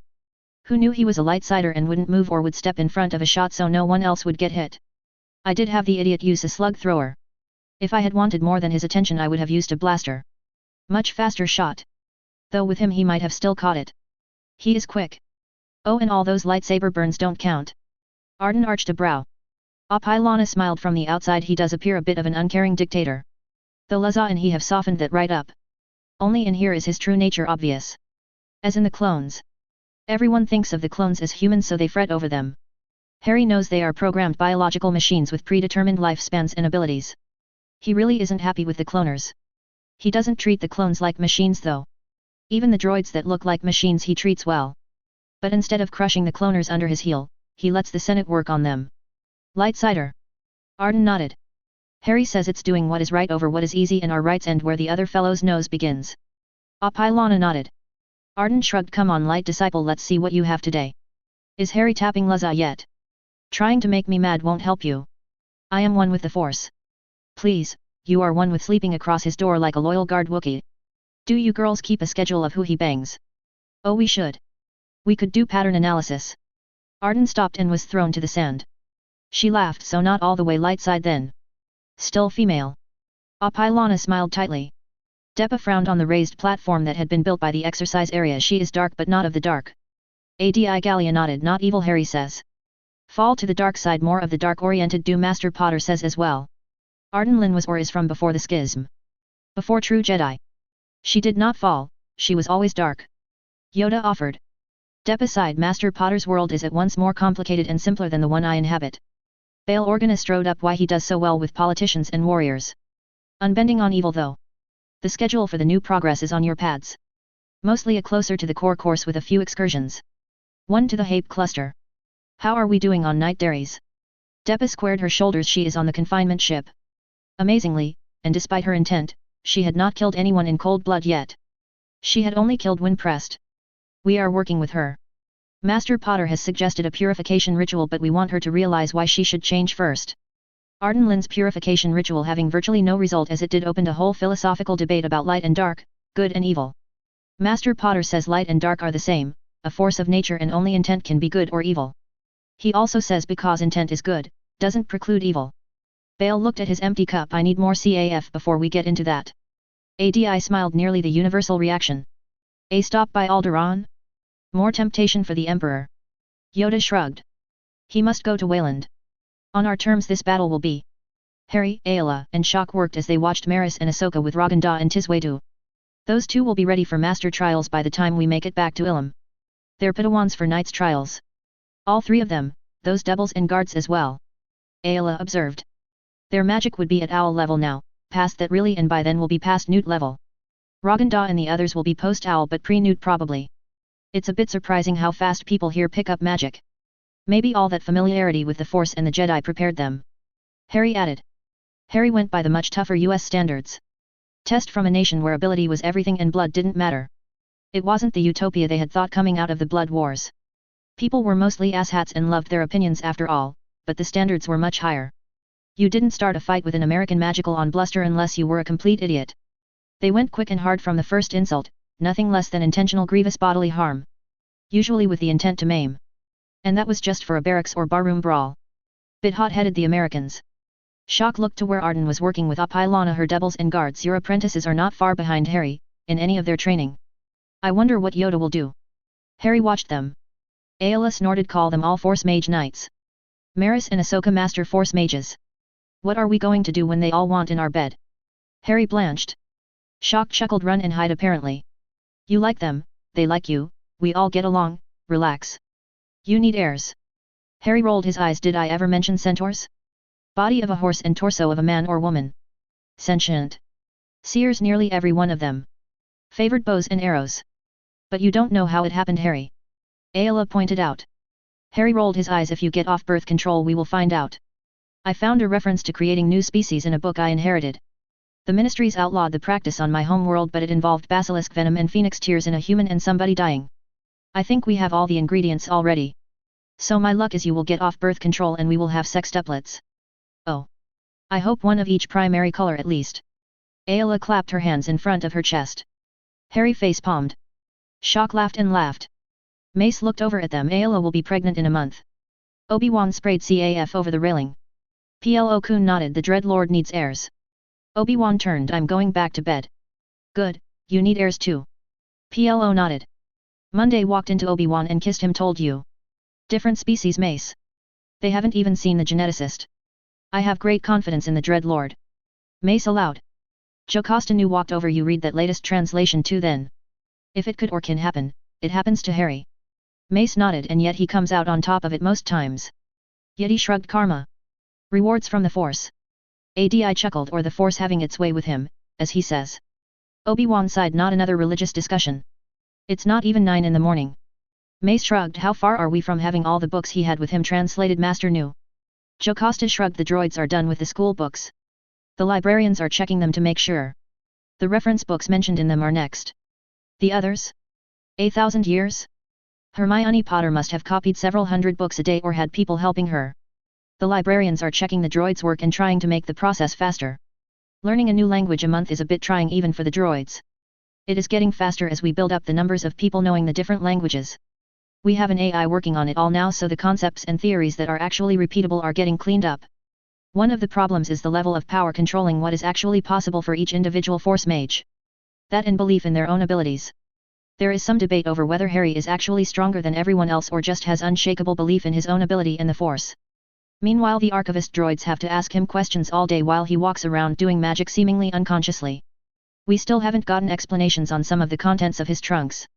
Plus we turn up books in there too, literature, science, history, fiction, all in different languages of course. Things he and his troops salvaged from battlefields. Pieces of art, objects. Anything you can imagine. Broomsticks charmed to fly even. We get him to explain things as we can. Mace smiled wryly and nodded as he turned back to watch Harry and the Potter clan. There had been Jedi clans before Ruzan. This was just a post-Ruzan clan. He nodded to himself. SSDV. Palpatine stood on the balcony of his temporary retreat on BYSS. The planet always calmed him. This visit seemed to be working wonders. Sucking the anger right out of him. His thoughts were clearer. Consolidation of the core, that was the key. Let the rebels make the next move. Well, after he evacuated everything from Wayland. That was a loss, but as it was cut off deep in rebel space, well, it had to be.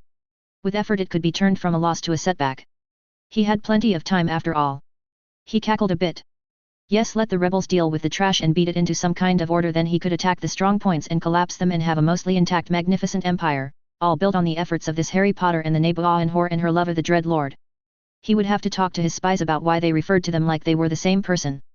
Sure, they dressed the same, but the Dreadlord was so powerful he blurred Holos, while this Harry Potter had been on the Holos for hours with that Zeltron slut and her huge cleavage. Harry Potter had none of the signs of the dark side either. The corruption that set in. The Dread Lord was a Dark Lord obviously. Why even the name was catchy. Palpatine sighed. He needed a marketing firm like that. Darth Sidious. Dread Lord. Which one of those caught the imagination more? Could that be it? Was the Dread Lord a construct of the banking clans to keep the others in line? Bars Hnad had after all run his game under his very nose after all, and snatched half the wealth in the galaxy right out from under him using this Dread Lord / Harry Potter construct. Palpatine laughed. It was delicious. Bars Hnad might as well be fucking the Naboo whore himself. He had found a handsome gigolo to beguile the outer worlds and the whores. He had educated him and trained him and now was using him and someone, probably a bounty hunter that had fallen to the dark side as this Dread Lord. Well played Bars, well played. Now Vader to keep the core worlds in line, Tarkin to hold the line of the core worlds minus that incursion centered on Alderaan that was mined nearly solidly, how had that happened, and consolidation while he grew his Sith acolytes. Palpatine glanced across to the Imperial Academy and smiled. After Wayland's evacuation. SSDV. Harry worked on the door he was building and the archivist droid followed his every move. He was lecturing as he worked and the best and brightest students of runes and arithmancy were hypnotized. Ahsoka snorted. He lost me about 4 permutations ago. Shock shushed her. Ayla smiled and pulled those that were lost away. We can watch the droid's holo later. Let's spar with Arden. We can talk to her about the Inquisitors as well. I have a bad feeling about that. Maris nodded, ominous name notwithstanding. Why do evil wonkers spend so much effort dreaming up these idiot names? Ferris smiled. Wonkers? Harry rubbing off on you some more. Maris smiled at Ferris who held up 2 fingers. She had caught it when it left her mouth. The others chuckled. All these languages, an endless source of embarrassment and humor. SSDV. Harry was sitting in the Hollow Senate, a new virtual Senate chamber, and looking around amazed like everyone else. He had his own seat? Hover office? Whatever it was, and was surrounded by Bail and Briha, Garm and Klinda, Yoda as the Jedi representative and Apilana for Naboo. Monday was there as well, and with Bars and the Ranger General who was representing all the Ranger organizations, they formed a central block directly across from the empty Chancellor's seat. There were thousands of people here, beings rather. The representative for Kashyyyk stood and growled and yowled, and Harry rose, getting the gist, before the protocol droid was even through speaking. He bowed. I thank the Wookiee people for their confidence. However, being new to these reaches of the galaxy, I do not feel my skills currently would serve us, the free beings of the galaxy, as well as say Bail Organa of Alderaan. I therefore must decline humbly and submit Bail Organa in my place.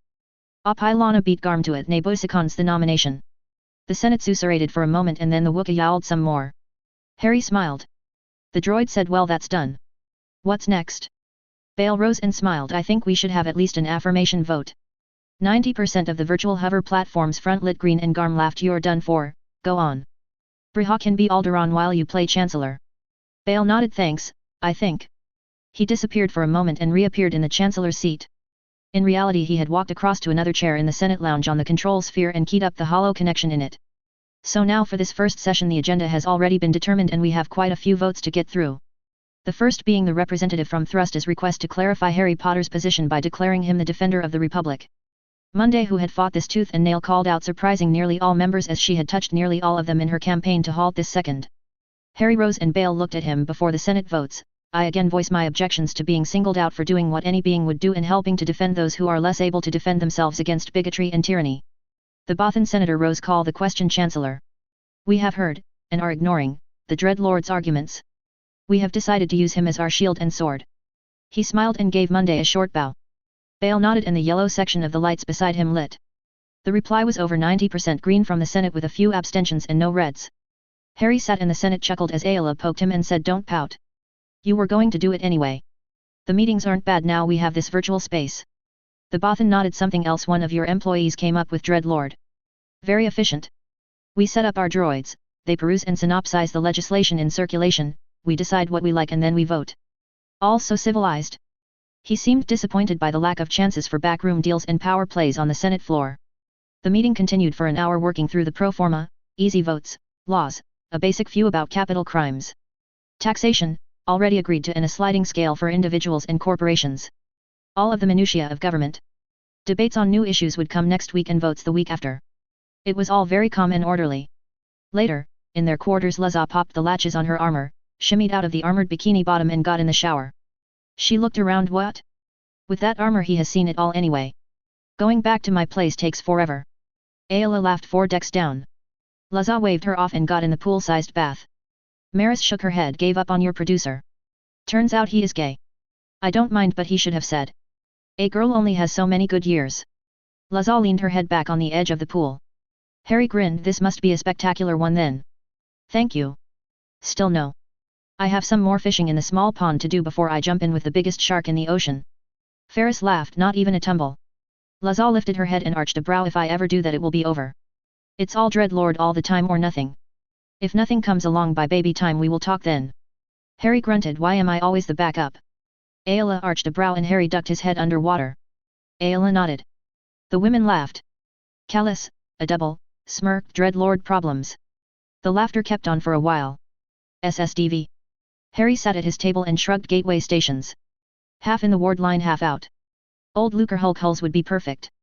They get off the interstellar ship, or get decanted from the passenger container, walk through the ward line to a lardy. If they make it across the ward, good, if not, arrest them. Map and put boys on the ward line. The boys could serve useful purposes. Guidance systems, scanning systems, defensive weapons platforms, holonet relays, or hotspots, all kinds of things. We could use something like those mine bodies for the bowies. Until the system is up and running, if you are a revolutionary or terrorist, stay home. Trusted status for droid cargo vessels without passengers. I don't know how to get around the ward without breaking it, and breaking a ley line tied ward would probably kill whoever did it. The containers can go on a slow line for servicing and break down and be loaded on the next ship that needs them. Oh, freight transfer stations too. I mean, some money could be made off people that hated you, right? Even if their ships can't get past the wards. Yoda blinked and Mace groaned. You just made another fortune, didn't you? Bars nodded. Yes he did. Amazing. Ask him a question and money pours out. Dreadlord defense, I think. Yoda rubbed his chin. And Darksiders that can pass the wards. Harry shrugged. Obviously, if they mean the populace no harm, they could. Individuals maybe. You will still need planetary security forces. The wards aren't a panacea. Jedi will still be needed to hunt down people who go bad, light or dark. Like the aurors. We had the Ministry law enforcement squads where most aurors came from. Well, really the law enforcement squads, then the hit wizards, then the aurors. Bit of a pyramid. Like Padawans to knights to masters. So LE squads ran patrols and did normal policing. Aurors chased dark idiots or creatures. They did investigations too. When the shit went really bad, there were the hit wizards. They went in hot and took down everyone, then the aurors sorted it out and handed back off to the MLE squads. I was thinking I would make Arden a hit witch once she gets her magic and blaster skills up to speed. Already deadly with a sword in hand to hand and needs something to do. She can start training hit wizards and witches. Deppa puffed up and Harry glared at her. Her plate wrapped around her neck and lifted her about an inch, then dropped her. I've said. It's about intent. That is a hair care charm. Lavender Brown could strangle 1,000 minor demons at once with it. You really didn't want to piss her off. She would skin you with an exfoliating charm. Her getting turned into a werewolf made her really dangerous. Ayla sat up along with Celeste. She was a rat ghoul. Harry chuckled. Hermione used to say her time of the month was just a little worse than a normal witch. If it was a bad one, she said being able to turn and eat idiots who were pissing her off would be a relief. Werewolves only changed at the full moon. We were working on it. It was like rabies but had a curse component that affected squibs and full magicals. Celeste sighed. I wish you had not destroyed the Mu'ur talisman. We might have been able to reverse the curse. Harry ran a hand down her arm. And someone else could have ended up cursed. We can still work on the plague.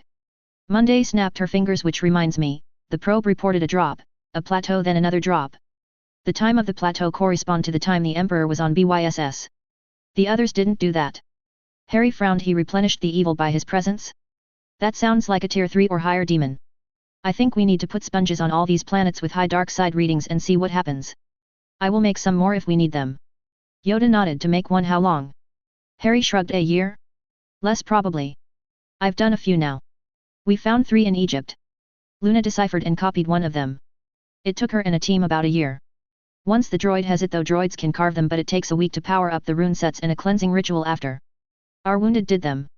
They could work up the rage to channel the dark enough to initiate the runes. One of those pain curses I told you about works great. Cleansing ritual after that, of course, and a purge. That's actually good for the wounded though. They get to work off their rage, and the cleansing ritual and purge clears the potions breakdown byproducts from their systems. Lots of psychobabble about that too. We'll need basalt. Nothing else will work, well, not for a full-on one capable of going in a demon portal. Flood basalt is best. I have a scientific description. I've done some preliminary carving just to show what is possible. Those little ones are granite though. Maybe why that one behaved so differently. I'll put it on the schedule of classes. Jocasta looked at the bag of sponges he had tossed on the table and bit her lip to keep from asking how many wounded they had that even his medicine and magic couldn't make whole. She looked up and saw Stas Ali looking at her with a like expression. Stas nodded and said quietly what the light can do. Harry looked around. Monday has mine and Apalena's proxy for the Senate, we are going to test the portal I made. Bale frowned. I still say Monday will take over the place. Monday pinched him. Briha glared at him and thanked her. After Harry and company left, Monday turned to Depa. You are going to have to let it go. Depa sighed. The teachings of a lifetime. Monday shrugged. And your guilt over Barisifi and Ahsoka Tano and how you handled that. It's in the past. Barris is dead, and Ahsoka Tano has put it behind her. Mistakes were made. Yoda nodded. Wisdom this is. 2 weeks we have before the fleet departs. Make ready we must. SSDV. Harry and company put a Varna from the 20 they had brought in front of the medical droid, got it scanned, and Harry levitated it over the portal and dropped it. They watched on hollow as Jocasta caught it and the medical droid on the other end scanned it. Jocasta nodded. Subject 1 readings the same. Slightly elevated adrenaline. Harry smiled. See you tomorrow. Ahsoka grinned. Where to, Harry? Second star to the right and until morning, Sokka. Ahsoka looked out the cockpit, picked a star, shrugged, and when the sensors and astronavigation computer had a lane, she took them to hyperspace. They were going out 6 days and doing a Varna a day. Then they were turning back and receiving Varna and sending them for 6 more days. If that worked, they were leaving a portal on Naboo and one of the knights in R&D would pick up Jocasta's part of the experiment. They would figure out where else to put the doors linked across a nanometer of null space after that. Besides, they were still finding the upper limit of how many could be reliably linked. Meanwhile, they had time to relax a bit and bond. They loved Lazza, but it was a strain being on display all day every day. She needed a vacation too and a chance to get ready to travel the galaxy with them. Getting rid of her apartment on Naboo, things like that. Bars had her money in management. With her very active participation. He was following her investments with his own and Harry's. They were making a fortune. Mostly in companies and investments Bars had or would never consider. He got an AI started on analysis of her moves. People just thought some people had a nose, or the gut instinct, for certain markets.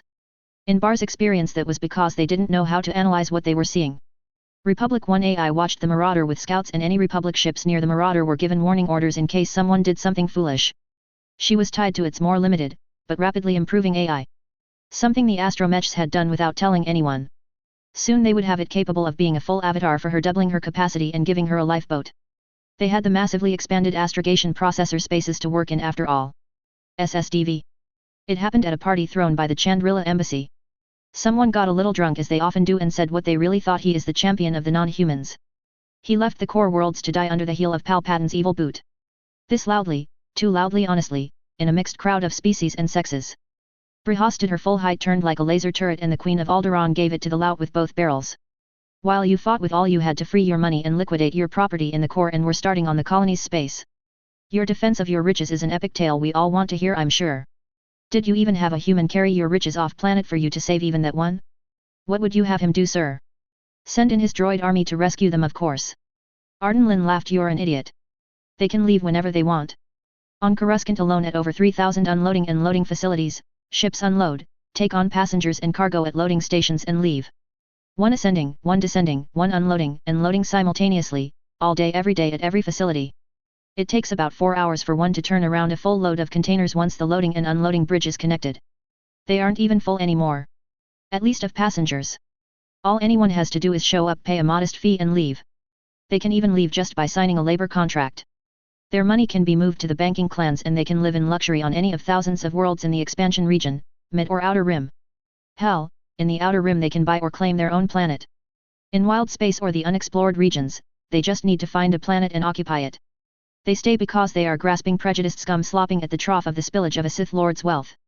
They stay because there are those lesser than them, in their opinion, they can look down on and enslave.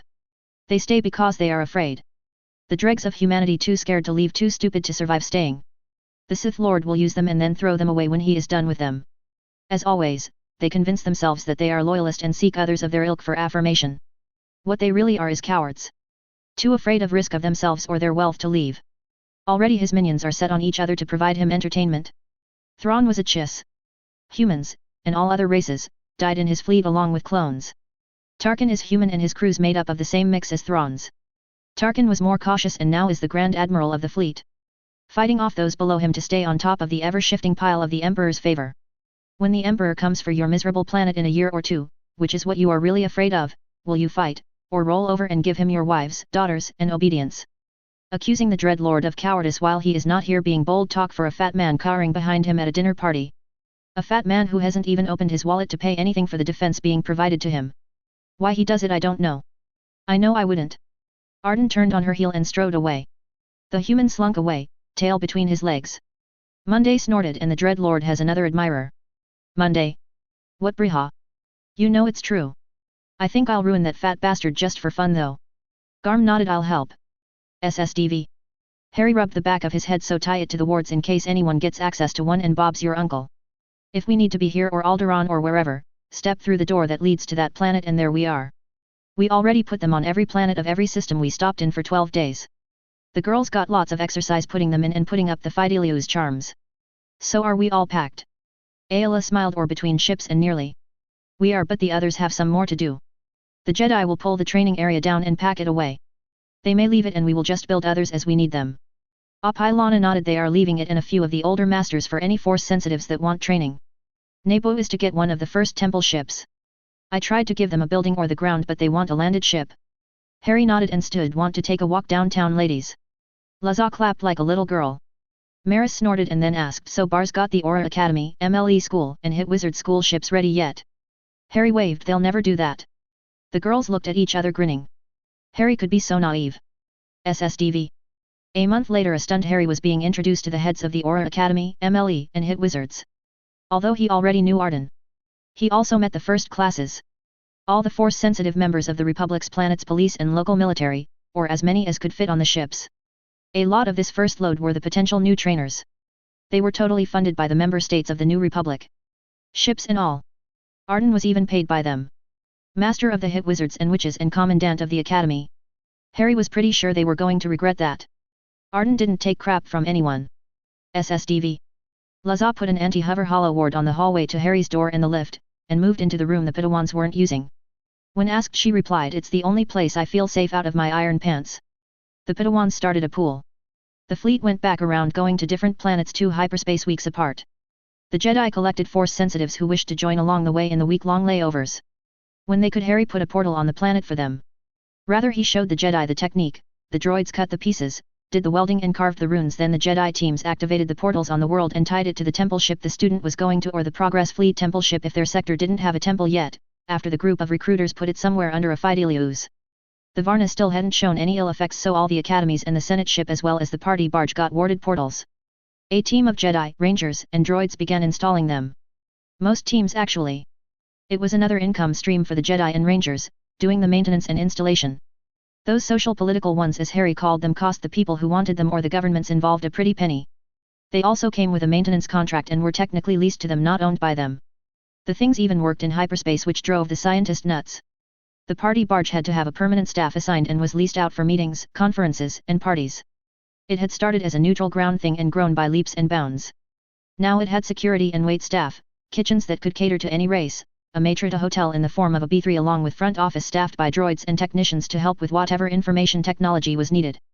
It wasn't cheap either and was in high demand. After all, most of the VIPs in the New Republic had already been there, seen the facilities and liked them. The Republic Press had a set of rooms for their near-permanent presence. Doors were installed all along the main deck on the outboard wall except for where the docking ports were.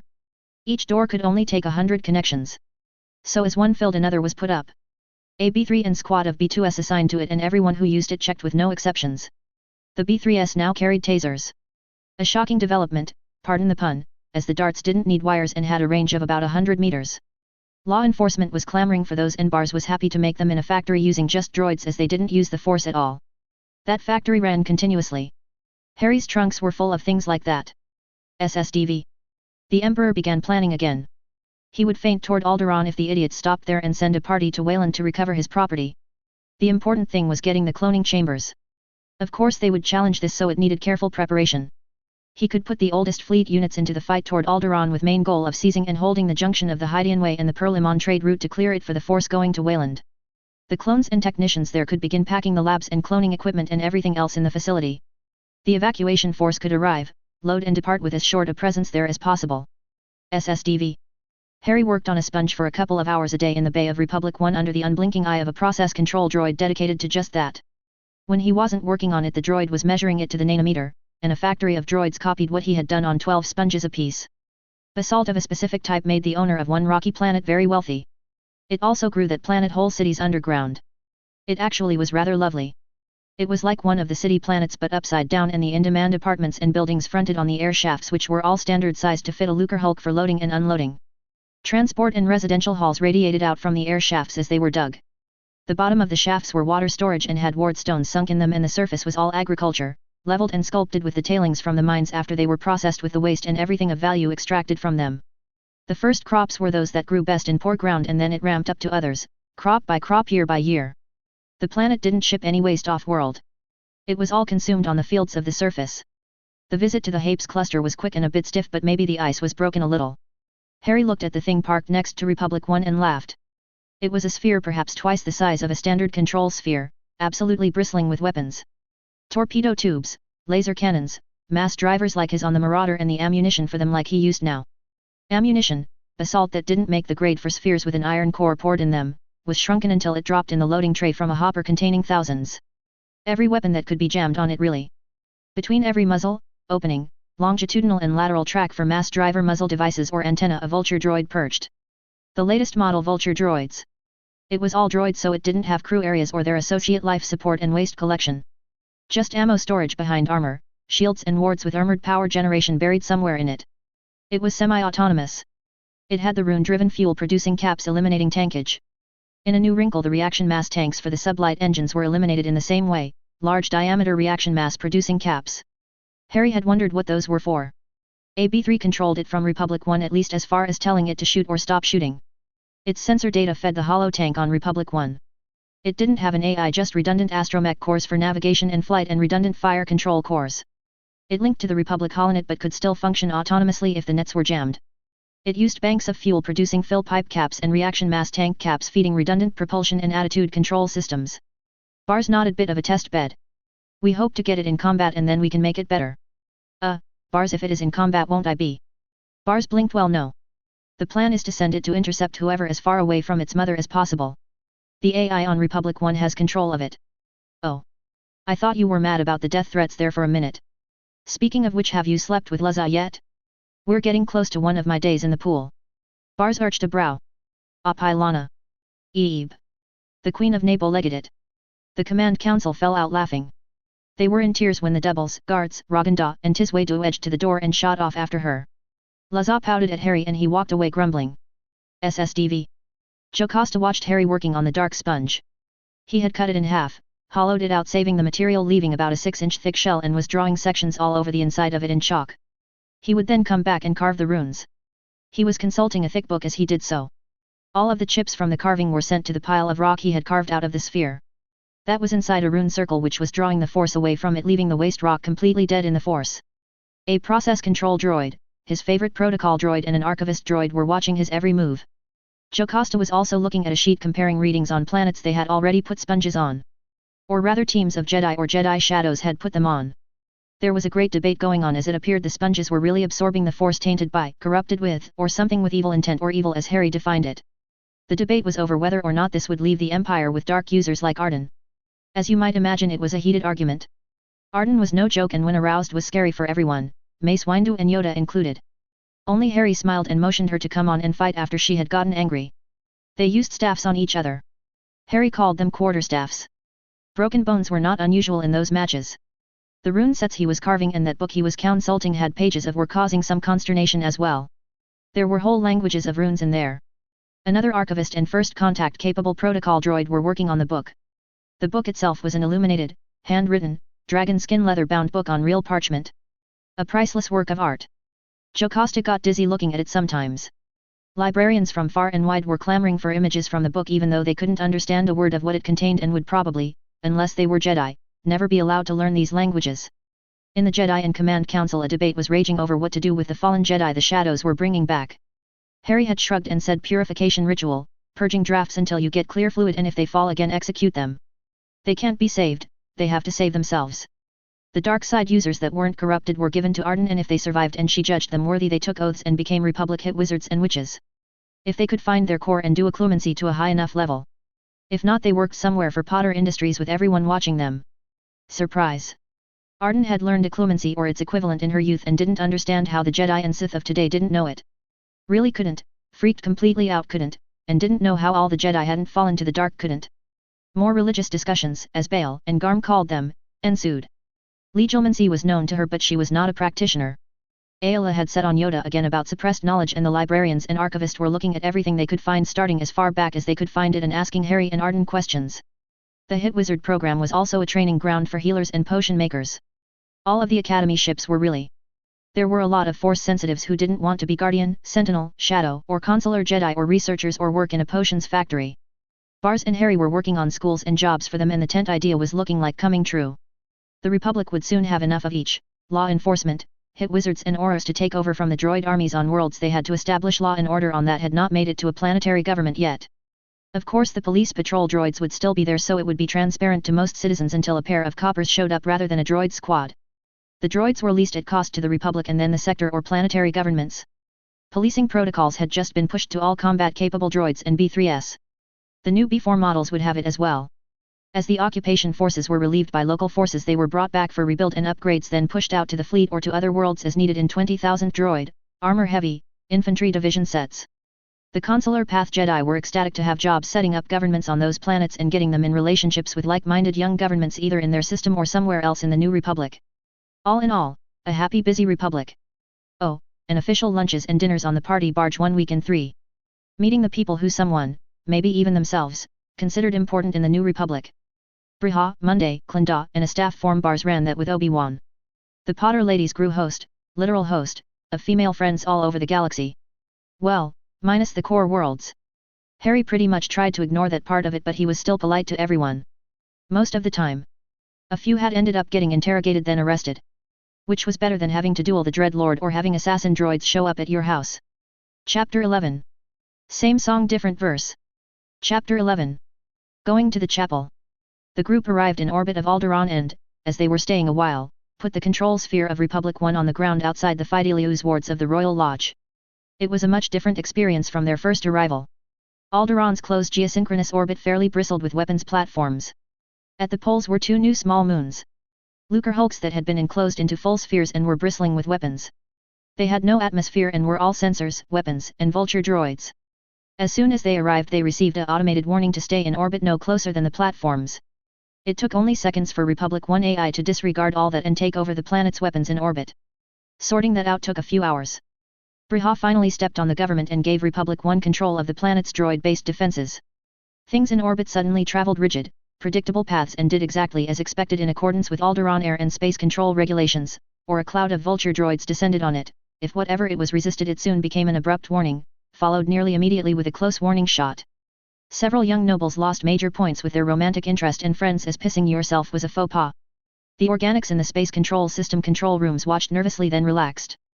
Briha received a few reports and went and talked to the AI. The AI began moving copies of herself to the 2 planetary defense spheres. Briha's technicians went to install the necessary redundant memory and processing cores in those spheres. They had doors to the Academy and Jedi ship and Harry, on a lark, had put them on sheets of Drua steel with braces so you opened a door in midair and stepped through to your destination. He thought it was funny anyway. The girls just rolled their eyes, even after he explained the movie and made a flip book of it. The royal palace got a door in a public hallway that led to another in the royal lodge. Warded like Hogwarts or Gringotts of course.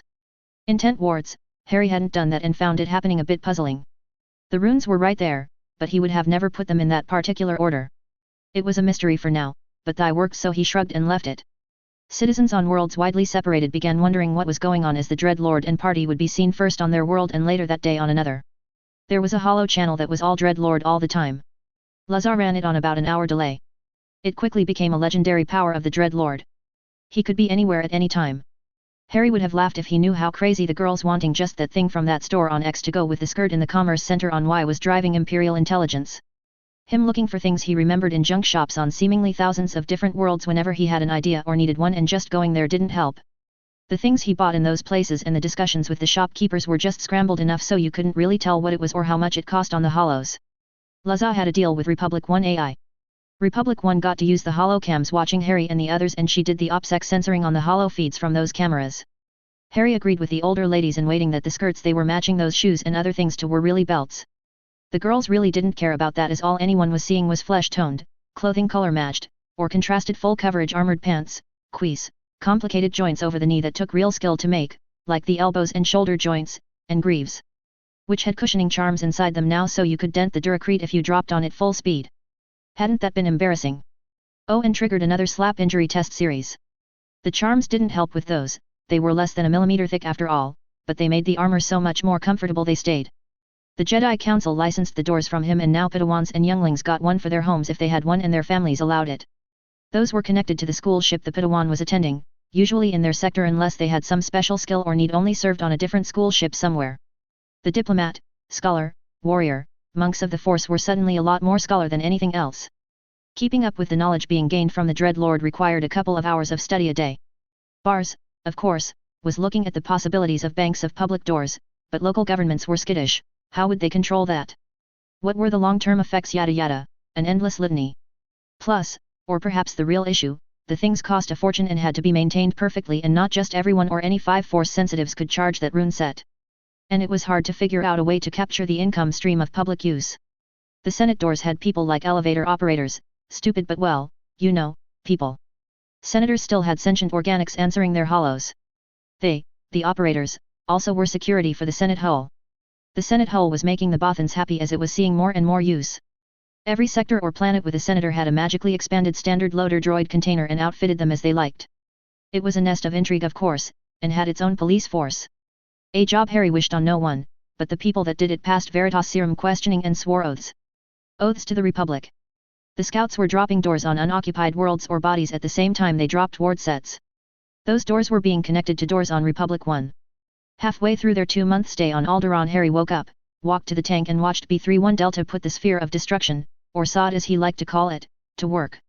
Tarkin had led with his oldest ships of the line firing away at everything, including rocks, to clear the mines which still managed to take some out and then another wave to engage the Republic fleet. He didn't fare as well against the upgraded Subjugator-class battle cruisers that were now the Republic's ships of the line. Several emergency port keys dropped Jedi on the temple ship in the infirmary and non-droid officers on the hospital ship though. The Rangers' hospital hull was receiving a steady stream of casualties as well. Vulture droid carriers, inspired by the mine racks, and needing nearly no modification to the existing mine racks in the spares train of the mine program, just able to make it to hyperspace, deployed millions of them and more mines were laid off their rack ships. Lucre Hulk hulls converted to mass driver platforms maintained a devastating fire on all sides of the penetration. Quad cannon mounts on those ships were busy destroying masses that survived passing through the Imperial fleet and were on course to one of the Republic mass driver platforms. They also performed as a unified network defense against Imperial fighters. Republic 1 AI and her twined selves were in the background doing that sort of thing automatically. Her power consumption ratcheted up to near the sphere she was resident on, being in hyperspace. Reaction mass, water, was diverted to cooling and steam was being dumped through her attitude control jets with the nozzles widened to maximum so they produced nearly no thrust and in balanced opposite side pairs. It was actually fairly lovely, the giant, now red and gold, sphere wreathed in clouds. The lawns and gardens downwind were getting a gentle mist of water. The planetary wards and defenses of New Republic worlds in the tip of the bulge all the way down to the chunks of Anaxes got a light test, then the planetary defense ion cannons kept up their fire on anything not squawking the correct code. Those worlds' fleets weren't being quiet either. If it entered their space and didn't squawk the friend or foe identification correctly, it was engaged immediately. Vader took a group of the newest and fastest star destroyers in the Super Dreadnought class to Wayland once Tarkin's fleet cleared the mines to and at the intersection of the hyperspace routes. Tarkin disengaged but only withdrew a few light hours and the Command Council had a meeting. Bars had the information they needed this time rather than Monday. An Imperial force intends to invest Wayland.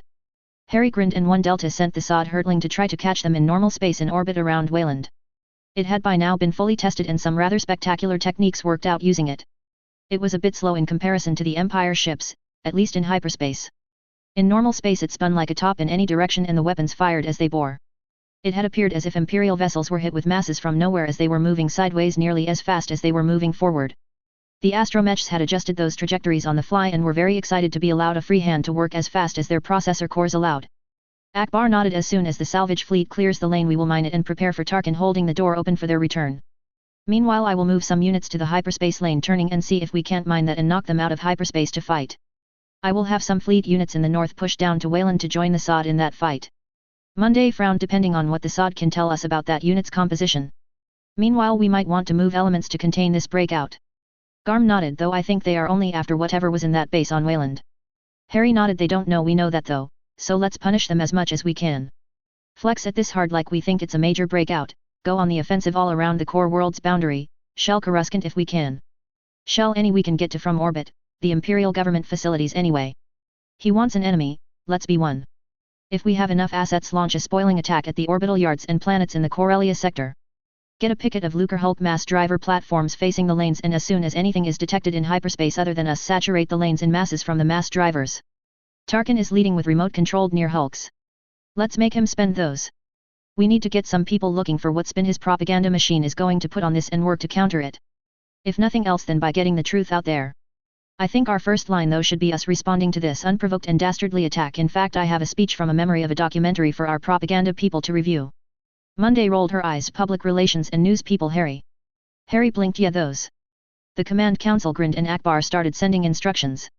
Reconnaissance in force and by fire started nearly immediately with Providence-class ships. SSDV. 3 days later the Sod popped out of hyperspace a day behind the Imperial fleet led by Vader and opened a withering fire on the Imperial elements investing Wayland and the planet itself. Darth Vader fought hard for 80 hours before they got everything from the base in the mountain. Thousands of Vulture droids with apparently inexhaustible fuel and reaction mass and hundreds of Lucre Hulk-class battleships attacked his flotilla in waves that appeared, dumped more Vulture droids, let go broadsides and disappeared to be replaced by another wave just far enough out of line to require reorienting guns or ships to engage them. That and some new type of ship that was all weapons and had some kind of hypervelocity rapid-fire mass driver. It spun crazily and darted around as if it was in a hollow simulation, continuously firing a nearly solid stream of masses. If attacked by fighters, it fired thousands of medium twin-turbo laser batteries. If you let up your fire on it for an instant, torpedoes streaked away from it and wandered around looking for a chance to attack you. If they got within a kilometer, they detonated in a fireball that ate portions of ships within that kilometer circle. They apparently had inexhaustible fuel and reaction mass as well. He was out of fighters, nearly out of ground troops, and his ships, though new when he took them out, were leaving pieces, bodies, flimsy and gas plumes behind as they maneuvered. At least there were no mines. Elsewhere Tarkin had had to split his fleet and call up reserves to try to stop the penetration that lost them the Corellia sector and let the Republic occupy the capital world and begin the ground fight to take it from the minority Empire sympathizers who had tried a coup and the fight on its orbital yards to take them. Coruscant planetary defenses were sorely tested by another Republic fleet and he was steadily pushed off the hyperspace lane, turning and out of position to support Vader's return. The Empire elements along the picket on the Empire side were engaged and in some cases pushed off the picket line or destroyed all around the core world's boundary. Only a general mobilization of the fleet offered hope, and for every fleet unit they could get underway, 5 Lucre Hulks, 2 Providence and a Subjugator class showed up in the tanks. Along with one of those Force-forsaken mine racks and another of those Vulture droid racks. Or at least that is how it seemed. They were appearing around the core though, and not necessarily where they could affect the battle for the hyperspace lane crossing. It didn't stop them from driving toward the nearest Empire unit, guns blazing. Or sitting at extreme range, masses spewing into Empire systems at near hyperspace velocity. Several planets or sectors that had not kept up planetary defense learned the hard way the Navy wouldn't necessarily save you. Finally, Vader returned, got knocked out of hyperspace, started clearing the mines, and after a melee battle that nearly set space ablaze, the Imperial fleet withdrew in a shambles to a stronger line and held. The Republic moved up, spewed mines everywhere and then began policing the battle space. Tarkin looked and sighed.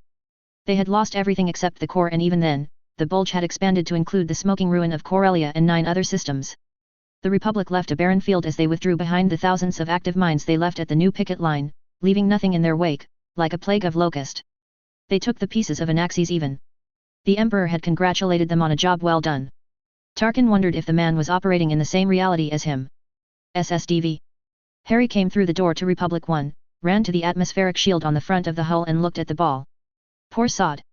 The girls gave him sympathetic looks. The sphere of destruction had performed magnificently, but was savaged.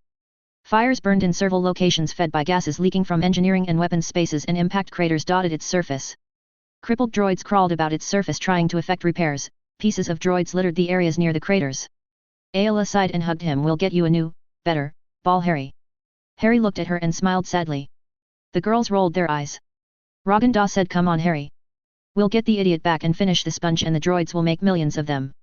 We'll seed them everywhere and shoot them into the inner core. Harry lit up. He worked the next 12 hours on the sponge as reports came in and the Republic took stock of what they felt was a victory.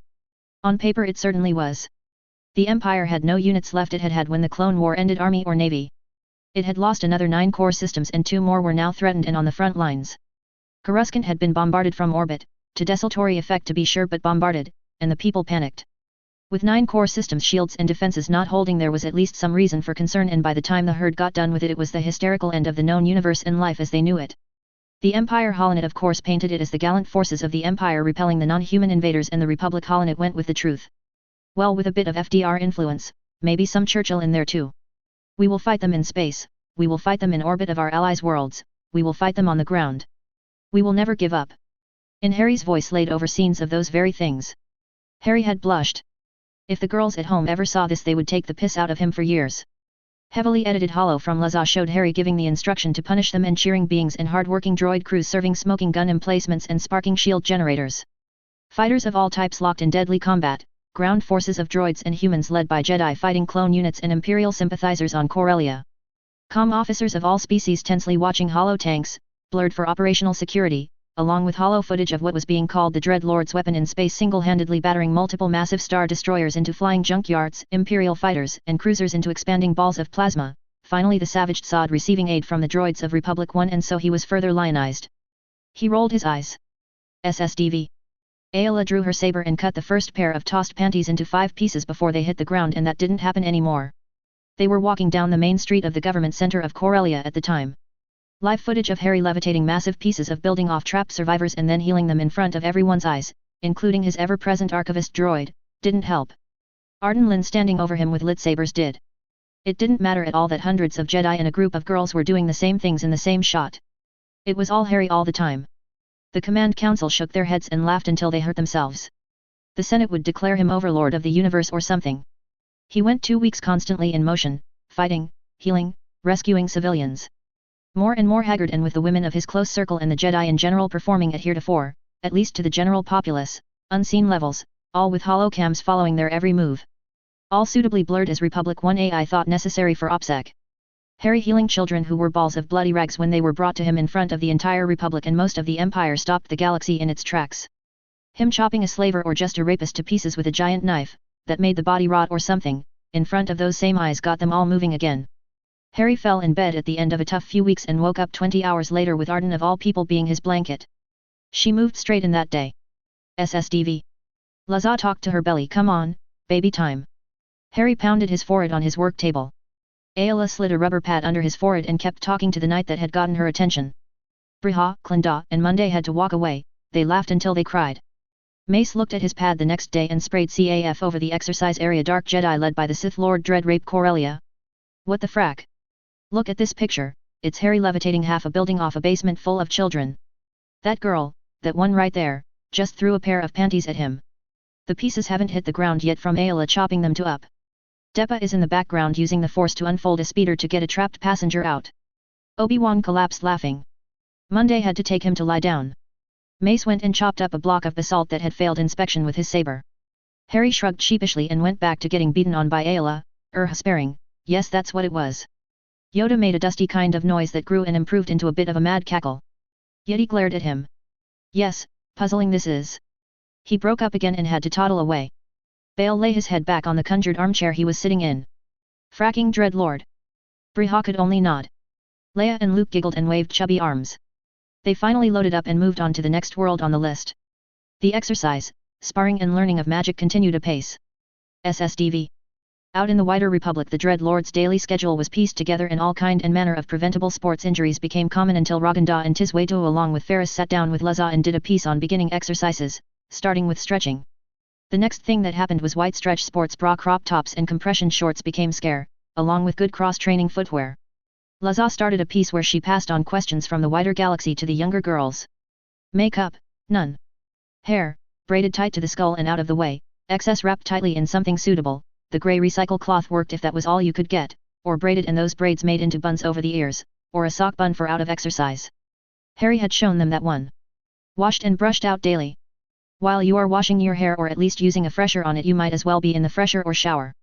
Some moisturizer appropriate to your species after the shower. Diet mostly fruits and vegetables with a moderate amount of protein, not fried, and few carbohydrates, no processed food unless nothing else was available. Clean water or whatever liquid you needed. But above all, make sure you get enough, and if you aren't, hollow these numbers, the local Jedi Council or Republic office hollow number along with Bar's recruiting office number. Potter Industries ration and hygiene packs marked for your species and sex if nothing else. Available for free from any droid police unit. Exercise, demonstrations for indoors or out, on a ship or off, with a partner and without. Upper and lower body groups. Some kind of aerobic exercise, at least 20 minutes a day at your target heart rate. Instructions on finding your target heart rates. Homework help or the hollow sites to use for study help. Boys, not until we are older, on and on for an hour a day. Maris and Ahsoka got suckered into the same thing for the older female crowd, and Ayla even gave up an hour for the fully mature females with Shock and Celeste. You couldn't watch those hollow channels unless you were a verified female, and they were guarded jealously. Males got used to the channels being shut off and them glared at until they left the area during the live hours. Bars noticed a uptick in grades and work production, and those hours were blocked out of work for female workers. Harry was of course then roped into the same thing for males. He press-ganged Jedi Padawans, Knights and Masters into helping. Bail and Garm got press-ganged as well. Harry was starting to get worried again as everything was running so well. He wasn't even being called to tough cases of wounded and injured as much. He would have to investigate why. The medical bays on all the ships were still mostly full from the reports. Then he came in the hold one morning and there was a droid loading platform with what looked like a catapult on top of it, or maybe a siege engine with a sponge in a sling. Cub? Something, and a grapple or manipulator arm. The girls were all over it. Ladies. Morning, Master. A chorus. What is this? Raganda was spokes Padawan. Well, as we know, there is a black hole at the center of the galaxy, or at least according to theory. Also, according to theory, they can absorb infinite amounts of energy, radiation, matter, or whatever.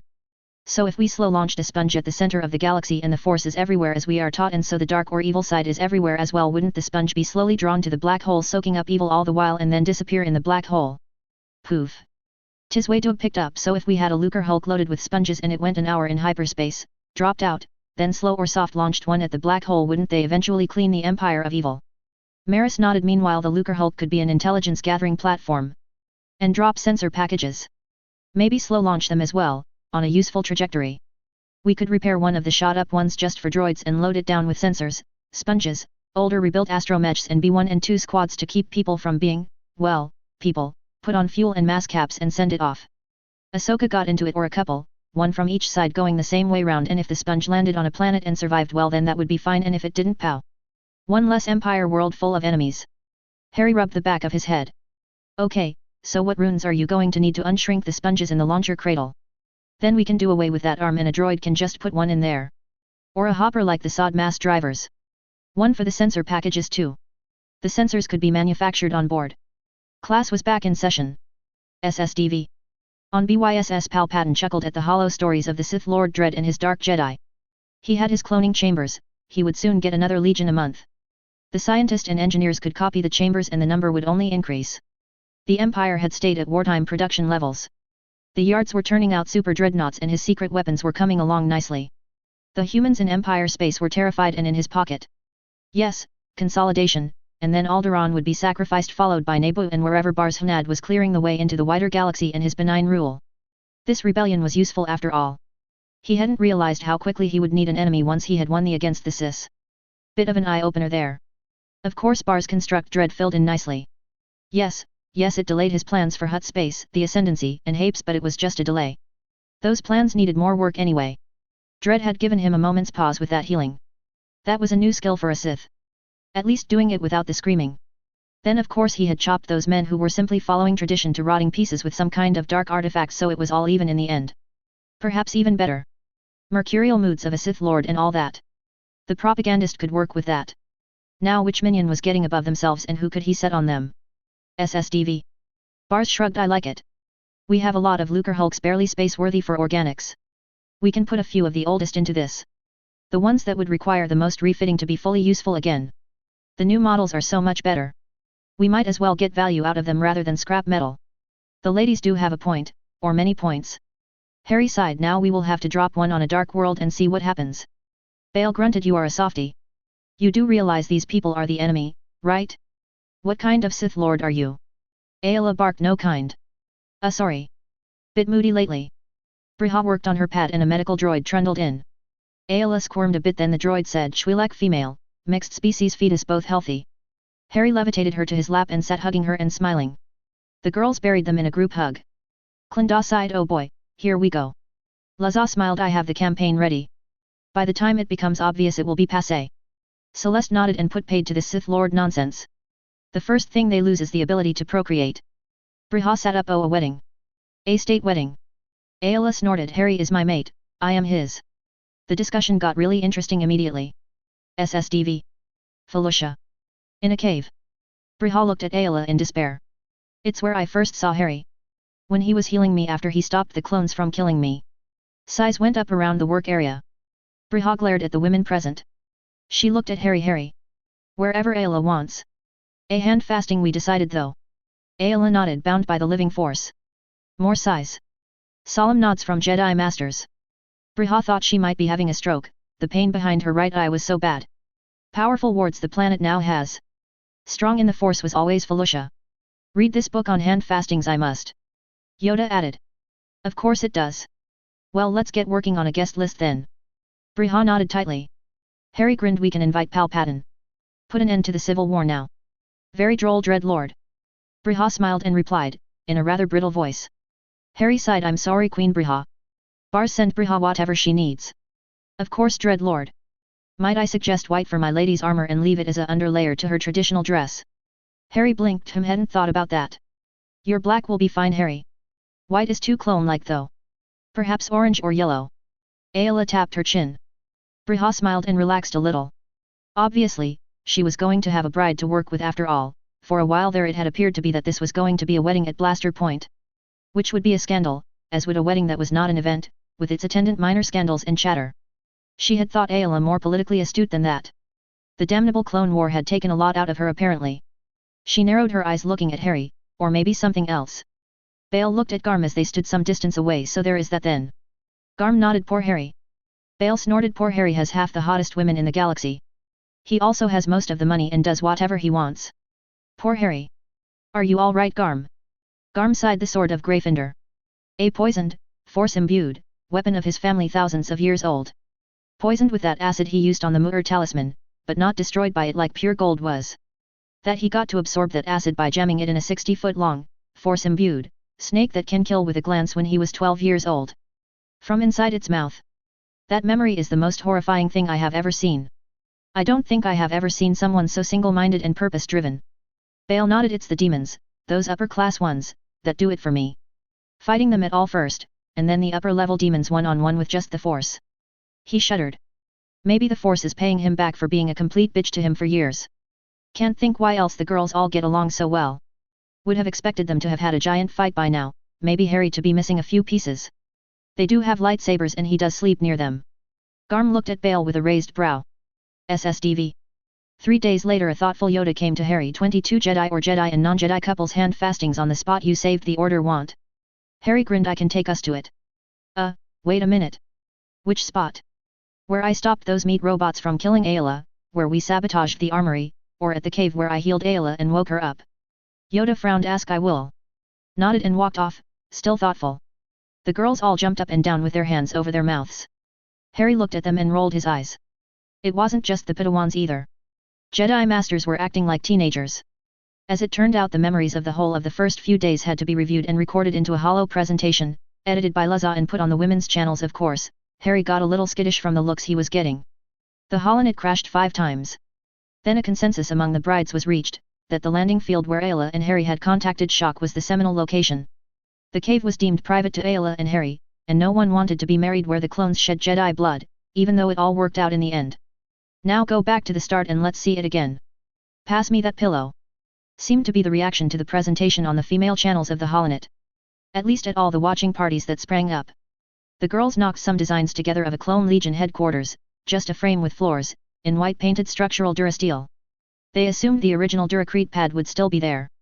The altar being as close to the spot where the holo terminal Ayla used to call Shock was, as anyone could figure out using Harry's original map and the holo anyway. The design was in a virtual space on the holonet. By the time they got it where they wanted it between the 22 brides, it was very nice. A memorial even. Harry was digging in his trunks for seeds, bulbs, and cuttings to force grow. Roses of course, anemone, baby's breath, calla lily, carnations in pink, red, and white, daffodils, freesia, daisies.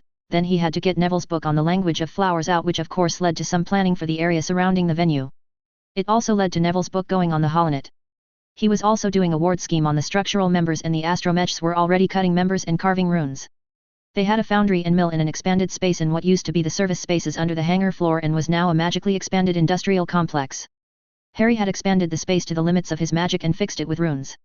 They could probably build ships in there in pieces that would just fit the Vulture droid elevators and assemble them on the deck. The other Lucre hulks in the command fleet grew the same type spaces. The party hull was a processing plant, shipyard, arsenal, droid production plant and storage depot. Anytime it was stopped, any of the command fleet was stopped really, the ships tractored in scrap and anything else near them in space that didn't appear to be someone else's property. If it couldn't be used as anything, to include being reduced to a nanopowder and used as reaction mass, it was sent to the nearest star's gravity well in a non-orbital trajectory. Laza broke the wedding story, outside the women's channels, and the Republic exploded. I told you, I don't know why you are so surprised, Fred. Wives and girlfriends huffed at significant others. Well, he hangs out with all those females, I didn't think he would tie himself down like that, Martha. He is a young man. No need to rush. Besides, those women's channels are mostly gossip. Tied down. Martha, or whoever, with arched brows, replied in dangerous tones. SSDV. Palpatine read the report and snorted. Bars was at it again. This time using a Twi'lek. What could he want from Relith, besides slaves? SSDV. Harry shrugged. Most of them have their ships now, it is a pretty clean shot, along good routes we control. We'll wait a month. The Padawan can use some experience in the jungle. Maris nodded. And we can jump over to Sith space, drop off some sponges. Yavin even. Arden nodded. Ossus is right down the lane. Lots to see and do. Celeste nodded. We should put one on this wheel thing. Jocasta leapt in the library on Ossus to salvage. Briha arched a brow and shock nodded. And 26 weddings of Jedi to attend or for most officiate along with Yoda, Harry. Harry blinked at the ever-increasing number and looked at Briha. See fun. SSDV. A week later they had erected the skeleton of the building. Only the dressing rooms and WCs had floors, walls, and ceilings. Harry had dropped seats and nearly had to draw his saber to free himself from the explosion of vegetation, and a battalion of B-1 droids had taken over and trimmed and trained under his inexpert guidance but with Neville's books. The thing looked like something out of every girl's dreams of an outdoor wedding venue. The climbing roses bloomed continuously and changed color and shape to match the next bride's themes and colors. How it knew was drawing teams of researchers. Harry got to work on wards. Anti-insect, humidity control, and temperature reduction first. Rain and sun protection after that. The sun protection one left a soft golden light inside the temple, as people were calling it, that made the women's eyes misty. Then he had to go back and modify them to let in beneficial insects. The whole thing hummed with the Force. Harry was a bit puzzled as it wasn't his doing. The Force seemed to be doing it all on its own. The Holonet networks had thousands of reporters with their attendant clouds of holo drones running around. Harry was glad the focus of that assault battalion was not on him. Harry got some other B-1s and put up a real building and artfully disguised it as a low hill, and it was a catering facility. Another frame was erected to be the reception area. Menus drew commentary from the Republic at large. Food Channel talking heads watched the drones cooking and taste tested everything, raving about technique, presentation, and flavor. 28 rehearsals scheduled, and 4 days of partying later, and they had done their first 2 hand fastings.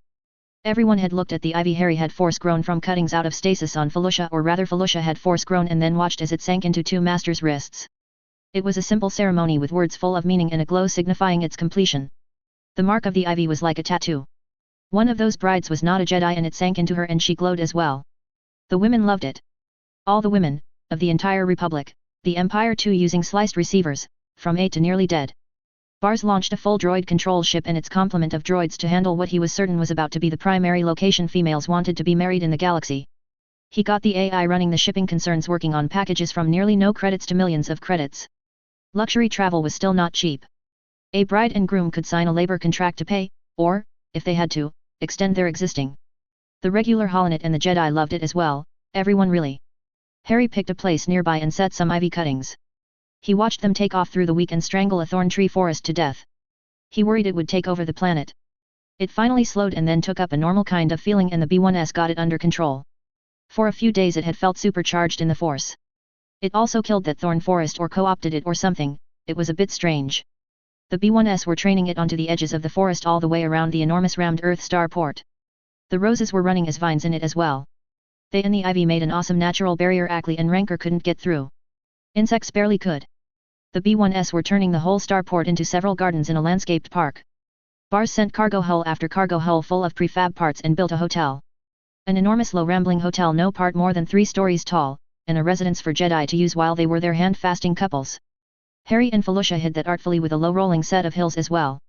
Harry had needed somewhere to put the dirt and rock from the foundation, and Felucia covered it in flowers, grasses, and young trees. One of the last cargo hulls bars sent brought 10 Lucre Hulk reactor and generator sections, and suddenly Felucia's power grid was not so rudimentary. 4 planetary defense hulks took up station around the planet. One of them had an AI on board. A droid division landed on and fortified the rammed Earth starport the Sis had used in the battle for Felucia.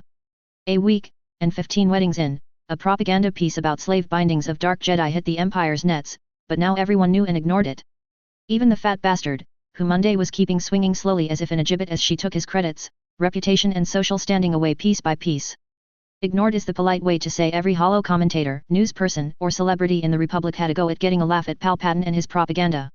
The Republic was after all watching, more glued to, live hollow feeds from Felucia and its environs, and the hollow news networks had commentators of every stripe talking continuously about everything. Republic 1's AI was running traffic control and planetary defense, while turning the Felucia defense AI into a clone or twin of herself. Thousands of Lucre Hulks from planets or sectors showed up. Weddings were scheduled from 1 in the afternoon local until 7 p.m. local. 5 more reception venues went up. Bars provided Felucia a police force, modest navy, an army and a governor, with an administrative staff. The towns on the planet experienced the rain of credits that happened wherever Harry and the girls went. Mace negotiated for farmland, bars for mineral, and other natural resource rights. Felucia was suddenly not a poor backwater world. Its people were left blinking in surprise, near shock really. Then, live on the holonet for an entire day, Harry and Ayla were hand-fasted. It was at the cave which now had ivy and roses crawling up the mountain behind it. All Harry could remember was Ayla was beautiful and it was a gorgeous day. That gold armor under Twi'lek traditional dress was spectacular on her. Oh, and that he had never seen roses that metallic gold or bright blue before. Ravenclaws wished they could do blue and polished bronze as well as Ayla did. The barely there baby bump enhanced her rather than detracted as well. The approach to the cave was lined with dignitaries from thousands of worlds and Jedi. In the cave itself, left as it had been when our group departed for Alderaan long ago, the feeling of the Force rising brought a respectful hush to anyone who entered. The altar was erected on the sealed, polished, concrete, really opus synonym, it was an ancient magic, floor where the operating table and then the bed had been. As Ayla and the bride's party passed holos of the inside of the cave came to life in front of the crowds and on the net and most of known space paused and watched the simple, deeply meaningful, ceremony. No one asked why Harry's arms had ivy tattoos halfway to his elbows. One of them black. They stayed at the reception, which had taken over the entire wedding venue, until Maris and Ahsoka had enough, and after the happy couple had danced with everyone who was anyone in their lives, hustled everyone in the Marauder and they disappeared for a week. SSDV. They caught up with the command fleet at its next stop. Harry read the reports and snorted, I have to leave more often. Look how much got done without me. Shocked Ti grinned and the other women laughed at Briha's groan. She had become something like the regent of the Potter commercial and political empire with Harry gone. Bale looked at Harry. Guess what we found on Corellia? Harry smiled. Full plans for all Empire ship types for this and the next generation. Bale pouted and got laughed at. Harry chuckled. It was a Navy yard, Bale, they had to know what to build. Your hackers have had a while to work, sorry, slicers. I assume you have analyst and bars geniuses running over them to see if we can beat them and then make them unbeatable. Bale smiled again. Why yes we do, Dreadlord. Harry gave him an even look and he grinned impudently. Yoda changed topics. Many Padawans we will have at Ilum. Groups masters will take. Harry and the others nodded and listened as the plan and a schedule was laid out. Harry blinked at the numbers. Well, I see you caught up on Force Sensitives, Mace. Mace snorted. Not per capita. There are still very many who go into the aurors, hit wizards, or law enforcement. Plus research and development. This is a huge bump in the total number of Force Sensitives. An increase in the percentage of the population, in fact. Single-digit increase, but still. Harry frowned and Yoda offered. The shroud falling has done this, believe we do. Harry nodded. Hermione is going to dive into this as soon as I can get her here. That gives me the willies though. We probably should do some more research on that shroud thing. Ayla grinned. We will figure it out, Harry. Briha narrowed her eyes. She didn't think Ayla was talking about the shroud. SSDV. Harry and Ayla got loaded into the Marauder, it taken over by Republic 1 AI, and flown on a parallel course to Republic 1 under her guns for a week. Shock controlled access to them, and became the sort of regent. After their actual time alone honeymoon, Harry and Ayla brought the Marauder back to Republic 1 and things again settled. The girls' project had gone ahead and Harry had gotten serious about the sponge.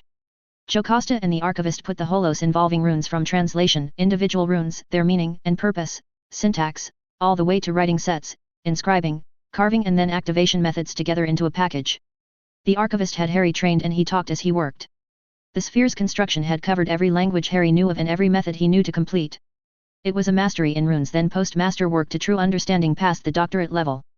The illuminated tome was included in the hollow page by page as a reference. Harry was amazed. If they complete this they should be able to do anything I can do. It's all there. Jocasta smiled and showed him the Transfiguration and Charms hollow syllabi. How did I manage 3 courses syllabi in 2 years? Lana laughed. You work like a loader droid 12 hours a day and use the force continuously. The archivist droids catch it all and then Jocasta and her people arrange it all into syllabi.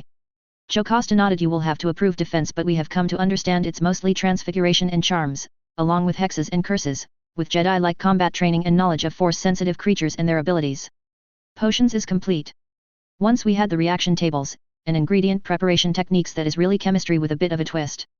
Of course it is all patented or copywritten under your name. Bars has a fee arrangement that is not even onerous and only applies to commercial volumes of brewing. The individual potions masters are advancing the art and may achieve that creepy little speech you gave those poor younglings. Harry blushed. He had sniped a group and put a stopper in death, had sent them running to Ayla and she had been very firm with him about it. Man causing me trouble and he's been dead so long I hardly remember him. So you don't need me anymore and I can take the girls and go wandering. Jocasta arched a brow. Healing? And who would explain all these things we are translating from the books you had?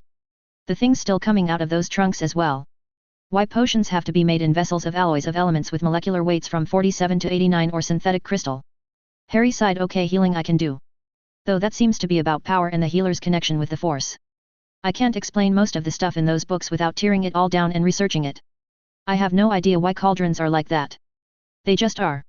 Apparently the thickness of the cauldron matters as well, even past the thing melting if it is too thin. Jocasta nodded. You can go be a pervert hermit once you have finished all that. Harry thumped his head on the rubber pad. Maris force pushed under it. She shook her head. You get to do all but the hermit part now, stop whining. Yoda nodded from his carpet. Hovering nearby. Trials we must have for your Padawans and your Knights Padawans. MLE, auror, and hit wizard regulations and procedures must we write. Decide on including the completion of a sponge being a part of a master's duties as well. Mace nodded. Then of course there is the minor distraction of a galactic civil war. Harry thumped his head some more. Younglings, knights and masters in the area smiled. Ahsoka poked him. Don't be a lazy dread lord. The crowd laughed. Harry turned his head and gave her a glare. Me? Is the sponge launcher ready? Ferris sighed. That needs a better name. Sponge launcher sounds vaguely gross. Lana derailed everyone. I want to put a sponge on Naboo. We will monitor it and if it goes critical we will put it in empty space. I'm thinking some kind of cradle that could automatically drop it in a portal and the other side of the portal put out in clear space. Briha nodded. What a good idea. The conversation really got going then. Harry smiled. Lana and all her girls were geniuses. It was so much fun. At least when it was new and different stuff. Well, somewhat new and different. Asshats were asshats, no matter the species or location. They always seemed to follow the same pattern. Harry chuckled darkly and Brea frowned at him, muttering about reading the rules. SSDV. Palpatine studied the reports from the scouts out in wild space and frowned. Yuuzhan Vong. Their technology was amazing. Of course they had refused contact. Killed any being not Yuuzhan Vong as a matter of fact. They were set on invading and conquering the galaxy. His mind arts had been able to make some headway but not deter them, in fact it seemed to incite them. He needed that technology. His agents were able to penetrate fewer Republic worlds all the time and the information he paid for from citizens was too general in nature. He had female agents watching those women's channels of the Republic holonets but sorting rumor from truth was a bit difficult. Females had always operated in some other universe. Still it was his most valuable and most up-to-date source of information. Plus the classes on those and the children's channels were improving life in the Empire. He cackled a bit. Thank you Dread, or rather Bars. Darth Trade Bar. He cackled and grinned. The aides near him backed up a bit. The Republic Senate was bogged down in ensuring the rights of every citizen as he had known they would be. Bar's droid fleets and armies though had him stymied. He needed a change of paradigm. From the core he could send fleets above the plane and find one of these world ships. Yes, the Vong technology would be his. Or no one's. Palpatine shuddered at the amused feeling he got from the Force. SSDV. In the Republic the Grand Tour continued. There were doors going up nearly everywhere so it was a bit deceptive. They could all be anywhere at any time. Lana did audiences on Naboo. They slept on the Republic 1 control sphere though, she, the AI, liked it that way, or in a house the concerned government gave to Harry, one of the governments, and Bars worked over and then put droids to securing, droids under Republic 1's control. She got a bit fractious when Harry was out from under her eyes. When he was all the ships and droids in the area headed for his last known location as fast as they could go. Harry had houses in most sectors. Nice places, with killing ward sets. Life improved, and though there was still unrest among the humans about the core worlds and their massive human populations and what might be happening to them, the droid ships continued to deliver food, haul recycle, clean the hyperspace lanes and the space near them. And wealth continued to change hands. Jedi and Harry moved to whatever world needed them with the opening and closing of the appropriate door, mostly. It was a bit of a mutually agreed partition between the Empire and the New Republic. The war was one of propaganda right now. SSDV. In the Senate, indulgences were given as the Dread Lord and his obviously pregnant first talked quietly and sometimes just sat smiling at each other. Until of course credits got involved. In this case an enormous tax on slaveholders. Bale tried a couple of times to get Harry's attention to have him reply to a rather snide comment from a member and finally managed. Harry looked at his pad and nodded double the amount. The Senate took several minutes to get back under control and Bale looked at Harry. Harry shrugged. Droids are cheaper, the leases on them per year cost less than the food a slave would consume, the clothing they would require and the original cost of acquisition. Droids do a better job and don't corrupt society. It really doesn't matter though, as eventually I will eradicate both the practice and those who cause or participate in it as other than a slave. A senator for Senex leapt up. Is that a threat? Harry shrugged. Because of the Force and my connection to it I am likely to live a very long time. I have the means to ensure everyone in the galaxy gets at least a ration bar of whatever type they need to sustain themselves every day and the required liquid to go with it. I fully intend to. So selling one of your children to keep the rest from starving won't ever be required again. Selling them to get them to a better environment won't be necessary either, as we work with all of our technology to improve the environments of the planets for the people, flora, and fauna in the Republic. I intend to ensure all sentient beings are educated to a level where they are competent to function in society. I will stomp on the beings who are causing harm to others if the local, sector or Republic government does not. I live simply, my needs are few and my fortune is vast beyond comprehension. I have the means, the motivation, and the time. If you haven't noticed, I can go to any planet whether I was born there or not, the wards do not prevent me. I intend no ill towards any people. Individuals however, now some of them are a different story. Take that as you will. In my view, government should prevent harm to the people who set it up, ensure they are provided for so that they can at least live and educate them so that they can be productive and provide a source of taxes to minimally maintain the government. Governments should ensure that the people they work for have the opportunity to determine their own fate as long as that does not interfere with everyone else's or anyone else's right to the same thing. After that everything should be up to the individual. Exceed the base education. Be a great and popular artist. Thrill the galaxy with your dance, prowess in sports or acting. Be the very best farmer in the galaxy, bring forth wonders of art, music, science, literature, whatever they want. A threat? No, consider it notice. Harry was by now standing and his eyes were glowing green. The magic was flowing from him in shimmering waves. The Senex senator had frozen in terror. The Bothan senator smiled. And along the way you make 1/100th of a credit on everything they need, and employment in Potter Industries is the ultimate goal of every worker. Harry pulled his magic in and his eyes dimmed, then he shrugged. Bars was a bit insistent about the credits. The Bothan chuckled along with the rest as Bars glared at Harry. And everything above base needs? You do control most of the means of production. Harry smiled. And I will charge all the market will bear. Which increases your tax income and lets me get on with my simple philanthropy. If you don't like it, no one is stopping you from building a plant or buying or leasing the land and hiring workers or farmers and or leasing droids as long as you comply with the laws proposed by and approved in the Senate, sector, and local government. A delusion senator frowned. And how does your leasing of the military droids to the Senate play into your vision? Provide for the common defense is the way one people on my home world put it. Harry shrugged. The senator from Delusia continued. So if we wanted to replace them with something else? Harry shrugged. I'm not making any credits off of them, am I, Bars? No, Dread Lord. The lease is amortized to recover initial and operating cost with a modest amount for R&D of replacements. In the case of combat loss we are paid the remaining value. They are good droids though. I am sure they could be lumberjacks, farmers, miners, foundry workers, or street sweepers on any number of unoccupied worlds. Some sentient beings can't even occupy due to the atmosphere or the lack thereof. The scouts find new worlds all the time. Please feel free, but I would ask that there is a competition, supervised by the commanders as to what force preformed the best. Harry looked at Bale, who nodded along with Yoda and Monday. The Bothan asked, and these new worlds, who do they belong to? Harry smiled. Well, I found them, or my droids did, in my ongoing effort to root out Imperial forces. We ward them. I'm sure we could work out a reasonable lease. Bars grinned predatorily. Bale face-palmed. The Senate exploded. SSDV. Later in the Command Council, Yoda looked at Harry. Necessary the distraction was why. Harry shrugged. It gives them something they think is important to distract them from Monday and Garm, trimming the laws down to something sensible. Something that can be enforced reasonably. It also helps keep them off the new senators from the planetary governments we have finally managed to stand up, or backup in some cases. The lawyers are sure our position is unassailable. Mace nodded. Well played. Just when I start thinking of you as Harry, you remind me you are in fact the Dread Lord. It will take those 100 years to realize what you did. Now are you ever going to stop taking force sensitives for the aurors, hit wizards, and MLE squads? Harry frowned and looked at Shock, who nodded. They do get most, however the ones that have the ability and desire flow to the Jedi Academy. The Jedi however lose some to the academies now as they don't make it through the youngling, Padawan, Knight, Master cycle.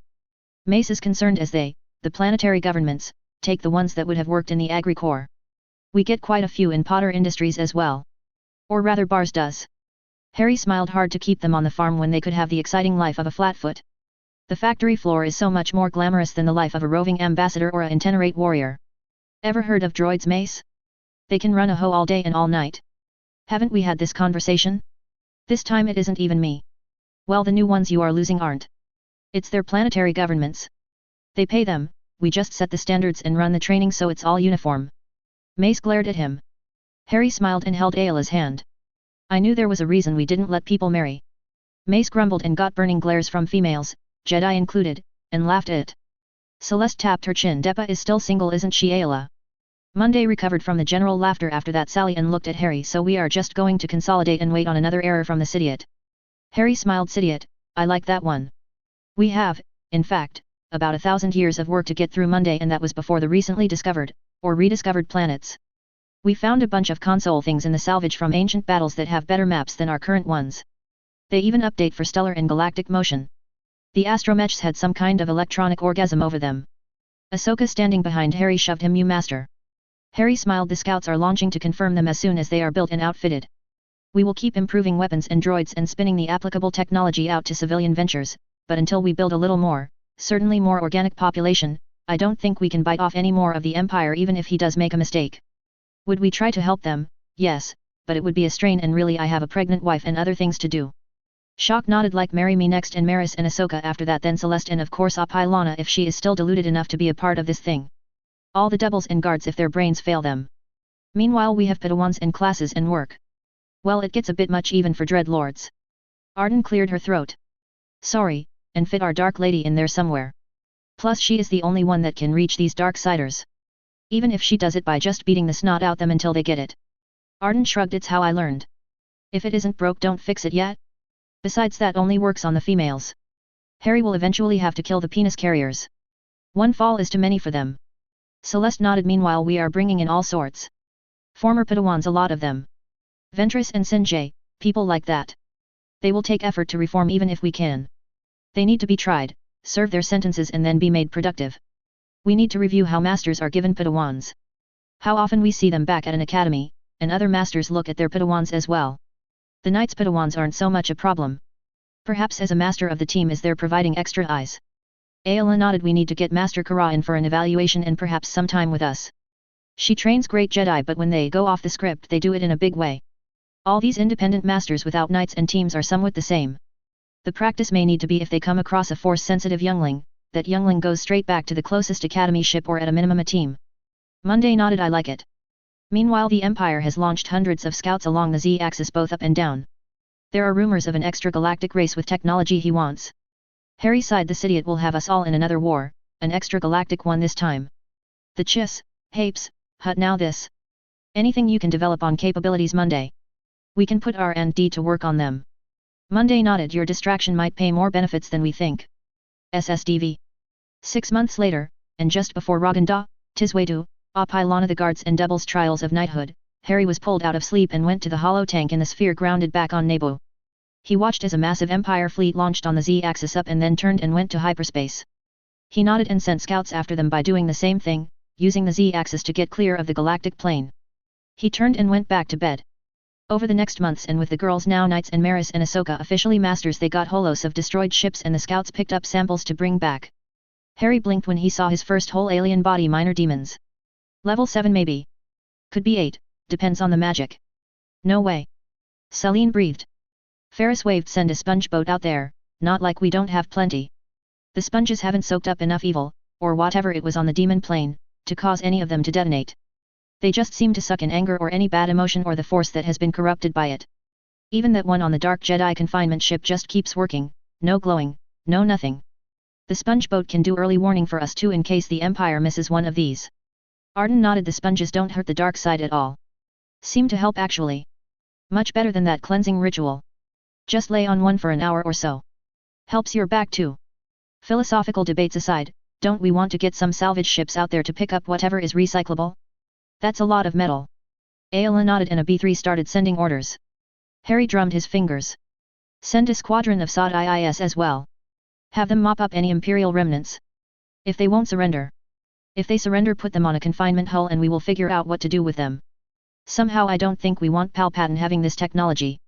Besides, these things are, from all reports, kicking the shit out of the clones. Stormtroopers they call them now. The quality has slipped from when those Kaminoans were doing the cloning and training apparently. Shock frowned. Should we inform the council? Harry nodded. We will, but this is on my own credits. I have a bad feeling about it.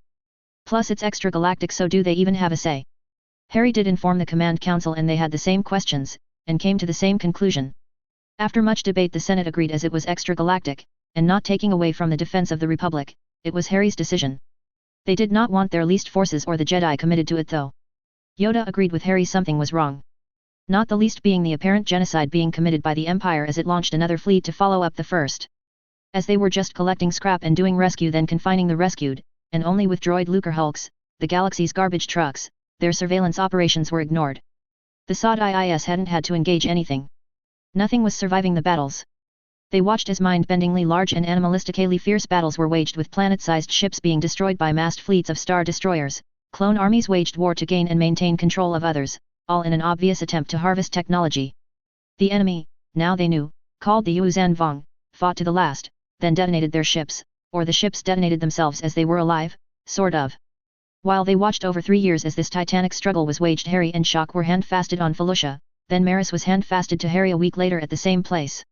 Ahsoka was hand-fasted later at the Royal Lodge on Alderaan, leading to a planetary party. And Celeste was hand-fasted to Harry on Republic 1. Arden was happy being a mistress, it fit her image. Master Kara came and stayed a while with Clan Potter and then moved on again. She did take a taciturn knight with her along with a team of equally taciturn rangers. All female. Harry rolled his eyes. The women of Clan Potter added the Kara team to their schedules of holo calls. Harry's comment of half the population has vaginas, they need to get over it. Drew glares. Then as soon as he went back to whatever he was doing, head nods. The women of the clan agreed, as those particular members of the galactic population had lightsabers or blasters and vibroblades as well and were very proficient with them. Their pay was the same as any other Jedi or Rangers of the same rank, and they got assigned missions in accordance with their abilities and records. They really didn't have anything to prove. Ayla tossed out, maybe they are just that way. Ferris nodded hard, lonely probably too, if you only associate with people who think like you, right? Yoda arched a brow and Harry shrugged. Before we got winnowed down there were problems with sexual assault in some of the forces. It wasn't about sex, it was about dominance. It happened to males as well as females. Probably more males than females, as the forces at the beginning were 80% or better male. I don't know whether all that training we did fixed it or all of the ones inclined to it got eaten because their mates weren't eager to help them. Maybe a bit of both, and we eventually got it under control. Mostly by prosecuting the hell out of offenders, their commanders, if they didn't stomp on that as well. Nothing wrecked a unit faster. Wrecked units, well, they got worked over pretty hard. In the civilian world it was probably worse. People didn't help themselves or each other by adopting extreme philosophies of any type, however, which they were doing about the time of the first incursion. If there are people in it, there has to be compromise eventually. Well, no, but if you want to live. Same problems with my first Dark Lord. Purist, only associating with other purist for generation after generation. Must have been like dating your sister there after a while at.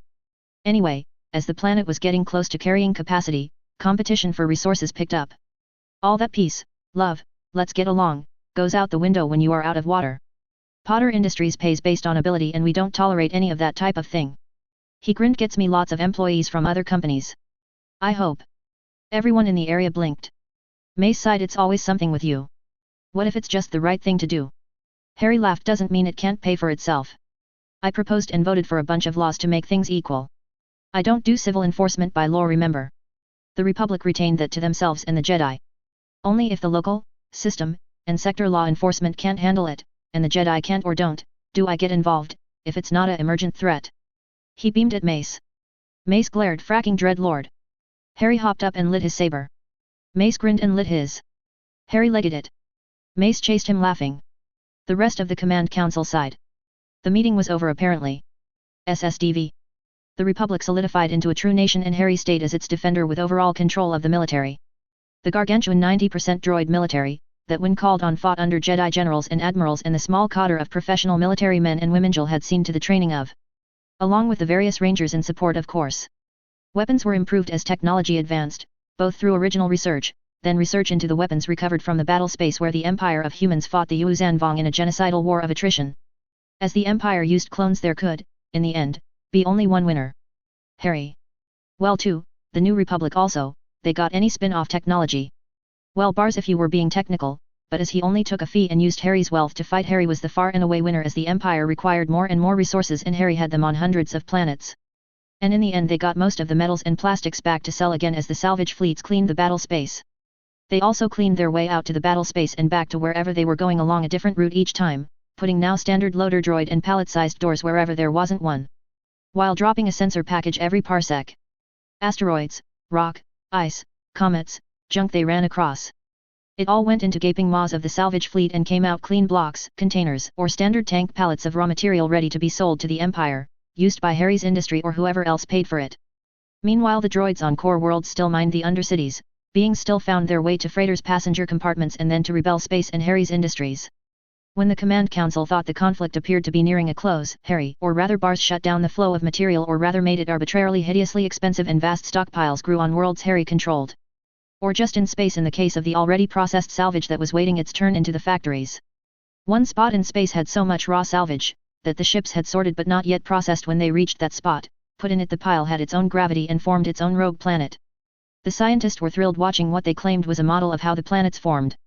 Harry was skeptical that magically worked to the limits of the expansion charm and droid-run Lucrehulks dropped a full load of sorted scrap into like piles every few minutes on forming planets. It could simulate meteorite bombardment but he didn't think so. SSDV. It was the fourth year and Apilana walked in Harry's bedroom.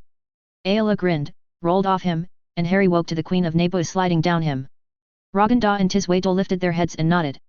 Ferris and the other guards and Saleen and the rest of the Devils sighed. Thank the Force. I was losing my mind. Dibs. Ferris said. Saleen looked at her saber, flimsy, sponge. Apilana turned to them. Do you mind? Arden chuckled at the ongoing tournament. Apparently not. Harry picked her up by the butt and carried her back to her, or the knight's room. He was a little busy to try the spiral stair, or apparition. SSDV. Brihal looked at her in the morning and arched a brow. Apilana rolled her eyes but smiled, and blushed a little. Clinda huffed finally. Now what are we going to do about Mace and Luzza? Monday shrugged. Cheer them on. Apilana offered. Strip them naked and dump them in the western Dune Sea. Luzza walked up and sat down. Come to my hand. Fasting in 3 months. The males fled the squealing. Harry summoned Luke to save him. His son S.A. James was in a pack on his back, his lekku sticking straight up and pointing different directions, and he had his son Sirius Poe in his arms.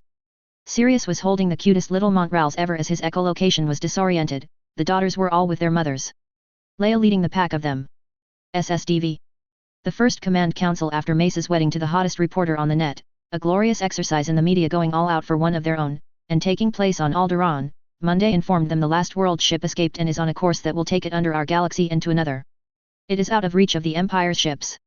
Darth Vader killed the leader of the Yuuzhan Vong in single combat and it broke their purpose.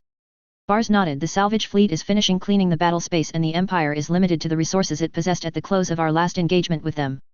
Akbar nodded. Their weapons have improved but so have ours and we have equivalent armor and shielding with the addition of wards. They don't know it but we are, we believe, back to the stalemate. Your wedding to Naboo we think will draw a strike and we are preparing accordingly. Dread Lord. We should be able to remind them it is a stalemate with the Sod Mark vs. Mace nodded. I should hope so, the things are the size of moons. The Jedi are moving to their post in command and we will be prepared for the stalemate to resume. Bail sighed. Do we break it? We could by simply shutting off their food and water. Until they have an advantage or break the stalemate. I don't want to do that.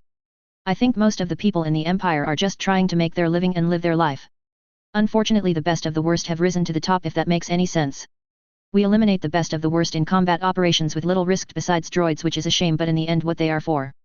Like the clones they have no other reason to be. The Jedi commanders are at some risk, but if they don't want to be with the B5 upgrades we can pursue the war and still I think achieve the stalemate. The war is a way to eliminate the worst actors of the Empire and then eventually get to Palpatine. They don't really bother with the common human and we are evacuating non-humans and force sensitives constantly. Harry shrugged. Bale nodded. The Senate still does not want to take the offensive. Monday snorted. Surprise, surprise, but in this case they may be right and I do agree with Harry. I think we can maintain this unofficial détente we have and continue to hollow out the Empire. Arden and Celeste smiled and Celeste commented and their dark side users will come out into the face of shadows, sentinels, hit squads, and aurors. They are in for a shock. Golden Age the Republic is in. Saved the Dread Lord and us a problem has Palpatine by mistake. His darkness leads him to dominate it does.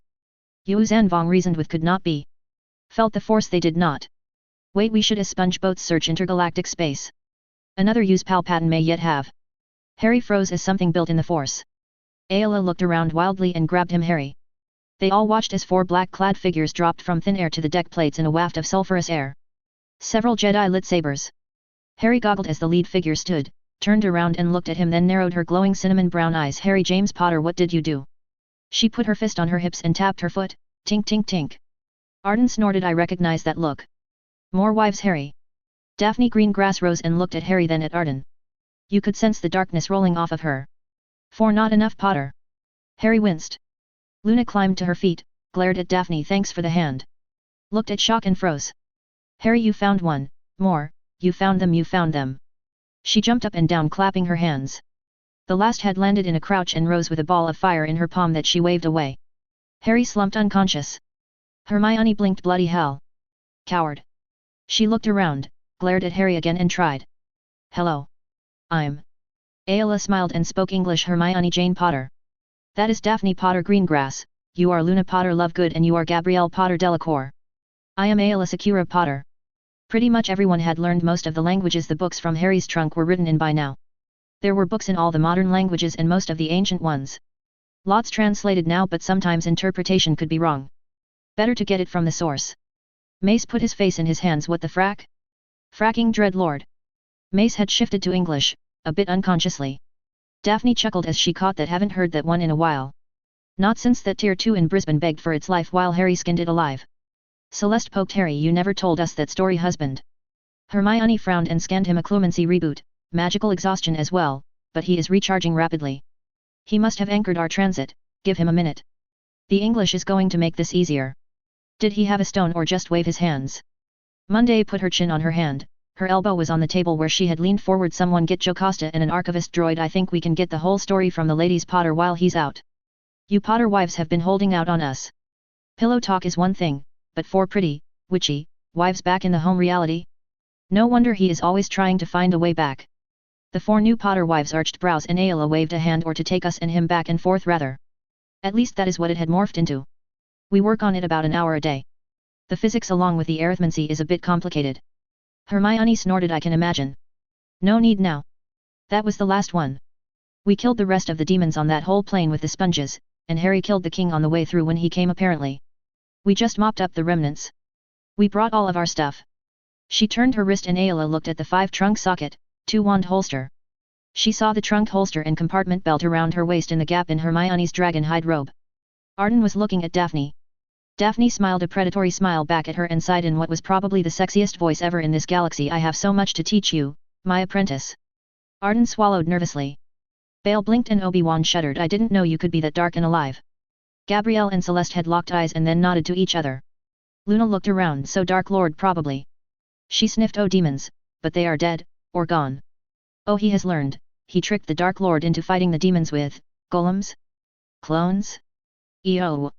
Prejudiced population supporting the Dark Lord. When are they not? Harry of course working with the light. Oh an elf, woe not an elf. The daddy of all elves maybe. You my friend are nearly pure magic. You and the missus might want to get busy though. Last of your kind and all that. It's not asexual reproduction. It still takes 2. The whole room looked at Yoda and he blushed. Mace fell over. The whole room was frozen in shock. Hermione barked. Luna. For goodness sake, look what you did. Bars sat down in his hologram. Oh my. Gabrielle looked at him. A ghost. Bars shook his head. Technology Mistress Potter Delacour. I am actually on a planet several well, far, far away. Jocasta ran in the room and beamed at the newcomers. Finally. Now we can get the real story. Lazza told Mace. All right babe? I got to get this. Sorry. Mace rolled into a ball and waved a hand gasping. An hour later things had settled somewhat. Hermione and Ayla were sitting together. Hermione looked at Harry. So marrying a queen.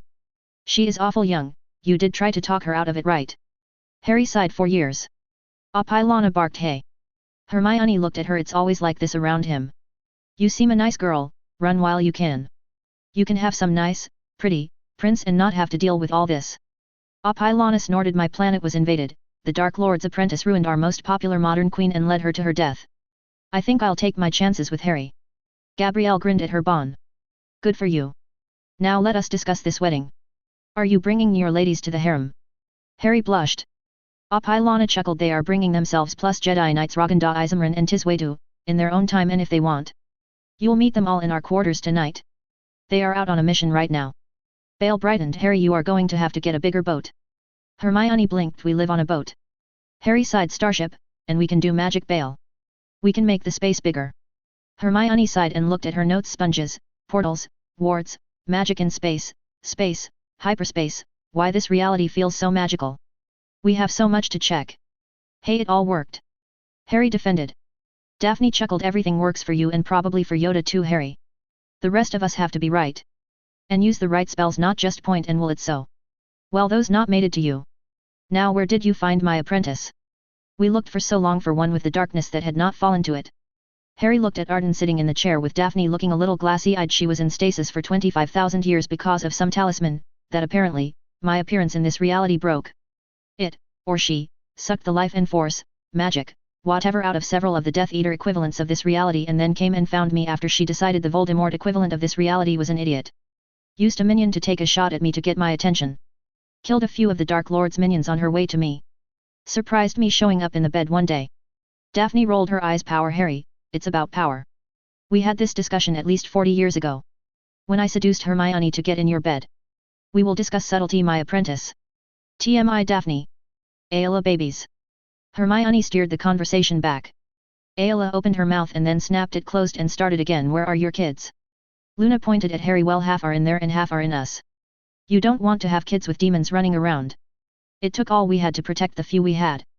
Now that we killed all the things, I expect Earth is going to be the diaper planet for a while. We had just cooked a set for friends who were no longer able to when this last incursion happened. Hermione, we need to figure out making that gate work both ways as well. Something is going to go on in the other reality Harry is going to need to take care of. Maybe not Harry. Maybe a lot of people. Beings? Anyway, it's going to be interesting. Harry was never the brightest student, but we can look at what he tried first. We can get a few of these ships to our reality and get mankind, and the other species, spread out a bit. Keep all of our eggs from being in one basket so we won't have to fight or die if we missed a demon or two on their plane. Or on Earth. Monday looked at Jocasta and she smiled. Give me a year and I'll have the whole story pieced together. Monday nodded. Let's start with cooking a set. Hermione smiled. After we get Harry married to the last ones, I'll help lay the whole story out. We have Pensievs, if Harry didn't find his in that mess he calls trunks. Now we'll need to review the instruction Harry gave. He is a fabulous teacher, one of the best, but he is a little light on theory.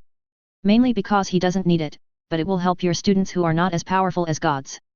Mace blinked. Harry is a god. Hermione looked at Harry. You haven't told them.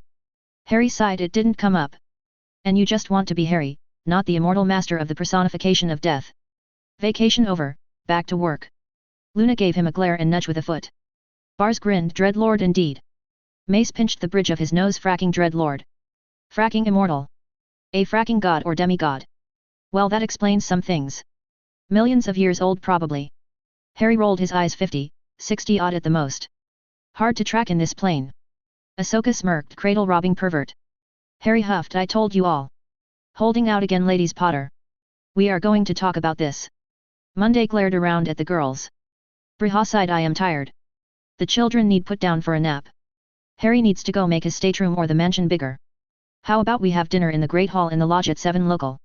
Hermione looked at her. I'm sure we don't want to be a bother. We can find something.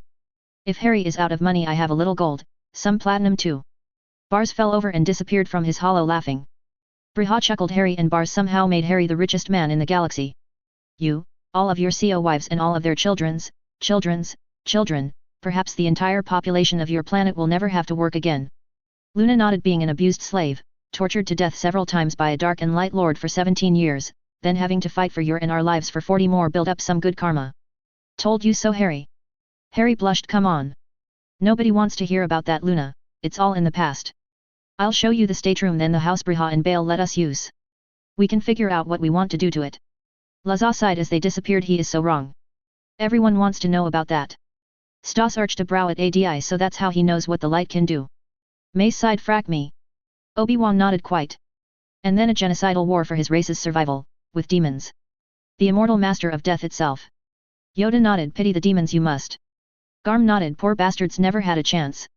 Monday frowned, I think I'll save my pity for those that aren't murdering, raping, sentient eating bastards. The demons got what they deserved. The ones here so far too.